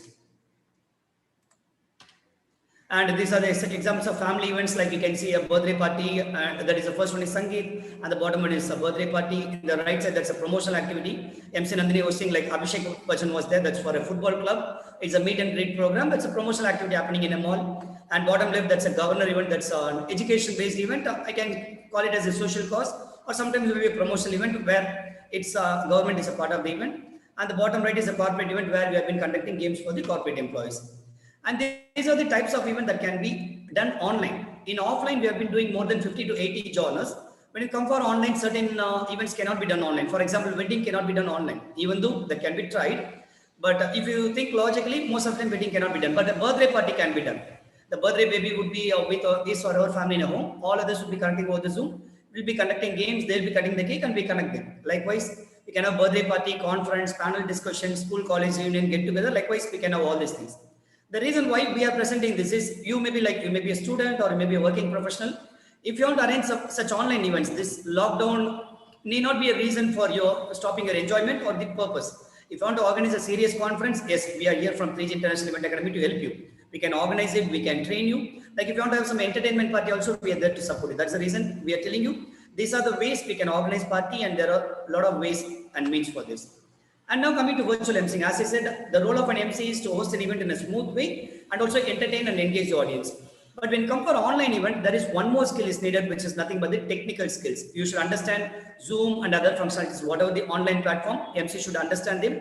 Only then MC will be able to do a justice for the role. For example, when you go to offline event, the role of the MC is just to hold the mic and speak. There is a person, audio team, who will be turning on the mic, and they will be turning off the mic, and there will be a photographer who is covering the event. There will be a DJ playing the song. Likewise, there are so many other teams. But when you come to virtual emceeing, MC himself has to do the hosting. MC himself has to himself or herself do the spotlighting. That is what I have mentioned here as the photographer. When MC puts the speaker on spotlight, speaker is seen clear for the audience. So that's nothing but the photographer. Same way audio person, like if someone speaks, MC has to put them on mute or unmute them. That's the work of an audio person in a physical event, but the virtual MC, he or she has to do it by himself. any music to be played or any screen to be presented. For example, I'm presenting my screen. No one is doing for me, I'm doing myself. So MC has to do by himself. That's what nothing but the DJ, like a DJ playing a song or visual DJ playing a visuals. Likewise, MC himself or herself has to do. So if you want to become an online MC, basically apart from MCing skills, your confidence and the communication skills, you have to know these things like the online technology skills also you should understand. And what are the types of online platform? Right now we are in Zoom. Apart from that, there are so many other platforms. You should know what are the platforms available and what are the plus minus of each and every platform, so that you will be able to host, you will be able to suggest your clients also. Now let's get into important topic. Let's not touch much about Zoom. Probably this is little technical. If you want, you can approach us later. We'll teach you. Now, what are the things you need to do for an event preparation process? Before the event, you have to do something. During the event, you have to do something. After the event, you have to do something. For example, when you come for 3G conference, before the event, we send you a lot of flyers, we send you the promotion materials, all those things, registration process. During the event, delivery is happening. We are also sharing our contact information, the feedback form, all these things are happening during the event. Post event, you will be taking the some test, or you will be applying for the certificate, you will be going to the portal, you will be doing a lot of the process, or you will be posting the photos also in social media. That is called as the post event. Now, this is how we have been training. Like Anjali, she got trained by 3G International Event Academy, myself and Nandini in one of the events. And these are our trainees who have been hosting the last 1 month events. Like this, every day we have daily engagement call where our trainees have been hosting the events. You can see them, and also you have been seeing them live in the last 2 days also. Now coming to one important thing, next 2-3 minutes I'm going to close this presentation because the next speaker has already logged in and waiting. So I'll be touching a little bit about what is 3G International Event Academy. You will join the course, you'll attend the training, technical training, and also the theoretical training, and also do the practical training, like how our MCs are getting the opportunity. 3G, we have so many conferences, we have so many daily meetings, so you get opportunity to host all those events. And finally, you get the live projects, like as I said, the conference and also some other international events also we do. You get the live projects here. And what you learn about the event management, you learn about MCing, like whatever I've touched, we'll be seeing them in depth. You'll be going digital. Everything will be doing online. You'll be learning about Google Drive, Lark, and what else online technologies available. 21st century skills like Canva. You'll be learning a lot of online platform things. You'll be getting a lot of live projects, and you'll be learning more about conference management, which is where we are also getting specialized in the last few months. And finally, once you complete the course, what you will be getting, you'll be qualified enough to handle an event. All of them, for example, we have left this complete project to Anjali and the team, Anjali, Fatima, the entire team. They have been taking care of this event for the last 3 days. Myself and Nandini, we have been just giving them a backup support. So same way, you will be trained where you will be given a conference or a daily engagement calls where you are qualified enough to handle the entire event starting from A to Z, including anchoring. And you will be getting certification, you get placement, like as I said, you get opportunity to host our own events. That's what I mean by placement. Ongoing support for career growth, which means when you come to 3G for any one of the projects, automatically you become eligible to attend so many other webinars, so many other training sessions that's happening across 3G. For example, today we are having the entrepreneurship conference, but still you are getting to learn about the MC Academy also. When you come to MC Academy, we send you to other school also, School of Psychology, we have School of the Cyber Security course. Likewise, we connect with you to lot other course. And finally, what type of courses available with us? You can join as a free intern, which is a 1 month internship where you'll be learning all these things, data research, Canva, white paper, and a video resume likewise.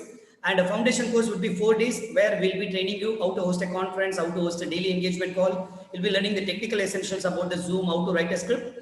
Advanced course is where we are giving you the full package where all together you'll be learning everything, and finally you come as a finished product. So you will be having confidence, we'll be having confidence on you, like we can give you a standalone event. That is, we'll just give the event, we can execute it. So this is what 3G International Event Academy all about. If you have any questions, you can contact me, or you can WhatsApp us, or you can WhatsApp Nandini on this number, and also you can WhatsApp me on my other number. Thank you so much, and thanks to 3G for giving me such an opportunity at this moment in a short time to present it to the audience. Since a lot of you have been asking since yesterday, how do I become MC like your team? That's the reason we wanted to have it today when we had a gap over here. Thank you so much, and over to Anjali. Thank you so much, sir. Thank you so much for that beautiful briefing about 3G International Event Academy and about emceeing and event management. So those who wish to join 3G International Event Academy, please contact Tamil sir or Nandini ma'am on the social media handles described in the chat box. We will also display. So could you please share, screen share and show your contact numbers so that they can take a screenshot and contact you for the same. So thank you so much for beautifully briefing about that. And going ahead, we have many more interesting sessions coming up. So guys, please stay tuned. And to invite our next speaker, I invite my co-host, MC Abrami. Over to you, Abrami. Thank you, Anjali. So guys, now we are going to welcome our next speaker. So our next speaker is AK Faisal. So he is the Cooperative Executive Director at Malabar Gold and Diamond, Chairperson at Humanity Charitable Trust, Chairman at National Youth Promotion Council, and he is also a co-chairman at Cosmos Sports. He is also a former Vice Chairperson at Calicut Chamber of Commerce and Industries. We welcome you to the forum, sir.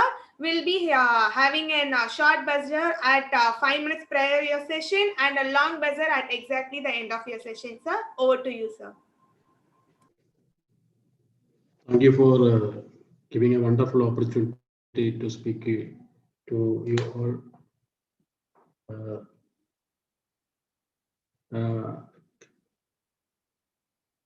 എനിക്ക് ഈ ഒരു opportunity തന്ന world largest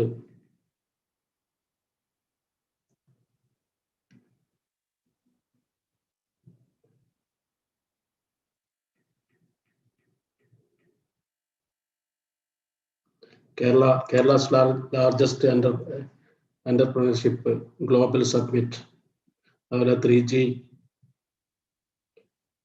3G School of Applied Entrepreneurship എല്ലാവരോടും നന്ദി പ്രകാശിപ്പിക്കുന്നു. എന്നെ ഈ ഒരു പ്രോഗ്രാമിലേക്ക് ഇൻവൈറ്റ് ചെയ്തത് ഡോക്ടർ ഷാഹിൽ ചോലയിലാണ്. ഞാൻ ആദ്യം എന്നെ ഒന്ന് സ്വയം പരിചയപ്പെടുത്താം. ഞാൻ മലബാർ ഗോൾഡിന്റെ വൺ ഓഫ് ദ ഫൗണ്ടറാണ്. പിന്നെ അതുപോലെ തന്നെ കോസ്മോ സ്പോർട്സ് അക്കാഡമി, അതുപോലെ IP ഇന്റർനാഷണൽ പ്രൊമോട്ടേഴ്സ് അസോസിയേഷൻ എന്ന് പറഞ്ഞിട്ട് ദുബായിൽ കേന്ദ്രീകരണമായിട്ടുള്ള ഒരു ഓർഗനൈസേഷന്റെ ഫൗണ്ടർ കൂടിയാണ്. ഞാൻ ബിസിനസ്സിലേക്ക് വരുന്നത് ഏകദേശം ഒരു 32-33 വർഷത്തെ എക്സ്പീരിയൻസ് ഉണ്ട്. 1986 ഞാൻ കൊപ്ര ബിസിനസ്സിലേക്ക് വന്നത്. കൊപ്ര എൻ്റെ അങ്കിളാണ്. ഞാൻ പഠിച്ചുകൊണ്ടിരിക്കുന്ന സമയത്ത് എൻ്റെ അങ്കിളാണ് ഇങ്ങനെ ഒരു ഓപ്പർച്യൂണിറ്റി ദുബായിലേക്ക് കൊണ്ടുവന്നത്. അതായത് ഇന്നത്തെ മലബാർ ഗോൾഡിന്റെ ചെയർമാൻ എൻ്റെ ഉമ്മയുടെ ബ്രദർ. അപ്പം കോഴിക്കോട് വന്നു. കോഴിക്കോടാണ് ഞങ്ങൾ ബിസിനസ് സ്റ്റാർട്ട് ചെയ്യുന്നത്, കൊപ്ര. അവിടുന്ന് ഒരു 4 വർഷം കഴിഞ്ഞിട്ടാണ് ഇങ്ങനെ കർഷകർ കൊപ്ര വിൽക്കാൻ കൊണ്ടുവരുമ്പോൾ അവർക്ക് സ്വർണം ആവശ്യം വരും. അപ്പൊ സ്വർണം ആവശ്യം വരുമ്പോൾ ഞങ്ങൾ കൊപ്രയുടെ ഷീട്ട് കൊടുക്കും. ഇന്നത്തെ ഒരു എന്താ പറയാ, ചെക്കിന്റെ വാല്യൂ ആണ്. ചെക്ക് കൊടുക്കുന്ന വാല്യൂ. കൊപ്ര കൊണ്ടുവരുമ്പോൾ ഒരു 2 ലക്ഷം റുപ്യക്ക് കൊപ്ര കൊണ്ടുവന്നു കഴിഞ്ഞാൽ ആ ചെക്ക് കൊടുക്കുന്നവർ ഷീട്ട് കൊടുക്കും. ആ ഷീട്ട് കൊണ്ടുപോയിട്ട് അവർക്ക് ഗോൾഡ് മേടിക്കാൻ പറ്റും. അന്നത്തെ ഫേമസ് ജ്വല്ലറി ആയിരുന്നു ഫാഷൻ ജ്വല്ലറി, കർണാല, ആലുക്കാസ്. അവിടെയൊക്കെ പോയിട്ടാണ് അന്ന് സ്വർണം മേടിക്കാറ് ആ ഷീട്ട് കൊണ്ടുപോയിട്ട്. അങ്ങനെ കുറച്ച് കഴിഞ്ഞപ്പം ഇതൊരു ഗോൾഡിന്റെ ഇത് നന്നായിട്ട് ആൾക്കാർ സ്വർണം മേടിക്കുന്നത് മനസ്സിലാക്കിയ സമയത്താണ് 1993 ഒരു ചെറിയൊരു ഷോപ്പ് ഫസ്റ്റ് ഫ്ലോറിൽ തുടങ്ങുന്നത്. അന്ന് ഞങ്ങളൊരു, എൻ്റെ അമ്മാവനായിരുന്നു അന്നത്തെ ചെയർമാന്. പിന്നെ അതുകൂടാണ്ട് ഞങ്ങളൊരു 5-6 ആൾക്കാർ കൂടി തുടങ്ങിയതാണ് മലബാർ ഗോൾഡ്. അന്ന് അമ്മാവനൊരു ദീർഘവീക്ഷണം ഉണ്ടായിരുന്നു, ദൂരക്കാഴ്ച ഉണ്ടായിരുന്നു. അങ്ങനെയാണ് മലബാർ ഗോൾഡ് സ്റ്റാർട്ട് ചെയ്യുന്നത്. അന്ന് അദ്ദേഹം പറയായിരുന്നു നമുക്ക് ദിവസം 100 കിലോ സെയിൽ ചെയ്യുന്ന വലിയൊരു കമ്പനിയാക്കി മാറ്റാൻ പറ്റും. അന്ന് അതൊക്കെ കേൾക്കുന്ന സമയത്ത് നമുക്ക് അതൊക്കെ നടക്കുമെന്നുള്ളൊരു സംശയമായിരുന്നു. പക്ഷെ ഇന്നിപ്പം ഈ ഒരു 2020 ആകുമ്പോഴത്തേക്ക് മലബാറിന് ഗ്ലോബൽ ലെവലിലേക്ക് മലബാർ ഗോൾഡ് തുടങ്ങാൻ പറ്റി. ഒരു 270 ഷോറൂമുകളും ഇന്ത്യയിലും അതുപോലെ തന്നെ അമേരിക്കയിൽ, GCC, ഫാറസ്റ്റ് വലിയ രീതിയിൽ വളരാൻ പറ്റി. അപ്പൊ ഇന്ന് ചോലയിൽ പറഞ്ഞപ്പോൾ ഞങ്ങളൊരു എക്സ്പീരിയൻസ് നിങ്ങളായിട്ട് ഷെയർ ചെയ്യാന്നുള്ളതാണ്. വലിയൊരു ടീം വർക്കാണ് നമുക്കപ്പോൾ ആവശ്യം. ഒരു ലീഡർ എന്ന് പറഞ്ഞു കഴിഞ്ഞാൽ ആ ലീഡർ എല്ലാവരെയും ഒരുമിച്ച് ഒരുമിച്ച് ടീമായിട്ട് പോകുക എന്നുള്ളതാണ്. അപ്പൊ എല്ലാവരും അങ്ങോട്ടും ഇങ്ങോട്ടും ചർച്ച ചെയ്തിട്ടാണ് എല്ലാ കാര്യങ്ങളും തീരുമാനം എടുക്കാറ്. 20 29-30 വർഷത്തിൻ്റെ ഉള്ളിൽ നമുക്ക് വലിയ രീതിയിൽ വളരാൻ പറ്റും. കാരണം നമ്മളെ കയ്യിൽ ക്യാപിറ്റൽ ഇല്ല. ക്യാപിറ്റൽ ഇല്ലെങ്കിലും നമുക്ക് വലിയ കമ്പനി തുടങ്ങാൻ നമുക്ക് ഇൻവെസ്റ്റേഴ്സ് നല്ല സത്യസന്ധതയും പ്ലാനിങ് ഒക്കെ ഉണ്ടെങ്കിൽ ഇൻവെസ്റ്റ്മെന്റ് യാതൊരു ബുദ്ധിമുട്ടും ഇല്ല. നമുക്ക് ഇൻവെസ്റ്റ്മെന്റ് ജനങ്ങളുടെ നിന്ന് കിട്ടും. അതിനുള്ളൊരു സത്യസന്ധത വേണം, ഒരു പ്ലാനിങ് വേണം, ഒരു അക്കൗണ്ടബിലിറ്റി വേണം. അങ്ങനെയാണ് നമ്മൾ ഈ നിലയിലെത്തിയത്. നമ്മുടെ കയ്യിൽ പൈസ അന്നത്തെ ഒരു 40 lakhs ഇൻവെസ്റ്റ്മെന്റിലാണ് തുടങ്ങിയത്.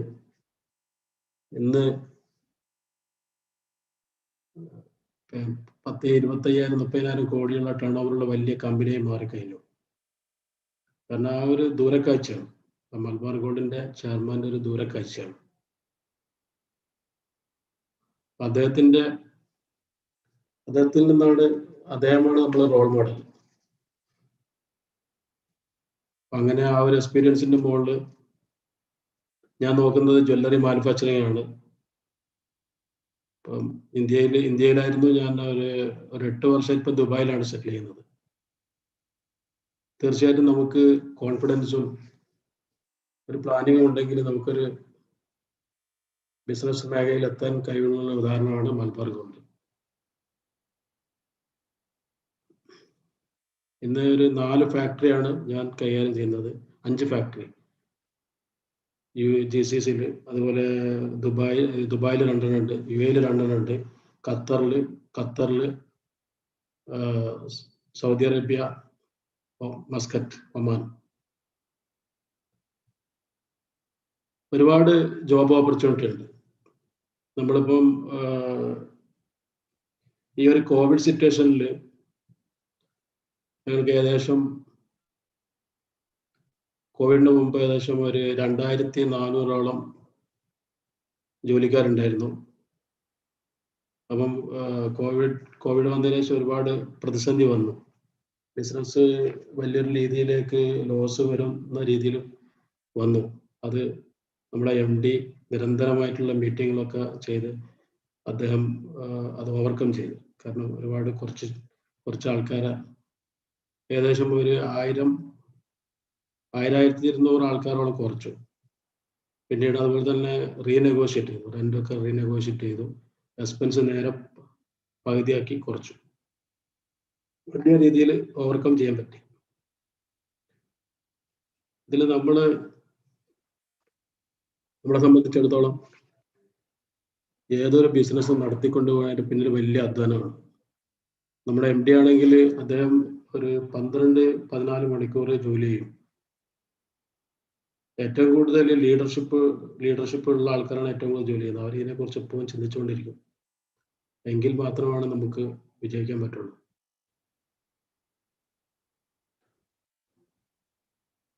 അപ്പം നമ്മളിപ്പോൾ ഒരു ജോലിക്ക് പോകുമ്പോൾ ഒരുപാട് കമ്മിറ്റ്മെന്റ് ഉണ്ട്. എപ്പോഴും നമുക്കൊരു കമ്മിറ്റ്മെന്റ് ആണ്. നമ്മൾ അതിൻ്റെ ഒരു മാനേജ്മെന്റിന്റെ ഭാഗമായിരിക്കണം. ആ കമ്പനി പ്രോഫിറ്റിൽ ഓടിയാൽ മാത്രമാണ് നമുക്ക് നിലനിൽക്കാൻ പറ്റുള്ളൂ. അപ്പൊ അതിനുവേണ്ടി എല്ലാ രീതിയിലും നമ്മളെല്ലാവരും ആത്മാർത്ഥമായിട്ട് പരിശ്രമിക്കണം. നിങ്ങൾ 10 hours കമ്മിറ്റ്മെന്റ് ഉണ്ടെങ്കിലും 10 hours ആണ് നിങ്ങൾ വർക്ക് ചെയ്യുന്നുണ്ടെങ്കിലും ആ കമ്പനിക്ക് നമ്മൾ എത്രത്തോളം നമ്മൾ ചെയ്യുന്ന ജോലി നമ്മൾ എന്താണെന്ന് ചെയ്തത് എന്നുള്ളത് നമ്മളെ മാനേജ്മെന്റ് നമ്മൾ അറിയിക്കണം. അറിയിച്ചാൽ മാത്രമാണ് നമുക്ക് നമ്മളെ വർക്കിന്റെ റിസൾട്ട് എന്താണെന്നുള്ളത് അറിയിച്ചു കഴിഞ്ഞാൽ മാത്രമാണ് നമ്മളെ മാനേജ്മെന്റ് നമ്മളെ മനസ്സിലാക്കാൻ പറ്റുള്ളൂ. അതുപോലെ ഞാൻ പുതിയ ഒരു ബിസിനസ് സ്റ്റാർട്ട് ചെയ്തത് എൻ്റെ ഒരു പേഴ്സണൽ ബിസിനസ്സാണ് കോസ്മോ സ്പോർട്സ്. ഏകദേശം കേരളത്തിൽ ഒരു 6 ബ്രാഞ്ച് ഉണ്ട്. ഇപ്പൊ UAE ഇപ്പം തുടങ്ങിയിട്ട് 3 വർഷമായി. ഇപ്പൊ 4 ബ്രാഞ്ച് ഉണ്ട്. നമ്മളത് 3 വർഷമായിട്ട് ഇതുവരെ പ്രോഫിറ്റിലൊന്നും ആക്കാൻ പറ്റില്ല. പക്ഷെ ഈ ഒരു കോവിഡ് സമയത്താണ് നമ്മൾ കോസ്മോ സ്പോർട്സ് പ്രോഫിറ്റിലായത്. ആ സമയത്ത് നമ്മൾ ഒരു സ്പോർട്സ് അക്കാഡമി സ്റ്റാർട്ട് ചെയ്തു, കോസ്മോ സ്പോർട്സ് അക്കാഡമി, ബാഡ്മിന്റൺ. അത് വൻ വിജയമായി. വൻ വിജയം എന്ന് പറഞ്ഞാൽ കോസ്മോ സ്പോർട്സിന്റെ തൊട്ട ബാക്കിൽ ഏകദേശം 100 സ്റ്റുഡൻസുകളുണ്ട്. 100 സ്റ്റുഡൻസിനെ നമ്മൾ ട്രെയിൻ ചെയ്യുന്നു. ഇന്നത്തെ ഒരു ഇമ്പോർട്ടൻസ് എന്ന് പറഞ്ഞു കഴിഞ്ഞാൽ ഈ കോവിഡ് സമയത്ത് ഹെൽത്ത് ഉണ്ടെങ്കിലാണ് നമുക്ക് ഇവിടെ കോവിഡിനെ ഓവർകം ചെയ്യാൻ പറ്റുള്ളൂ. പാരൻസൊക്കെ അത് ആ സമയത്താണ് മനസ്സിലാക്കുന്നത്. 100 സ്റ്റുഡൻസിന് 100 ആൾക്കാർ പാരൻസ് കുട്ടികളെ അക്കാഡമിയിലേക്ക് അയക്കുകയും അതിൻ്റെ ഒരു ഇമ്പോർട്ടൻസ് മനസ്സിലാക്കുകയും ചെയ്തു. അപ്പം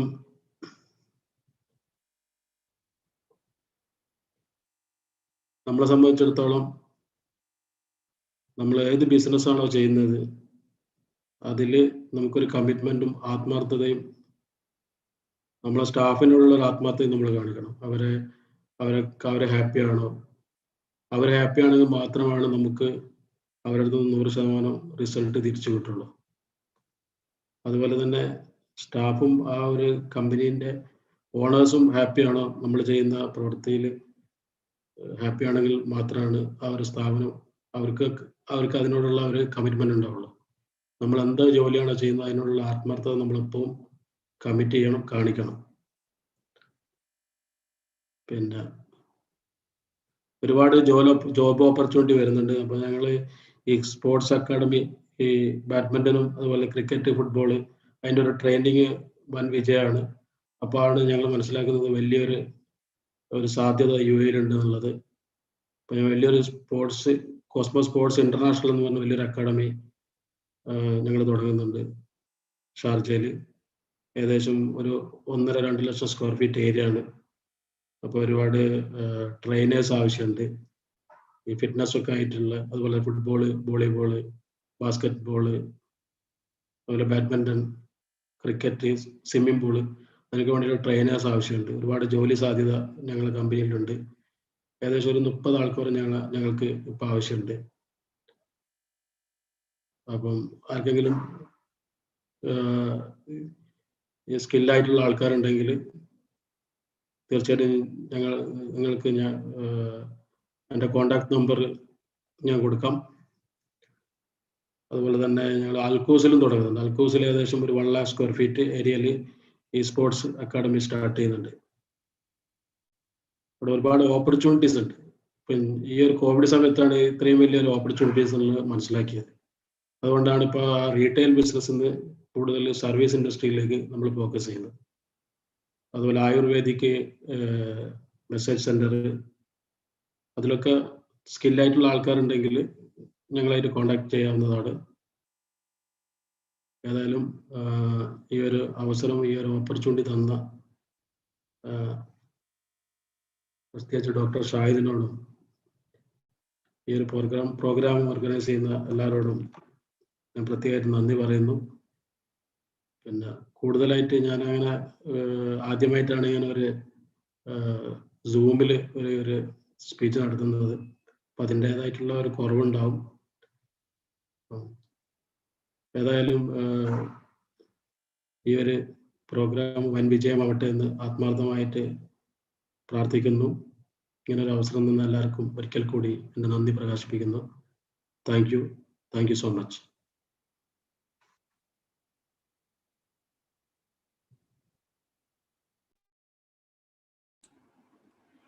Thank you, sir. Thank you for this wonderful and informative session.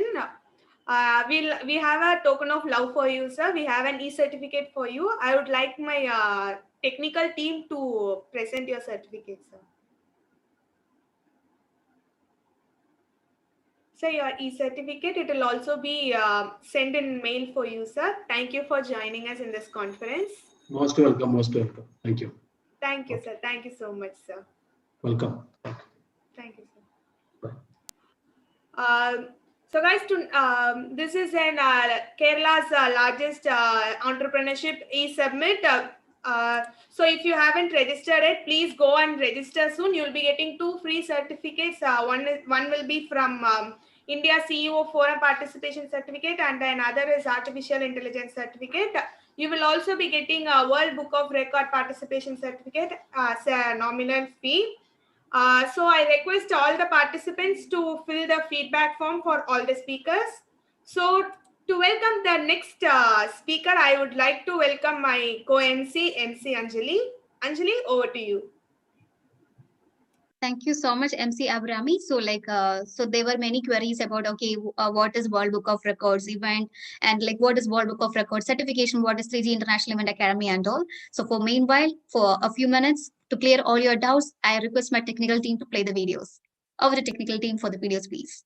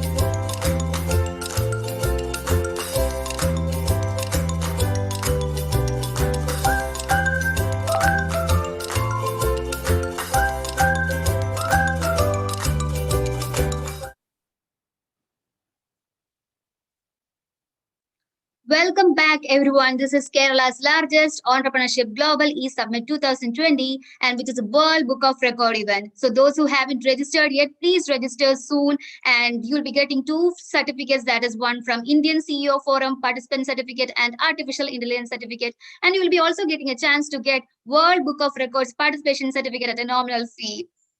So, without much delay, let's move on to the next session. So, it's my privilege to introduce the founder of Happy Life and also the president and chief mentor of MindTune Ecoways Global NGO Society, and also the designated partner in Happy Life Trainings LLP. He is a mechanical engineer and business management professional with an experience of 25 years in entrepreneurial leadership and training, which includes 10 years as a professional trainer. He is certified in mind power, training, counseling, team-centered interaction, transactional analysis, neuro-linguistic programming, mind tuner, counselor, mind power trainer, business and family expert. He has organized various programs including brand training programs across 7 countries in the last 10 years, Leaders Tune program for 2 times for MLAs at Kerala Legislative Assembly Complex Trivandrum in 2018 and 19, Mind Tune program at Kerala Police Academy Thrissur in 2018. He has organized 3 international campaigns, Izhacherna Bandhangal Eenamulla Jeevitham, Synchronized Relations for a Harmonious Life, which was organized across 7 countries, 20 centers, and 120 programs started at Dubai. Manam Shuddhamakam, Mannu Sundaраmakam, Purify Mind, Beautiful Nature, which was organized across 5 countries, started at Dubai, ended by Global Summit and Award Ceremony at Doha, Qatar. Adijeevanathinu Manasurukam, Upajeevanathinu Mannurukam, Tuning Minds for Survival, Tuning Ways for Livelihood, Global COVID Campaign Series started in March 2020 and which is still continuing. With this note, I would like to welcome Mr. C.A. Razak over to the dais with a virtual round of applause. Over to you, sir.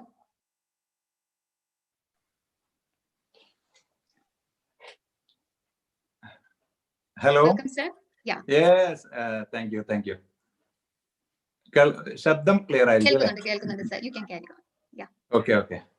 വളരെ സന്തോഷമുണ്ട് ഈ ഒരു സമയത്ത്, ഈ വൈകുന്നേരം നമ്മൾ ഒരുമിച്ച്, മലയാളികൾ ഒരുമിച്ച് മലയാളത്തെക്കുറിച്ചും കേരളത്തെക്കുറിച്ചും ലോകത്തിന് നമുക്ക് സംഭാവന ചെയ്യാനുള്ള വലിയ മിഷനെ കുറിച്ചുള്ള ചർച്ച ഇത് സംഘടിപ്പിച്ച ഈ ഒരു ടീം, ഡോക്ടർ ഷാഹിദ് ചാലിൽ, അതുപോലെ തന്നെ അതിന്റെ മുന്നിലും പിന്നിലും ഒരുപാട് ടീം അംഗങ്ങൾ, അവരെയൊക്കെ മുക്തകണ്ഠം പ്രശംസിക്കുകയാണ്. അതുപോലെ ഈ ഒരു ദോഹ ഖത്തറിൽ വെച്ച് നടക്കുന്ന, ഖത്തർ രാജ്യത്തെ പ്രതിനിധീകരിച്ചുകൊണ്ടുള്ള ഈ പ്രോഗ്രാമിന് മുഖ്യ കാർമ്മികത്വം വഹിക്കുന്ന മിസ്റ്റർ VC മഷൂദ്, അതുപോലെ തന്നെ ഈ ചർച്ചയിൽ പങ്കെടുക്കുന്ന ബഹുമാന്യ ലീഡേഴ്സ് ഡോക്ടർ അമാനുള്ള, അതുപോലെ തന്നെ നമുക്ക് പരിചിതരായിട്ടുള്ള വളരെ പ്രധാനപ്പെട്ട ലീഡേഴ്സ്, അവരെയൊക്കെ ഈ സന്തോഷം അറിയിക്കുകയാണ്. കൂടെ ഈ കേൾവിക്കാരും ഇതിനോട് അനുഭാവം പ്രകടിപ്പിച്ചുകൊണ്ട് മലയാളത്തെ ലോകത്തോളം ഉയർത്താൻ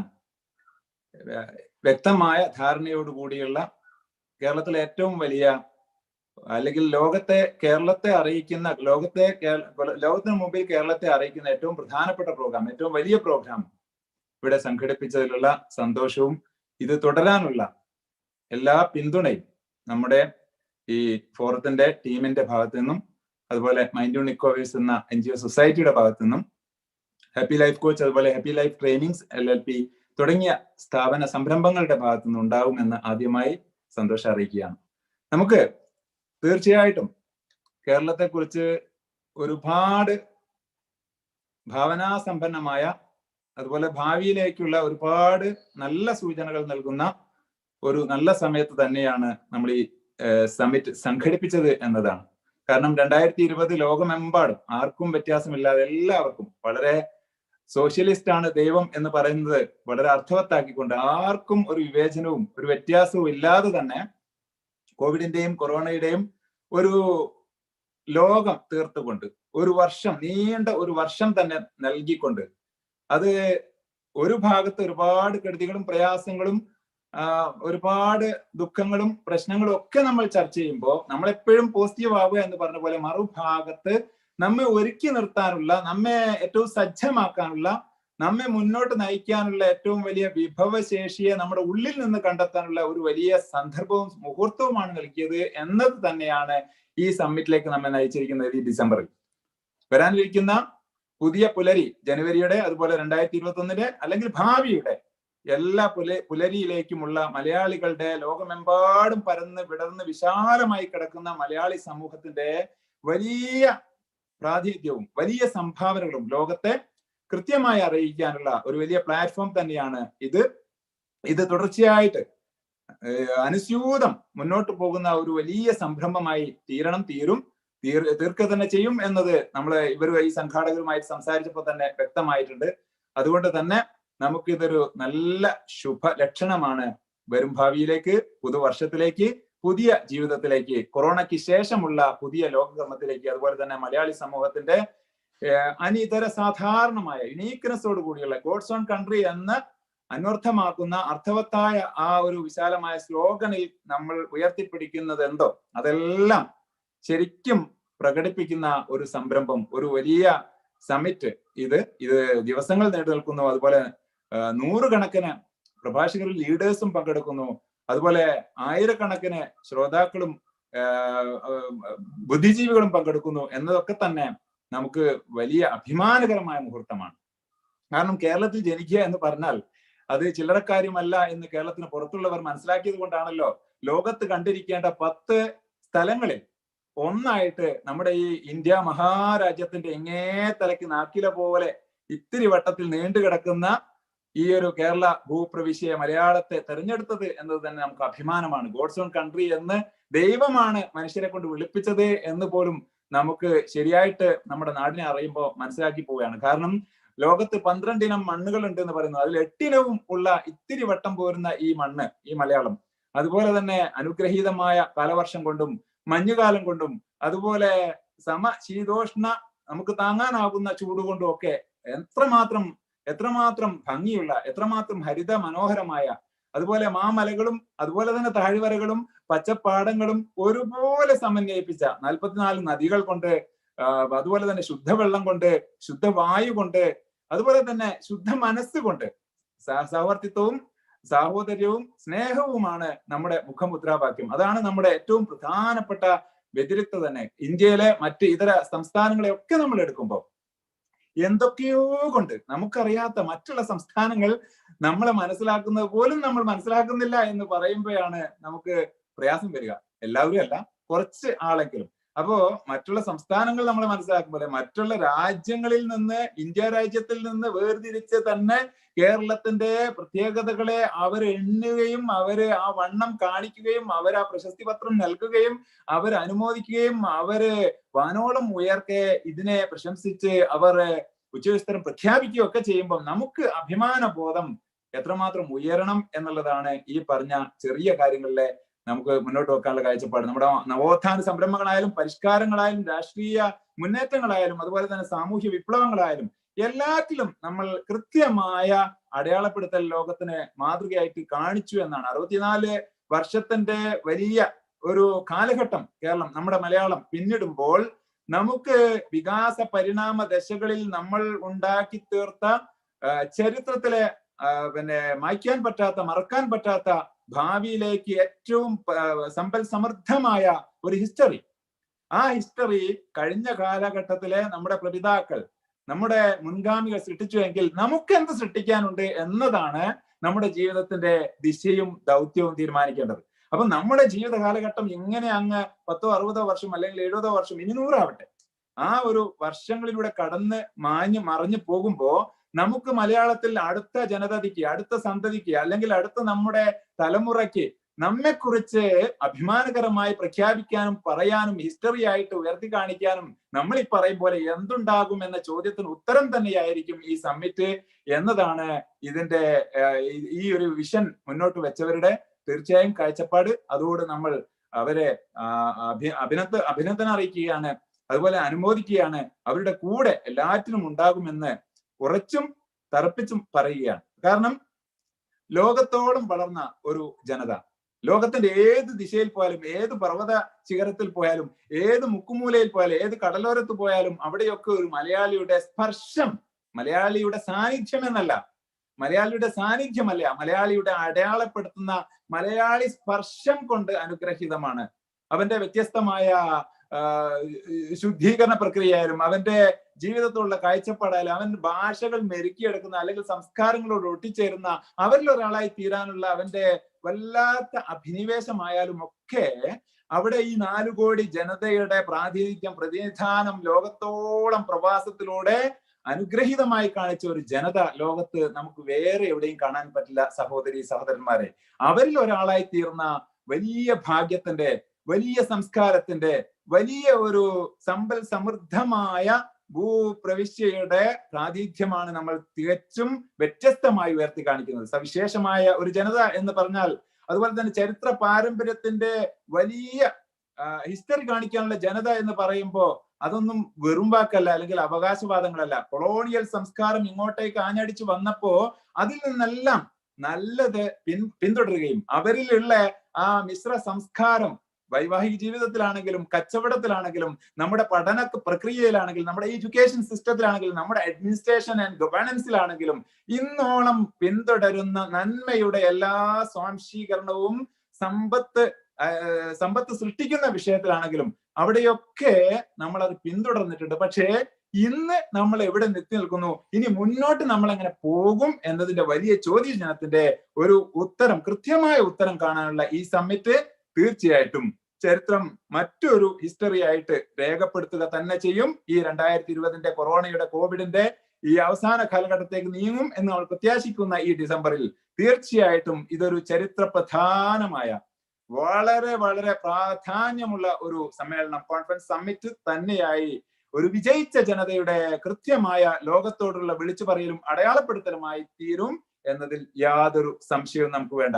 കാരണം ഒരു ക്ലാസിക് ലാംഗ്വേജ് ഉള്ള ഒരു ജനത, അതുപോലെ തന്നെ വ്യക്തമായ സംസ്കാരവും വ്യക്തമായ വേഷവും വ്യക്തമായ ഭാഷയും വ്യക്തമായ കലയും ആ സാഹിത്യവും ശില്പചാതുര്യമുള്ള ഒരു പ്രത്യേക യുണീക്ക്നെസ് ഉള്ള ജനത, ആ ജനത ഒരിക്കലും തോറ്റുപോവില്ല. അത്രമാത്രം ആഴത്തിലും അതുപോലെ പരപ്പിലും വളരെ ഉത്കൃഷ്ടമായ ധന്യമായ ഒരുപാട് സംഭാവനകളിലൂടെ വളർന്നു വലുതായ ഒരു ജനത. അവർ കൃത്യമായി ലോകത്ത് പലതരം അടയാളപ്പെടുത്തൽ നടത്തിയിട്ടുണ്ട്. അതിന് ഇനി ഒരു പുതിയ മുഖം തീർച്ചയായിട്ടും കോവിഡാനന്തര ലോകത്തെ, കോവിഡാനന്തര ജനസന്തതിയെ, ആ സമുദായങ്ങളെ നമ്മൾ സംബോധന ചെയ്യുമ്പോൾ, നമ്മൾ ഫേസ് ചെയ്യുമ്പോൾ അതിന് കൃത്യമായ മുന്നൊരുക്കത്തിന്റെ, മുന്നേറ്റത്തിന്റെ, ടെക്നോളജിയുടെ, അതുപോലെ ഭാഷാന്തരങ്ങളുടെ, ഭാഷകളെ സാംശീകരിച്ചുള്ള ലോകത്തേക്ക് നമ്മുടെ സംസ്കാരത്തെയും നന്മയും പ്രസരിപ്പിക്കാനും പ്രസാരണം ചെയ്യാനുമുള്ള ശേഷി വൈഭവത്തിന്റെ ഉത്കൃഷ്ടമായ ഒരു സാംശീകരണം, അതുപോലെ തന്നെ മെന്റൽ പവറിന്റെ, നമ്മുടെ മനഃശക്തിയുടെ, അവിടെയാണ് നമ്മൾ ഇത്തിരി പിന്നോട്ട് നീങ്ങുന്നത്, ഇത്തിരി പിന്തള്ളപ്പെട്ടു പോകുന്നത് എന്ന് പല ഇത്തിരി വട്ടമുള്ള രാജ്യങ്ങളിലെ ഒത്തിരി ആളുകളുടെ മുന്നിൽ ചൂളിപ്പോകുന്ന പല സന്ദർഭങ്ങളെയും നമ്മൾ കാണുമ്പോൾ അങ്ങനെ ആലോചിച്ചു പോകുന്നു. ഒരു 3 കാര്യങ്ങൾ നമ്മൾ എടുത്താൽ, നമ്മൾ പ്രധാനമായി ഫോക്കസ് ചെയ്യേണ്ട 3 കാര്യങ്ങൾ നമ്മൾ എടുത്താൽ തീർച്ചയായിട്ടും മൈൻഡ് പവർ എന്ന, നമ്മുടെ മനഃശക്തി എന്ന, നമ്മുടെ അസ്തിത്വത്തിന്റെ ഏറ്റവും ഉച്ചയുസ്തരമുള്ള പ്രഖ്യാപനത്തിന്റെ നട്ടൽ എന്ന് പറയാവുന്ന നമ്മൾ എന്ന പേഴ്സണാലിറ്റിയുടെ ആ പ്രസാരണ ശേഷിയുടെ ഉഗ്രപ്രതാപത്തെ പ്രതിദാനം ചെയ്യുന്ന മൈൻഡ് പവർ, മനഃശക്തി, അവിടെ നമ്മൾ തികച്ചും ഫോക്കസ് ചെയ്യേണ്ടതുണ്ട്. കാരണം ഇപ്പോ തന്നെ ഈ കൊറോണ കാലഘട്ടത്തിലെ 10-12 മാസങ്ങളിലൂടെ നമ്മൾ കടന്നു പോയപ്പോ ഈ കേരളത്തിലെ മനഃശാന്തിക്ക് വേണ്ടി വിളിക്കാൻ സർക്കാർ തുറന്നിട്ട ആ ടെലിഫോൺ ബന്ധത്തിലേക്ക് 47-48 ലക്ഷം പേർ നിരന്തരം അനുസ്യൂതം വിളിച്ചുകൊണ്ടിരുന്നു എന്ന യാഥാർത്ഥ്യം നമ്മൾ അറിയുമ്പോൾ അതിലെ 4,28,000 കുട്ടികൾ, കുഞ്ഞുങ്ങളാണ് നമ്മുടെ മനസ്സംഘർഷത്തിന്റെയും മനസ്സിന്റെ സ്വസ്ഥതയ്ക്കും വേണ്ടി വിളിച്ചത് എന്ന ഒരു സ്റ്റാറ്റിസ്റ്റിക്സ് നമ്മുടെ മുന്നിലേക്ക് വരുമ്പോൾ തീർച്ചയായിട്ടും നമ്മൾ ഫോക്കസ് ചെയ്യേണ്ട കാര്യം നമ്മുടെ മനസ്സെന്ന് പറയുന്ന, നമ്മുടെ അസ്തിത്വത്തിന്റെ അസ്ഥിവാരമായ മനുഷ്യൻ എന്നാൽ ചുരുക്കി പറയുന്ന മനസ്സ് എന്ന് പറയുന്ന ആ ഭാഗത്ത് തന്നെയാണ് എന്നുള്ളത് കൊണ്ടാണ് mind tune here your song എന്ന് പറയുന്ന ഒരു വിഖ്യാതമായ ഒരു പ്രോഗ്രാം തന്നെ, ട്രെയിനിങ് പ്രോഗ്രാം തന്നെ നമ്മൾ ആസൂത്രണം ചെയ്യുകയും അത് 7-8 രാജ്യങ്ങളിൽ ഒരുപാട് 10 വർഷത്തോളമായിട്ട് 19,000 ആളുകളിലേക്ക് അതിന്റെ നല്ല വശങ്ങളെ, നല്ല പരിശീലനങ്ങളെ എത്തിക്കാൻ കഴിയുകയും ലക്ഷക്കണക്കിന് ആളുകളിലേക്ക് മാധ്യമങ്ങളിലൂടെയും നേരിട്ടുമുള്ള mind fest, spreading the happiness പ്രോഗ്രാമിലൂടെ പ്രസരിപ്പിക്കാൻ കഴിഞ്ഞു എന്ന സന്തോഷവും ഇവിടെ രേഖപ്പെടുത്തുന്നത്. തീർച്ചയായിട്ടും ഇതൊന്നും പോരാ, ഇനിയും ഒരുപാട് ആഴങ്ങളിൽ, ഒരുപാട് ഗൗരവമായ സമീപനങ്ങളിലൂടെ നമ്മുടെ മനഃശക്തിയെയും മനസ്സംഘർഷത്തിന്റെ മനസ്വസ്ഥതയുടെ ആ ഭാഗത്തേക്ക് മനുഷ്യനായി ജീവിപ്പിക്കാനുള്ള സന്തോഷഭരിതമായ ബ്ലിസ്ഫുൾനെസിന്റെ ഹാപ്പിനെസിന്റെ ആ ഉദാത്തമായ തലത്തിലേക്ക് അവൻ ഉയർത്തിയെടുക്കുന്ന വലിയ പ്രക്രിയ. അതാണല്ലോ മതങ്ങളും പ്രവാചകന്മാരും മുനിമാരും മഹർഷിമാരും ദൈവിക പ്രമാണങ്ങളും ഒക്കെ ചെയ്തുകൊണ്ടിരിക്കുന്നത്. മനഃശുദ്ധീകരണം. മനം ശുദ്ധമാക്കാം, മണ്ണ് സുന്ദരമാക്കാം. ജീവിതത്തെ സുന്ദരമാക്കണമെങ്കിൽ നമ്മുടെ മനസ്സിനെ ശുദ്ധമാക്കണം. അവിടെ നമ്മൾ ഫോക്കസ് ചെയ്തേ പറ്റൂ. ഇതുപോലെ തന്നെ ടെക്നോളജി. രണ്ടാമത്തെ ഒരു കാര്യം പറയുമ്പം ടെക്നോളജിക്കലി നമ്മൾ ഏറ്റവും അൾട്രാ മോഡേൺ ആയിട്ടുള്ള വലിയ സാങ്കേതിക വിപ്ലവം എന്ന് പറഞ്ഞാൽ പോരാ, സുനാമി എന്ന് പറഞ്ഞാൽ പോരാ, അതിനപ്പുറമുള്ള എന്തൊക്കെ ഭാഷാ പദങ്ങൾ നമുക്ക് ഉപയോഗിക്കാൻ പറ്റും, അത്രയും വലിയ കുതിച്ചുചാട്ടം, അണ പൊട്ടി ഒഴുകുന്ന വലിയൊരു മാറ്റത്തിന്റെ കൊടുങ്കാറ്റിലാണ് നമ്മൾ അകപ്പെട്ടിരിക്കുന്നത്. അപ്പൊ അവിടെ നമ്മൾ അതിവേഗം ഇത്തരം കാര്യങ്ങൾ പോലും നമുക്ക് സുപരിചിതമായിരുന്നില്ലല്ലോ ഒരു വർഷം മുമ്പ്. ഇന്ന് എത്ര എളുപ്പത്തിലാണ് നമ്മൾ കാര്യങ്ങൾ നമ്മുടെ അടുക്കളയിൽ നിന്ന്, നമ്മുടെ ബെഡ്റൂമിൽ നിന്ന്, നമ്മുടെ സിറ്റ് ഔട്ടിൽ വെച്ച്, നമ്മുടെ പൂന്തോട്ടത്തിൽ വെച്ച്, നമ്മുടെ റോഡിൽ വെച്ച്, നമ്മുടെ വാഹനത്തിൽ വെച്ച് നമ്മൾ ലോകത്തെ വലിയൊരു സമ്മിറ്റിനെ സംബോധന ചെയ്യുകയും അത് ശ്രവിച്ചുകൊണ്ടിരിക്കുകയും അതിൽ പങ്കാളികളായും ചെയ്തുകൊണ്ടിരിക്കുന്ന വലിയ വിപ്ലവം എങ്ങനെ സാധിച്ചു എന്ന് പറഞ്ഞാൽ കൊറോണയുടെ നന്മയുടെ ഒരു വലിയ മാറ്റത്തിന്റെ നമ്മിലേക്ക് വന്ന ഒരു അനുഗ്രഹം തന്നെയായി നമ്മൾ എണ്ണേണ്ടി വരും. ഇതാണ് മാറ്റം. ഒരു കാണാത്ത, അറിയാത്ത, അതിസൂക്ഷ്മമായ ജീവി എന്നും പറയാൻ പോലും പറ്റാത്ത ഒരു വസ്തുവിനെ കൊണ്ട് ലോകത്തിന്റെ ദിശ തന്നെ, ലോകത്തിന്റെ ടെക്നോളജിക്കലി അതുപോലെ തന്നെ സാംസ്കാരികവും അതുപോലെ നിത്യജീവിത പ്രധാനവുമായിട്ടുള്ള എല്ലാ കാര്യങ്ങളെയും മുച്ചൂടും മാറ്റിമറിച്ച വലിയ ഒരു സങ്കേതം. ഇതാണ് ടെക്നോളജി കൊണ്ടുവരുന്ന, ടെക്നോളജിയിൽ നമ്മൾ പഠിച്ചിരിക്കേണ്ട, നമ്മൾ പരിശീലിച്ചിരിക്കേണ്ട, അതിനെ സ്വാംശീകരിച്ചിരിക്കേണ്ടതിന്റെ പ്രാധാന്യം രണ്ടാമതായി എടുത്ത് പറയുമ്പോൾ നമുക്ക് മനസ്സിലാവുന്നു. മൂന്നാമത്തത് എന്തായിരുന്നാൽ കമ്മ്യൂണിക്കേഷൻ ആണ്. നമ്മുടെ ഭാഷയും അതുപോലെ തന്നെ നമ്മുടെ ആശയവിനിമയ ശേഷിയും നമുക്ക് ലോകത്തെ അറിയിക്കാൻ, ലോകത്തിന്റെ കാര്യങ്ങളെ നമുക്ക് സ്വാംശീകരിക്കാൻ ഈ കൊള്ളക്കൊടുക്കലുകളുടെ ഈ ഒരു ട്രാൻസാക്ഷന്റെ ആ ഒരു വിനിമയത്തിന്റെ സാധ്യതകളുടെ അപാരമായ വലിയ കൊടുമുടികൾ കയറിയവരാണ് പലരും ലോകത്ത് വിജയിച്ചത്. അപ്പോ ഈ വിജയ ശ്രീലാളിതനാവാൻ വേണ്ടി മാത്രം വിജയിച്ച മലയാളിക്കുള്ള ഒത്തിരി ഉത്തമ ഗുണവിശേഷണങ്ങൾ നമ്മൾ എടുക്കുമ്പോൾ തീർച്ചയായിട്ടും മറ്റേത് സമുദായത്തെക്കാളും, മറ്റേത് രാഷ്ട്രത്തെക്കാളും, മറ്റേത് ഭാഷാ സമൂഹങ്ങളെക്കാളും, മറ്റേത് സംസ്കൃതികളെക്കാളും എത്രയോ ഉയർന്നു നിൽക്കാനും എത്രയോ അപാരമായ ശേഷിയിൽ ലോകത്തിന്റെ ലീഡർഷിപ്പ്, അങ്ങനെ ഒരു ക്യാമ്പയിൻ നമ്മൾ നടത്തിയിരുന്നു 2014 കേരള ലീഡ്സ് ദ വേൾഡ് എന്ന് പറഞ്ഞുകൊണ്ട്, greater Malayali vision and grand Kerala mission എന്ന് പറഞ്ഞുകൊണ്ട് അന്ന് 2014 ഒരു ക്യാമ്പയിൻ 6 GCC കൺട്രികളിൽ 3 മാസം നടത്താൻ നമുക്ക് സാധിച്ചിട്ടുണ്ട്. അതിന്റെ ഉപപ്രധാനമായ വിഷയമായിരുന്നു ഇഴചേർന്ന ബന്ധങ്ങൾ, ഈണമുള്ള ജീവിതം. ഇത് പറയാൻ കാരണം എന്താണെന്നറിയോ? ഇപ്പൊ മലയാളി അകപ്പെട്ടിരിക്കുന്ന ഏറ്റവും വലിയ വിഷമവൃത്തം എന്ന് പറഞ്ഞാൽ, ഒരു വലിയ പ്രതിസന്ധി എന്ന് പറഞ്ഞാൽ, മൂന്നാമത്തെ കാര്യം പറയുമ്പോൾ, ഭാഷയെ പറയുമ്പോൾ, പ്രസാരണത്തിന്റെ കമ്മ്യൂണിക്കേഷനെ പറയുമ്പോൾ നമുക്ക് വന്നുപെട്ടിട്ടുള്ള ഏറ്റവും വലിയ വിനാശകരമായ ഒരു വളരെ മോശപ്പെട്ട എന്ന് പറയേണ്ടി വരുന്ന സങ്കടമുണ്ട്. നമുക്ക് ബന്ധങ്ങളെ കൂട്ടിയോജിപ്പിക്കാൻ, ബന്ധങ്ങളെ അനുഗുണമാക്കാൻ, ബന്ധങ്ങളിൽ നിന്ന് സചേതനമായ സജീവതയെ, ജീവനെ പുറത്തെടുക്കാൻ, ബന്ധങ്ങളാണ് ജീവിതം എന്ന് തിരിച്ചറിയാൻ, ബന്ധങ്ങളാണ് ബിസിനസ് എന്ന് തിരിച്ചറിയാൻ, ബന്ധമാണ് ലോകത്തിന്റെ ഏറ്റവും വലിയ അസ്ഥിവാരവും ഫൗണ്ടേഷനും എന്ന് ഉറക്കെ പ്രഖ്യാപിക്കാൻ നമുക്ക് സാധിക്കാതെ വരുന്നു എന്നത് മാത്രമാണ് നമ്മുടെ മുമ്പിലുള്ള ഏറ്റവും വലിയ വിഷമകരമായ ഘട്ടം. കാരണം മലയാളി ദമ്പതികൾ ആണും പെണ്ണുമായിട്ട് ഇണയും ഇണക്കവും ഈണവുമുള്ള ബന്ധത്തെ പ്രതിദാനം ചെയ്യേണ്ട ഈ ഇണബന്ധത്തിൽ പോലും പൊട്ടലും ചീറ്റലും പ്രയാസവും, അങ്ങനെ ദിവസം വരുന്ന കോളുകളെയും ദിവസം വരുന്ന ട്രെയിനിങ്ങുകളെയും നമ്മുടെ അഭിസംബോധിതരായിട്ടുള്ള ട്രെയിനീസിനെയും ഞാൻ ഫേസ് ചെയ്യുന്നു. ആയിരക്കണക്കിന് ആളുകളെ ഇപ്പോ താങ്ക് ഗോഡ് നിങ്ങളോടൊക്കെയുള്ള കൂറും ബഹുമാനവും ആദരവും ഒക്കെ പ്രകടിപ്പിച്ചുകൊണ്ടാണ് ഈ ഒരു കാര്യം ഞാൻ പറയുന്നത്. അപ്പോ ആയിരക്കണക്കിന് ആളുകളെ അവരുടെ കിടപ്പറകളിലേക്കും അതുപോലെ ജീവിതത്തിന്റെ ആ അന്തഃപുരങ്ങളിലേക്കും കടന്നു ചെല്ലാൻ ഭാഗ്യം വന്ന ഒരാളെന്ന നിലയ്ക്ക് വളരെ സങ്കടകരമാണ് സഹോദരന്മാരെ. നമുക്ക് ഇണബന്ധത്തിലെ അതിന്റെ ഏറ്റവും പ്രധാനപ്പെട്ട ജീവിതത്തെ നിർണയിക്കുന്ന, കുടുംബത്തെ നിർണയിക്കുന്ന ഈ യൂണിറ്റായ, ലോകത്തിന്റെ ഏറ്റവും അടിസ്ഥാന യൂണിറ്റായ നമ്മുടെ ഫാമിലി സെറ്റപ്പിനെ നിർണയിക്കുന്ന, നമ്മുടെ ഭാവിയെ നിർണയിക്കുന്ന, നമ്മുടെ സമൂഹത്തെയും രാഷ്ട്രത്തെയും ലോകത്തെയും കൃത്യമായി വ്യക്തമായി നിർണയിക്കുന്ന ഈ ജീവിതത്തിന്റെ അസ്ഥിവാരം പൊളിഞ്ഞ് പാളീസാവുന്ന അപകടകരമായ ആപൽക്കരമായ ഏറ്റവും പ്രധാനപ്പെട്ട ഒരു സന്ദർഭത്തിലാണ് ഈ സമ്മിറ്റ് എന്നത് കൊണ്ട് തന്നെയാണ് ഇഴചേർന്ന ബന്ധങ്ങൾ ഈണമുള്ള ജീവിതം എന്ന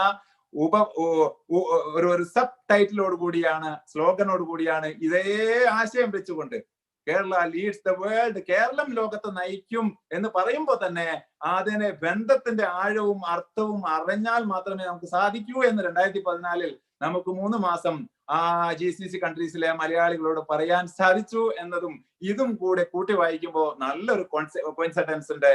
അതിന് നല്ലൊരു ചേർത്ത് വെക്കാൻ ഉണ്ട്. ഡോക്ടർ ഷാഹിദ് ചാലിൽ സംസാരിച്ചപ്പോൾ ഞാൻ വളരെ വൈകാരികമായി തന്നെ പ്രതികരിച്ചിരുന്നു. നമ്മൾ എന്തുകൊണ്ടും ഒത്തുപോകുന്നവരാണ്. നമുക്ക് കാഴ്ചപ്പാട് ഒന്നാണ്, നമുക്ക് ഫ്രീക്വൻസി ലെവൽ ഒന്നാണ്, നമുക്ക് ലക്ഷ്യം ഒന്നാണ്, നമുക്ക് മാർഗം ഒന്നാണ്, വിഷനും മിഷനും നമ്മുടെ ഇൻസ്പിറേഷൻ ലെവലിലുള്ള നമ്മുടെ ഇന്റേണൽ മോട്ടിവേഷൻസും എല്ലാം ഒന്നാണ്. അതുകൊണ്ട് തന്നെ നമുക്ക് ഒരുപാട് സാധ്യതകളുണ്ട്. ഈ ലീഡർഷിപ്പ് കൊടുക്കുന്നതിൽ നമുക്ക് ഒരുപാട് സാധ്യതകളുണ്ട് എന്ന് അന്ന് ഉള്ള സമയത്ത് ദീർഘമായി ഒരു സംഭാഷണത്തിൽ പറയാൻ സാധിച്ചത് ഞാനിപ്പോ ഓർക്കുകയാണ്.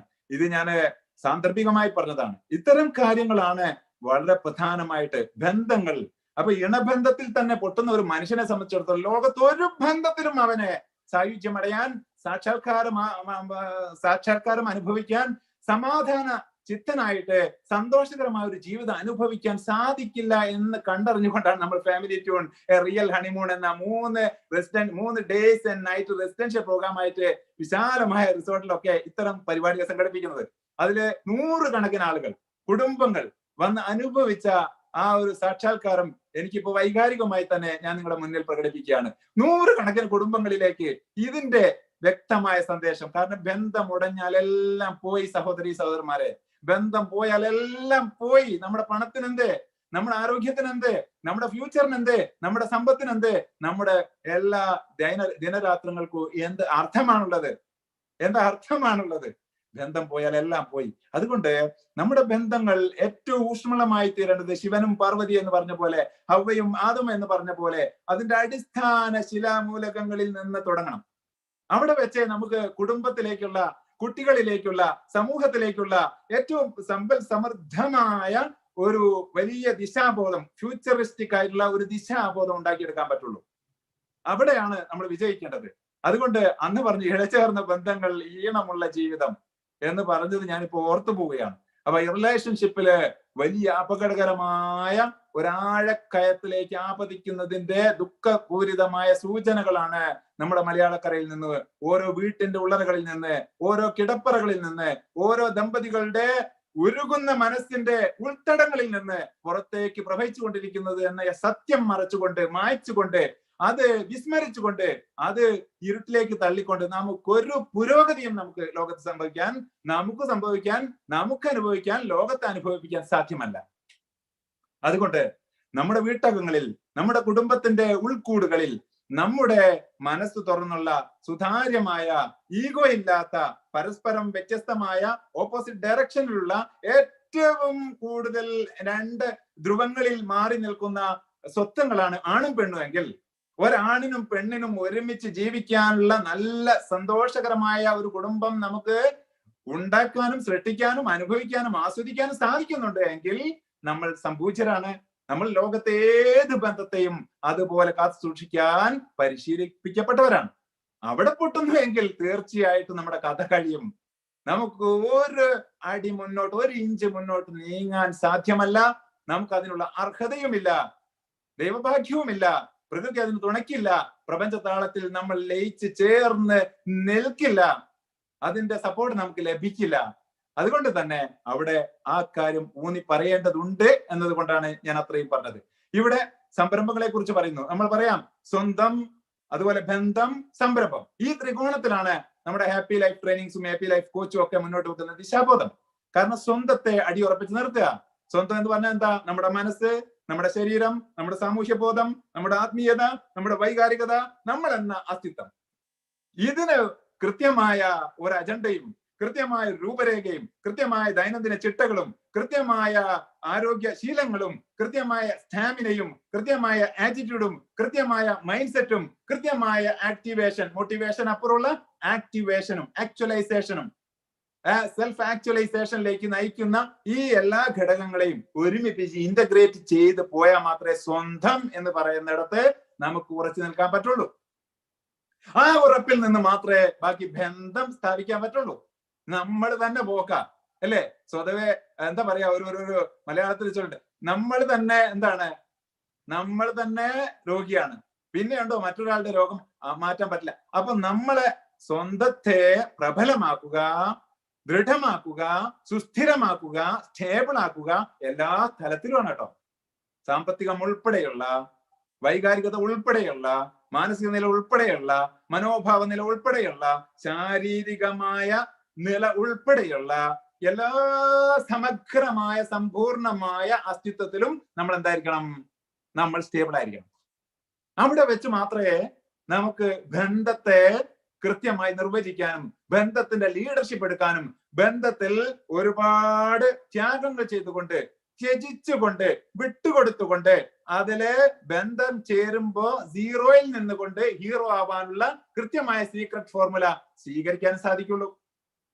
അല്ലെങ്കിൽ നമ്മൾ എല്ലായിടത്തും ഹീറോ ആവാൻ പറ്റും. കുടുംബത്തിൽ ഹീറോ ആവാൻ പോവും, നമ്മുടെ ടീമിൽ ഹീറോ ആവാൻ പോവും, നമ്മുടെ സംഘടനയിൽ ഹീറോ ആവാൻ പോവും. നമ്മൾ കണ്ടില്ലേ രാഷ്ട്രീയത്തിൽ ഇപ്പൊ ഒരു തെരഞ്ഞെടുപ്പ് നടന്നതാണ്.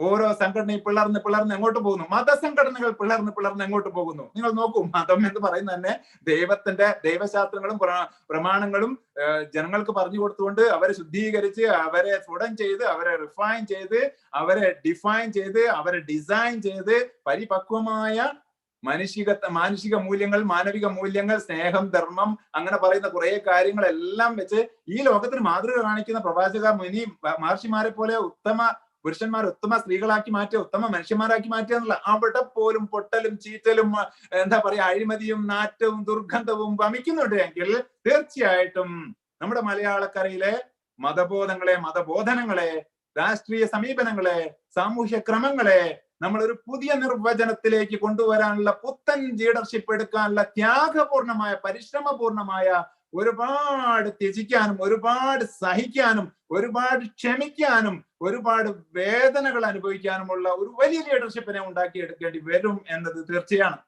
ഇത് എളുപ്പമല്ല. മഹാത്മജി അന്ന് ചെയ്ത ത്യാഗങ്ങളുടെ സുന്ദര സുരഭിലമായ കഥകൾ അയവിറക്കിക്കൊണ്ട്, അനുസ്മരിച്ചുകൊണ്ട് നമ്മൾ രോമാഞ്ചം കൊള്ളുന്നുണ്ടെങ്കിൽ, നമ്മളെ കുറിച്ച് പറഞ്ഞുകൊണ്ട് രോമാഞ്ചം കൊള്ളുന്ന ഒരു ഭാവി തലമുറയെ കണ്ടുകൊണ്ട് ത്യജിക്കാൻ, ത്യാഗം ചെയ്യാൻ, വിഷമതകൾ അനുഭവിക്കാൻ, ചോര ചിന്താൻ എന്ന് പറഞ്ഞാൽ നമ്മൾ അങ്ങോട്ട് വളരെടുക്കാനല്ല, നമ്മള് ചിലപ്പോ ജീവൻ പോലെ പോകും. കാരണം ഇതുവരെ കണ്ടുകൊണ്ടിരിക്കുന്ന ഒരു പരമ്പരാഗതമായ ഒരു വലിയ ഒരു സംസ്കൃതി, അതിനെതിരെ നമ്മൾ വിറച്ചു കൊണ്ടുമ്പോ, അതിനെതിരെ ശബ്ദമുയർത്തുമ്പോ, അതിനെതിരെ നമ്മുടെ പ്രവർത്തനങ്ങൾ ആസൂത്രണം ചെയ്യുമ്പോ തീർച്ചയായിട്ടും ജീവൻ വരെ പോകാം. അതുകൊണ്ടാണല്ലോ നമുക്ക് സ്വാതന്ത്ര്യത്തിന്റെ വലിയ കഥകൾ പറയാനുള്ളത്. അത്രമാത്രം ജീവാർപ്പണത്തിന്റെ, ആത്മാർപ്പണത്തിന്റെ അപാരമായ ഒരു സാധ്യതയുടെ വലിയ ഒരു കോൺഫറൻസ് ആയിട്ട് ഇതിനെ നമുക്ക് കാണാൻ പറ്റും. അങ്ങനെയെങ്കിൽ ഇതൊരു വിജയമാണ്. അല്ല, 1900 സമ്മിറ്റുകളിലെ, കോൺഫറൻസുകളിലെ പരമ്പരാഗതമായ ശൈലികളും ആഖ്യാനങ്ങളും ദിശാബോധവും തന്നെയാണ് നമ്മൾ ചർച്ച ചെയ്യുന്നതെങ്കിൽ, ഡിയർ ഫ്രണ്ട്സ്, നമുക്ക് പ്രത്യേകമായ ഒന്നും സംഭവിക്കില്ല. നമുക്ക് പ്രത്യേകമായിട്ട് മലയാളത്തിലോ കേരളത്തിലോ ലോകത്തിന് സമ്മാനിക്കാവുന്ന ഒരു കോൺട്രിബ്യൂഷൻ, ഒരു മിഷനറി, ഒരു ദൗത്യബോധം നമുക്ക് പ്രഖ്യാപിക്കാനൊന്നും സാധിക്കില്ല. അവിടെ ഇതും തഥൈവ 1900 സമ്മേളനങ്ങളിൽ ഒന്നായിട്ട് ശേഷിക്കും. അപ്പൊ ഒരു പുതിയ ജീവനെ, ഒരു പുതിയ ജീവിതത്തെ, ഒരു പുതിയ കാഴ്ചപ്പാടിനെ നമുക്ക് രാഷ്ട്രീയ വിവേചനങ്ങളില്ല, മത സ്പർദ്ധകളില്ല, മത വിരോധങ്ങളില്ല, മതവിവേചനങ്ങളില്ല, മറ്റേതെങ്കിലും പ്രാദേശികമോ അതുപോലെ ഭാഷാപരമോ അല്ലെങ്കിൽ അങ്ങനെയുള്ള ഒരു തരത്തിലുമുള്ള വേർതിരിവില്ലാതെ മനുഷ്യൻ എന്ന മാനവികതയ്ക്ക്, മലയാളി എന്ന ഉത്തമ ബോധ്യത്തിന്, ഇന്ത്യ രാജ്യം എന്ന നമ്മുടെ അഭിമാന ബോധത്തിന്, ലോകക്രമം എന്ന നമ്മുടെ വലിയ മിഷനറി ദൗത്യബോധത്തിന് നമുക്ക് എന്തെങ്കിലും സംഭാവന ചെയ്യാൻ, ഒറ്റക്കെട്ടായി സംഭാവന ചെയ്യാൻ സാധിച്ചാൽ ഈ കോൺഫറൻസ് തീർച്ചയായിട്ടും വരും ഭാവിയിൽ ഹിസ്റ്റോറിക്കലി അത് അടയാളപ്പെടുത്തുക തന്നെ ചെയ്യും. ഇതിന്റെ 3 ദിവസങ്ങളിലെ 100 കണക്കിന് പ്രഭാഷണങ്ങളും ചർച്ചകളും അതുപോലെ തന്നെ ബുദ്ധിജീവികളുടെ ആലോചനകളും സമാപിക്കുമ്പോ നമുക്ക് ഒരു പുതിയ ഉണർവുള്ള ഒരു പുതിയ ഉത്തേജനമുള്ള, ഒരു പുതിയ ദിശാബോധമുള്ള, ആരുടെയും മുന്നിൽ മുട്ടുവളയ്ക്കാതെ, നട്ടല് വളയ്ക്കാതെ, കുമ്പിടാതെ, നേരെ നിവർന്ന് നിന്നുകൊണ്ട്, അവരുടെ ഒന്നും ഓശാരം വാങ്ങാതെ, അവരുടെ ഒക്കെ എച്ചിലുകൾ പറിച്ചെടുക്കാതെ, ആരെങ്കിലും നീട്ടുന്ന എല്ലും കഷ്ണങ്ങളിൽ നമ്മുടെ അജണ്ടകൾ കുരുങ്ങിപ്പോവാതെ പുതിയൊരു ദിശാബോധത്തിന്, ലോകക്രമത്തിന് മലയാളികളെ ഒരുക്കിയെടുക്കാൻ നമുക്ക് സാധിച്ചാൽ ഇറ്റ് ഇസ് ഗ്രേറ്റ്. അതൊരു വലിയ മഹത്തായ സംഭവം തന്നെയാണ്. അതിന് നമുക്ക് ഒരുമിക്കാം എന്ന ഒരു വലിയ വികാര ചർച്ചയാണ് അത് ഡോക്ടർ ഷാഹിദ് ചാലിനോട് നമുക്ക് നടത്താൻ സാധിച്ചത്. അത് തന്നെയാണ് ഇവിടെ ആവർത്തിച്ച് പറയാനുള്ളത്. പറയാൻ ഒത്തിരി ഉണ്ട്, എന്റെ സമയം കഴിയുകയാണ്. 30 മിനിറ്റ്സ് എന്ന് പറഞ്ഞാൽ ഇത്തരം ആമുഖം കൊടുക്കാൻ മാത്രമേ സാധിക്കുള്ളൂ. ഒരുപാട് കാര്യങ്ങൾ പറയാനുണ്ട്. അതുകൊണ്ട് ഒറ്റക്കെട്ടായി നീങ്ങുമ്പോൾ നമ്മുടെ വിശ്വാസ പ്രമാണങ്ങളെ നമുക്ക് മുറുകെ പിടിക്കാം. ഓരോരുത്തർക്കും വിശ്വാസമുണ്ട്. അത് ദൈവവിശ്വാസമാകാം, അത് പ്രാപഞ്ചിക ബോധമാകാം, അതെന്താണ് പ്രകൃതി ബോധമാകാം, അത് മാനവിക ബോധമാകാം, അത് സ്നേഹ സമൃദ്ധമാവാം, അത് സാഹോദര്യ ബോധമാകാം. ഏതെങ്കിലും തരത്തിലുള്ള വിശ്വാസ പ്രമാണങ്ങൾ ഇല്ലാത്ത ഒരാളുമില്ല. ആ ഒരു സിസ്റ്റത്തെ നമ്മൾ ഒന്നാമതായി നമ്മുടെ ടീമിനെ കൊണ്ടുവന്നുകൊണ്ട്, അതുപോലെ തന്നെ ഫാമിലിയെ അടിയുറപ്പിച്ചുകൊണ്ട്, ഫ്രണ്ട്സിനെ നമ്മൾ അടിയുറപ്പിച്ചുകൊണ്ട്, നമ്മുടെ മെന്റേഴ്സിനെ നമ്മൾ കൂട്ടുപിടിച്ചുകൊണ്ട്, നമ്മുടെ എംപ്ലോയീസിനെയും സ്റ്റാഫിനെയും നമ്മുടെ ടീം അംഗങ്ങളാക്കിക്കൊണ്ട്, നമ്മുടെ പാർട്ട്നേഴ്സിനെയും അതുപോലെ തന്നെ ഡയറക്ടേഴ്സിനെയും നമ്മുടെ കൂടെ കൂടിക്കൊണ്ട്, കസ്റ്റമേഴ്സിനെയും ഗവൺമെന്റിനെയും സൊസൈറ്റിയെയും നമ്മുടെ കോച്ചുമാരെയും ട്രെയിനർമാരെയും നമ്മുടെ ടീം അംഗങ്ങളാക്കിക്കൊണ്ട് നമുക്ക് സമ്പൽ സമൃദ്ധമായ ഒരു പുതിയ ലീഡർഷിപ്പിന്റെ പുതിയ വാതായനങ്ങൾ തുറക്കാനുള്ള ഏറ്റവും വലിയ ഗ്രേറ്റ് ആയിട്ടുള്ള ഒരു സമ്മിറ്റായി തീരട്ടെ എന്ന് ആശംസിച്ചുകൊണ്ട് ഞാൻ എന്റെ വാക്കുകൾ ഉപസംഹരിക്കുന്നു. എല്ലാവർക്കും thank you all, thank you very much. Wow, thank you so much sir. നമ്മുടെ ഒരു മനുഷ്യത്വത്തിനെ കുറിച്ചും അതേപോലെ തന്നെ ഈ മതത്തിന്റെയും ജാതിയുടെയും വിവേചനം ഇല്ലാതെ നമുക്ക് മുന്നോട്ട് പോയാൽ ഉണ്ടാവുന്ന ബെനിഫിറ്റ്സിനെ കുറിച്ചും സർ നല്ല ബ്യൂട്ടിഫുൾ ആയിട്ട് എക്സ്പ്ലെയിൻ ചെയ്തു with all your life experience. And like we are receiving many comments, many appreciations from our participants. Thank you so much for sharing your insights sir. It was really beautiful. Yeah. Thank you so much for joining. So like we have an e-certificate for you as a token of honor. I request my technical team to display the e-certificate for Rasak sir from 3D School of Applied Entrepreneurship. Thank you. So sir നല്ല beautiful ആയിട്ട് എല്ലാം explain ചെയ്തത്. എനിക്ക് ഏറ്റവും കൂടുതൽ sir പറഞ്ഞതിൽ എനിക്ക് feel ചെയ്തത് മലയാളീസ് വന്ന് കഴിഞ്ഞിട്ടെന്ന് വെച്ചാൽ എല്ലായിടത്തും നമ്മൾ കാണും എന്നുള്ള ഒരു വാക്കുകളാണ് നമ്മൾ കൂടുതൽ കേൾക്കാറുള്ളത്. പക്ഷെ സാറ് പറഞ്ഞ പോലെ മലയാളികൾ ഈ ലോകത്തിന്റെ എല്ലാ പാട്ടിലും ഒരു സ്പർശം തന്നെയാണ്. അതെന്ന് വെച്ച് കഴിഞ്ഞാൽ ഒരു വേറിട്ടൊരു ചിന്താഗതിയായിരുന്നു. ഞാൻ അങ്ങനെ ചിന്തിച്ചിരുന്നു. ശരിയാണ്, എവിടെ പോയാലും നമുക്കൊരു മലയാളിയെ കാണാം. അതുപോലെ തന്നെ ഇതേപോലെ സാറ് പറഞ്ഞ പോലെ തന്നെ ഈ ഒരു മതത്തിന്റെയോ അല്ലെങ്കിൽ ജാതിയുടെയോ അല്ലെങ്കിൽ ഒരു കമ്മ്യൂണിറ്റിയുടെയോ ഒരു മറയില്ലാതെ നമുക്ക് ഒറ്റക്കെട്ടായിട്ട് മുന്നോട്ട് പോകാൻ പറ്റുമെങ്കിൽ ഇത് ഏറ്റവും വലിയൊരു സക്സസ് ആയിരിക്കും. അങ്ങനെ ആ ഒരു ഇൻസ്പിറേഷൻ പാർട്ടിസിപ്പൻസ് എല്ലാം ഉൾക്കൊണ്ട് തന്നെ, ആ ഒരു എനർജി ഉൾക്കൊണ്ട് തന്നെ, സാറിന്റെ സ്പീച്ചിൽ നിന്ന് ഉൾക്കൊണ്ട് തന്നെ നമുക്ക് എല്ലാ ഒരു മാറ്റത്തിലേക്ക് വേണ്ടിയിട്ട് നമുക്ക് മുന്നോട്ട് പോവാം. Okay, so I would request my technical team to display the certificate for Rasas sir. Thank you. And yes sir, like we are getting many comments in the chat box. Everyone is thanking you and they are telling that it was very passionate talk, very active and energetic talk. Yes sir, we are getting many claps and many heart emojis in the chat box. Thank you so much for that. Thank you all. Technical. All right, there's a technical glitch, so we will be mailing the certificate. Okay, yeah, it has come. Thank you. Thank you so much for joining, sir. This is a token of honor from our 3D School of Applied Entrepreneurship for CA Rasak sir. Thank you so much. Yeah.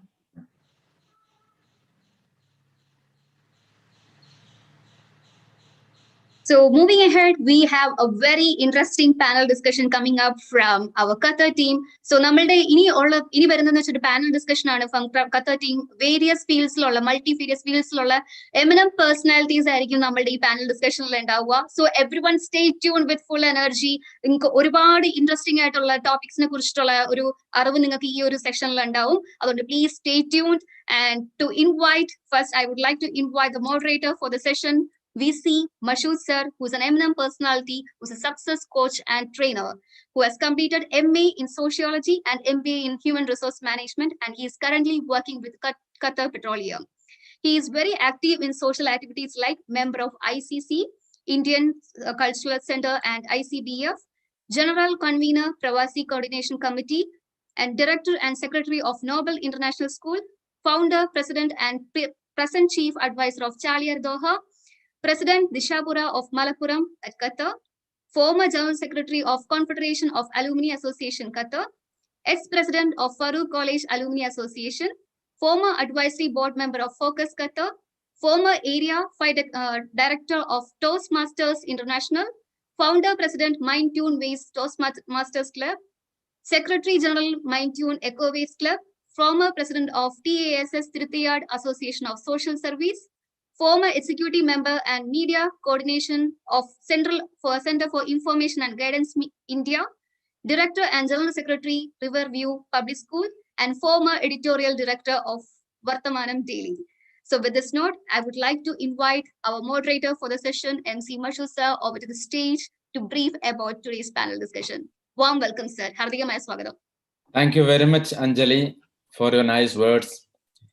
വാസ്തവത്തിൽ ഇന്ന് ഈ ഒരു ഡിസ്കഷന്റെ ഭാഗമായി നിങ്ങളുടെ മുമ്പിലിരിക്കുമ്പോൾ വളരെ സന്തോഷമുണ്ട്. അതിന് പ്രധാന കാരണം ഇന്നലെ ആയിരുന്നു ഖത്തർ നാഷണൽ ഡേ, ഖത്തർ ദേശീയ ദിനം. ഖത്തർ ദേശീയ ദിനം സാധാരണഗതിയിൽ മറ്റു രാജ്യങ്ങളിൽ നടക്കുമ്പോൾ അവിടെയുള്ള ആളുകളായിരിക്കും ആഘോഷത്തിൽ ചേരാറുള്ളത്. പക്ഷെ വാസ്തവത്തിൽ ഖത്തർ പോലുള്ള ഈ കൊച്ചു രാജ്യത്ത് 7 ലക്ഷത്തോളം ഇന്ത്യക്കാരുണ്ട്. അതിൽ 3.5 ലക്ഷത്തോളം മലയാളികളാണ്. നമ്മുടെ നാട്ടിലെ കോഴിക്കോട് ജില്ലയുടെ അത്ര വലുപ്പമേ ഖത്തറിനുള്ളൂ.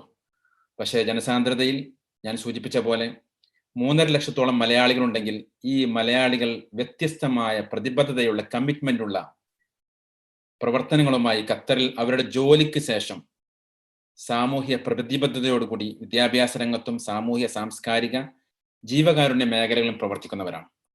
അതിൽ പലരും ഓൺട്രപ്രണേഴ്സാണ്. അവരുടെ സ്ഥാപനങ്ങളിൽ ഒരുപാട് ആളുകൾക്ക് ജോലിയുണ്ട്. ഈ ഒരു ഘട്ടത്തിൽ ഇന്നലെ നാഷണൽ ഡേ ആയപ്പോൾ ഇപ്പോഴും ആ ആഘോഷത്തിൽ ചേർന്ന് അലിഞ്ഞിരിക്കുകയാണ് ഖത്തറിലെ മലയാളികളും ഖത്തർ ജനതകൾക്കൊപ്പം. അതുകൊണ്ട് തന്നെ ഞാൻ ഇന്നലെ ഖത്തറിന്റെ ദേശീയ ദിനത്തിന്റെ ഭാഗമായി വൈകുന്നേരം നടന്ന കോർണേഷനിൽ നടന്ന ആക്ടിവിറ്റി കഴിഞ്ഞു വരുമ്പോൾ സൂക്ക് വാക്കിഫ് എന്ന ചരിത്രപ്രധാനമായ സ്ഥലത്തുകൂടി വരാൻ അവസരം കിട്ടി. അവിടെ ബിസ്മില്ല ഹോട്ടൽ എന്ന ഒരു ഹോട്ടലിന്റെ അടുത്ത് വെച്ച് ഞാൻ എൻ്റെ മക്കളെയും കുട്ടികളെയും കുടുംബത്തെയും വെച്ചൊരു ഫോട്ടോ എടുത്തു. എന്തിനാണെന്നല്ലേ, ഖത്തറിൽ വർഷങ്ങൾക്ക് മുമ്പ് 50ഉം 60ഉം വർഷങ്ങൾക്ക് മുമ്പ് ഖത്തറിലെത്തുകയും ഇവിടെ ഒരു ഹോട്ടൽ തുടങ്ങുകയും ആ ഹോട്ടൽ ഇവിടെ വരുന്നവർക്ക് അത്താണിയായി, മലയാളികൾക്കും ഇന്ത്യക്കാർക്കും മറ്റുള്ളവർക്കൊക്കെ ഒരു അത്താണിയാവുകയും ജോലി കിട്ടുവാനും അതുപോലെ തന്നെ അവരുടെ കത്തിടപാടുകൾക്ക് പോലും ലോഞ്ചിൽ വന്നിറങ്ങിയ ആ ഉടമസ്ഥൻ കാണിച്ച വിശാല മനസ്സിന്റെ നന്ദി സൂചകമായി അദ്ദേഹം മരണപ്പെട്ടു. അദ്ദേഹത്തിന്റെ ഹോട്ടലിന്റെ ഉടമസ്ഥാവകാശം മറ്റവരിലേക്ക് പോയി. പക്ഷെ ഇന്നും ആ ഹോട്ടലിന്റെ പേരുള്ള ബിസ്മില്ല ഹോട്ടൽ എന്ന ചിത്രവും അവിടെ ആലേഖനം ചെയ്ത് വെച്ചിട്ടുണ്ട്. അത് പൊളിക്കാതെ അവിടെ ഒരു റിനോവേറ്റ് ചെയ്ത് പഴയ ബിൽഡിംഗ് മാതൃകയിലേക്ക് ഒരു വാക്കിഫ്, സൂക്ക് വാക്കിഫ് എന്ന രീതിയിലേക്ക് ഉണ്ടാക്കിയപ്പോഴും ആ കേന്ദ്രം ഇപ്പോഴും നിലനിൽക്കുന്നുണ്ടെങ്കിൽ അത് അദ്ദേഹത്തിന് ഖത്തർ ഗവൺമെന്റ്, ഇവിടുത്തെ അധികൃതർ കാണിക്കുന്ന ഒരു ഗ്രാറ്റിറ്റ്യൂഡിന്റെ നന്ദി സൂചനത്തിന്റെ ഭാഗമാണ്. ഇവിടെ സിയ റസാഖ് അല്പം മുമ്പ് സൂചിപ്പിച്ചു കഴിഞ്ഞു, മലയാളികളുടെ എവിടെ എത്തിയാലും അവരുടെ അടയാളപ്പെടുത്തൽ. ആ രീതിയിൽ ഖത്തറിൽ വിവിധ മേഖലകളിൽ, വ്യത്യസ്തമായ മേഖലകളിൽ പ്രവർത്തിച്ചു കൊണ്ടിരിക്കുന്ന ഒരുപാട് ആയിരക്കണക്കിന് ആളുകളുണ്ട്. അവരിൽ നിന്ന് സാമൂഹ്യ സാംസ്കാരിക രംഗത്തും വിവിധ വ്യാവസായിക രംഗത്തും കച്ചവട സ്ഥാപനങ്ങളും മറ്റു ഇൻസ്റ്റിറ്റ്യൂട്ടുകളും നടത്തുന്ന ഏതാണ്ട് 5 പേരാണ് ഇന്നത്തെ ഈ പാനൽ ഡിസ്കഷനിൽ പങ്കെടുക്കുന്നത്. അത് തീർച്ചയായും ഇവരുടെ ജീവിത രേഖകൾ, ഇവരുടെ വന്ന വഴികൾ നമ്മളോട് പറഞ്ഞു തരുമ്പോൾ തന്നെ എനിക്ക് തോന്നുന്നു ഡോക്ടർ ഷാഹിദ് ചോലയിലും അദ്ദേഹത്തിന്റെ നേതൃത്വത്തിലുള്ള ടീം അംഗങ്ങളും എന്താണോ വിഭാവനം ചെയ്തത് അതിലേക്ക് ഇതൊരു ഇൻസ്പയറിംഗ് മൊഡ്യൂൾ ആയിരിക്കും. ഈ കാണുന്ന ഇവരുടെ അനുഭവങ്ങൾ, നിങ്ങൾ കേൾക്കാൻ പോകുന്ന അവരുടെ ജീവിത അനുഭവങ്ങൾ, അതായിരിക്കും ഒരു പക്ഷേ ഒരുപാട് പുസ്തകങ്ങൾ വായിക്കുന്നേക്കാളുപരി നിങ്ങൾക്ക് കിട്ടാൻ പോകുന്നത് ഞാൻ എൻ്റെ പ്രിയപ്പെട്ട ശ്രോതാക്കളോട് പറയുവാൻ ആഗ്രഹിക്കുകയാണ്. നമുക്കറിയാം, ഇത്തരം പരിപാടികൾ വളരെ വിശാലമായ ദീർഘവീക്ഷണത്തോടു കൂടിയാണ് ഇതിൻ്റെ സംഘാടകർ വിഭാവനം ചെയ്തിട്ടുള്ളത്.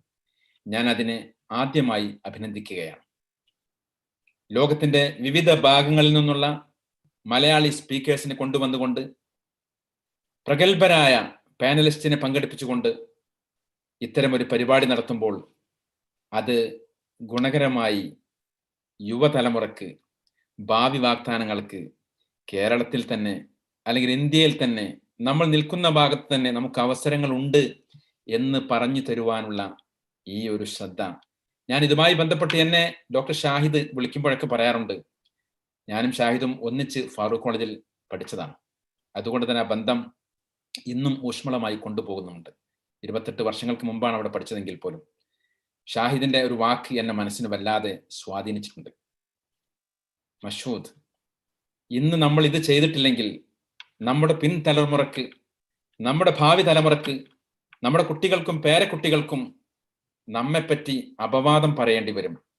അല്ലെങ്കിൽ അവർക്ക് ഇത്തരത്തിലുള്ളൊരു മാർഗദർശനം, ഒരു ഗൈഡൻസ് ഇന്ന് നമ്മൾ നൽകിയാൽ അതിന് വിപ്ലവകരമായ മാറ്റമുണ്ടാകും എന്ന ആ ഒരു വാക്ക് എന്നെ ഏറെ സ്വാധീനിച്ചിട്ടുണ്ട്. അതുകൊണ്ട് തന്നെ എൻ്റെ പ്രിയപ്പെട്ട കേൾവിക്കാരോട് എനിക്ക് സൂചിപ്പിക്കുവാനുള്ളത്, ഇത് കേൾക്കുന്നവർ കേട്ടത് ജീവിതത്തിൽ പുലർത്തുവാനും മറ്റുള്ളവരെ കേൾപ്പിക്കുവാനും ഈ 3 ദിവസത്തെ സമ്മിറ്റിലൂടെ നമ്മൾക്ക് ലഭിക്കുന്ന ക്യാപ്സ്യൂൾസ് അത് ഷെയർ ചെയ്യുവാൻ. നമ്മൾ പലപ്പോഴും എല്ലാവരും മൊബൈൽ ഡാറ്റകളും മറ്റും ഉപയോഗിച്ചുകൊണ്ട് ചിലരൊക്കെ അനാവശ്യമായി ഇത് കൺസ്യൂം ചെയ്തുകൊണ്ടിരിക്കുകയാണ്. ഞാൻ തന്നെ ഒരിക്കൽ എൻ്റെ മൊബൈലുമായി എടുത്ത് ഞാൻ നോക്കുന്ന സമയത്ത് ഒരിക്കൽ ചോദിച്ചു, മഷൂദ്, നിങ്ങളുടെ മൊബൈലിൽ ഒരുപാട് ഡാറ്റ ബാക്കിയുണ്ടല്ലോ, ഇനിയിപ്പോൾ എങ്ങനെ എന്താ ചെയ്യാം? അപ്പൊ ഡാറ്റ ബാക്കിയുണ്ടെങ്കിൽ അത് എങ്ങനെയെങ്കിലും തീർത്തിട്ട് അത് കൺസ്യൂം ചെയ്തിട്ടില്ലെങ്കിൽ നമ്മളെന്തോ അബദ്ധം ചെയ്ത പോലെ ആവുകയാണ് പലരും. അതുകൊണ്ട് ഉള്ള ഡാറ്റകൾ അത് പ്രൊഡക്റ്റീവായി, ക്രിയേറ്റീവായി യൂട്ടിലൈസ് ചെയ്യുവാൻ ഈ ഒരു സമ്മിറ്റ് പ്രയോജനപ്പെടട്ടെ എന്ന് ഞാൻ ആമുഖമായി പറയുകയാണ്. നമ്മുടെ പാനലിസ്റ്റിനെ ഞാൻ ഓരോ സന്ദർഭത്തിലായിരിക്കും വിളിക്കുകയും പരിചയപ്പെടുകയും ചെയ്യാം. ഖത്തറിനെ സംബന്ധിച്ചിടത്തോളം വളരെ പ്രഗത്ഭരായ, പൊട്ടൻഷ്യലായ പാനലിസ്റ്റ് അല്ലെങ്കിൽ പ്രഭാഷകരാണ് ഈ പരിപാടിയിൽ പങ്കെടുക്കുന്നത് എന്ന് ഞാൻ സന്തോഷപൂർവ്വം അറിയിക്കുകയും ചെയ്യുന്നു. ആദ്യമായി നമ്മോട് ഞാൻ ചില ചോദ്യങ്ങൾ ചോദിക്കുകയായിരിക്കും. അവർ തന്നെ പ്രസംഗിക്കുന്നതിനേക്കാളും നല്ലത് ചോദിക്കുകയും ഉത്തരം പറയുകയും ചെയ്യുകയാണെങ്കിൽ അതിനോട് ചേർന്ന് നിൽക്കാം. നിങ്ങൾക്ക് എന്തെങ്കിലും സംശയങ്ങളോ ചോദ്യങ്ങളോ ഉണ്ടെങ്കിൽ ഇതിൻ്റെ കോർഡിനേറ്റേഴ്സിനോടോ ഏതെങ്കിലും സംഘാടകരോടോ ചാറ്റ് ബോക്സിലൂടെ വന്നു കഴിഞ്ഞാൽ അതിനും നമുക്ക് ഇന്റർഫിയർ ചെയ്ത് അതിന് ആൻസർ ചെയ്യാൻ കഴിയും എന്ന് തന്നെയാണ് ഞാൻ വിശ്വസിക്കുന്നത്. ഒരു വൺ വേ പ്രസംഗത്തെക്കാൾ ഉപരി വളരെ മോട്ടിവേറ്റിംഗ് ആയിട്ടുള്ള, ഇൻസ്പയറിംഗ് ആയിട്ടുള്ള, കുടുംബ ബന്ധത്തിലേക്ക് പോലും വളരെ ഇഴചേർന്ന ബന്ധങ്ങളിലേക്ക് പറഞ്ഞുകൊണ്ട് തന്നെ സിയ റസാഖ് ആ ഭാഗം പറഞ്ഞു കഴിഞ്ഞു. ഇന്ന് അതിനോട് കണക്ട് ചെയ്തുകൊണ്ട് നമ്മുടെ ജീവിത അനുഭവങ്ങളിലേക്ക് വന്നുകൊണ്ട് അത് പ്രചോദനമാകും എന്ന് തന്നെയാണ് വിചാരിക്കുന്നത്. ആദ്യമായി നമ്മോട് സംസാരിക്കുന്നത് ബഹുമാന്യനായ DTM ജോർജ് തോമസ് ആയിരിക്കും. Anjali, please introduce. Thank you so much, sir. So it's my privilege to introduce an eminent personality who's the Group CEO, advisor, and chairman of Intertech Group since 2002, and also the international director of Toastmaster International USA from 2011 to 2030. He is well known as a strategic industry leader, recognized for sweeping efficiency, product development, successful mergers and acquisitions, and continuous growth of turnover and profitability. He had an instrumental role in bringing some of the most trusted financial institutions from India to Qatar, like State Bank of India, LIC International, and HDFC. He has been in Doha ever since 1992, and his services were concentrated within there.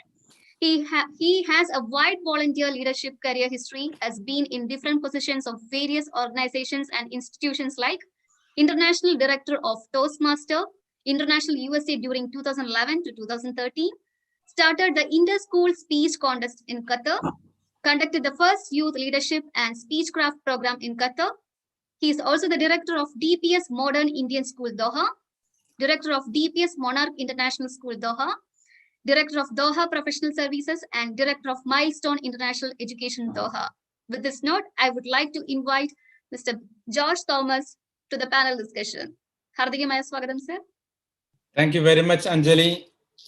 DTM George Thomas, പറഞ്ഞ പോലെ തന്നെ വളരെ വ്യത്യസ്തമായ മേഖലകളിൽ നിങ്ങളുടെ profile കേട്ടപ്പോൾ തന്നെ അത് തന്നെ നമ്മുടെ യുവാക്കൾക്ക്, നമുക്കെല്ലാവർക്കും പ്രചോദനമാകുന്നതാണ്.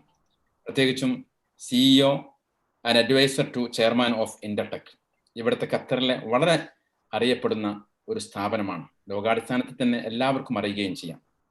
അതോടൊപ്പം തന്നെ അമേരിക്ക ആസ്ഥാനമായിട്ടുള്ള ടോസ്റ്റ് മാസ്റ്റേഴ്സ് ഇന്റർനാഷണലിന്റെ ഇന്റർനാഷണൽ ഡയറക്ടർ ആവുക എന്നത് അങ്ങനെ ഒരു മലയാളി വളരെ അപൂർവമായിട്ടേ വന്നിട്ടുള്ളൂ. മാത്രവുമല്ല അത് ലോകാടിസ്ഥാനത്തിൽ വ്യാപിച്ചു കൊണ്ടിരിക്കുന്ന ഒരു പ്രസ്ഥാനവുമാണ്. മറ്റു നിരവധി താങ്കളുടെ വിദ്യാഭ്യാസ, സാമൂഹ്യ, സാംസ്കാരിക കാൽവെപ്പുകളും താങ്കളുടെ ജീവിതയാത്രയിൽ കൊണ്ടു നടന്നിട്ടുണ്ട്. ഈ വർഷത്തിന്റെ അനുഭവത്തിൽ എന്താണ് DTM ജോർജ് തോമസ് നിങ്ങൾക്ക് പറയാനുള്ളത്?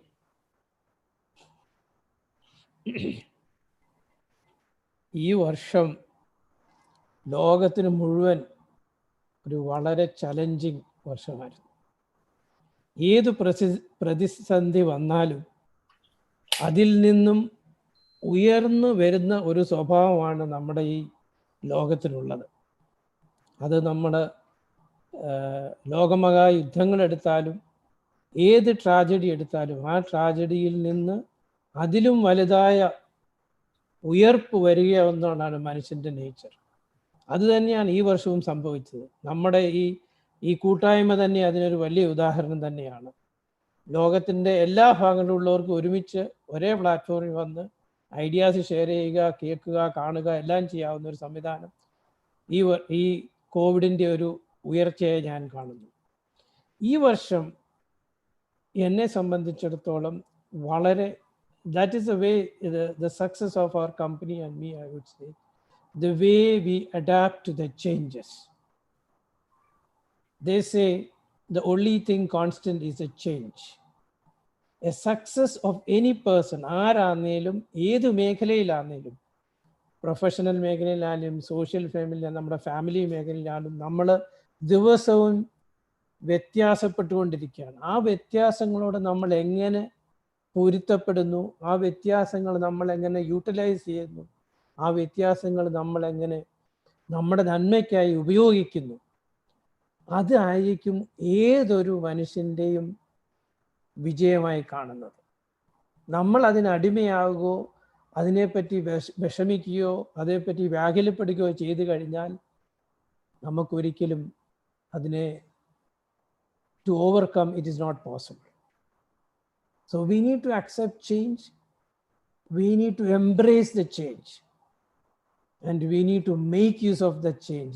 Every change give you an opportunity, maybe a bigger opportunity. അങ്ങനെ ഒരു ഓപ്പർച്യൂണിറ്റി കണ്ട് അതിനെ ഉപയോഗിച്ച് നമ്മുടെ ജീവിതം, നമ്മുടെ മേഖലകൾ, ഏതൊക്കെ മേഖലയിലാണ് നമ്മൾ ഇൻവോൾവ് ആയിട്ട് ആ മേഖലയിലെല്ലാം അതിനെ ഉപയോഗിച്ച് നമ്മൾ മുന്നോട്ട് വന്നാൽ ആർക്കും വിജയിക്കാം. അതാണ് ഈ 2020 അതെൻ്റെ വിശ്വാസമായിരുന്നു. അതൊന്നുകൂടെ it reinforce that belief this time today. Masood. Okay, വളരെ വളരെ വ്യക്തമാണ് അങ്ങയുടെ വാക്കുകൾ. താങ്കളുടെ ജീവിത അനുഭവത്തിൽ ഇപ്പോൾ ഞാൻ നേരത്തെ സൂചിപ്പിച്ച പോലെ വ്യത്യസ്തമായ പൊസിഷനുകൾ ഹാൻഡിൽ ചെയ്യുമ്പോൾ നിങ്ങൾക്ക് വളരെ ഇൻസ്പയറിംഗ് ആയി തോന്നിയത്, അല്ലെങ്കിൽ അത് പറഞ്ഞു കൊടുത്താൽ എൻ്റെ കുട്ടികൾക്ക്, എൻ്റെ തലമുറക്ക്, എൻ്റെ പേരക്കുട്ടികൾക്ക് ഗുണം ചെയ്യും എന്ന് തോന്നുന്ന എന്തെങ്കിലും അനുഭവങ്ങൾ നിങ്ങളുടെ ഈ കരിയർ ജേണിയിലോ അല്ലെങ്കിൽ നിങ്ങളുടെ പ്രൊഫഷണൽ ജേണിയിലോ അതുമല്ലെങ്കിൽ സോഷ്യൽ ആക്ടിവിറ്റീസ് ഇൻവോൾവ് ചെയ്തതിലോ ഉണ്ടെങ്കിൽ അതൊന്ന് പറയാമോ? എൻ്റെ പ്രൊഫൈൽ വായിച്ചപ്പോൾ തന്നെ പറഞ്ഞു, the first one to start a youth leadership program in Qatar, speech craft program. ഞാൻ ജോലി ചെയ്യാൻ തുടങ്ങിയപ്പോൾ തന്നെ എനിക്ക് ടീനേജേഴ്സ് അല്ലെ കുട്ടികളുടെ ഇടയിൽ ജോലി എന്തെങ്കിലും ചെയ്യണമെന്ന് വളരെ ആഗ്രഹമുണ്ടായിരുന്നു. ഞാൻ ടോസ്റ്റ് മാസ്റ്റേഴ്സിൽ ആദ്യം ജോയിൻ ചെയ്തപ്പോൾ ആദ്യം ഞാൻ അവരെ ഒരു ഇമെയിൽ എഴുതി ചോദിച്ചു, do you have anything for children? And they told me we have a program called youth leadership program. അങ്ങനെയാണ് ഞാൻ ഇവിടെ യൂത്ത് ലീഡർഷിപ്പ് പ്രോഗ്രാം തുടങ്ങി. അത് കഴിഞ്ഞൊരു ഇൻ്റർ സ്കൂൾ സ്പീച്ച് കോൺടെസ്റ്റ് തുടങ്ങി. എൻ്റെ ഒരു വിശ്വാസം, നമ്മുടെ ഏഷ്യൻ എഡ്യൂക്കേഷനിൽ നമുക്ക് ഒരു ലീഡർഷിപ്പ് ആൻഡ് കമ്മ്യൂണിക്കേഷൻ സ്കിൽസിന് നമ്മൾ ആവശ്യമായ എംഫസിസ് കൊടുക്കുന്നില്ല. നമ്മുടെ പിള്ളേരൊക്കെ വളരെ ബ്രില്യൻ്റ് ആണ്. പക്ഷെ അവർക്ക് ആ ബ്രില്യൻസ് പറഞ്ഞു പഠിപ്പിക്കാനോ അതേപ്പറ്റി അത് ഇൻഫ്ലുവൻസ് ചെയ്യാനോ ഉള്ള കഴിവ് ഇപ്പം വളരെ വ്യത്യാസമുണ്ട്. പക്ഷെ എന്നാലും പോരാ. So any profession, whichever profession you choose, just the academic brilliance will not ensure success. You need to have other capabilities like your leadership skills, your interpersonal skills, your supervisory skills, your managerial skills, your presentation skills. All these skills are very, very important for anybody to succeed in any profession. So ആ ഒരു നമ്മൾ കുട്ടിക്കാലം മുതൽ തന്നെ അത് develop ചെയ്ത് വന്നാൽ it become a very natural part of our process. So അത് എല്ലാ കുട്ടികളും ഇതിൽ കോൺസെൻട്രേറ്റ് ചെയ്യണം, ഇത് ഉപയോഗിക്കണം. അത് ഞാൻ അതിനകത്ത് വളരെ ജോലി ചെയ്ത് എനിക്ക് അനുഭവം ഉള്ളതുകൊണ്ട് പറയാം. ഞാനൊരു ചെറിയൊരു ഉദാഹരണം പറയാം. ഞാനൊരു പ്രാവശ്യം യൂത്ത് ലീഡർഷിപ്പ് പ്രോഗ്രാം നടത്തിയപ്പോൾ ഒരു പെൺകുട്ടി ആദ്യമായിട്ട് പ്രസംഗിക്കാൻ വേണ്ടി സ്റ്റേജിൽ പോയിട്ട് അവൾ കരഞ്ഞിട്ട് തിരിച്ചു വന്നിരുന്നു. ഒരു വാക്കുപോലും പറഞ്ഞില്ല. ഞാനപ്പോൾ അവിടെ അടുത്ത് പോയി ഇരുന്നിട്ട് പറഞ്ഞു, മോളെ നീ പ്രസംഗിക്കണം, നിനക്ക് കഴിവുണ്ട്. അങ്ങനെ ഒരു വിധത്തിൽ അവൾ പിന്നെ പോയി പ്രസംഗിച്ച് ആ യൂത്ത് ലീഡർഷിപ്പ് പ്രോഗ്രാം ഒക്കെ കഴിഞ്ഞ് അവൾ ഇവിടുന്ന് സ്കൂൾ കഴിഞ്ഞ് നാട്ടിൽ അവൾ ട്രിവാൻഡ്രം മെഡിക്കൽ കോളേജിൽ അഡ്മിഷൻ കിട്ടി. അവിടെ പോയി പഠിച്ചു. ഒരു ദിവസം രാത്രിയിൽ ഒരു 12:30 എനിക്കൊരു ഫോൺ കോൾ വന്നു. Sir, do you remember me? I am Rebecca. I said, I was your youth leadership student. You remember I cried and came down and sat next to you? I said, yeah, I remember Rebecca. She said, I won the intercollegiate elocution competition of Kerala University. എന്നും പറഞ്ഞ് അവൾ എന്നെ വിളിച്ചത്. So anybody, I always remember, I always tell my children, God has not put any limitation on any of us. It is we who build the walls around us and make limitations. God has made you like him in his image. So you can all have all those capabilities. This is what we must believe, and this is must drive us to whatever we want to do. Okay, Masood. Thank you very much. എന്തായിരുന്നാലും താങ്കളുടെ വാക്കുകൾ ഇനിയും കേൾക്കാൻ ആഗ്രഹിക്കുന്നുണ്ട്. നമുക്ക് panel ടീമിലെ മറ്റുള്ളവരിലേക്ക് പോകാം. ഖത്തറിലെ വളരെ അറിയപ്പെടുന്ന ഒരു സാമൂഹ്യ സാംസ്കാരിക ജീവകാരുണ്യ പ്രവർത്തകയും ഓൺട്രപ്രണറുമാണ് doctor Sheela Philip. Anjali, please introduce. Thank you, sir. So it's my privilege to introduce the next speaker for the panel discussion, an inspiring Indian woman entrepreneur in Gulf who is the managing director of Doha Beauty Center, Qatar. Dr. Sheila came to Qatar in late 80s, and with the support of her husband and family, she set up a chain of beauty centers in Qatar. And now the group has more than 10 outlets in different parts of Qatar. She is fully active in this field in Doha, Qatar, and also at the same time in Kerala, as well as where she runs a beauty center in Kochi as Sheila's Beauty Center and Spa in Panambali Nagar at Kochi, Kerala. She is also the director and deputy chairperson of Dr. K.M. Cherian Institute of Medical Science at Chenganallur. She graduated as a beauty therapist and hairstylist from Shahnaz Hussein's Women's World International Institute of Beauty, New Delhi. And also she has done her post-graduation from Bharatiya Vidya Bhavan's Institute of Holistic Health Science, London, UK. She has won a number of awards and recognitions. Some notable mentions are Qatar quoted her name as one of the famous lady business entrepreneur for the last 25 years of her successful business career in Qatar. Business Excellence and Charitable Activities Award 2016 received from Mammootty. Pravasi Pratibha Puraskaram 2015 received from Padma Shri 2015, awarded by Natya Gruham. Entrepreneurship and Social Service Award 2013 of Kairali. Award of the Excellent Service in the Business Horizon received from actor Jagadish, awarded by Kairali. Business Excellency Award from Friends of Tiruvalla.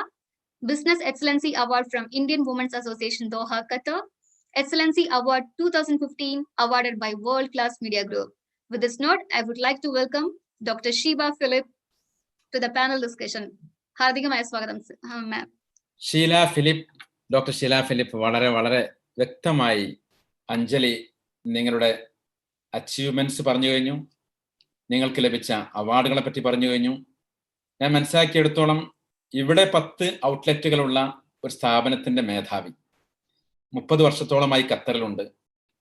ഒരു nursing സ്റ്റുഡൻ്റായി വന്ന നിങ്ങൾ ഇപ്പോൾ നിൽക്കുന്നത് നഴ്സിംഗുമായി ഒന്നും വല്ലാതെ ബന്ധപ്പെടാത്ത സൗന്ദര്യവുമായി ബന്ധപ്പെട്ട ഒരു മേഖലയിലാണ്. അതാണ് ഏറ്റവും വലിയ പ്രത്യേകത. ഇങ്ങനെ വരുമ്പോൾ നിങ്ങളുടെ ഈ യാത്രയിൽ നിങ്ങൾക്ക് ഉണ്ടായ അനുഭവങ്ങളും ഇവിടെ എങ്ങനെ എത്തി എന്നൊന്ന് പറയാമോ?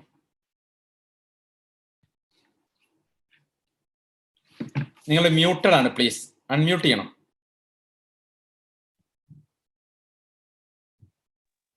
മാം ഇപ്പൊ അൺമ്യൂട്ട് ചെയ്യാനുള്ള ഒരു ഓപ്ഷൻ വന്നിട്ടുണ്ടാവും, ഒരു പോപ്പപ്പ് വന്നിട്ടുണ്ടാവും. Yes. Yes, Okay. done. Okay. Good evening, everybody. Good evening. Okay. First of all, thank you, Dr. Shahid, for inviting me and giving a wonderful opportunity to share my experience, humble experience. Thank you. Thank you, everybody, once again. Thank you, Mashur sir. Everybody, thank you. ഞാൻ എന്നെ പറ്റി പറയുവാണെങ്കിൽ എൻ്റെ പേര് ഷീല ഫിലിപ്പോസ്. ഒരു 30 വർഷത്തോളമായി ദോഹയിൽ ഞാൻ കുടുംബമായിട്ട് താമസിച്ചു വരികയാണ്. കേരളത്തിന്റെ നെല്ലറയായ കുട്ടനാട്ടിലാണ് എൻ്റെ ജനനം. ഞാനൊരു നേഴ്സിംഗ് വിദ്യാർത്ഥിയായിരിക്കെ എൻ്റെ വീട്ടിലെ കല്യാണമൊക്കെ ആലോചിച്ചു. വീട്ടിലെ കല്യാണം നടത്തി. എൻ്റെ ഹസ്ബൻഡ് ഖത്തറിലായിരുന്നു. അത് കഴിഞ്ഞപ്പോൾ എൻ്റെ കോഴ്സ് ഡിസ്കണ്ടിന്യൂ ആയി. എന്നിട്ട് എന്നോട് പുള്ളിയാണ്, എൻ്റെ ഹസ്ബൻഡ് പറഞ്ഞു, ഒന്ന് ഈ ഒരു ഫീൽഡില് താല്പര്യം ഉണ്ടെങ്കിൽ പോയി പഠിക്കാൻ പറഞ്ഞു. എനിക്കത് കേട്ടപ്പം വളരെ പ്രചോദനമായി.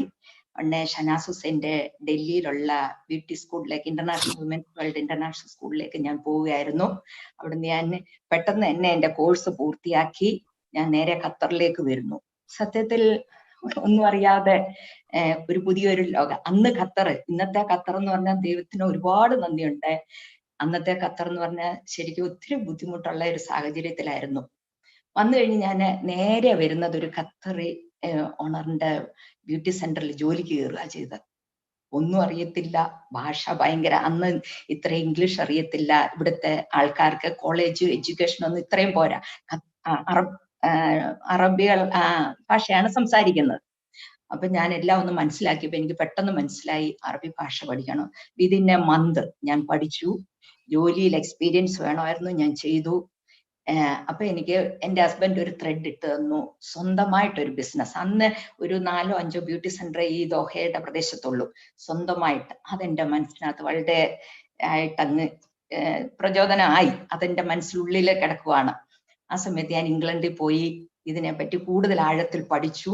അവിടുന്ന് ഞാൻ വന്നതിന് ശേഷം എൻ്റെ മനസ്സിനകത്ത് എനിക്കൊരു സ്വന്തമായിട്ടൊരു സ്ഥാപനം എന്നുള്ള ഒരു ആശയം വന്നു. സത്യത്തിൽ ഒരു പൈസ നമ്മൾ നാട്ടിൽ നിന്ന് വന്നപ്പോൾ അന്ന് ജോലിയായിട്ട് വന്നു. അന്ന് ഒരു പൈസ പോലും ഞാന് കയ്യിൽ വശമില്ലാതെ ഞാനും എൻ്റെ ഹസ്ബൻഡും അന്ന് വർക്ക് ചെയ്യുവാണ്. ആ സമയത്ത് ഞങ്ങള് ഒത്തിരി സ്ട്രഗിൾ ചെയ്തിട്ടുണ്ട്. പാസ്റ്റ് നോക്കുമ്പോൾ ഒരുപാട് സ്ട്രഗിൾ ചെയ്തിട്ടുണ്ട്. ഒരു സ്വന്തമായിട്ട് തുടങ്ങാൻ ഞാൻ ഓടി നടന്നു. ഞങ്ങളൊരു സ്ഥാപനം എടുത്തിട്ട് ഞങ്ങളുടെ ശമ്പളത്തിൽ നിന്ന് അല്പം സേവ് ചെയ്ത് വെച്ചിരുന്ന പൈസ, രണ്ടുപേരും ജോലി ചെയ്തതിൽ നിന്ന് സേവ് ചെയ്ത പൈസ, അതും എൻ്റെ കൈവെള്ളയെ വെച്ച് എൻ്റെ ഹസ്ബൻഡ് ഈ ഫീൽഡിലേക്ക് ഇറക്കി വിട്ടു. സത്യത്തിൽ ഇന്ന് എനിക്ക് തിരിഞ്ഞു നോക്കുമ്പോൾ ഒരുപാട് സന്തോഷമുണ്ട്. അതിനേക്കാൾ ഉപരിയായിട്ട് അന്ന് ഈ ഒരു പ്രദേശത്ത് ഒരു പൈസ പോലും ഇല്ലാതെ അല്പം ഒരു മനോധൈര്യം മാത്രം വെച്ചുകൊണ്ട് ഒരു പുതിയൊരു മേഖല, പുതിയ സ്ഥാപനത്തെ, പുതിയൊരു ഇതായിട്ട് ഞാൻ ഇവിടേക്ക് വന്നു. അന്ന് എനിക്ക് അന്ന് വിസ കിട്ടത്തില്ല, ജോലിക്കാരെ കൊണ്ടുവരാൻ ഒരുപാട് സ്ട്രഗിൾ ചെയ്തു. സത്യത്തിൽ ഞങ്ങൾ രണ്ടുപേരും കൂടെ സ്ട്രഗിൾ ചെയ്തു ഞാൻ ഈ സ്ഥാപനം എടുത്തു. അന്ന് എൻ്റെ ഹസ്ബൻഡ് സ്വന്തമായിട്ടൊരു ബിസിനസ് തുടങ്ങി. പിന്നെ എൻ്റെ പേരൻസിൽ നിന്നൊക്കെ എനിക്ക് നല്ലൊരു ധൈര്യവും, കാരണം എൻ്റെ പപ്പായും ഒക്കെ ഒരു ബിസിനസ്മാൻ ആയിരുന്നു. അപ്പൊ അങ്ങനെ കുറെ ത്രെഡ് എനിക്ക് കിട്ടിയിട്ടുണ്ടായിരുന്നു. അതിലേക്കാണ്, ആ ഒരു രീതിയിലേക്കാണ് ഞാൻ മനസ്സിനകത്ത് പല കാര്യങ്ങളും ഉണ്ടായിരുന്നു. അത് വെച്ച് ഞാൻ ശരിക്ക് കഷ്ടപ്പെട്ടു. ഒരു സ്ഥാപനം 1 by 1 ആയിട്ട് തിരിഞ്ഞു നോക്കുമ്പോൾ ഇന്ന് ദോഹയുടെ പ്രദേശത്ത് 10ഓളം സ്ഥാപനം, നാട്ടില് പിന്നെ പല കാര്യങ്ങളും ചെയ്തു. അതിനേക്കാൾ ഉപരിയായിട്ട് ഇന്ന് എനിക്ക് നോക്കുമ്പോൾ ഒരു 100-150ഓളം ലേഡി സ്റ്റാഫ്, വിവിധ ഭാഷക്കാര്, വിവിധ രാജ്യക്കാര്, ഇവരെയൊക്കെ മാനേജ് ചെയ്യുക എന്ന് പറഞ്ഞാൽ ഭയങ്കര പാടുള്ള ഒരു കാര്യമാണ്. സത്യത്തിൽ നമ്മള് ഈ എല്ലാവരും കൂടി ഇരിക്കുമ്പോൾ നമ്മൾ ആകെ ഒരു എന്തെല്ലാം പ്രശ്നങ്ങൾ ഉണ്ടാകും, അതെല്ലാം എനിക്ക് ധൈര്യത്തോടു കൂടി കൊണ്ടുപോകാൻ മുന്നിൽ എനിക്കുണ്ടായത് ഈശ്വര വിശ്വാസം എല്ലാം എൻ്റെ ദൈവത്തിൽ അർപ്പിച്ച് ഞാൻ ആദ്യം ഈ ബിസിനസ് എനിക്ക് ഇന്നത്തെ ജനറേഷനോട് പറയാനുള്ള, ആദ്യം ഞാൻ ഈ ബിസിനസ് തുടങ്ങുമ്പോൾ എനിക്ക് ഇച്ചിരി ദേഷ്യമൊക്കെ ഉള്ള ഒരാളായിരുന്നു. ഞാൻ ശരിക്കും പ്രാർത്ഥിച്ചു എനിക്ക് നല്ല ക്ഷമ കിട്ടണമെന്നുള്ള കാര്യം. ആ ഒരു ക്ഷമയുണ്ടെങ്കിലേ നമുക്ക് ബിസിനസ്സിൽ മുന്നേറാൻ പറ്റത്തുള്ളൂ. അങ്ങനെ ഞാൻ പ്രാർത്ഥിച്ചു, ഇത്രയും പേരെ മാനേജ് ചെയ്യണം. അപ്പോഴത്തേക്ക് ആ ഒരു ക്ഷമയോടുകൂടി, ആ ഒരു ഈശ്വര വിശ്വാസത്തോടുകൂടി, ഗുരുത്വത്തോടു കൂടിയാണ് ഞാൻ ഇതെല്ലാം ഇന്ന് വരെ എത്തിയത്. ഇന്ന് ഞാൻ ഇന്നത്തെ ജനറേഷനോട് പറയുവാണെങ്കിൽ, അന്ന് ഞങ്ങളുടെ കയ്യിലുണ്ടായിരുന്ന വെറും ഒരു ചെറിയൊരു എമൗണ്ട്, ഞാൻ ഓപ്പണായിട്ട് പറയുകയാണ്, ഒരു 50,000 റിയാൽ ഞങ്ങൾ ജോലി ചെയ്തത് ഞാൻ സേവ് ചെയ്ത് വെച്ചത് കൊണ്ട് ഞാൻ ഇന്ന് അത് തിരിഞ്ഞു നോക്കുമ്പോൾ ഞാൻ അത് എത്രയോ ഇരട്ടിയായിട്ട് എനിക്ക് മാറി. എല്ലാറ്റിലും ഉപരിയായിട്ട് ഒരു 100-150ഓളം കുടുംബങ്ങളെ എനിക്ക് പോറ്റി പുലർത്താൻ പറ്റുന്നുണ്ട്. അവരുടെ ആവശ്യങ്ങളെ, പല കുഞ്ഞുങ്ങളെ ഞാൻ കല്യാണം കഴിപ്പിച്ചു വിട്ടു. ചാരിറ്റി, എന്നെ സംബന്ധിച്ചൊരു കാര്യമുണ്ട്, ഞാൻ പേരെടുക്കാനായിട്ടാണെങ്കിലും മറ്റുള്ള ഒരു കാര്യത്തിന് ഞാൻ ആഗ്രഹിച്ചിട്ടില്ല. ചാരിറ്റി, വലത് കരം ചെയ്യുന്നത് എന്തെന്ന് ഇടത് കരം അറിയരുത്, ആ ഒരു ഇതാണ് എൻ്റെ മനസ്സിനകത്തുള്ളത്. അങ്ങനെ വെച്ച് ഞാൻ എൻ്റെ ഒരു 1% ഞാൻ മാറ്റി വെച്ചിട്ട് ചാരിറ്റിക്ക് ഞാൻ കൊടുക്കും. അത് ആവശ്യങ്ങൾ അറിഞ്ഞ്, അത് എൻ്റെ അമ്മ എന്നെ പഠിപ്പിച്ചു ഒരു നല്ലൊരു കാര്യമാണ്. ആവശ്യങ്ങൾ അറിഞ്ഞ് ആവശ്യത്തിൽ നമ്മൾ മറ്റുള്ളവരെ സഹായിക്കുക. അതിനകത്ത് ഏറ്റവും ഉപരിയായിട്ട് ദൈവം നമുക്ക് ഇത്ര ആരോഗ്യം തന്നു, ആയുസ് തന്നു, നമുക്ക് നല്ല ഒരു കഴിവ് തന്നു. അപ്പോൾ ആ കഴിവിൽ നിന്ന് നമ്മുടെ സമൂഹത്തിലെ യാതനയും വിഷമങ്ങളും അനുഭവിക്കുന്നവര്, അങ്ങനെയുള്ളവരെ നമ്മൾ സപ്പോർട്ട് ചെയ്യുക. അപ്പോഴൊക്കെ നമുക്ക് ധാരാളമായിട്ടില്ല, അക്ഷയപാത്രം പോലെ ദൈവം എവിടുന്നെന്ന് അറിയത്തില്ല, നമുക്ക് അത് തിരിച്ചു ദൈവം തരുന്നുണ്ട്. അപ്പൊ നമ്മൾ കൂടുതല് പിന്നെ എനിക്ക് ഇതിനകത്ത് പറയാനുള്ള, ഇന്നത്തെ തലമുറകള് ഹാർഡ് വർക്ക് ചെയ്യാനുള്ള ഒരു മനസ്ഥിതി ഉണ്ടെങ്കിലേ ഒരു ബിസിനസ്സിനായിട്ട് പോകാവൂ. കാരണം പലരുടെയും കഥകൾ ഞാൻ കേട്ടിട്ടുണ്ട്. ഇത് ബിസിനസ്സിൽ നിന്ന് അവരെല്ലാം നഷ്ടമായി പോയി എന്നുള്ളത്. അവിടെ വരുന്നത് നമ്മുടെ ഹാർഡ് വർക്ക് ചെയ്യാനുള്ള ഒരു മാനസിക ഇതിൽ എൻ്റെ ഒരു ബാക്ക് വരുന്നതാണ് അതിനകത്തുള്ള ഒരു കുഴപ്പമെന്ന് പറയുന്നത്. പിന്നെ നമ്മള് വളരെ സ്ട്രെയിറ്റ് ഫോർവേഡ് ആയിരിക്കണം ഏതൊരു ബിസിനസ്. അപ്പൊ നമുക്ക് ദൈവികമായിട്ടുള്ള ഒരു ശക്തി നമുക്ക് കിട്ടും.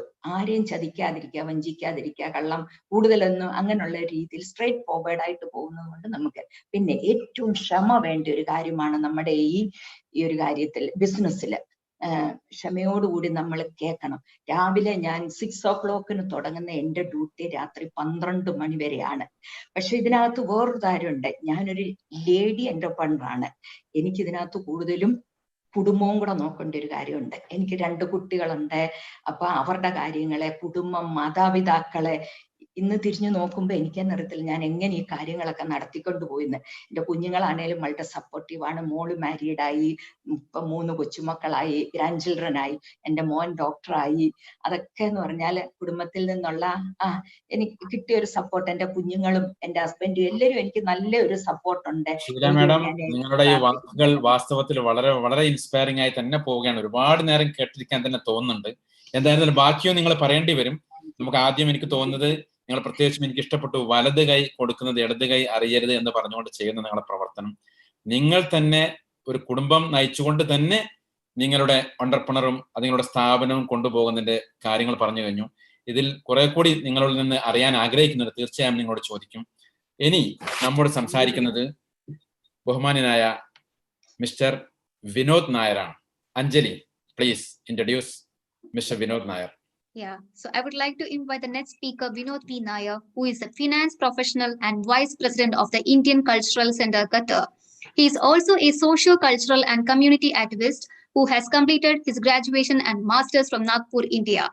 He has also done cost accountant inter from ICWAI, Kolkata, and is also a certified internal auditor for Bureau of International Standards, UK. He is member of various institutions like Institute of Fraud Examiners, Institute of Internal Auditors, and Institute of Management Accountants. Currently, he is working as a finance director and consultant for an international school in Manjeri, Kerala, by the name of Gemfold World Schools which was started as an initiative from few people from Qatar as investors to promote world-class education in interior areas of Kerala with a concept of inclusiveness of every sectors of Indian society. His vision is a sustainable, healthy future for one and all for generations to come. To achieve the vision, he has been promoting yoga in Qatar, philanthropic contribution through collective community activities, and encouraging kids to pursue science and research, which will bring innovation to human life and promote art and culture of India in Qatar. He conducted a yoga awareness and wellness session on behalf of Indian Embassy for diplomats and envoys for 33 countries at KATARA in 2015. To promote Indian classical music and dances, he started 2 institutes in Qatar by the name Kala Nilayam and AIMAC. MAC. The motive of these institutes to keep the Indian form of art alive and pass the same to generation next with all its richness. With this note, I would like to welcome Vinod V. Nair to the panel discussion. Welcome, sir. Thank you very much, Anjali.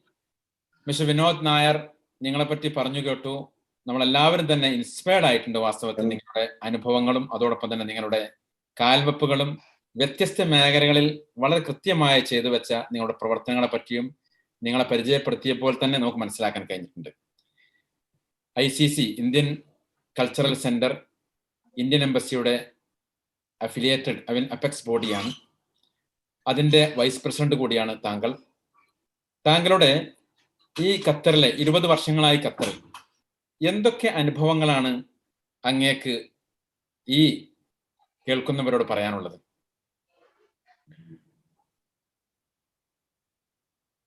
Thank you, Mashhudji.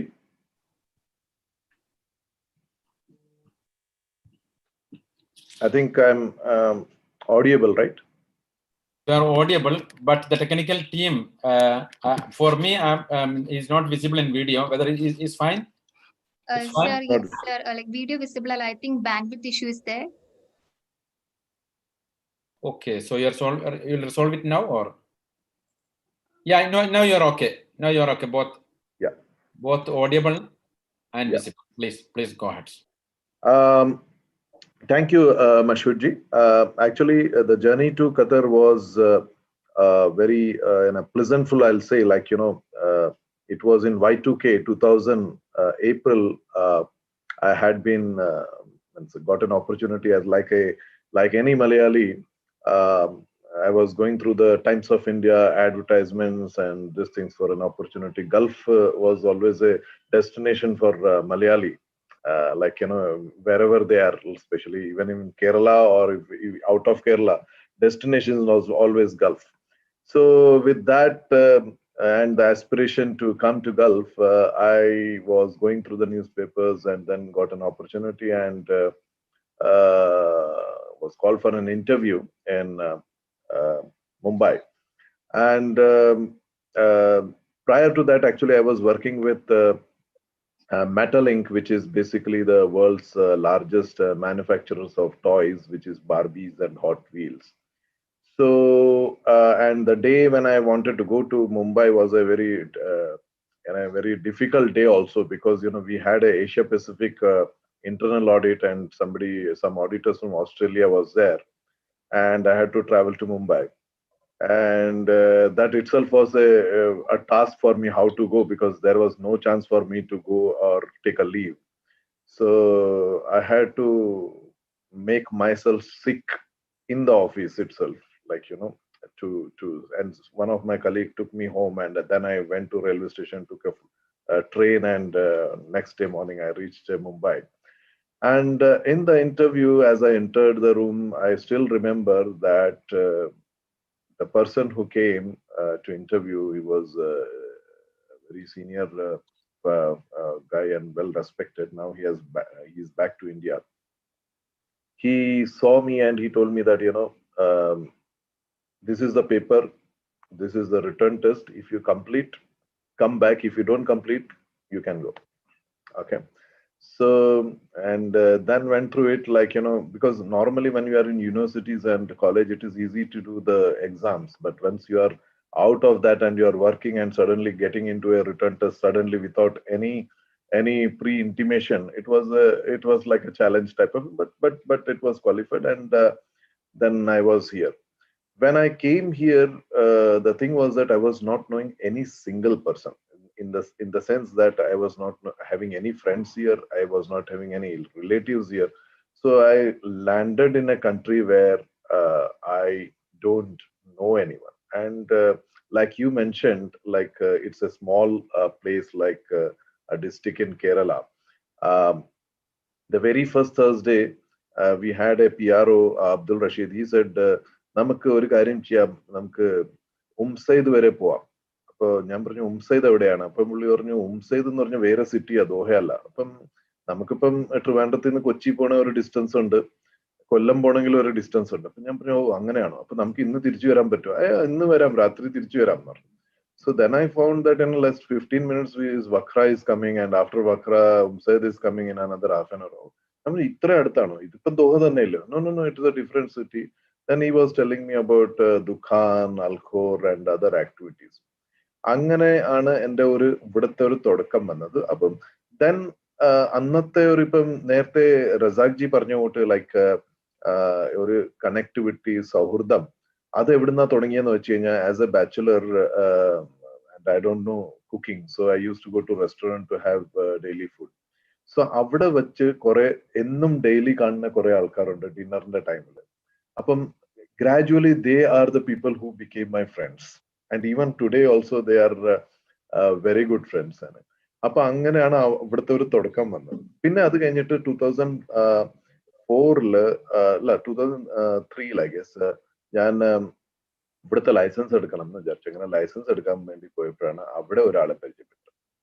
അദ്ദേഹം എന്നോട് പറഞ്ഞു, നിങ്ങളുടെ ഇപ്പൊ ക്യൂപിയുടെ ഇത് joint venture വരുന്നുണ്ട്, എന്തുകൊണ്ട് അവിടെ apply ചെയ്തുകൂടാ? അങ്ങനെ അദ്ദേഹം പറഞ്ഞ ഒരു നിമിത്തത്തിലാണ് ഈ അപ്ലൈ ചെയ്യണതും ഇപ്പൊ GDIയിൽ ജോയിൻ ചെയ്യണതും എന്നിട്ട് ഇന്ന് GDIയുടെ CFO ആയിട്ട് ഇരിക്കണതും. അപ്പൊ അതൊരു നേരത്തെ പറഞ്ഞ കൂട്ട് തന്നെ, like it is the relationship, ബന്ധങ്ങളാണ് ബേസിക്കലി കണക്ട് യു.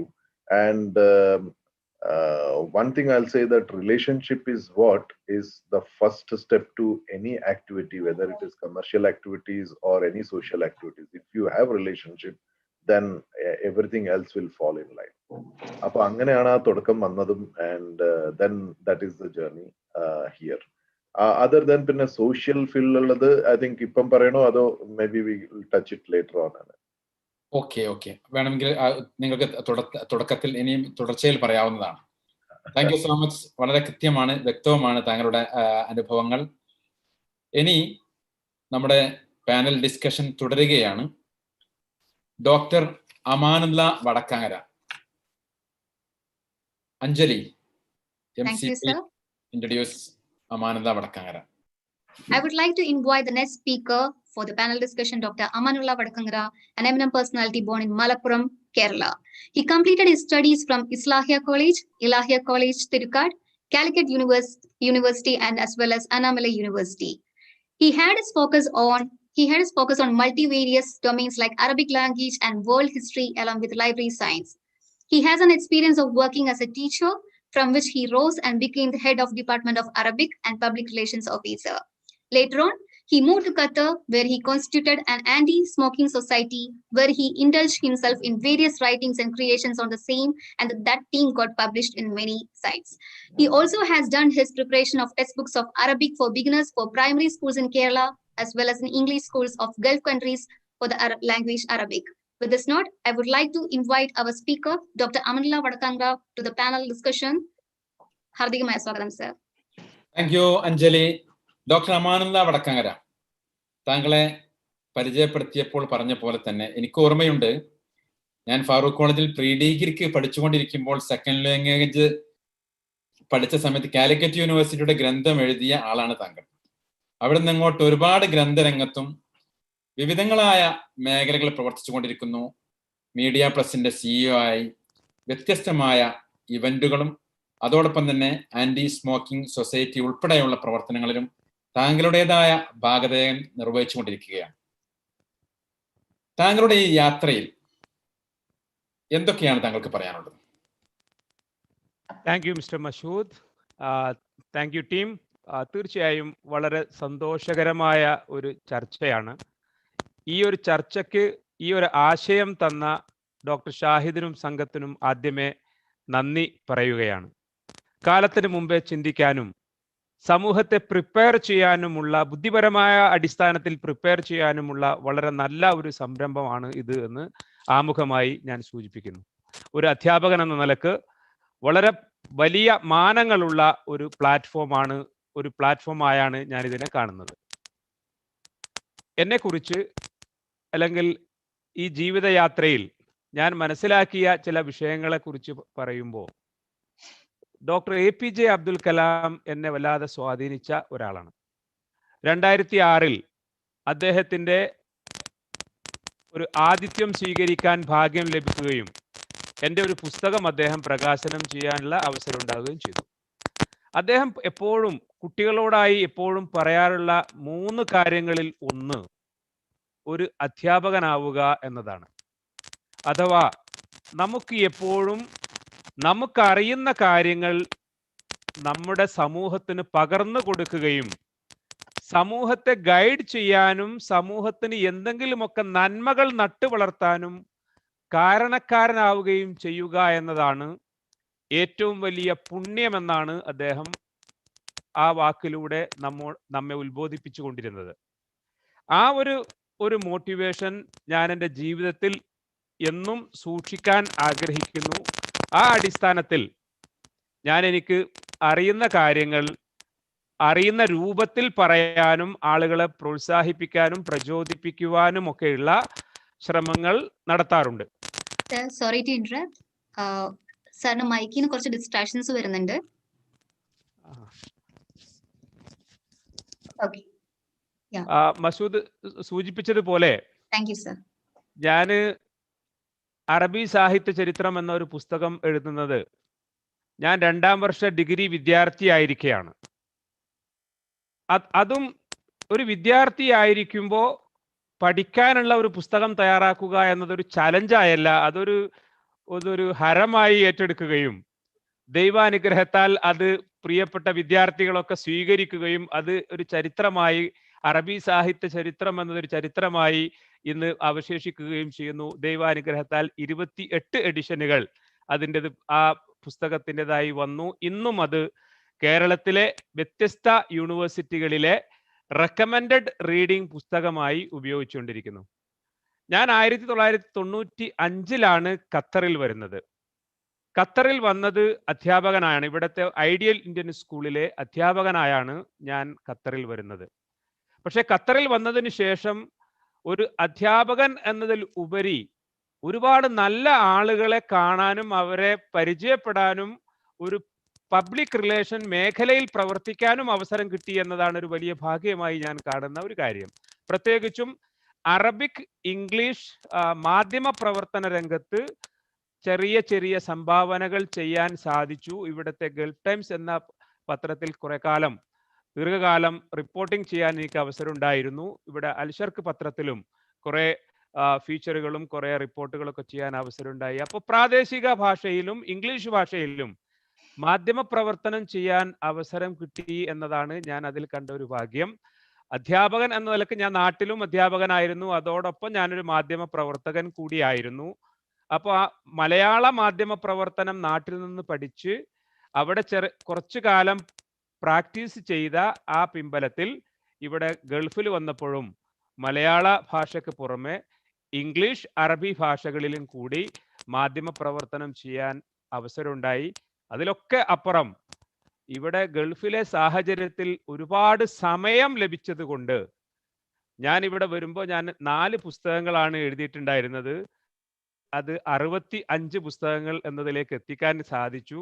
ഒരു സെഞ്ചുറി തികക്കുക എന്നതാണ് ഞാൻ ഒരു ലക്ഷ്യമായി മുന്നിൽ കാണുന്നത്. ദൈവം അനുഗ്രഹിച്ചാൽ അത് നടക്കും എന്ന് പ്രതീക്ഷിക്കുന്നു. Thank you very much doctor Amanullah. 4 പുസ്തകങ്ങളിൽ നിന്ന് 65 പുസ്തകങ്ങളിൽ എത്തി നിൽക്കുന്ന താങ്കൾക്ക് തീർച്ചയായും എത്രയും പെട്ടെന്ന് ആ സെഞ്ചുറി പൂർത്തീകരിക്കാൻ കഴിയും. കാരണം പ്രീ ഡിഗ്രിക്ക് പഠിക്കുന്നവർക്ക് ഡിഗ്രിക്ക് പഠിക്കുന്ന ആൾ പുസ്തകം എഴുതി എന്ന് പറഞ്ഞാൽ നിങ്ങൾ ചില്ലറക്കാരനല്ല എന്നതിൻ്റെ വളരെ വ്യക്തമായ ദൃഷ്ടാന്തങ്ങൾ തന്നെയാണ്. ഏതായിരുന്നാലും താങ്കളിൽ നിന്ന് ഇനിയും കേൾക്കുവാൻ ആഗ്രഹിക്കുന്നുണ്ട്. നമുക്ക് ഇനി നമ്മോട് സംവദിക്കുന്നത് Muhammad Ashraf. Mr. Muhammad Ashraf. Anjali, please introduce. So, I would like to invite the last speaker for our panel discussion. A lone radical man blessed by the opportunity to work abroad came as a Spartan teacher for the Department of Mathematics. Within a year, he was recognized for his abilities and served as the head of the Department of Mathematics at one of the renowned schools in Doha, Qatar. He was an accomplished, unexpendable expert faculty for IIT JEE entrance exams since 1998. It is this single man's dream to help the children in Doha, Qatar, that established brilliant group of institution at Abu Hamma as the maiden institute in the year 2011. Muhammad Ashraf, the man behind many achievers with a goal in mind, approached many officials and knocked many doors for both grant and financial help. A true teacher at heart, he wanted to reach out to children with a message, dream big and I will help you achieve it. Thereafter, one renowned institute multiplied into 5 institutes and was 5 institutes as Wisdom Education Center, Talent, Brilliant Computer Center, and British Learning Center at Wakra.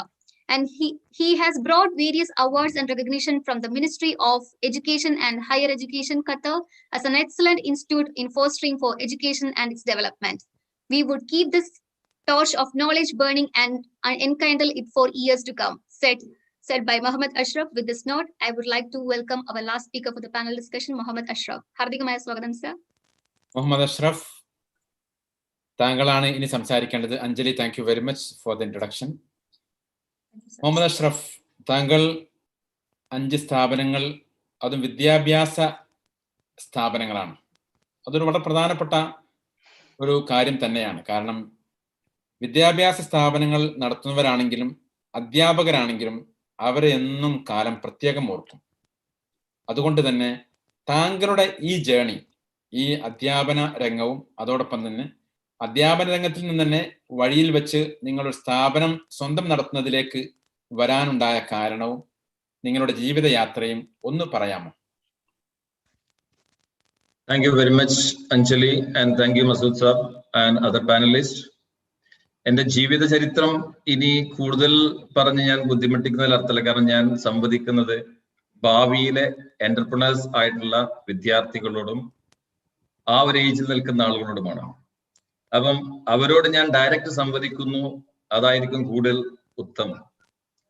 ഏതൊരു വിദ്യാർത്ഥിയിലും ഏതൊരു കുട്ടിയിലും എന്തെങ്കിലും ഒരു special abilities തീർച്ചയായും ദൈവം നൽകിയിരിക്കും. ഒരു തക്കതായ സമയത്ത് ആ സ്പെഷ്യൽ എബിലിറ്റീസ് കണ്ടെത്തി അത് പരിപോഷിപ്പിച്ചാൽ ഏതൊരു വിദ്യാർത്ഥിക്കും ഏറ്റവും നല്ല ഒരു ലക്ഷ്യത്തിലെത്താൻ പറ്റും. എൻ്റെ ജീവിതത്തിൽ എനിക്ക് എൻ്റെ കുട്ടികളോട് ഷെയർ ചെയ്യാനുള്ള 1-2 കാര്യങ്ങളാണ് ഞാൻ കാര്യമായി സംസാരിക്കുന്നത്. ഒന്ന്, എങ്ങനെ ഞാൻ ഈ അധ്യാപന ജീവിതത്തിലേക്ക് എത്തിപ്പെട്ടു. ഞാൻ ഒരു ആവറേജ് സ്റ്റുഡൻ്റ് ആയിരുന്നോ, ഒരു ബ്രില്യൻ സ്റ്റുഡൻ്റ് ആയിരുന്നോ എന്നുള്ളതിന് ഒക്കെ അപ്പുറം +2 കഴിഞ്ഞു, എൻട്രൻസ് എഴുതിയില്ല, നമുക്കതിനെക്കുറിച്ച് വലിയ ധാരണയൊന്നുമില്ല. നാച്ചുറലി നമുക്ക് കിട്ടുന്നത് +2 കഴിഞ്ഞാൽ പിന്നെ ഗ്രാജുവേഷൻ കഴിഞ്ഞാൽ പിന്നെ പോസ്റ്റ് ഗ്രാജുവേഷൻ കഴിഞ്ഞാൽ പിന്നെ ബാച്ചിലർ ഇൻ എഡ്യൂക്കേഷൻ. എൻ്റെ ജീവിതത്തിൽ എനിക്ക് വഴിത്തിരിവായി വന്ന ഒരു സംഭവം, ഞാൻ പോസ്റ്റ് ഗ്രാജുവേഷൻ പഠിക്കുന്ന സമയത്ത് മത്തായി സർ എന്ന് പറഞ്ഞ ഒരു സാറ്, അദ്ദേഹം പല സമയങ്ങളിലും ക്ലാസ് എടുക്കാൻ നമ്മളെ പല സ്റ്റുഡൻസിനെയും ഡെപ്യൂട്ട് ചെയ്തിരുന്നു. അതിൽ 1-2 പ്രാവശ്യം എനിക്കും അവസരം കിട്ടി. നമ്മൾ വളരെ ഹോംവർക്ക് ചെയ്ത് വളരെ വൃത്തിയായിട്ട് അത് വിദ്യാർത്ഥികൾ, എൻ്റെ സഹപ്രവർത്തകർക്ക് എന്നെ പഠിപ്പിച്ചു കൊടുത്തപ്പം പല സഹപ്രവർത്തകരും വളരെ നന്നായി അഭിനന്ദിച്ചു. അന്ന് ഞാൻ മനസ്സിലാക്കി ഈ ടീച്ചിങ് എന്നുള്ള ഒരു പാഷൻ എനിക്കുണ്ട്. കാരണം ഞാനൊരു കുഗ്രാമത്തിൽ നിന്ന് വരുന്ന, എൻട്രൻസിനെ കുറിച്ച് നമ്മളൊന്നും +2 പഠിക്കുന്നത് കേട്ടുപോലുമില്ല. അങ്ങനെയുള്ള ഒരു അവസരത്തിൽ, ഈ കിട്ടിയ അവസരത്തിൽ എൻ്റെ ഒരു കഴിവിനെ ഞാൻ മനസ്സിലാക്കുകയും വളരെ ലേറ്റായിട്ട് മനസ്സിലാക്കിയ ഒരു കഴിവാണ് അത്. ഞാൻ കൂടുതൽ ഹാർഡ് വർക്ക് ചെയ്ത് വളരെ പെട്ടെന്ന് തന്നെ എനിക്കത് ഡെവലപ്പ് ചെയ്തെടുക്കാൻ പറ്റി. പിന്നെ ഇന്ന് കേരളത്തിലെ മലബാർ ഏരിയയിലെ വളരെ പ്രശസ്തമായ പല കോച്ചിങ് സെന്ററിലും ഫസ്റ്റ് ഫാക്കൽറ്റി ഓഫ് മാത്തമാറ്റിക്സ് ആയിട്ട് ഞാൻ സെർവ് ചെയ്തിട്ടുണ്ട്. കോട്ടക്കലുള്ള യൂണിവേഴ്സിറ്റിയിൽ, കാലിക്കറ്റുള്ള ഒരുപാട് സ്ഥാപനങ്ങൾ. വളരെ 27 ഇന്ന് ഞാൻ വളരെ എൻ്റെ യുവ വിദ്യാർത്ഥികളോട് എനിക്ക് പറയാനുള്ള ഒരു കാര്യം കൂടിയാണ്. ഇന്ന് നമുക്ക് നാട്ടിൽ ഏറ്റവും കൂടുതൽ കാണുന്ന 2 തരം കോച്ചിങ് സെന്ററുകൾ. ഒന്ന് entrance coaching four medical and engineering, 2 PSC coaching. ഈ 2 കോച്ചിങ്ങുകളാണ് ഇന്ന് കേരളത്തിൽ അങ്ങോളം എണ്ണോളം നടന്നുകൊണ്ടിരിക്കുന്നത്. ഈ 2 കോച്ചിങ്ങുകളിലും എനിക്ക് എൻ്റെ വിദ്യാർത്ഥികളോട് പറയാനുള്ളത്, നിങ്ങളൊരു ലക്ഷ്യം മാത്രം. ആരാണ് ഈ PSC കോച്ചിങ്ങിൽ പോകുന്നത്? ഡിഗ്രിയും BEd ഒക്കെ കഴിഞ്ഞ് നിങ്ങളുടെ മനസ്സിൽ ഒരു ലക്ഷ്യം ഉണ്ടെങ്കിൽ ആ ലക്ഷ്യത്തിലേക്ക് നിങ്ങളുടെ യാത്ര, നിങ്ങൾ അതിലേക്ക് മാത്രം കോൺസെൻട്രേറ്റ് ചെയ്ത് യാത്ര ചെയ്താൽ നിങ്ങൾ തീർച്ചയായും ലക്ഷ്യത്തിലെത്തും. എന്നെ സംബന്ധിച്ചോളം ഞാൻ 1998-2000 തന്നെ ഏവരുടെയും സ്വപ്ന ജോലിയായ ഹയർ സെക്കൻഡറി സ്കൂൾ ടീച്ചറായിട്ട് ജോലിയിൽ പ്രവേശിച്ച ഒരാളാണ്, അതും ഒരു ഗസറ്റഡ് പോസ്റ്റില്. പക്ഷേ എന്നെ സംബന്ധിച്ചിടത്തോളം അതൊരു ഒരു വലിയ ലക്ഷ്യമായിരുന്നില്ല. കാരണം എൻ്റെ ലക്ഷ്യം എന്നും എൻ്റെ കുടുംബത്തെയും ഒരു കൂടുതൽ ഉയർന്ന ഒരു ജോലിയിലെത്തുമ്പോൾ. അങ്ങനെ 2002 ഞാൻ ഖത്തറിലേക്ക് വന്നു. ഖത്തറിൽ വന്ന് വളരെ പെട്ടെന്ന് തന്നെ ഖത്തറിലെ ഐഡിയൽ ഇന്ത്യ സ്കൂളിന്റെ മാത്തമാറ്റിക്സ് ഹെഡായി പ്രൊമോട്ട് ചെയ്യപ്പെട്ടു. 2008 ഞാൻ മനസ്സിലാക്കി ഇനിയും കൂടുതൽ കാലം ഒരു ടീച്ചറായിട്ട് ഇവിടെ തന്നെ വർക്ക് ചെയ്താൽ ഞാൻ എന്നും ഒരു ടീച്ചറായി തന്നെ അസ്തമിക്കും. അങ്ങനെ പക്ഷേ ആ സമയത്തിനിടയ്ക്ക് എൻ്റെ അനുഭവത്തിൽ നിന്ന് ഞാനൊരു കാര്യം മനസ്സിലാക്കി. ഇന്ന് ഖത്തറിൽ ഒരു വാക്വം, ഒരു പ്രോബ്ലം ഉണ്ട്. ആ പ്രോബ്ലം സോൾവ് ചെയ്യുക എന്ന ലക്ഷ്യത്തോടു കൂടിയാണ് ഞാൻ സ്ഥാപനം തുടങ്ങുന്നത്. എന്തായിരുന്നു ആ പ്രോബ്ലം? നാട്ടിൽ കാണുന്നത് പോലെ കൂടുപോലെയുള്ള എൻട്രൻസ് കോച്ചിങ് സെന്റർ ഖത്തറിലെ കുട്ടികളെ സംബന്ധിച്ചിടത്തോളം എൻട്രൻസ് കോച്ചിങ്ങോ അല്ലെങ്കിൽ അങ്ങനെയുള്ള കാര്യങ്ങളിലേക്ക് യാതൊരു ഗൈഡൻസും കൊടുക്കുന്ന ഒരു സ്ഥാപനവും ഇല്ലായിരുന്നു. അപ്പൊ ഞാനത് മനസ്സിലാക്കി, ഇതൊരു ചാൻസ് ആണ്. ഇന്ത്യയിലെ കുട്ടികൾക്ക് കിട്ടുന്ന അതേ ഒരു ഫെസിലിറ്റി ഖത്തറിലെ കുട്ടികൾക്കും നൽകാൻ സാധിച്ചാൽ അതൊരു പക്ഷേ ഒരു എന്റർപ്രണർഷിപ്പ് എന്നുള്ള നിലക്ക് അതൊരു സക്സസ് ആക്കി മാറ്റാൻ പറ്റും എന്നുള്ള എന്റെ മനസ്സ് എന്നെ കൊണ്ട് മന്ത്രിച്ചുകൊണ്ടേയിരുന്നു. ആ ഒരു ലക്ഷ്യവുമായി 2008 ഇറങ്ങിയ ഞാൻ 2010 സാമ്പത്തിക പ്രയാസം കൊണ്ട് 2010 ഞാൻ ഇങ്ങനെ ആദ്യത്തെ സ്ഥാപനം തുടങ്ങുന്നത്. പക്ഷേ 2010 തുടങ്ങിയ മുതൽ തന്നെ ഇന്ന് 2020 നോക്കുമ്പോൾ എന്റെ ലക്ഷ്യം 101% ഐ വാസ് സക്സസ്ഫുൾ. ഇന്ന് എന്റെ സ്ഥാപനത്തിൽ നിന്ന് മാത്രം ഓരോ വർഷവും 100ഓളം സ്റ്റുഡൻസ് ഇന്ത്യയിലെ പ്രഗത്ഭ യൂണിവേഴ്സിറ്റികളായ NIT, IIT, IIIT, MBBS all course join, അതുപോലെ ലോകത്തിന് വിദേശ പല രാജ്യങ്ങളിലും. ഒരു ടീച്ചർ 2 ടീച്ചർ വെച്ച് തുടങ്ങിയ ഒരു സ്ഥാപനം ഇന്ന് 5 സ്ഥാപനങ്ങളും ഏതാണ്ട് 40 ഫാക്കൽറ്റീസും, അതും ഔട്ട്സ്റ്റാൻഡിങ് ഫാക്കൽറ്റീസും വെച്ച് ഞാൻ മുന്നേറിക്കൊണ്ടിരിക്കുന്നു. അപ്പൊ എനിക്ക് ഈ സമയത്ത് എന്റെ യുവ വിദ്യാർത്ഥികളോട് എനിക്ക് പറയാനുള്ളത്, നിങ്ങൾ ഒരു എന്റർപ്രണർഷിപ്പിനെ കുറിച്ച് ആലോചിക്കുമ്പോൾ എല്ലാവരും തുടങ്ങിയ ഒരു ഷോപ്പ് അവിടെ ഒരു സൂപ്പർ മാർക്കറ്റ്, അതിന് ഞാനും തുടങ്ങി. അത് എന്റർപ്രണർഷിപ്പ് ആയിട്ട് അത് നിങ്ങളെ എബിലിറ്റി അല്ല നിങ്ങൾ ഉപയോഗിക്കുന്നത്, നിങ്ങൾ copy. So wherever you are, what is your passion? Try to find out identify your passion. Think about an opportunity, a different opportunity. നിങ്ങൾ ഒരു എന്റർപ്രണർഷിപ്പ് തുടങ്ങുന്ന സമയത്ത് തന്നെ നിങ്ങൾ what problem you are going to solve in the society, അത് നിങ്ങൾ മനസ്സിലാക്കി ആ പ്രോബ്ലം സോൾവ് ചെയ്യുന്ന ഒരു എന്റർപ്രണർഷിപ്പ് നിങ്ങൾ തുടങ്ങിക്കഴിഞ്ഞാൽ തീർച്ചയായും അതൊരു സക്സസ്ഫുൾ ആയിട്ടുള്ള വെഞ്ചർ ആയിട്ട് മാറും. കൂടുതൽ മഷൂദ് സാഹിബിന്റെ ഇടപെടൽ ഞാൻ പ്രതീക്ഷിക്കുന്നു ഭാവിയിൽ. അടുത്ത ക്വസ്റ്റ്യനിൽ ഉത്തരം പറയാം. ഓക്കെ, തീർച്ചയായും താങ്കളോട് ഞാൻ വീണ്ടും ചോദിക്കും. ഇനി ഞാൻ വീണ്ടും ജോർജ് തോമസിലേക്ക് വരികയാണ്. ജോർജ് തോമസ്, താങ്കളോട് ഞാൻ ചോദിക്കാൻ ആഗ്രഹിക്കുന്നത്, താങ്കളുടെ ഈ ഒരു അനുഭവം, പ്രത്യേകിച്ചും നിങ്ങൾ ടോസ്റ്റ് മാസ്റ്റേഴ്സ് ഇന്റർനാഷണലിന്റെ ഖത്തറിലെ ആദ്യത്തെ യൂത്ത് ലീഡർഷിപ്പ് പ്രോഗ്രാം YLP നടത്തിയ ആളാണെന്ന് പറഞ്ഞു. അപ്പോൾ തന്നെ കുട്ടികളിൽ അല്ലെങ്കിൽ വളർന്നു വരുന്ന ന്യൂ ജനറേഷനിൽ യൂത്ത് ടീമിന് ഇത്തരം കാര്യങ്ങൾ കൂടി വേണമെന്ന ആഗ്രഹത്തിന്റെ പേരിലാണല്ലോ അങ്ങനെയൊക്കെ നടത്താൻ താങ്കൾക്ക് പ്രചോദനം ഉണ്ടായത്. എന്തൊക്കെയാണ് ഇപ്പോൾ പഠനത്തോടൊപ്പം തന്നെ കുട്ടികൾക്ക് ഉണ്ടാവേണ്ട ഗുണങ്ങൾ എന്ന് ഒന്ന് പറയാമോ സർ? അതിപ്പം മിസ്റ്റർ മുഹമ്മദ് അഷ്റഫ് പറഞ്ഞ കാര്യത്തോട് ഞാൻ വളരെ യോജിക്കുന്നു. നമ്മുടെ ഇപ്പോഴത്തെ കുട്ടികൾക്ക് അല്ലെങ്കിൽ ജനറേഷന് അവർക്ക് എന്ത് വേണമെന്ന് അറിയത്തില്ല. ഒന്ന് പഠിക്കും, പിന്നെ വേറൊന്നും പഠിക്കും, പിന്നെ വേറൊന്നും പഠിക്കും, ഇങ്ങനെ പഠിച്ച് പോകുന്നതല്ലാതെ actually they themselves don't know what they want. ഇപ്പം എൻ്റെ അനുഭവത്തിൽ തന്നെ ഞാൻ ജോലിക്ക് വേണ്ടി പലരെ ഇൻ്റർവ്യൂ ചെയ്യാറൊക്കെ ഉണ്ട്. അപ്പോൾ നാട്ടിൽ നിന്നൊക്കെ ചിലപ്പോൾ ആൾക്കാർ വരും, ജോലി വേണമെന്നൊക്കെ പറഞ്ഞു വരും. അപ്പം എന്ത് ജോലി വേണമെന്ന് ചോദിച്ചു കഴിഞ്ഞാൽ എന്തെങ്കിലും മതി സാറേ എന്ന് പറഞ്ഞു. ഞാൻ പറഞ്ഞു അതെങ്ങനെ നോക്കുന്നത്, എന്തെങ്കിലും ജോലി അറിയാമെങ്കിലല്ലേ തരാൻ പറ്റത്തുള്ളൂ. സോ അതൊരു വലിയൊരു ട്രാജഡിയായി നമ്മുടെ എഡ്യൂക്കേഷൻ സിസ്റ്റത്തിൻ്റെ തന്നെ പോരായ്മയാണോ എന്ന് ചിലപ്പോൾ എനിക്ക് തോന്നാറുണ്ട്. നമ്മൾ എഞ്ചിനീയർ ഇപ്പോൾ ഇലക്ട്രിക്കൽ എഞ്ചിനീയർ വന്നു കഴിഞ്ഞാൽ അവന് വയർ എന്തുവാ സ്വിച്ച് എന്തുവാന്ന് പോലും അറിയത്തില്ല. അതുമാതിരിയുള്ള ഒരു എഡ്യൂക്കേഷനാണ് നമുക്കിപ്പം നമ്മുടെ കുട്ടികൾക്ക് കൊടുക്കുന്നത്. സോ അവർ തന്നെ അവർക്കായിട്ടുള്ള ഒരു ഉദ്ദേശം വേണം. മിസ്റ്റർ അഷ്റഫ് അത് തന്നെയാണ് പറഞ്ഞത്, അവർക്കൊരു ഉദ്ദേശം വേണം. ആ ഉദ്ദേശം സാധിക്കാൻ വേണ്ടിയിട്ട് ഏതൊക്കെ കാര്യങ്ങൾ നമ്മൾ പഠിക്കണം, ഏതൊക്കെ കോഴ്സ് നമ്മൾ പഠിക്കണം, അങ്ങനെ പഠിച്ച് നമ്മൾ വന്നു കഴിഞ്ഞാൽ there will be a match between the job opportunities and the education. I think there is a big gap now. എഡ്യൂക്കേഷനും ജോബ് ഓപ്പർച്യൂണിറ്റീസും തമ്മിൽ ഒരു ബന്ധവുമില്ല. ഇപ്പോൾ കുറേ പേര് പഠിച്ചിറങ്ങും, കുറേ ജോലികൾ അവിടെ ഉണ്ട്, അത് ജോലി ചെയ്യാൻ ആളും ഇല്ല, പഠിച്ചവർക്ക് ജോലി ചെയ്യാനുണ്ട് അറിയത്തില്ല. അങ്ങനെ ഒരു സ്ഥിതിവിശേഷമാണ് ഇപ്പോൾ എനിക്ക് മനസ്സിലാക്കുന്നത്. So that has to change. അപ്പോൾ അതിന് ചിലപ്പോൾ ബ്രിഡ്ജിങ് ഓർഗനൈസേഷൻ വേണമായിരിക്കും, ട്രെയിനിങ് സെൻറ്റേഴ്സ് വേണമായിരിക്കും. I don't know, we need to change and do that. So നമ്മുടെ പിള്ളേരുടെ എനിക്ക് പറയാനുള്ളത് എന്താണെന്ന് വെച്ചാൽ, അവർക്ക് ഏത് മേഖലയിലാണോ താല്പര്യം, അവർക്ക് ഏത് what they enjoy or what they want to do, and that should be their passion, that should become their passion, and they should continue a profession which can fulfill that passion for you. Then whichever is a profession, you will succeed in that. I believe in that. Okay. Sir, നിങ്ങൾ ഇവിടെ ഖത്തറിൽ toast masters ഉൾപ്പെടെയുള്ള പ്രവർത്തനങ്ങൾ നടക്കുന്നുണ്ട്. ഇതേ രീതിയിൽ ഇപ്പോൾ കേരളത്തിലും എനിക്ക് തോന്നുന്നത് ടോസ്റ്റ് മാസ്റ്റേഴ്സിന്റെ യൂണിറ്റുകൾ കേരളത്തിൽ ഉൾപ്പെടെ തിരുവനന്തപുരം ഉൾപ്പെടെ പല സ്ഥലങ്ങളിലും ഉണ്ട്.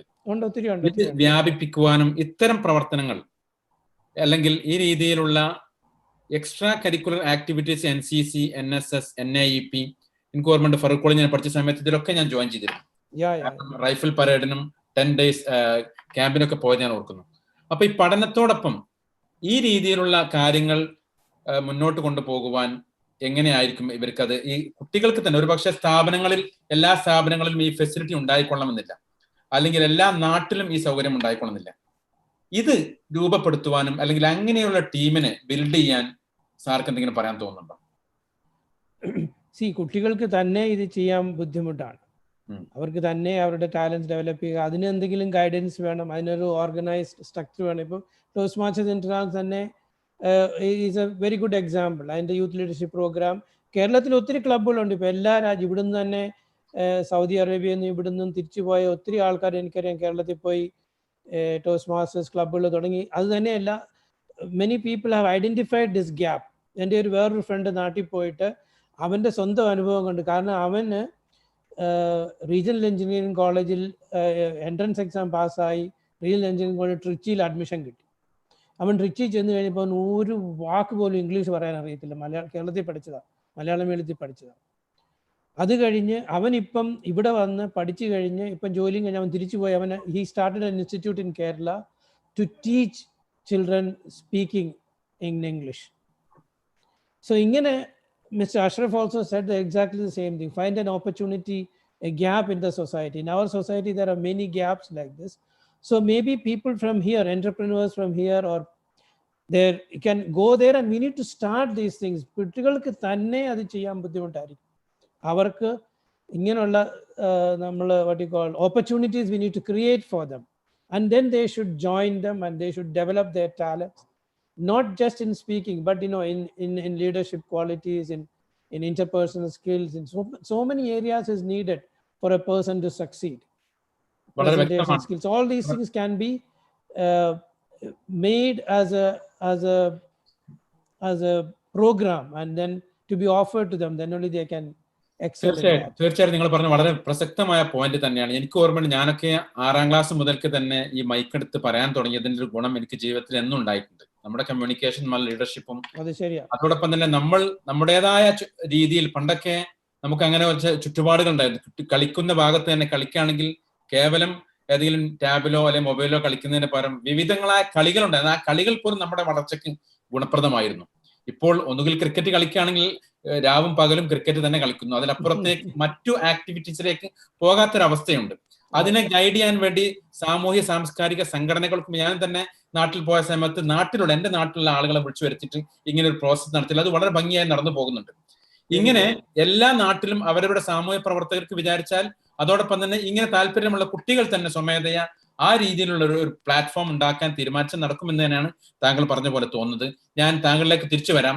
ഷീല ഫിലിപ്പ്, താങ്കൾ ഒരു വനിതാ എന്റർപ്രണറാണ്, അതോടൊപ്പം തന്നെ അതിന്റെ കുറെ അനുഭവങ്ങളുമുണ്ട്. പെൺകുട്ടികൾ വാസ്തവത്തിൽ നമ്മൾ വിചാരിക്കുന്ന രീതിയിൽ, അല്ലെങ്കിൽ ചില ആളുകൾ എൻട്രൻസ് കഴിയുന്നു, എഞ്ചിനീയർ ആകുന്നു, അല്ലെങ്കിൽ ഡോക്ടർ ആകുന്നു, ആ ഒരു പ്രൊഫഷനിലേക്ക് മാത്രം പോവുകയാണ്. അല്ലാതെ വേറെ ഭാഗങ്ങളുണ്ടോ, അല്ലെങ്കിൽ അവർക്ക് എന്തെങ്കിലും മാർഗനിർദ്ദേശങ്ങൾ അങ്ങേക്ക് പറയാൻ തോന്നുന്നുണ്ടോ? ശരിക്കും പറഞ്ഞ എല്ലാ പെൺകുട്ടികളും നല്ല ടാലന്റഡ് ആണ്. ഞാൻ ഒരു ദിവസം എൻ്റെ സ്ഥാപനങ്ങളിൽ ഒരുപാട് കുട്ടികൾ വരുന്നുണ്ട്. അവർക്ക് ഒത്തിരി ടാലന്റഡാ. ചിലർക്ക് പഠിത്തത്തിലേക്കായിരിക്കും, ചിലർക്ക് പല രീതി ഫാഷൻ ഡിസൈനിങ്, അങ്ങനെ പല രീതിയിലുള്ള ടാലന്റ് അവരിലുണ്ട്. അത് നമ്മുടെ കുടുംബത്തിൽ, അതായത് ഒരു മാതാവ് പിതാവ് വിചാരിക്കുന്നു എനിക്ക് ഇന്നതായി തീരണം, അത് എന്നെ കൊണ്ട് സാധിച്ചില്ല, അതുകൊണ്ട് എൻ്റെ കുട്ടികൾ അതായി തീരണം എന്ന് പറഞ്ഞ് അടിച്ചേൽപ്പിക്കുന്ന ഒരു സ്വഭാവം. അത് മാറ്റിയിട്ട് കുഞ്ഞുങ്ങളിലെ അവരുടെ ടാലന്റ് എന്താണ്, അവരിൽ ഒളിഞ്ഞിരിക്കുന്ന എന്താണ്, ഇത് മനസ്സിലാക്കിയിട്ട് അതിനെ അവര് എക്സ്പോസ് ചെയ്ത് ആ ഒരു വഴിയിലേക്ക് അവരെ ഡെവലപ്പ് ചെയ്ത് കൊടുക്കണം. കാരണം സ്ത്രീകളെ സംബന്ധിച്ച് അവർക്ക് കുടുംബം നോക്കണം, ഫാമിലി ജീവിതത്തിന് ഇമ്പോർട്ടന്റ് കൊടുക്കണം. അപ്പം ഫാമിലി ജീവിതവും അവർ ഇൻഡിപെൻഡന്റ് ആകാൻ ആഗ്രഹിക്കുന്നുണ്ട്. അപ്പൊ ആ രണ്ട് കാര്യങ്ങളും ഒരേ രീതിയിൽ മുന്നോട്ട് കൊണ്ടുപോകുമ്പോൾ അവരുടെ ടാലന്റ് അനുസരിച്ച് വേണം കൊണ്ടുപോകാൻ. അല്ലാതെ എഞ്ചിനീയർ, എൻ്റെ മോൾ എഞ്ചിനീയർ അല്ലെ എൻ്റെ മോള് ഡോക്ടർ, ഇത് മാത്രമല്ല, ഇഷ്ടംപോലെ അവസരങ്ങളുണ്ട്, ഓപ്പർച്യൂണിറ്റികളുണ്ട്. ശരിക്കും പറഞ്ഞാൽ നമ്മുടെ നാട്ടില് കിട്ടാനില്ല ആൾക്കാരെയൊക്കെ, ജോലിക്ക് അവസരങ്ങൾ ഒരുപാടുണ്ട്, പക്ഷെ കിട്ടാനില്ല. അതുപോലെ ഇന്നും ആൾക്കാർ പിന്നോട്ട് നിൽക്കുന്നുണ്ട് പല കാര്യങ്ങളും.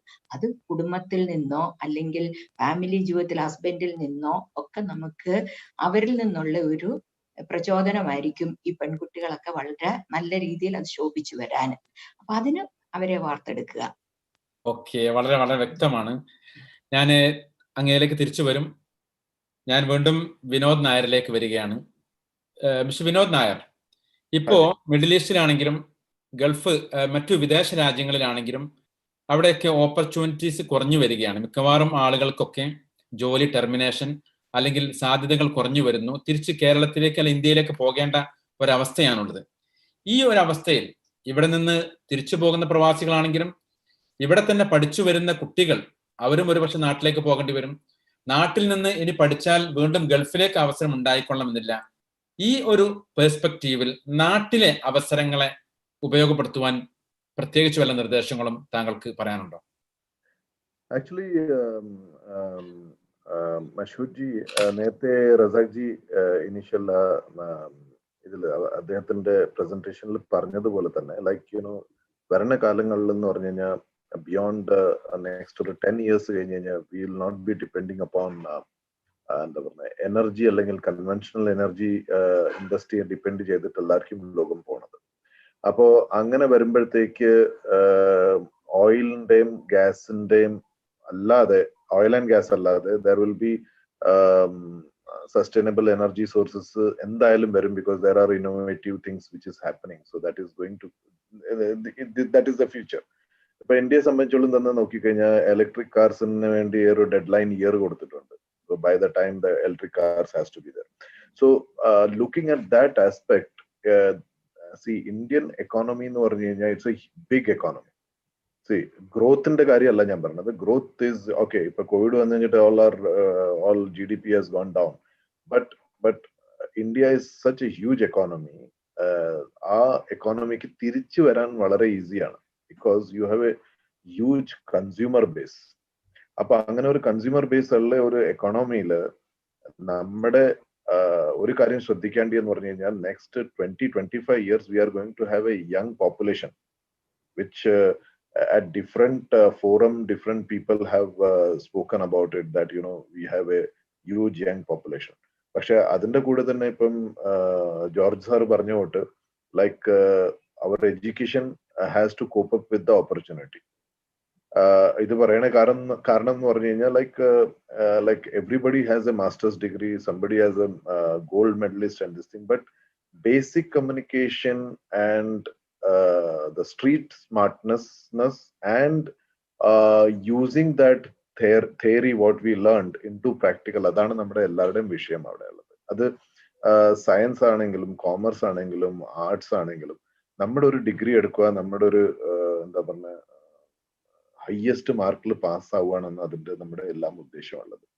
അപ്പൊ അങ്ങനെ വരുമ്പോഴത്തേക്ക് നമുക്കിപ്പം ചെയ്യാണ്ട് ഇപ്പം ഇപ്പോഴത്തെ വരുന്ന യങ്സ്റ്റേഴ്സിന് I would say that you know they are all very bright, they are all very techno savvy. Even school കുട്ടികൾ വരെ ഇപ്പം നമുക്കറിയാം, ഇപ്പം കണ്ടത് how fast they can use apps and tabs and all electronic gadgets. But the main thing is that Indian economy ഇപ്പം എന്ന് പറഞ്ഞു കഴിഞ്ഞാൽ there is lot of opportunities. ഇപ്പം നമ്മുടെ ഒരു സ്റ്റൈൽ ഇപ്പം പോണത് എന്ന് പറഞ്ഞു കഴിഞ്ഞാൽ we are seeing that ഈ ഇൻഡസ്ട്രിയൽ ക്ലസ്റ്റേഴ്സിന്റെ ഫോർമേഷൻസ് പല സ്റ്റേറ്റുകളിലും വരുന്നുണ്ട്. അത് കേരളത്തിലും I think they have some plans കിൻഫ്രയുടെ അല്ലെങ്കിൽ I'm not going in to the governance side of it.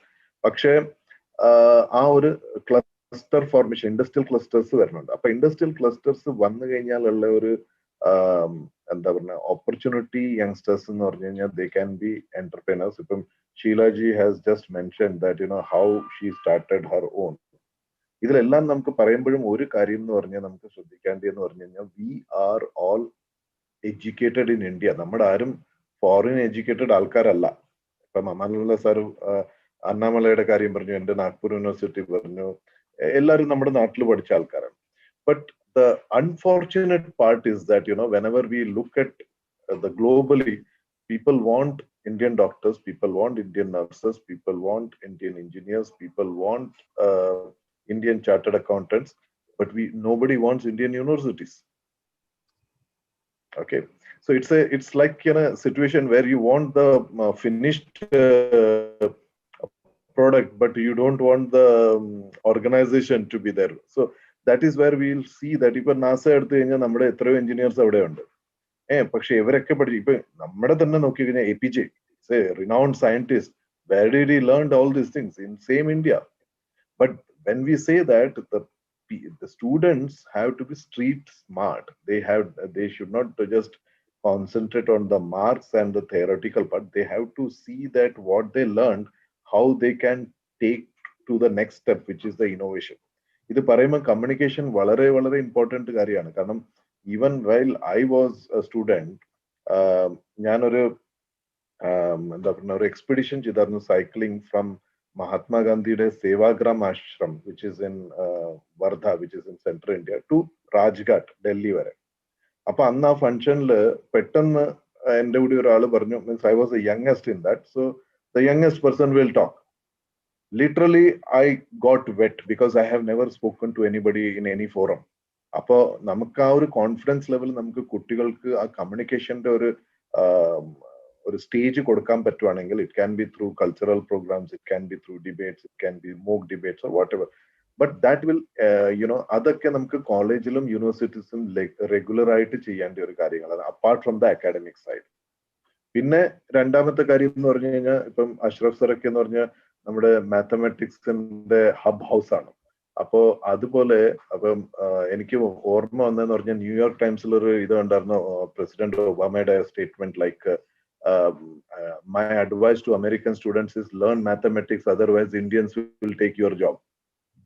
Okay, so why I'm saying is that much talent we have, and നമ്മുടെ അവിടെ opportunities എന്ന് പറഞ്ഞു കഴിഞ്ഞാൽ ഇപ്പം ഈ മീഡിയം ആൻഡ് സ്മോൾ സ്കെയിൽ ഇൻഡസ്ട്രീസിന് സെറ്റ് ചെയ്യാൻ വേണ്ടി ഒരുപാട് ഈസിയർ ആക്കിയിട്ടുണ്ട് കാര്യങ്ങൾ. അത് സ്റ്റേറ്റ് ഗവൺമെന്റ്സിന്റെ സൈഡിലായാലും ശരി, സെൻട്രലിന്റെ, and there are lot of aids being coming. പക്ഷെ ഇതിലെല്ലാം എല്ലാത്തിലും പ്രശ്നം എന്ന് പറഞ്ഞു കഴിഞ്ഞാൽ we are sitting here, it will not come to us, and government agencies ഇത് കൊണ്ട് ആൾക്കാരിൽ എത്തിക്കണമില്ല. So we should form means we should reach and we get the information that ഇതൊക്കെ നമുക്ക് എങ്ങനെ യൂട്ടിലൈസ് ചെയ്യാം. Every year there are aids which are not utilised. അത് ആരും അറിയണില്ല. നമ്മുടെ എന്താ പറയുക മോളിലുള്ള ഒരു പൊളിറ്റിക്കൽ ലെവലിൽ ചിന്തിക്കാതെ ആ ഫണ്ട്സ് വരുന്നത് അത് സ്റ്റേറ്റ് ഗവൺമെന്റിന്റെ ആവട്ടെ അല്ലെങ്കിൽ സെൻട്രൽ, അത് നമുക്ക് അത് ഗ്രാബ് ചെയ്യേണ്ട ഒരു ഓപ്പർച്യൂണിറ്റിയാണ് നമുക്ക് യങ്സ്റ്റേഴ്സിന്റെ കൂടി പറയുന്നത്. There lot of talents are there. ഇപ്പം കഴിഞ്ഞ പ്രവാസി ഭാരതീയ ദിവസത്തില് സ്റ്റുഡൻസിന്റെ ഇന്നോവേറ്റീവ് ആയിട്ടുള്ള ഒരു 20 പേർക്ക് പ്രൈസസ് കൊടുത്തായിരുന്നു. അതിൽ കേരളത്തിൽ നിന്ന് 3 പേരുണ്ടായിരുന്നു. ഈ കേരളത്തില് നമ്മുടെ ബാക്ക് വാട്ടേഴ്സിൽ ബോട്ട് ഒട്ടിക്കുന്നത്, അതിനെങ്ങനെയാണ് സോളാർ എനർജി വെച്ചിട്ട്, and that won a prize. അപ്പൊ ഇതൊക്കെ എന്ന് പറഞ്ഞാൽ നമ്മുടെ തന്നെ കുട്ടികളാണ്, നമ്മുടെ തന്നെ എഞ്ചിനീയേഴ്സ് ആണ്, നമ്മുടെ തന്നെ എഡ്യൂക്കേഷനിൽ വന്ന ആൾക്കാരാണ്. But the thing is that there is opportunity. അത് നമുക്ക് അത് എവിടെ അവൈൽ ചെയ്യാൻ പറ്റും, അതിന്റെ ഗൈഡൻസ് കൂടി യൂണിവേഴ്സിറ്റീസിന്റെ ത്രൂ അല്ലെങ്കിൽ ആ കോളേജസിന്റെ ത്രൂ നമുക്കത് അവർക്ക് ആ ഒരു നോളജ് ബേസ് കൊടുക്കുവാണെങ്കിൽ definitely they will take the entrepreneurship in there hand. പിന്നെ ഈ എന്റർപ്രീനർഷിപ്പ് പറയുമ്പോഴത്തേക്ക് ഒരു കാര്യം കൂടി ശ്രദ്ധിക്കാം. ഷീലാജി പറഞ്ഞു ലൈക്ക് മെനി ഹാസ് ഫെയിൽഡ്. ഈ ഫെയിലിയർ എവിടെയാ വരുന്നത്? ഫെയിലിയർ വരുന്നത് എന്ന് പറഞ്ഞു കഴിഞ്ഞാൽ നമ്മുടെ കയ്യിൽ കുറച്ച് കാശുണ്ടാക്കി അത് നമ്മുടെ എവിടെയെങ്കിലും ഇൻവെസ്റ്റ് ചെയ്യാം. Business is not a fixed deposit that you will put it there and the interest will come. അങ്ങനെയല്ല. You have to put efforts. You have to put yourself as an entrepreneur. It is not a investor who puts a investment and waits for the investor. Angana cheyyuvaണെങ്കിൽ definitely you are going to collapse. And that is where the hard work, ഇപ്പം ഷീലാജിയൊക്കെ വളരെ hard work ചെയ്തിട്ടാണ് ഇന്ന് she has a place. Ashraf sir has a space. Amanology has a space. So how that has come? Because of the hard work. It is not that, without that you put money, you have money, you invest it and sit and it will not grow. For the growth, you have to come out, take the opportunities, see the market, and align with the consumer what you are basically going to service. So this Thank is you very much. Thank you very much. വളരെ വ്യക്തവുമാണ്, കൃത്യവുമായിട്ടുണ്ട്. ഞാൻ doctor Amanullah വടക്കാങ്ങരയോട് ചോദിക്കുകയാണ്. ഇപ്പോ ഈ അടുത്ത കാലത്ത് താങ്കളുടെ ഒരു പുസ്തകം ഇറങ്ങി, വിജയ മന്ത്രങ്ങൾ. നേരത്തെ ആഴ്ചയിൽ ഒരിക്കലും 2 തവണയുമായി നിങ്ങൾ പുറത്തിറക്കിയ ഒരു വോയിസ് സന്ദേശത്തിലൂടെ ജനങ്ങളിലേക്ക് കൊണ്ടുവന്നിരുന്ന വിജയമന്ത്രങ്ങളുടെ സീരീസ് ഒരു പുസ്തക രീതിയിലാക്കിയാണ്. നിങ്ങളുടെ ചില വിജയമന്ത്രങ്ങൾ വളരെ കുറഞ്ഞ രീതിയിൽ ഒന്ന് പറഞ്ഞു തരാമോ പ്ലീസ്? വിജയമന്ത്രങ്ങൾ വാസ്തവത്തിൽ കൊറോണയുടെ ഒരു പോസിറ്റീവ് ഇഫക്റ്റായി നമുക്ക് മനസ്സിലാക്കാം. ഫെബ്രുവരി മാർച്ച് മാസങ്ങളിൽ കൊറോണ ലോകത്തെ കീഴടക്കിയ ആദ്യഘട്ടത്തിൽ ലോകം മൊത്തം ആകെ പാനിക്കായ ഒരു സിറ്റുവേഷൻ ആയിരുന്നു. വിദ്യാർത്ഥികളായാലും സംരംഭകരായാലും ജോലിക്കാരായാലും ഒക്കെ എല്ലാ സ്ഥലങ്ങളിലും വളരെ ഡിപ്രസ്ഡായി പാനിക്കായി നിന്നൊരു സമയമാണ്.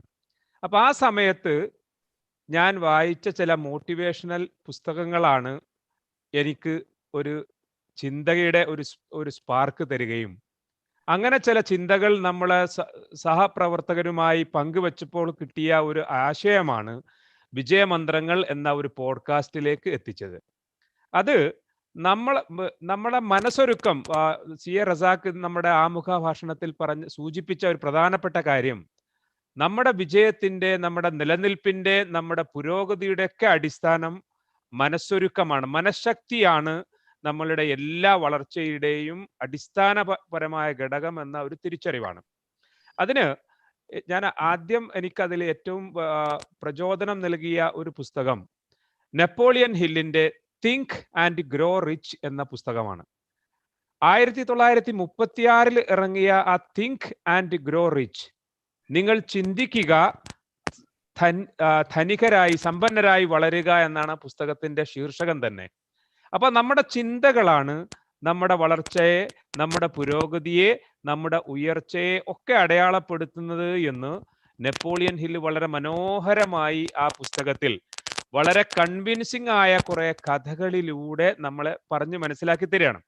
അതില് തിരിച്ചടികള്, പ്രതിസന്ധികൾ, പ്രയാസങ്ങൾ, വെല്ലുവിളികൾ, ഇവയൊക്കെ നമ്മൾ എങ്ങനെയാണ് അതിജീവിക്കേണ്ടത്, അതിനൊക്കെ നമ്മൾ ഏത് തരത്തിലുള്ള ഒരു ഇന്റലിജൻസ് കോഷന്റ് നമുക്ക് ഡെവലപ്പ് ചെയ്യണം എന്ന് 1936 നെപ്പോളിയൻ ഹില്ല് പറഞ്ഞു വെച്ചതാണ്. നമ്മൾ ഇപ്പൊ നോക്കിയാലും ഈ 2020 ബെസ്റ്റ് സെല്ലേഴ്സിന്റെ കൂട്ടത്തിലെ ഏറ്റവും പ്രധാനപ്പെട്ട ഒരു പുസ്തകമായി തിങ്ക് ആൻഡ് ഗ്രോ റിച്ച് നിലനിൽക്കുന്നു എന്നതാണ്.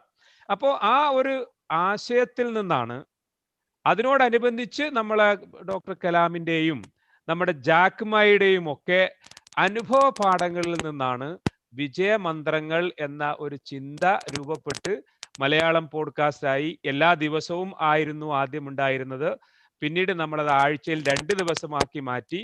അത് ഒരു ലേഖന രൂപത്തിൽ പത്രങ്ങളിലും പ്രസിദ്ധീകരിച്ചു. അങ്ങനെ ആ വായനക്കാരുടെ, കേൾവിക്കാരുടെ ആവശ്യം അനുസരിച്ചാണ് നമ്മൾ അതിന്റെ പുസ്തകം പുറത്തിറക്കിയത്. ആദ്യ ഭാഗം കഴിഞ്ഞ മാസം പുറത്തിറങ്ങി. ഇതിന്റെ രണ്ടാം ഭാഗം ജനുവരി 1 പുതുവത്സര സമ്മാനമായി ലോകത്തിന് സമർപ്പിക്കാനിരിക്കുകയാണ്. അതിൽ ഒരൊറ്റ കാര്യം കൂടി, നമ്മൾ പ്രത്യേകിച്ചും വിദ്യാർത്ഥികളോട് നമ്മൾ സംവദിക്കുമ്പോൾ, ഈ യുവ സംരംഭകരോട് സംവദിക്കുമ്പോൾ നമുക്ക് സൂചിപ്പിക്കാനുള്ള ഏറ്റവും പ്രധാനപ്പെട്ട ഒരു കാര്യം keep on updating your selves എന്നാണ്. നമ്മളൊരു സ്ഥലത്ത് എത്തിക്കഴിഞ്ഞാൽ നമ്മുടെ അന്വേഷണവും പഠനവും ഒരിക്കലും അവസാനിക്കരുത്. അപ്പോൾ കൂടുതൽ ഊർജിതമായി ആ വിഷയത്തിൽ, ആ മേഖലയിൽ നമ്മൾ എവിടെയാണോ ഉള്ളത് അവിടെ നാം ആ ശ്രമം തുടർന്നുകൊണ്ടേയിരിക്കണം. ഹെൻറി ഫോർഡിന്റെ വളരെ പ്രശസ്തമായ ഒരു വാചകം, നിങ്ങൾക്ക് പ്രായം 20 ആകട്ടെ 80 ആകട്ടെ, നിങ്ങൾ പഠിച്ചുകൊണ്ടേയിരിക്കുക, എങ്കിൽ നിങ്ങൾ യൗവനത്തിലായിരിക്കും. എന്ന് നിങ്ങൾ പഠനം നിർത്തുന്നുവോ അന്ന് നിങ്ങൾ പ്രായം ചെന്നവരും ഒന്നിനും കൊള്ളാത്തവരുമാകുമെന്നാണ് ഫോർഡ് കോർപ്പറേഷന്റെ ചെയർമാൻ ആയിരുന്ന ഹെൻറി ഫോർഡ് പറഞ്ഞു വെച്ചത്.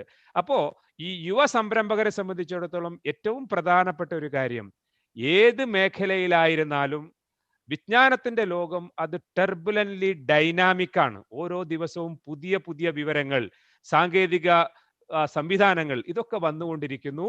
അപ്പൊ അവയിലൊക്കെയുള്ള പരിജ്ഞാനം വർദ്ധിപ്പിക്കുക എന്നത് വളരെ പ്രധാനപ്പെട്ട ഒരു കാര്യമാണ്. ഒറ്റ കാര്യം കൂടി, ലിയോ ബുക്കാലിയോ എന്ന പ്രശസ്തനായ അമേരിക്കൻ മോട്ടിവേറ്ററുടെ പാപ്പ മൈ ടീച്ചർ എന്ന വളരെ പ്രശസ്തമായ ഒരു പുസ്തകമുണ്ട്. അതിൽ അദ്ദേഹം പറയുന്ന ഒരു കാര്യം, അദ്ദേഹത്തിന്റെ വീട്ടിലൊരു ശീലമുണ്ടായിരുന്നു. രാത്രി അത്താഴം കഴിക്കുന്നത് എല്ലാവരും ഒരുമിച്ചാവണം. അങ്ങനെ ആ വീട്ടിൽ എല്ലാവരും ഭക്ഷണ തളികക്ക് ചുറ്റുമിരിക്കുമ്പോൾ അച്ഛൻ അന്ന് ചോദിക്കും, ഇന്ന് നിങ്ങൾ എന്താണ് പുതുതായി പഠിച്ചത്?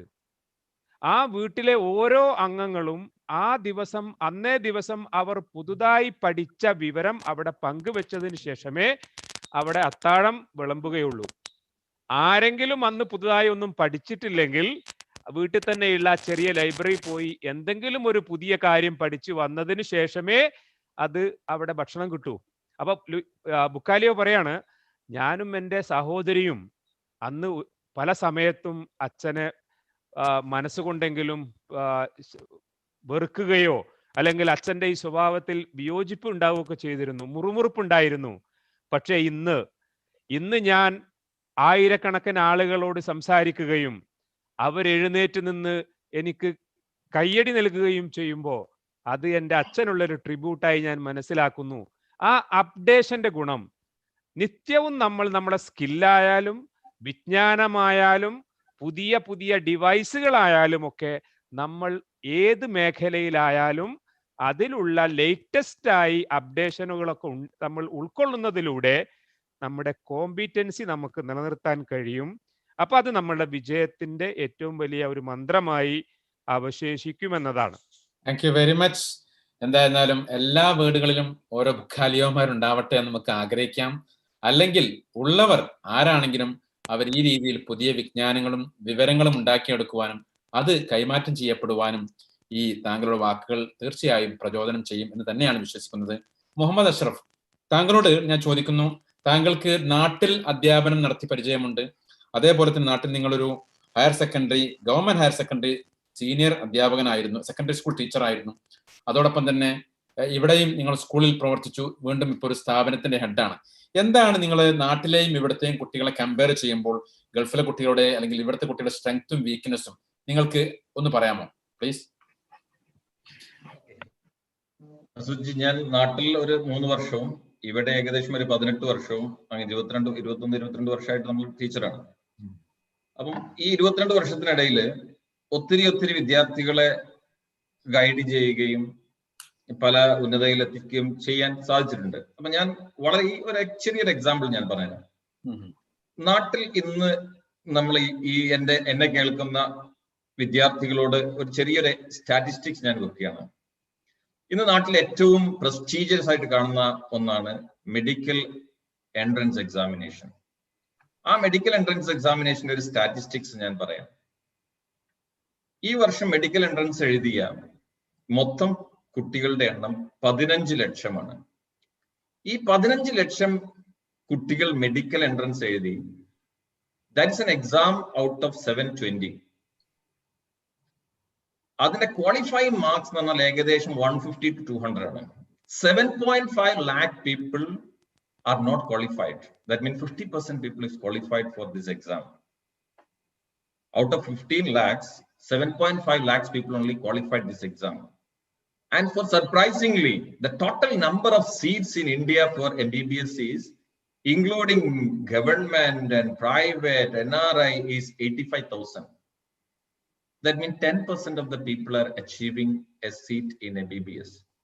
Out of this 10%, around 50% of them will be the people who repeated there. So, ആരാണ് നമ്മളുടെ വിദ്യാർത്ഥികളുടെ ഇടയിൽ ഇത് മാത്രമാണ് ഒരു കളർഫുൾ ആയിട്ടുള്ള ഒരു ജോലി ഡോക്ടർ?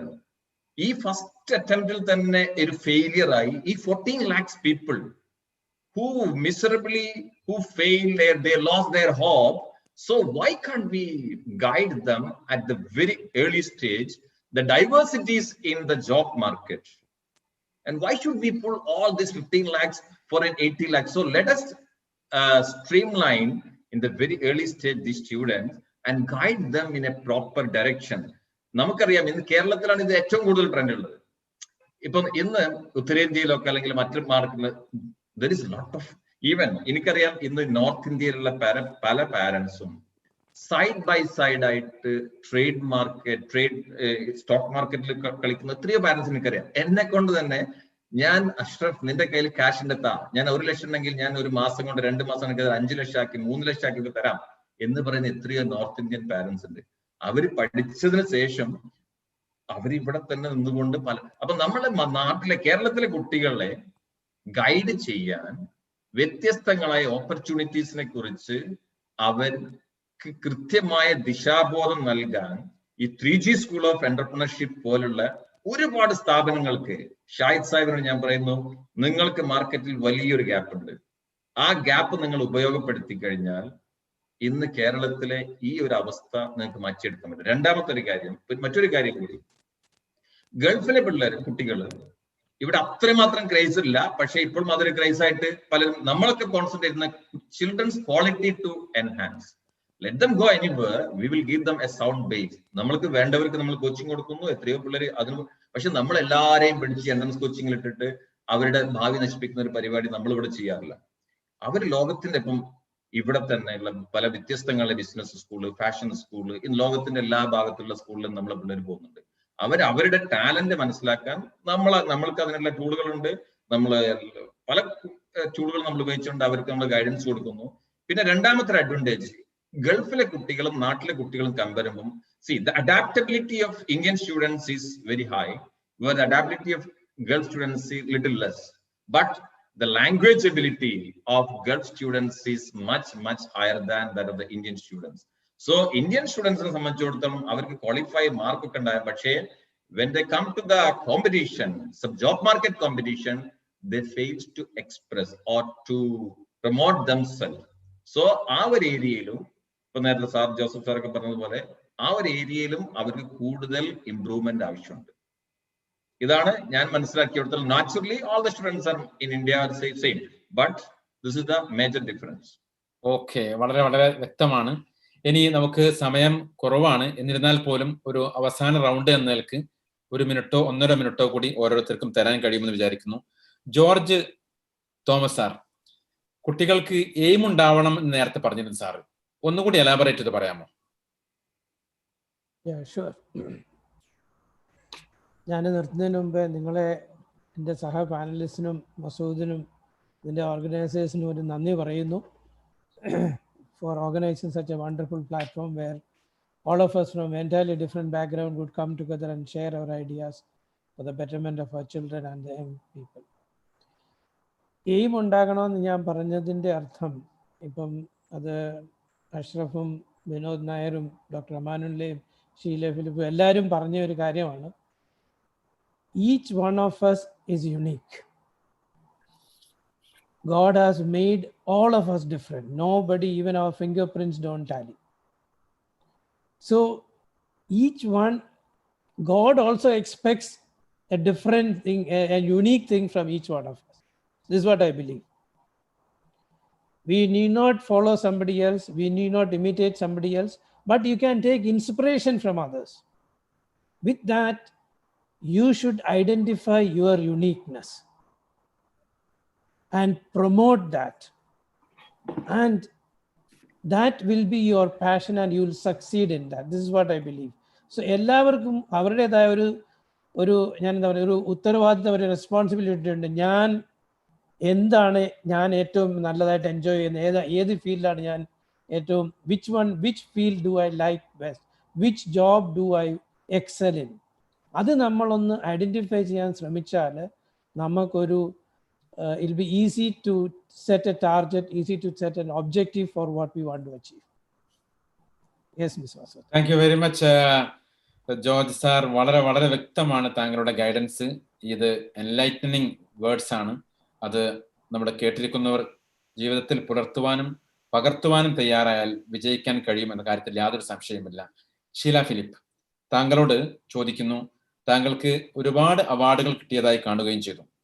പൊതുപ്രവർത്തന രംഗത്തും പെൺകുട്ടികൾ പലപ്പോഴും പഠനത്തിലോ അല്ലെങ്കിൽ അവരുടെ കരിയറിലോ മാത്രം ഫോക്കസ് ചെയ്യുന്ന ഒരവസ്ഥ വരുന്നുണ്ട്. പൊതുപ്രവർത്തന രംഗത്ത്, പ്രത്യേകിച്ചും സാമൂഹ്യ സാംസ്കാരിക ജീവകാരുണ്യ പ്രവർത്തന രംഗത്തേക്ക് ഇവർ രംഗത്ത് വരേണ്ടതിന്റെ ആവശ്യകതയെ പറ്റി താങ്കൾ എന്ത് പറയുന്നു? ശരിക്കും നമ്മുടെ ലേഡീസ്, കാരണം അവർക്ക് മറ്റുള്ളവരുടെ മനസ്സറിയാൻ പറ്റും. നമ്മുടെ കുഞ്ഞുങ്ങള്, ആൺകുഞ്ഞുങ്ങളാണേലും പെൺകുഞ്ഞുങ്ങളാണേലും അമ്മമാരോടാണ് കൂടുതൽ ഓപ്പൺ അപ്പ് ചെയ്യുന്നത്. അപ്പൊ അവരുടെ ഓരോ കാലഘട്ടത്തിലും കൂടുതൽ അമ്മമാർക്ക് അവരുടെ എല്ലാ കാര്യങ്ങളും അറിയാൻ പറ്റും. അവരുമായിട്ട് ഫ്രണ്ട്ലി ആയിട്ട് അവർ നല്ല രീതിയിൽ നല്ല കുഞ്ഞുങ്ങളെ വാർത്തെടുക്കുക എന്നുള്ള അമ്മയുടെ ഒരു ഏറ്റവും വലിയൊരു കർത്തവ്യമാണ്. അതുപോലെ തന്നെ സമൂഹത്തിൽ അവർക്ക് ഒരുപാട് കാര്യങ്ങൾ ചെയ്യാൻ പറ്റും. ചിലർ വീട്ടമ്മമാരായിട്ടിരിക്കും, പക്ഷെ അവർക്കൊക്കെ ഓരോ ഓർഗനൈസേഷനൊക്കെ രൂപീകരിച്ചിട്ട് നമുക്ക് ദൈവം തന്നിരിക്കുന്ന അനുഗ്രഹങ്ങൾ, നമുക്ക് ദൈവം തന്നിരിക്കുന്ന താലന്തുകൾ അത് നമ്മൾ മറ്റുള്ളവരുമായിട്ടൊക്കെ ഷെയർ ചെയ്ത് അവരെയൊക്കെ ഒന്ന് തൊട്ടറിഞ്ഞ് നമ്മുടെ സമൂഹത്തിൽ ഇന്നത്തെ കാലഘട്ടത്തില് കേരളത്തിലെ സംബന്ധിച്ച് സത്യത്തിൽ പറഞ്ഞാൽ മനസ്സിനകത്ത് ഒരുപാട് പേടിയുണ്ട് പെൺകുഞ്ഞുങ്ങളുടെ സുരക്ഷിതത്വം നമ്മുടെ നാട്ടിലെ ഒക്കെ. അപ്പം അതിനു വേണ്ടിയിട്ട് നമ്മുടെ കുഞ്ഞുങ്ങളെ മനസ്സിലാക്കി അവർക്ക് നല്ല ഇത് കൊടുത്ത് നല്ല രീതിയിൽ ഇവരൊക്കെ അങ്ങോട്ടൊന്ന് മുന്നോട്ടിറങ്ങി ഓരോ ഗ്രൂപ്പായിട്ടൊക്കെ അവർക്ക് കൂടി അതിനകത്ത് നമ്മുടെ കുഞ്ഞുങ്ങളെയൊക്കെ നല്ല രീതിയിൽ കൊണ്ടുപോവുക. സമൂഹത്തിൽ യാതന അനുഭവിക്കുന്നവരെ, സമൂഹത്തിലെ വിഷമങ്ങൾ അനുഭവിക്കുന്ന അവരെയൊക്കെ ഒന്ന് തൊട്ടറിഞ്ഞ് എന്തൊക്കെ നമുക്ക് ചെയ്യാമോ അതൊക്കെ ചെയ്യാനുള്ള ഓപ്പർച്യൂണിറ്റി ഉണ്ട്. കാരണം നമ്മൾ സെൽഫിഷായിട്ട് ജീവിക്കാതെ എൻ്റെ ഭർത്താവ്, എൻ്റെ കുടുംബം, എൻ്റെ കുഞ്ഞുങ്ങളെന്ന് മാത്രം ജീവിക്കാതെ നമ്മുടെ അയൽവക്കക്കാരെയും കൂടെ കരുതുക, അവരുടെ വിഷമങ്ങൾ അറിയുക. എത്രയോ പേര് വിഷമങ്ങൾ വന്ന് ഷെയർ ചെയ്യും. നമ്മളുടെ ഒരു പുഞ്ചിരി നല്ലൊരു ആശ്വാസമാക്കുക. അതൊക്കെ ഒത്തിരി പേർക്ക് ഒത്തിരി ആശ്വാസമാകുന്നുണ്ട്. അപ്പൊ എന്താണ്, ഒരു ദിവസം ഒരു നന്മയെങ്കിലും ഒരമ്മ ചെയ്യാൻ ശ്രമിക്കുക. അത് നമ്മുടെ പ്രവൃത്തികൾ കൊണ്ടോ വാക്കുകൾ കൊണ്ടോ നമ്മുടെ ഏത് കഴിവ് ഉപയോഗിച്ചോ നമുക്ക് ചെയ്യാം. അതിനായിട്ട് ഓരോ സ്ത്രീകളും ഒരുക്കപ്പെടണം, അവർ മുന്നോട്ട് വരണം. എല്ലാ സ്ത്രീകൾക്കും നല്ല കഴിവുണ്ട്, ഞാനത് മനസ്സിലാക്കിയിട്ടുണ്ട്. ഇന്ന് ഈ ഖത്തറിൽ തന്നെ ആണെങ്കിലും വീട്ടമ്മമാരായിട്ട് ഒതുങ്ങിയിരിക്കുന്നവർക്ക് പോലും എന്തൊരു ടാലന്റ് ആണെന്നറിയാം. അപ്പൊ അവരൊക്കെ മുന്നോട്ട് വരിക, നമ്മുടെ സമൂഹത്തിലെ നല്ല തലമുറയെ വാർത്തെടുക്കുക, നല്ല രീതിയിൽ അവരുടെ അവസരങ്ങൾ ഉപയോഗിക്കുക, അവരുടെ അനുഭവങ്ങൾ ഷെയർ ചെയ്യുക, നല്ല രീതിയിൽ എല്ലാവരും മുന്നോട്ട് പോവുക. അതാണ് ഞാൻ ഏറ്റവും കൂടുതൽ. വളരെ വ്യക്തമാണ്. നിങ്ങൾ പറഞ്ഞ പോലെ വീട്ടമ്മമാർക്കും കുറച്ച് ചെയ്യാൻ കഴിയും. വാസ്തവത്തിൽ നമ്മൾ ഹൗസ് വൈഫ് എന്ന വാക്ക് തന്നെ എടുത്തു കളയാമെന്ന ഡിക്ഷണറിയിൽ നിന്ന് എടുത്തു കളയുന്ന അഭിപ്രായം. അതിന് ഹോം മേക്കർ അല്ലെങ്കിൽ ഹോം ഡിസൈനർ എന്നാണ് പറയേണ്ടത്. അവരെത്രത്തോളം ചെയ്യുന്നുണ്ട്, അവർക്കും ഇതേ രീതിയിൽ സാമൂഹ്യ പ്രതിബദ്ധതയോട് കൂടി കുറെ കാര്യങ്ങൾ ചെയ്യാൻ കഴിയേണ്ടതുണ്ട്. വളരെ വ്യക്തമാണ്. ഞാൻ ബഹുമാന്യനായ വിനോദ് നായരോട് ചോദിക്കാൻ ആഗ്രഹിക്കുന്നു. ഇന്ത്യ അല്ലെങ്കിൽ കേരളം ലാർജർ കമ്മ്യൂണിറ്റിയാണ്. ഒരുപാട് മൾട്ടി ടാലന്റഡ് ആളുകളുണ്ട്. അവിടുത്തെ നമ്പർ ഓഫ് പോപ്പുലേഷൻ വളരെ വലുതുമാണ്. ഈ ഒരു സാഹചര്യത്തിൽ ഇവിടെ ഗൾഫിൽ നിന്നും അല്ലെങ്കിൽ മറ്റു വിദേശ രാജ്യങ്ങളിൽ നിന്നുമൊക്കെ ആളുകൾ മടങ്ങി പോകേണ്ടി വന്നാൽ പോലും അവിടെ ഒരുപാട് ഓപ്പർച്യൂണിറ്റികളുണ്ട്, അല്ലെ? അതാണ് നിങ്ങൾ നേരത്തെ പറഞ്ഞതിന്റെ തുടക്കം. നിങ്ങൾക്ക് ഈ ഒരു സന്ദർഭത്തിൽ എന്താണ് പറയാനുള്ളത് അതിനെ കണക്ട് ചെയ്തുകൊണ്ട്? അല്ല, അതില് രണ്ട് കാര്യം. ഇപ്പം ലേഡീസിന്റെ ഒരു കാര്യം പറഞ്ഞു, അമ്മമാർക്കോ അല്ലെങ്കിൽ വീട്ടമ്മമാർക്കോ ഒരുപാട് കാര്യം. അതിന്റെ ഒരു കാര്യം UN ചെയ്ത ഒരു സ്റ്റഡിയാണ്. If the ladies population try to contribute to the economic activity, നമ്മുടെ GDP 27% എവിടെയാ നിൽക്കണേ അതിന്റെ 27% മുകളിലോട്ട് വരും with the contribution of woman in to the economic activities. അതൊരു ശ്രദ്ധിക്കേണ്ട കാര്യമാണ്. Because mostly after marriage everybody takes a back seat to be at home. അത് പിന്നെ കമ്മിങ് ടു മഷ്ഹൂദ്ജി പറഞ്ഞ ആ പോയിന്റിലോട്ട്, നമ്മുടെ ഇവിടുന്ന് ബാക്ക് ഹോം പോണ ആൾക്കാർക്ക് നമുക്ക് നോക്കേണ്ടതെന്ന് പറഞ്ഞാൽ നമുക്കൊരു വ്യത്യാസം അറിയണം. നമുക്ക് അമേരിക്കയും UK-ന്നും പോണ കൂട്ടുള്ള പ്രവാസിയല്ല ഗൾഫിൽ നിന്ന് പോണത്. ഗൾഫിൽ നിന്ന് പോണ ആൾക്കാർ എന്ന് പറഞ്ഞു കഴിഞ്ഞാൽ വളരെ ചെറിയ സേവിങ്സ് അല്ലെങ്കിൽ വളരെ ആ കമ്പാരിസണിൽ I'm not talking about വലിയ ബിസിനസ്സുകാരുടെ കാര്യമല്ല പറഞ്ഞത്, സാധാരണ ഒരു പ്രവാസിയുടെ കാര്യമാണ് പറഞ്ഞത്. അപ്പൊ അങ്ങനെ ആ റിട്ടേൺ പോണ ആൾക്കാർക്ക് ചെയ്യാവുന്ന കാര്യങ്ങൾ എന്ന് പറഞ്ഞു കഴിഞ്ഞാൽ അവിടെ ഒരുപാട് കാര്യങ്ങൾ ചെയ്യാൻ പറ്റും. ലൈക്ക് ഫോർ എക്സാമ്പിൾ ഈ ട്രേഡ് അറിയുന്ന ആൾക്കാർക്ക് ഈ ട്രേഡിന്റെ ക്ലസ്റ്റേഴ്സ് ഉണ്ടാകും. ഞാൻ നേരത്തെയും ക്ലസ്റ്ററിന്റെ കാര്യം പറഞ്ഞു. ട്രേഡ്സിന്റെ വെൽഡിങ്ങിന്റെ ആവാം, ഫർണിച്ചേഴ്സിന്റെ ആവാം. ആ ക്ലസ്റ്റേഴ്സ് ഉണ്ടാക്കാൻ പറ്റും. ഈ ക്ലസ്റ്റേഴ്സ് ഉണ്ടാക്കാൻ വേണ്ടി എല്ലാവരും നമ്മുടെ പറയാൻ ഈസിയാണ്, ബട്ട് എങ്ങനെ ചെയ്യും? ബാങ്ക് ഫൈനാൻസിങ് ചെയ്യുമോ? അതില് ഒരു കാര്യം ഇപ്പോഴ് ഈ കഴിഞ്ഞ ഒരു 1.5 കൊല്ലം കൊണ്ടുള്ള ഒരു ഇവോൾവ് ചെയ്ത് വന്ന ഒരു മീൻസ് കാര്യമാണ് SMSE, small and medium scale business. അതിനു വേണ്ടി ഇപ്പം ഗവൺമെന്റ് തന്നെ ഒരു സ്റ്റോക്ക് എക്സ്ചേഞ്ച് തന്നെ സെപ്പറേറ്റ് ആയിട്ട് കൊണ്ടുവരുന്നുണ്ട്. അപ്പൊ അങ്ങനെ നമ്മുടെ ഒരു ഐഡിയ ആയിട്ട് ഇവിടുന്ന് പോണ ആൾക്കാർക്ക് ഒരു ഫണ്ടിങ്ങിന്റെ ഇഷ്യൂ അവിടെ വരത്തില്ല ആ ഒരു സെക്ടറിൽ. പക്ഷെ അത് എല്ലാരും ഈ സ്മോൾ ആൻഡ് മീഡിയം സ്കെയിൽ ബിസിനസ്സിന് വേണ്ടി എന്തൊക്കെയാണ് ഇപ്പം പാക്കേജസ് വന്നിട്ടുള്ളത് അത് എക്സ്പ്ലോർ ചെയ്യണം. അതിൻ്റെ അകത്ത് ഒരുപാട് ഓപ്പർച്യൂണിറ്റീസ് ഉണ്ട്. അതും വലിയ ഇൻവെസ്റ്റേഴ്സ് എന്നല്ല, ഒരു 50 ലക്ഷം തൊട്ടുള്ള ഇൻവെസ്റ്റേഴ്സിന് ഒരു 25 lakhs ടു മുകളിലോട്ടുള്ള എല്ലാവർക്കും അതിന് ഓപ്പർച്യൂണിറ്റീസ് ഉണ്ട്. അത് ചെയ്യാണ്ട് നമുക്ക് ബിസിനസ് മോഡലുമായിട്ട് പോയി കഴിഞ്ഞു കഴിഞ്ഞാൽ അതിന്റെ processing also is very simple. മറ്റേ 10 വിൻഡോസിൽ പോകേണ്ട കാര്യമല്ല, സിംഗിൾ വിൻഡോയിൽ ചെയ്യേണ്ട ഒരു ഓപ്ഷൻ ആണ് അതിൽ വന്നിരിക്കുന്നത്.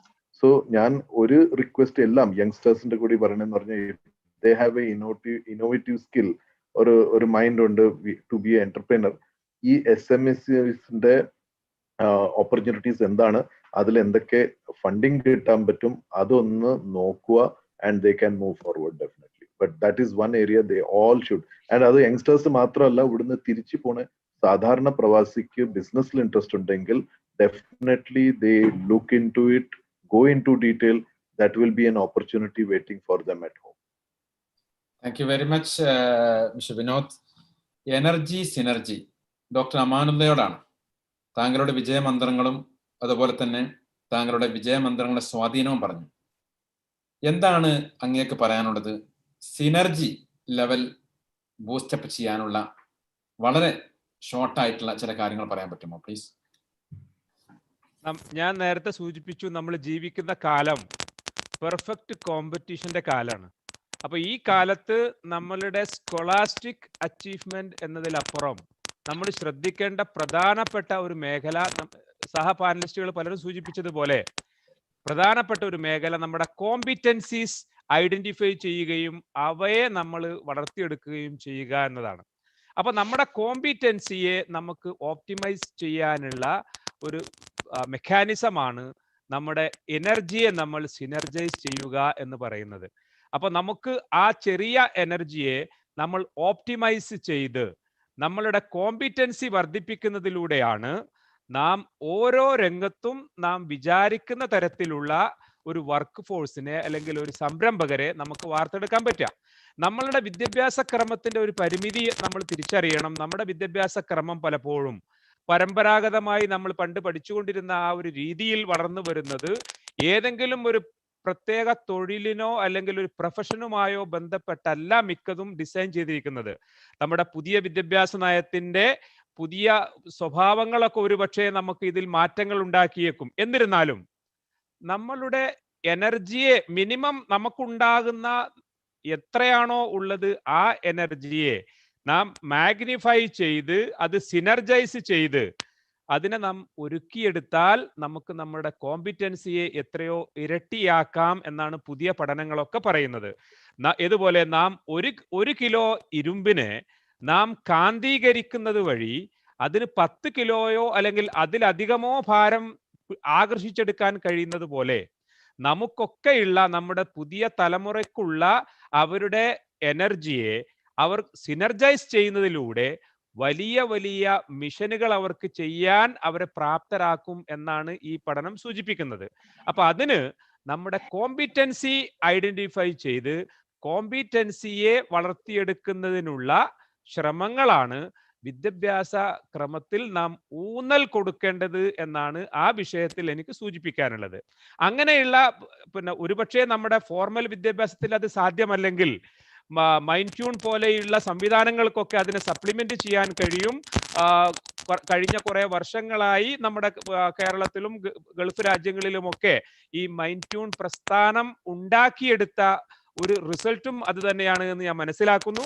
അപ്പൊ ആ രംഗത്ത് മനസ്സൊരുക്കമാണ് നമ്മുടെ വിജയത്തിന്റെ ഏറ്റവും അടിസ്ഥാനപരമായ ഗുണം.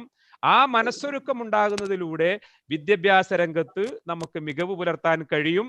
നാം ഏത് മേഖലയിലായിരുന്നാലും, നാം അത് തൊഴിലിന്റെ ഏത് മേഖലയിലായിരുന്നാലും മികച്ച പ്രകടനം കാഴ്ചവെക്കാൻ നമ്മൾ അത് സജ്ജമാക്കും. അങ്ങനെയുള്ള നമ്മുടെ കോമ്പിറ്റൻസിയെ ഷാർപ്പൻ ചെയ്യാൻ സഹായിക്കുകയും നമുക്ക് ഏറ്റവും വലിയ ഉൽപാദനക്ഷമത സമ്മാനിക്കുകയും ചെയ്യാനുള്ള ഒരു മെക്കാനിസമാണ് നമ്മുടെ എനർജിയെ സിനർജൈസ് ചെയ്യുക എന്നത്.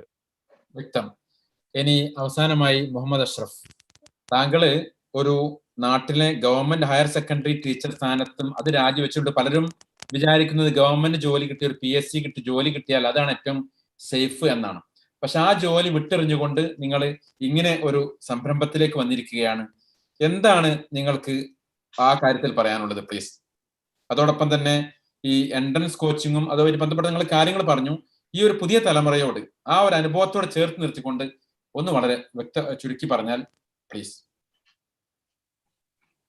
ഞാൻ ശരിക്കും നാട്ടിലെ ഒരു ജോലി, ഗവൺമെന്റ് ജോലി എന്ന് പറഞ്ഞാൽ ഗസറ്റഡ് പോസ്റ്റിൽ ഒരു ജോലിയായിരുന്നു. അതിന്റെ 25-27 ഇയേഴ്സിൽ തന്നെ എനിക്ക് ഗവൺമെന്റ് ജോലി കിട്ടിയിട്ടുണ്ട്. ഒരു പക്ഷേ ഒരു ഗവൺമെന്റ് ജോലി ഞാൻ അക്സെപ്റ്റ് ചെയ്തു നാട്ടിൽ തന്നെ കണ്ടിന്യൂ ചെയ്യായിരുന്നെങ്കിൽ ഇന്നും ഞാൻ ഒരു പക്ഷേ ഒരു ഗവൺമെന്റ് ഉദ്യോഗസ്ഥൻ, ഞാൻ എന്റെ കുടുംബം വളരെ സന്തോഷമായിട്ട് അത്യാവശ്യം നല്ല ശമ്പളം കിട്ടുന്ന ഒരു ജോലിയായിട്ട് നമുക്ക് പോവായിരുന്നു. പക്ഷേ അന്ന് ഞാൻ ആ ഒരു തീരുമാനം, വളരെ കഷ്ടപ്പെടുത്ത തീരുമാനം, PSc കിട്ടി. കാരണം നാട്ടിൽ കൂടുപോലെ, ഞാൻ നേരത്തെ പറഞ്ഞ പോലെ കൂടുപോലെ PSc കോച്ചിങ് സെന്റർ ആണ്. ഈ PG കിട്ടിയ ആളുകളും MSc കിട്ടിയ ആളുകളും പോലീസ് കോൺസ്റ്റബിൾ ആയിട്ടും അല്ലെങ്കിൽ LD ക്ലർക്കായിട്ടും ജോലി ചെയ്യുന്ന ഒരു കാലമാണ് നമ്മുടെ നാട്ടിലുള്ളത്. അതുകൊണ്ട് തന്നെ ആ ഒരു വളരെ കഷ്ടപ്പെടുത്ത തീരുമാനം, എനിക്ക് എന്തെങ്കിലും ചെയ്യാൻ പറ്റും എഡ്യൂക്കേഷൻ സെക്ടറിൽ എന്ന് ഞാൻ ഉറപ്പുള്ളത് കൊണ്ടാണ് ആ ഒരു തീരുമാനം എടുത്തുകൊണ്ട് ഞാൻ ഖത്തറിൽ തുടരാൻ തന്നെ തീരുമാനിച്ചത്. ഞാൻ ഖത്തറിൽ ജോലി ചെയ്തെടുക്കുകയാണ്. എനിക്ക് ഗവൺമെന്റ് ജോലിയും ആദ്യമേ എനിക്കൊരു ജോലി ഉണ്ടായിരുന്നു. 1-2 PSc എനിക്ക് കിട്ടിയിരുന്നു. പക്ഷെ അതൊക്കെ ഞാൻ ഒഴിവാക്കി ഇവിടെ നിൽക്കാനുണ്ടായ കാരണം എന്റെ മനസ്സിനുള്ളിൽ ഒരു ആശയം ഉണ്ടായിരുന്നു, ഖത്തറിൽ ഇങ്ങനെ ഒരു സാധ്യതയുണ്ട്, അതെനിക്ക് തീർച്ചയായും ഗ്രാബ് ചെയ്യണം എന്നുള്ള ഒരു അഗാധമായ ദൃഢനിശ്ചയം എനിക്കുണ്ടായിരുന്നു. അപ്പൊ എന്റെ ഈ ഒരു നെക്സ്റ്റ് ജനറേഷനോട് ഞാൻ പറയുന്നത് തന്നെയാണ്, നിങ്ങൾ കേവലം നിങ്ങളുടെ ഒരു ജീവിതം നാട്ടിലെ ഒരു LD ക്ലർക്കായിട്ടോ അതല്ലെങ്കിൽ കേവലം എന്തെങ്കിലും ഒരു ഗവൺമെന്റ് ജോലിയിലോ തളച്ചിടാതെ നിങ്ങളിലുള്ള പൊട്ടൻഷ്യൽ തിരിച്ചറിഞ്ഞുകൊണ്ട് ഉയരങ്ങൾ, ഇനി ആർട്ടിഫിഷ്യൽ ഇന്റലിജൻസിന്റെയും റോബോട്ടിക്സിന്റെയും നിർമ്മിത ബുദ്ധിയുടെ ഒക്കെ കാലത്തിലേക്ക് നിങ്ങൾ കാലെടുത്ത് വെക്കുക. അതിൽ നിങ്ങൾ ഈ പറയുന്ന ചെറുകിട നഷ്ടങ്ങളൊക്കെ നമുക്ക് തുടക്കത്തിൽ ഉണ്ടായെങ്കിലും ultimately you will be A winner. ഇനി എനിക്ക് 3G സ്കൂൾ ഓഫ് എന്റർപ്രണർഷിപ്പിന്റെ ആ ഒരു സ്റ്റൈലില് എന്ന് ഞാനൊക്കെ എനിക്ക് വേണ്ടത്, okay, teaching is a noble profession, but the most difficult job is to find a good teacher. ഇന്നൊരു BEdോ അല്ലെങ്കിൽ ഒരു MScയോ കഴിഞ്ഞ ഒരു ടീച്ചറെ നമ്മൾ ഇന്റർവ്യൂ ചെയ്ത് കഴിഞ്ഞാൽ, but they don't know the psychology of the child, they don't know how to present the content. അപ്പം നാട്ടിൽ ഇന്ന് ഏറ്റവും കൂടുതൽ സ്കോപ്പുള്ള, നമുക്കറിയാം എഞ്ചിനീയറിംഗ് കോളേജിലൊക്കെ വിദ്യാർത്ഥികളെ കിട്ടാത്ത ഒരവസ്ഥയാണ്. ഏതെങ്കിലും ഒരു എഞ്ചിനീയറിംഗ് കോളേജ് ഒരു ഫിനിഷിംഗ് സ്കൂളാക്കി മാറ്റാൻ പറ്റുകയാണെങ്കിൽ ഒരു പക്ഷേ ഇന്ന് കേരളത്തിലെ ഒരു വിപ്ലവം തന്നെ നടക്കും. കാരണം ഇന്ന് കേരളത്തിൽ BEd കഴിഞ്ഞിട്ട് എത്ര പിള്ളേർ ഇറങ്ങുന്നുണ്ടോ, പക്ഷേ ക്വാളിറ്റി ഉള്ള ഒരു 10 ടീച്ചേഴ്സിനെ തരാൻ പറഞ്ഞാൽ നമുക്ക് പറ്റില്ല. സാറിനും അറിയായിരിക്കും, സാറ് ഒരു സ്കൂൾ ഡയറക്ടറാണ്. ഏറ്റവും കൂടുതൽ സാറൊക്കെ ബുദ്ധിമുട്ടുന്ന ക്വാളിറ്റി ഉള്ള ടീച്ചേഴ്സിനെ സ്കൂളിലേക്ക് റിക്രൂട്ട് ചെയ്യുന്നതാണ്. അപ്പം ഏതെങ്കിലും ഒരു നഷ്ടത്തിലിടുന്ന ഒരു എഞ്ചിനീയറിംഗ് കോളേജ് ഒരു ഫിനിഷിംഗ് സ്കൂളാക്കി മാറ്റി ആ ഫിനിഷിംഗ് സ്കൂളിലേക്ക് ലോകത്തിന്റെ വിവിധ ഭാഗങ്ങളിൽ നിന്നും എക്സ്പേർട്ടിനെ കൊണ്ടുവന്ന് അവർക്ക് അവരുടെ എക്സ്പെർട്ട് ഇതുപോലെ നമ്മൾ ഷെയർ ചെയ്തതുപോലെ ഈ നമുക്ക് ഗൂഗിളിൽ നിന്നോ അല്ലെങ്കിൽ മറ്റൊന്നും കിട്ടാത്ത കുറെ കാര്യങ്ങൾ നമ്മൾ ഇവിടെ ഷെയർ ചെയ്യുന്നത്. ഈ കുട്ടികൾക്ക് ലോകത്തിനുള്ള പരിജ്ഞാനം അവർക്ക് ലോകത്തെ പോയി പഠിക്കാനോ അല്ലെങ്കിൽ ആളുകളായിട്ട് സംവദിക്കാനോ ഇങ്ങനെയുള്ള ഏതെങ്കിലും ഒരു ഫിനിഷിംഗ് സ്കൂൾ വെച്ചുകൊണ്ട് അതിൽ നിന്ന് ടീച്ചേഴ്സ് B.Ed കഴിഞ്ഞവരാണെങ്കിൽ ലോകത്തിലുള്ള പ്രഗത്ഭരായ ടീച്ചേഴ്സിനെ കൊണ്ട് അവർക്ക് 1 മാസത്തെ ട്രെയിനിങ് അല്ലെങ്കിൽ 6 മാസത്തെ കോഴ്സ്, ഒരു എഞ്ചിനീയറിംഗ് ആണെങ്കിൽ ലോകത്തിലുള്ള വിവിധങ്ങളായ കമ്പനികളുമായി ടൈപ്പ് ചെയ്തുകൊണ്ട് ഇവർക്കൊരു ഇന്റേൺഷിപ്പ് ആഫ്റ്റർ B.Tech. നമുക്കറിയാം, എന്റെയും വീട്ടിലൊരു എഞ്ചിനീയർ ഉണ്ട്, എന്റെ ജ്യേഷ്ഠന്റെ മോനെ മെക്കാനിക്കൽ എഞ്ചിനീയർ കഴിഞ്ഞിപ്പം നിൽക്കുകയാണ്. ഇനി എന്ത് ചെയ്യണം? ഒരു കമ്പനിയിലേക്ക് പോകാൻ അവൻ എന്തറിയാം? ഇതാണ് നമ്മുടെ നാട്ടിലെ അവസ്ഥ. അപ്പൊ ഞാൻ പറയുന്നു, ഒരു എന്റർപ്രണർഷിപ്പിന്റെ ഒരു സാധ്യത ഇവിടെ കാണുന്നുണ്ട്. ഞാൻ ആർക്കെങ്കിലും ഈ 3G സ്കൂളുമായിട്ട് ബന്ധപ്പെട്ടൊക്കെ നമുക്കൊക്കെ എന്തെങ്കിലും ടീച്ചിങ്ങുമായിട്ട് ബന്ധപ്പെട്ട് എന്ത് സഹായം വേണമെങ്കിലും ടെക്നിക്കലി അല്ലെങ്കിൽ അതിന്റെ ക്വാളിറ്റി ഇംപ്രൂവ്മെന്റിലൊക്കെ നമുക്കൊക്കെ സഹായിക്കാൻ പറ്റും. അങ്ങനെ ആർക്കെങ്കിലും ഒരു ഇന്റേൺഷിപ്പ് ഉദ്ദേശം ഉണ്ടെങ്കിൽ നമുക്ക് അതുകൊണ്ട് കൈകോർക്കാം. All the best. This was wonderful session. Thank you Masood and thank you 3G school. Thank you very much. Thank you very much. വളരെ സന്തോഷമുണ്ട്. എന്തായിരുന്നാലും ഇന്നലെ ഞാൻ ആമുഖത്തിൽ സൂചിപ്പിച്ച പോലെ ഇന്നലെ നടന്ന ഖത്തർ ദേശീയ ദിനം, നാഷണൽ ഡേ, തൊട്ടടുത്ത ദിവസം ഖത്തറിലെ മലയാളികൾ സമർപ്പിക്കുന്ന ഒരു സ്നേഹോപഹാരമായി ഇതിനെ സ്വീകരിക്കണമെന്നാണ് 3G സ്കൂളിനോടും അതോടൊപ്പം തന്നെ ഇതിന്റെ കേൾവിക്കാരോടും എനിക്ക് പറയാനുള്ളത്.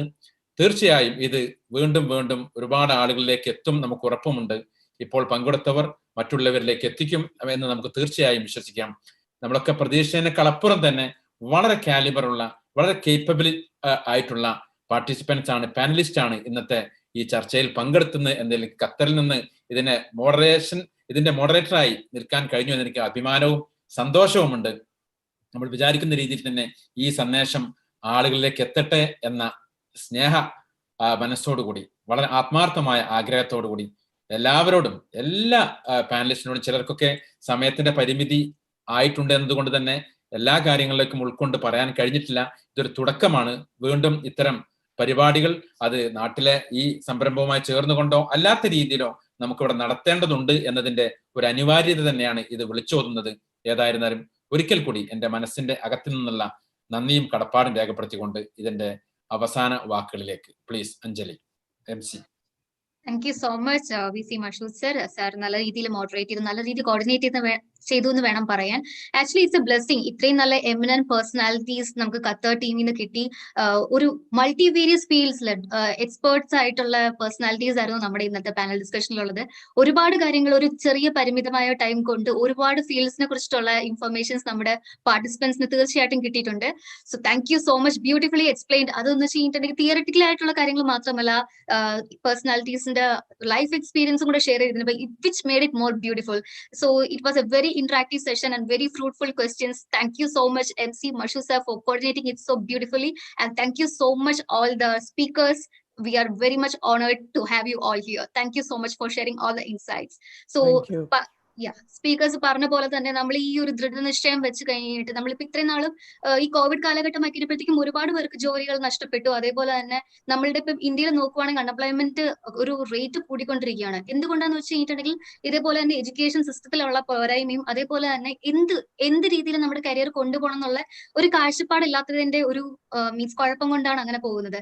നമ്മൾ ഈ പാനൽ ഡിസ്കഷനിലെ സ്പീക്കേഴ്സിനെ നോക്കുവാണെങ്കിൽ ഒരിക്കലും ജീവിതത്തിൽ തോറ്റു കൊടുക്കാതെ മുന്നോട്ട് വീണ്ടും വീണ്ടും ട്രൈ ചെയ്ത് പോയ പേഴ്സണാലിറ്റീസിനെയാണ് നമുക്ക് കാണാൻ പറ്റുന്നത്. അവരുടെ എക്സ്പീരിയൻസ് എല്ലാം ഷെയർ ചെയ്തപ്പോൾ അത് ഭയങ്കര ഇൻസ്പയറിംഗ് ആയിരുന്നു. എല്ലാവർക്കും ഈ സെഷൻ ഇഷ്ടപ്പെട്ടു എന്ന് ഞാൻ വിശ്വസിക്കുന്നു. ഇഷ്ടപ്പെട്ടെങ്കിൽ ഫീഡ്ബാക്ക് ഫോമിൽ നിങ്ങളുടെ ഫീഡ്ബാക്സ് ഫില്ല് ചെയ്യുക. അതുപോലെ തന്നെ എന്തെങ്കിലും ക്വസ്റ്റ്യൻസ് ഉണ്ടെങ്കിൽ നിങ്ങൾക്ക് പോസ്റ്റ് ചെയ്യാം. സ്പീക്കേഴ്സിനോട് എന്തെങ്കിലും ക്വസ്റ്റ്യൻസ് ഉണ്ടെങ്കിൽ നിങ്ങൾക്ക് ഫീഡ്ബാക്ക് ഫോമിൽ പോസ്റ്റ് ചെയ്യാൻ നമ്മളത് അവരെ എന്തായാലും അറിയിക്കുന്നതായിരിക്കും. We will get back to you all.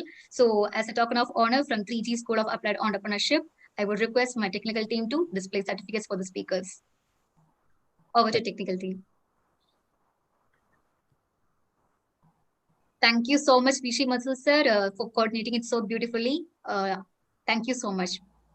Yeah, I would request my technical team. Yeah, so thank you so much, George Thomas sir, for sharing your insights and for sharing your experience. It was so beautiful, and 3G School of Applied Entrepreneurship is honored with your presence. Thank you. Thank you so much, Dr. Sheila Philip, post ma'am. So it was very beautiful. Like no, your panel discussion like aage oru pentari, and like no, you just rocked with full energy, and like no, we are so much proud and so much honored to have you here. Thank you so much from 3G Thank School you. of Applied Entrepreneurship team. Yeah. Thank you.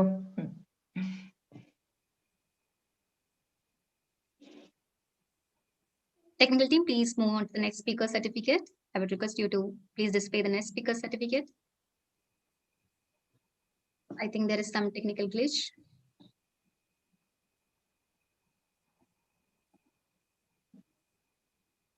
Okay, thank you so much, Mohammed Ashraf sir, for coming and sharing all your insights, and it was very inspiring talk. Thank you so much from 3G School of Applied Entrepreneurship team. Thank you. I would request technical team to technical team to project the remaining certificates. So, meanwhile, participants, please do comment in the chat box. നമുക്ക് ഇത്രയും നല്ല inspiring stories share ചെയ്തു, അതേപോലെ തന്നെ ഇത്രയും നല്ല experience share ചെയ്ത് നമ്മളുടെ സ്പീക്കേഴ്സ് നമുക്ക് കൊടുക്കാവുന്ന ഒരു ടോക്കൺ ഓഫ് ലവ് എന്ന് പറയുന്നത് നമ്മുടെ ഫീഡ്ബാക്സ് ആണ്. നിങ്ങൾക്ക് എല്ലാവർക്കും ഇഷ്ടപ്പെട്ടു, എങ്ങനെയുണ്ടായിരുന്നു സെഷൻ? അതിനെക്കുറിച്ച് ചെറിയൊരു ഫീഡ്ബാക്ക് നമ്മുടെ കമന്റ് ബോക്സിൽ ഇടുക. Okay, Irfana is telling amazing session. Thank you so much Irfana. Okay, thank you so much, Dr. Aminullah Vadakangra sir. So you have beautifully explained about all the education systems in India, and I believe it will be very useful for all the participants. Thank you so much for coming in here, and we are very much honored with your presence. Thank you so much. So we are getting so many comments in the chat box by Najia, really inspiring. Ibrahim, Suhan, amazing session. Shafi, Jaluddin, thank you so much to all. Julnara, wonderful session. Blessing, it's really amazing session. Everyone is thanking speakers. Okay, do we have any more certificates? Yes, one more certificate, I believe. Vinod Nair. Technical team, please move on to the next certificate for the next speaker. Vinod sir, thank you so much. Thank you so much for coming in and sharing all your insights and experience. It was, we are very much honored. Sir's ജീവിതത്തിലെ പല കാര്യങ്ങളും share ചെയ്തു, which was very inspiring and it was very motivating. Thank you so much from 3G School of Applied Entrepreneurship. Thanks a lot. Thanks a lot. And it was well arranged actually from your side as well.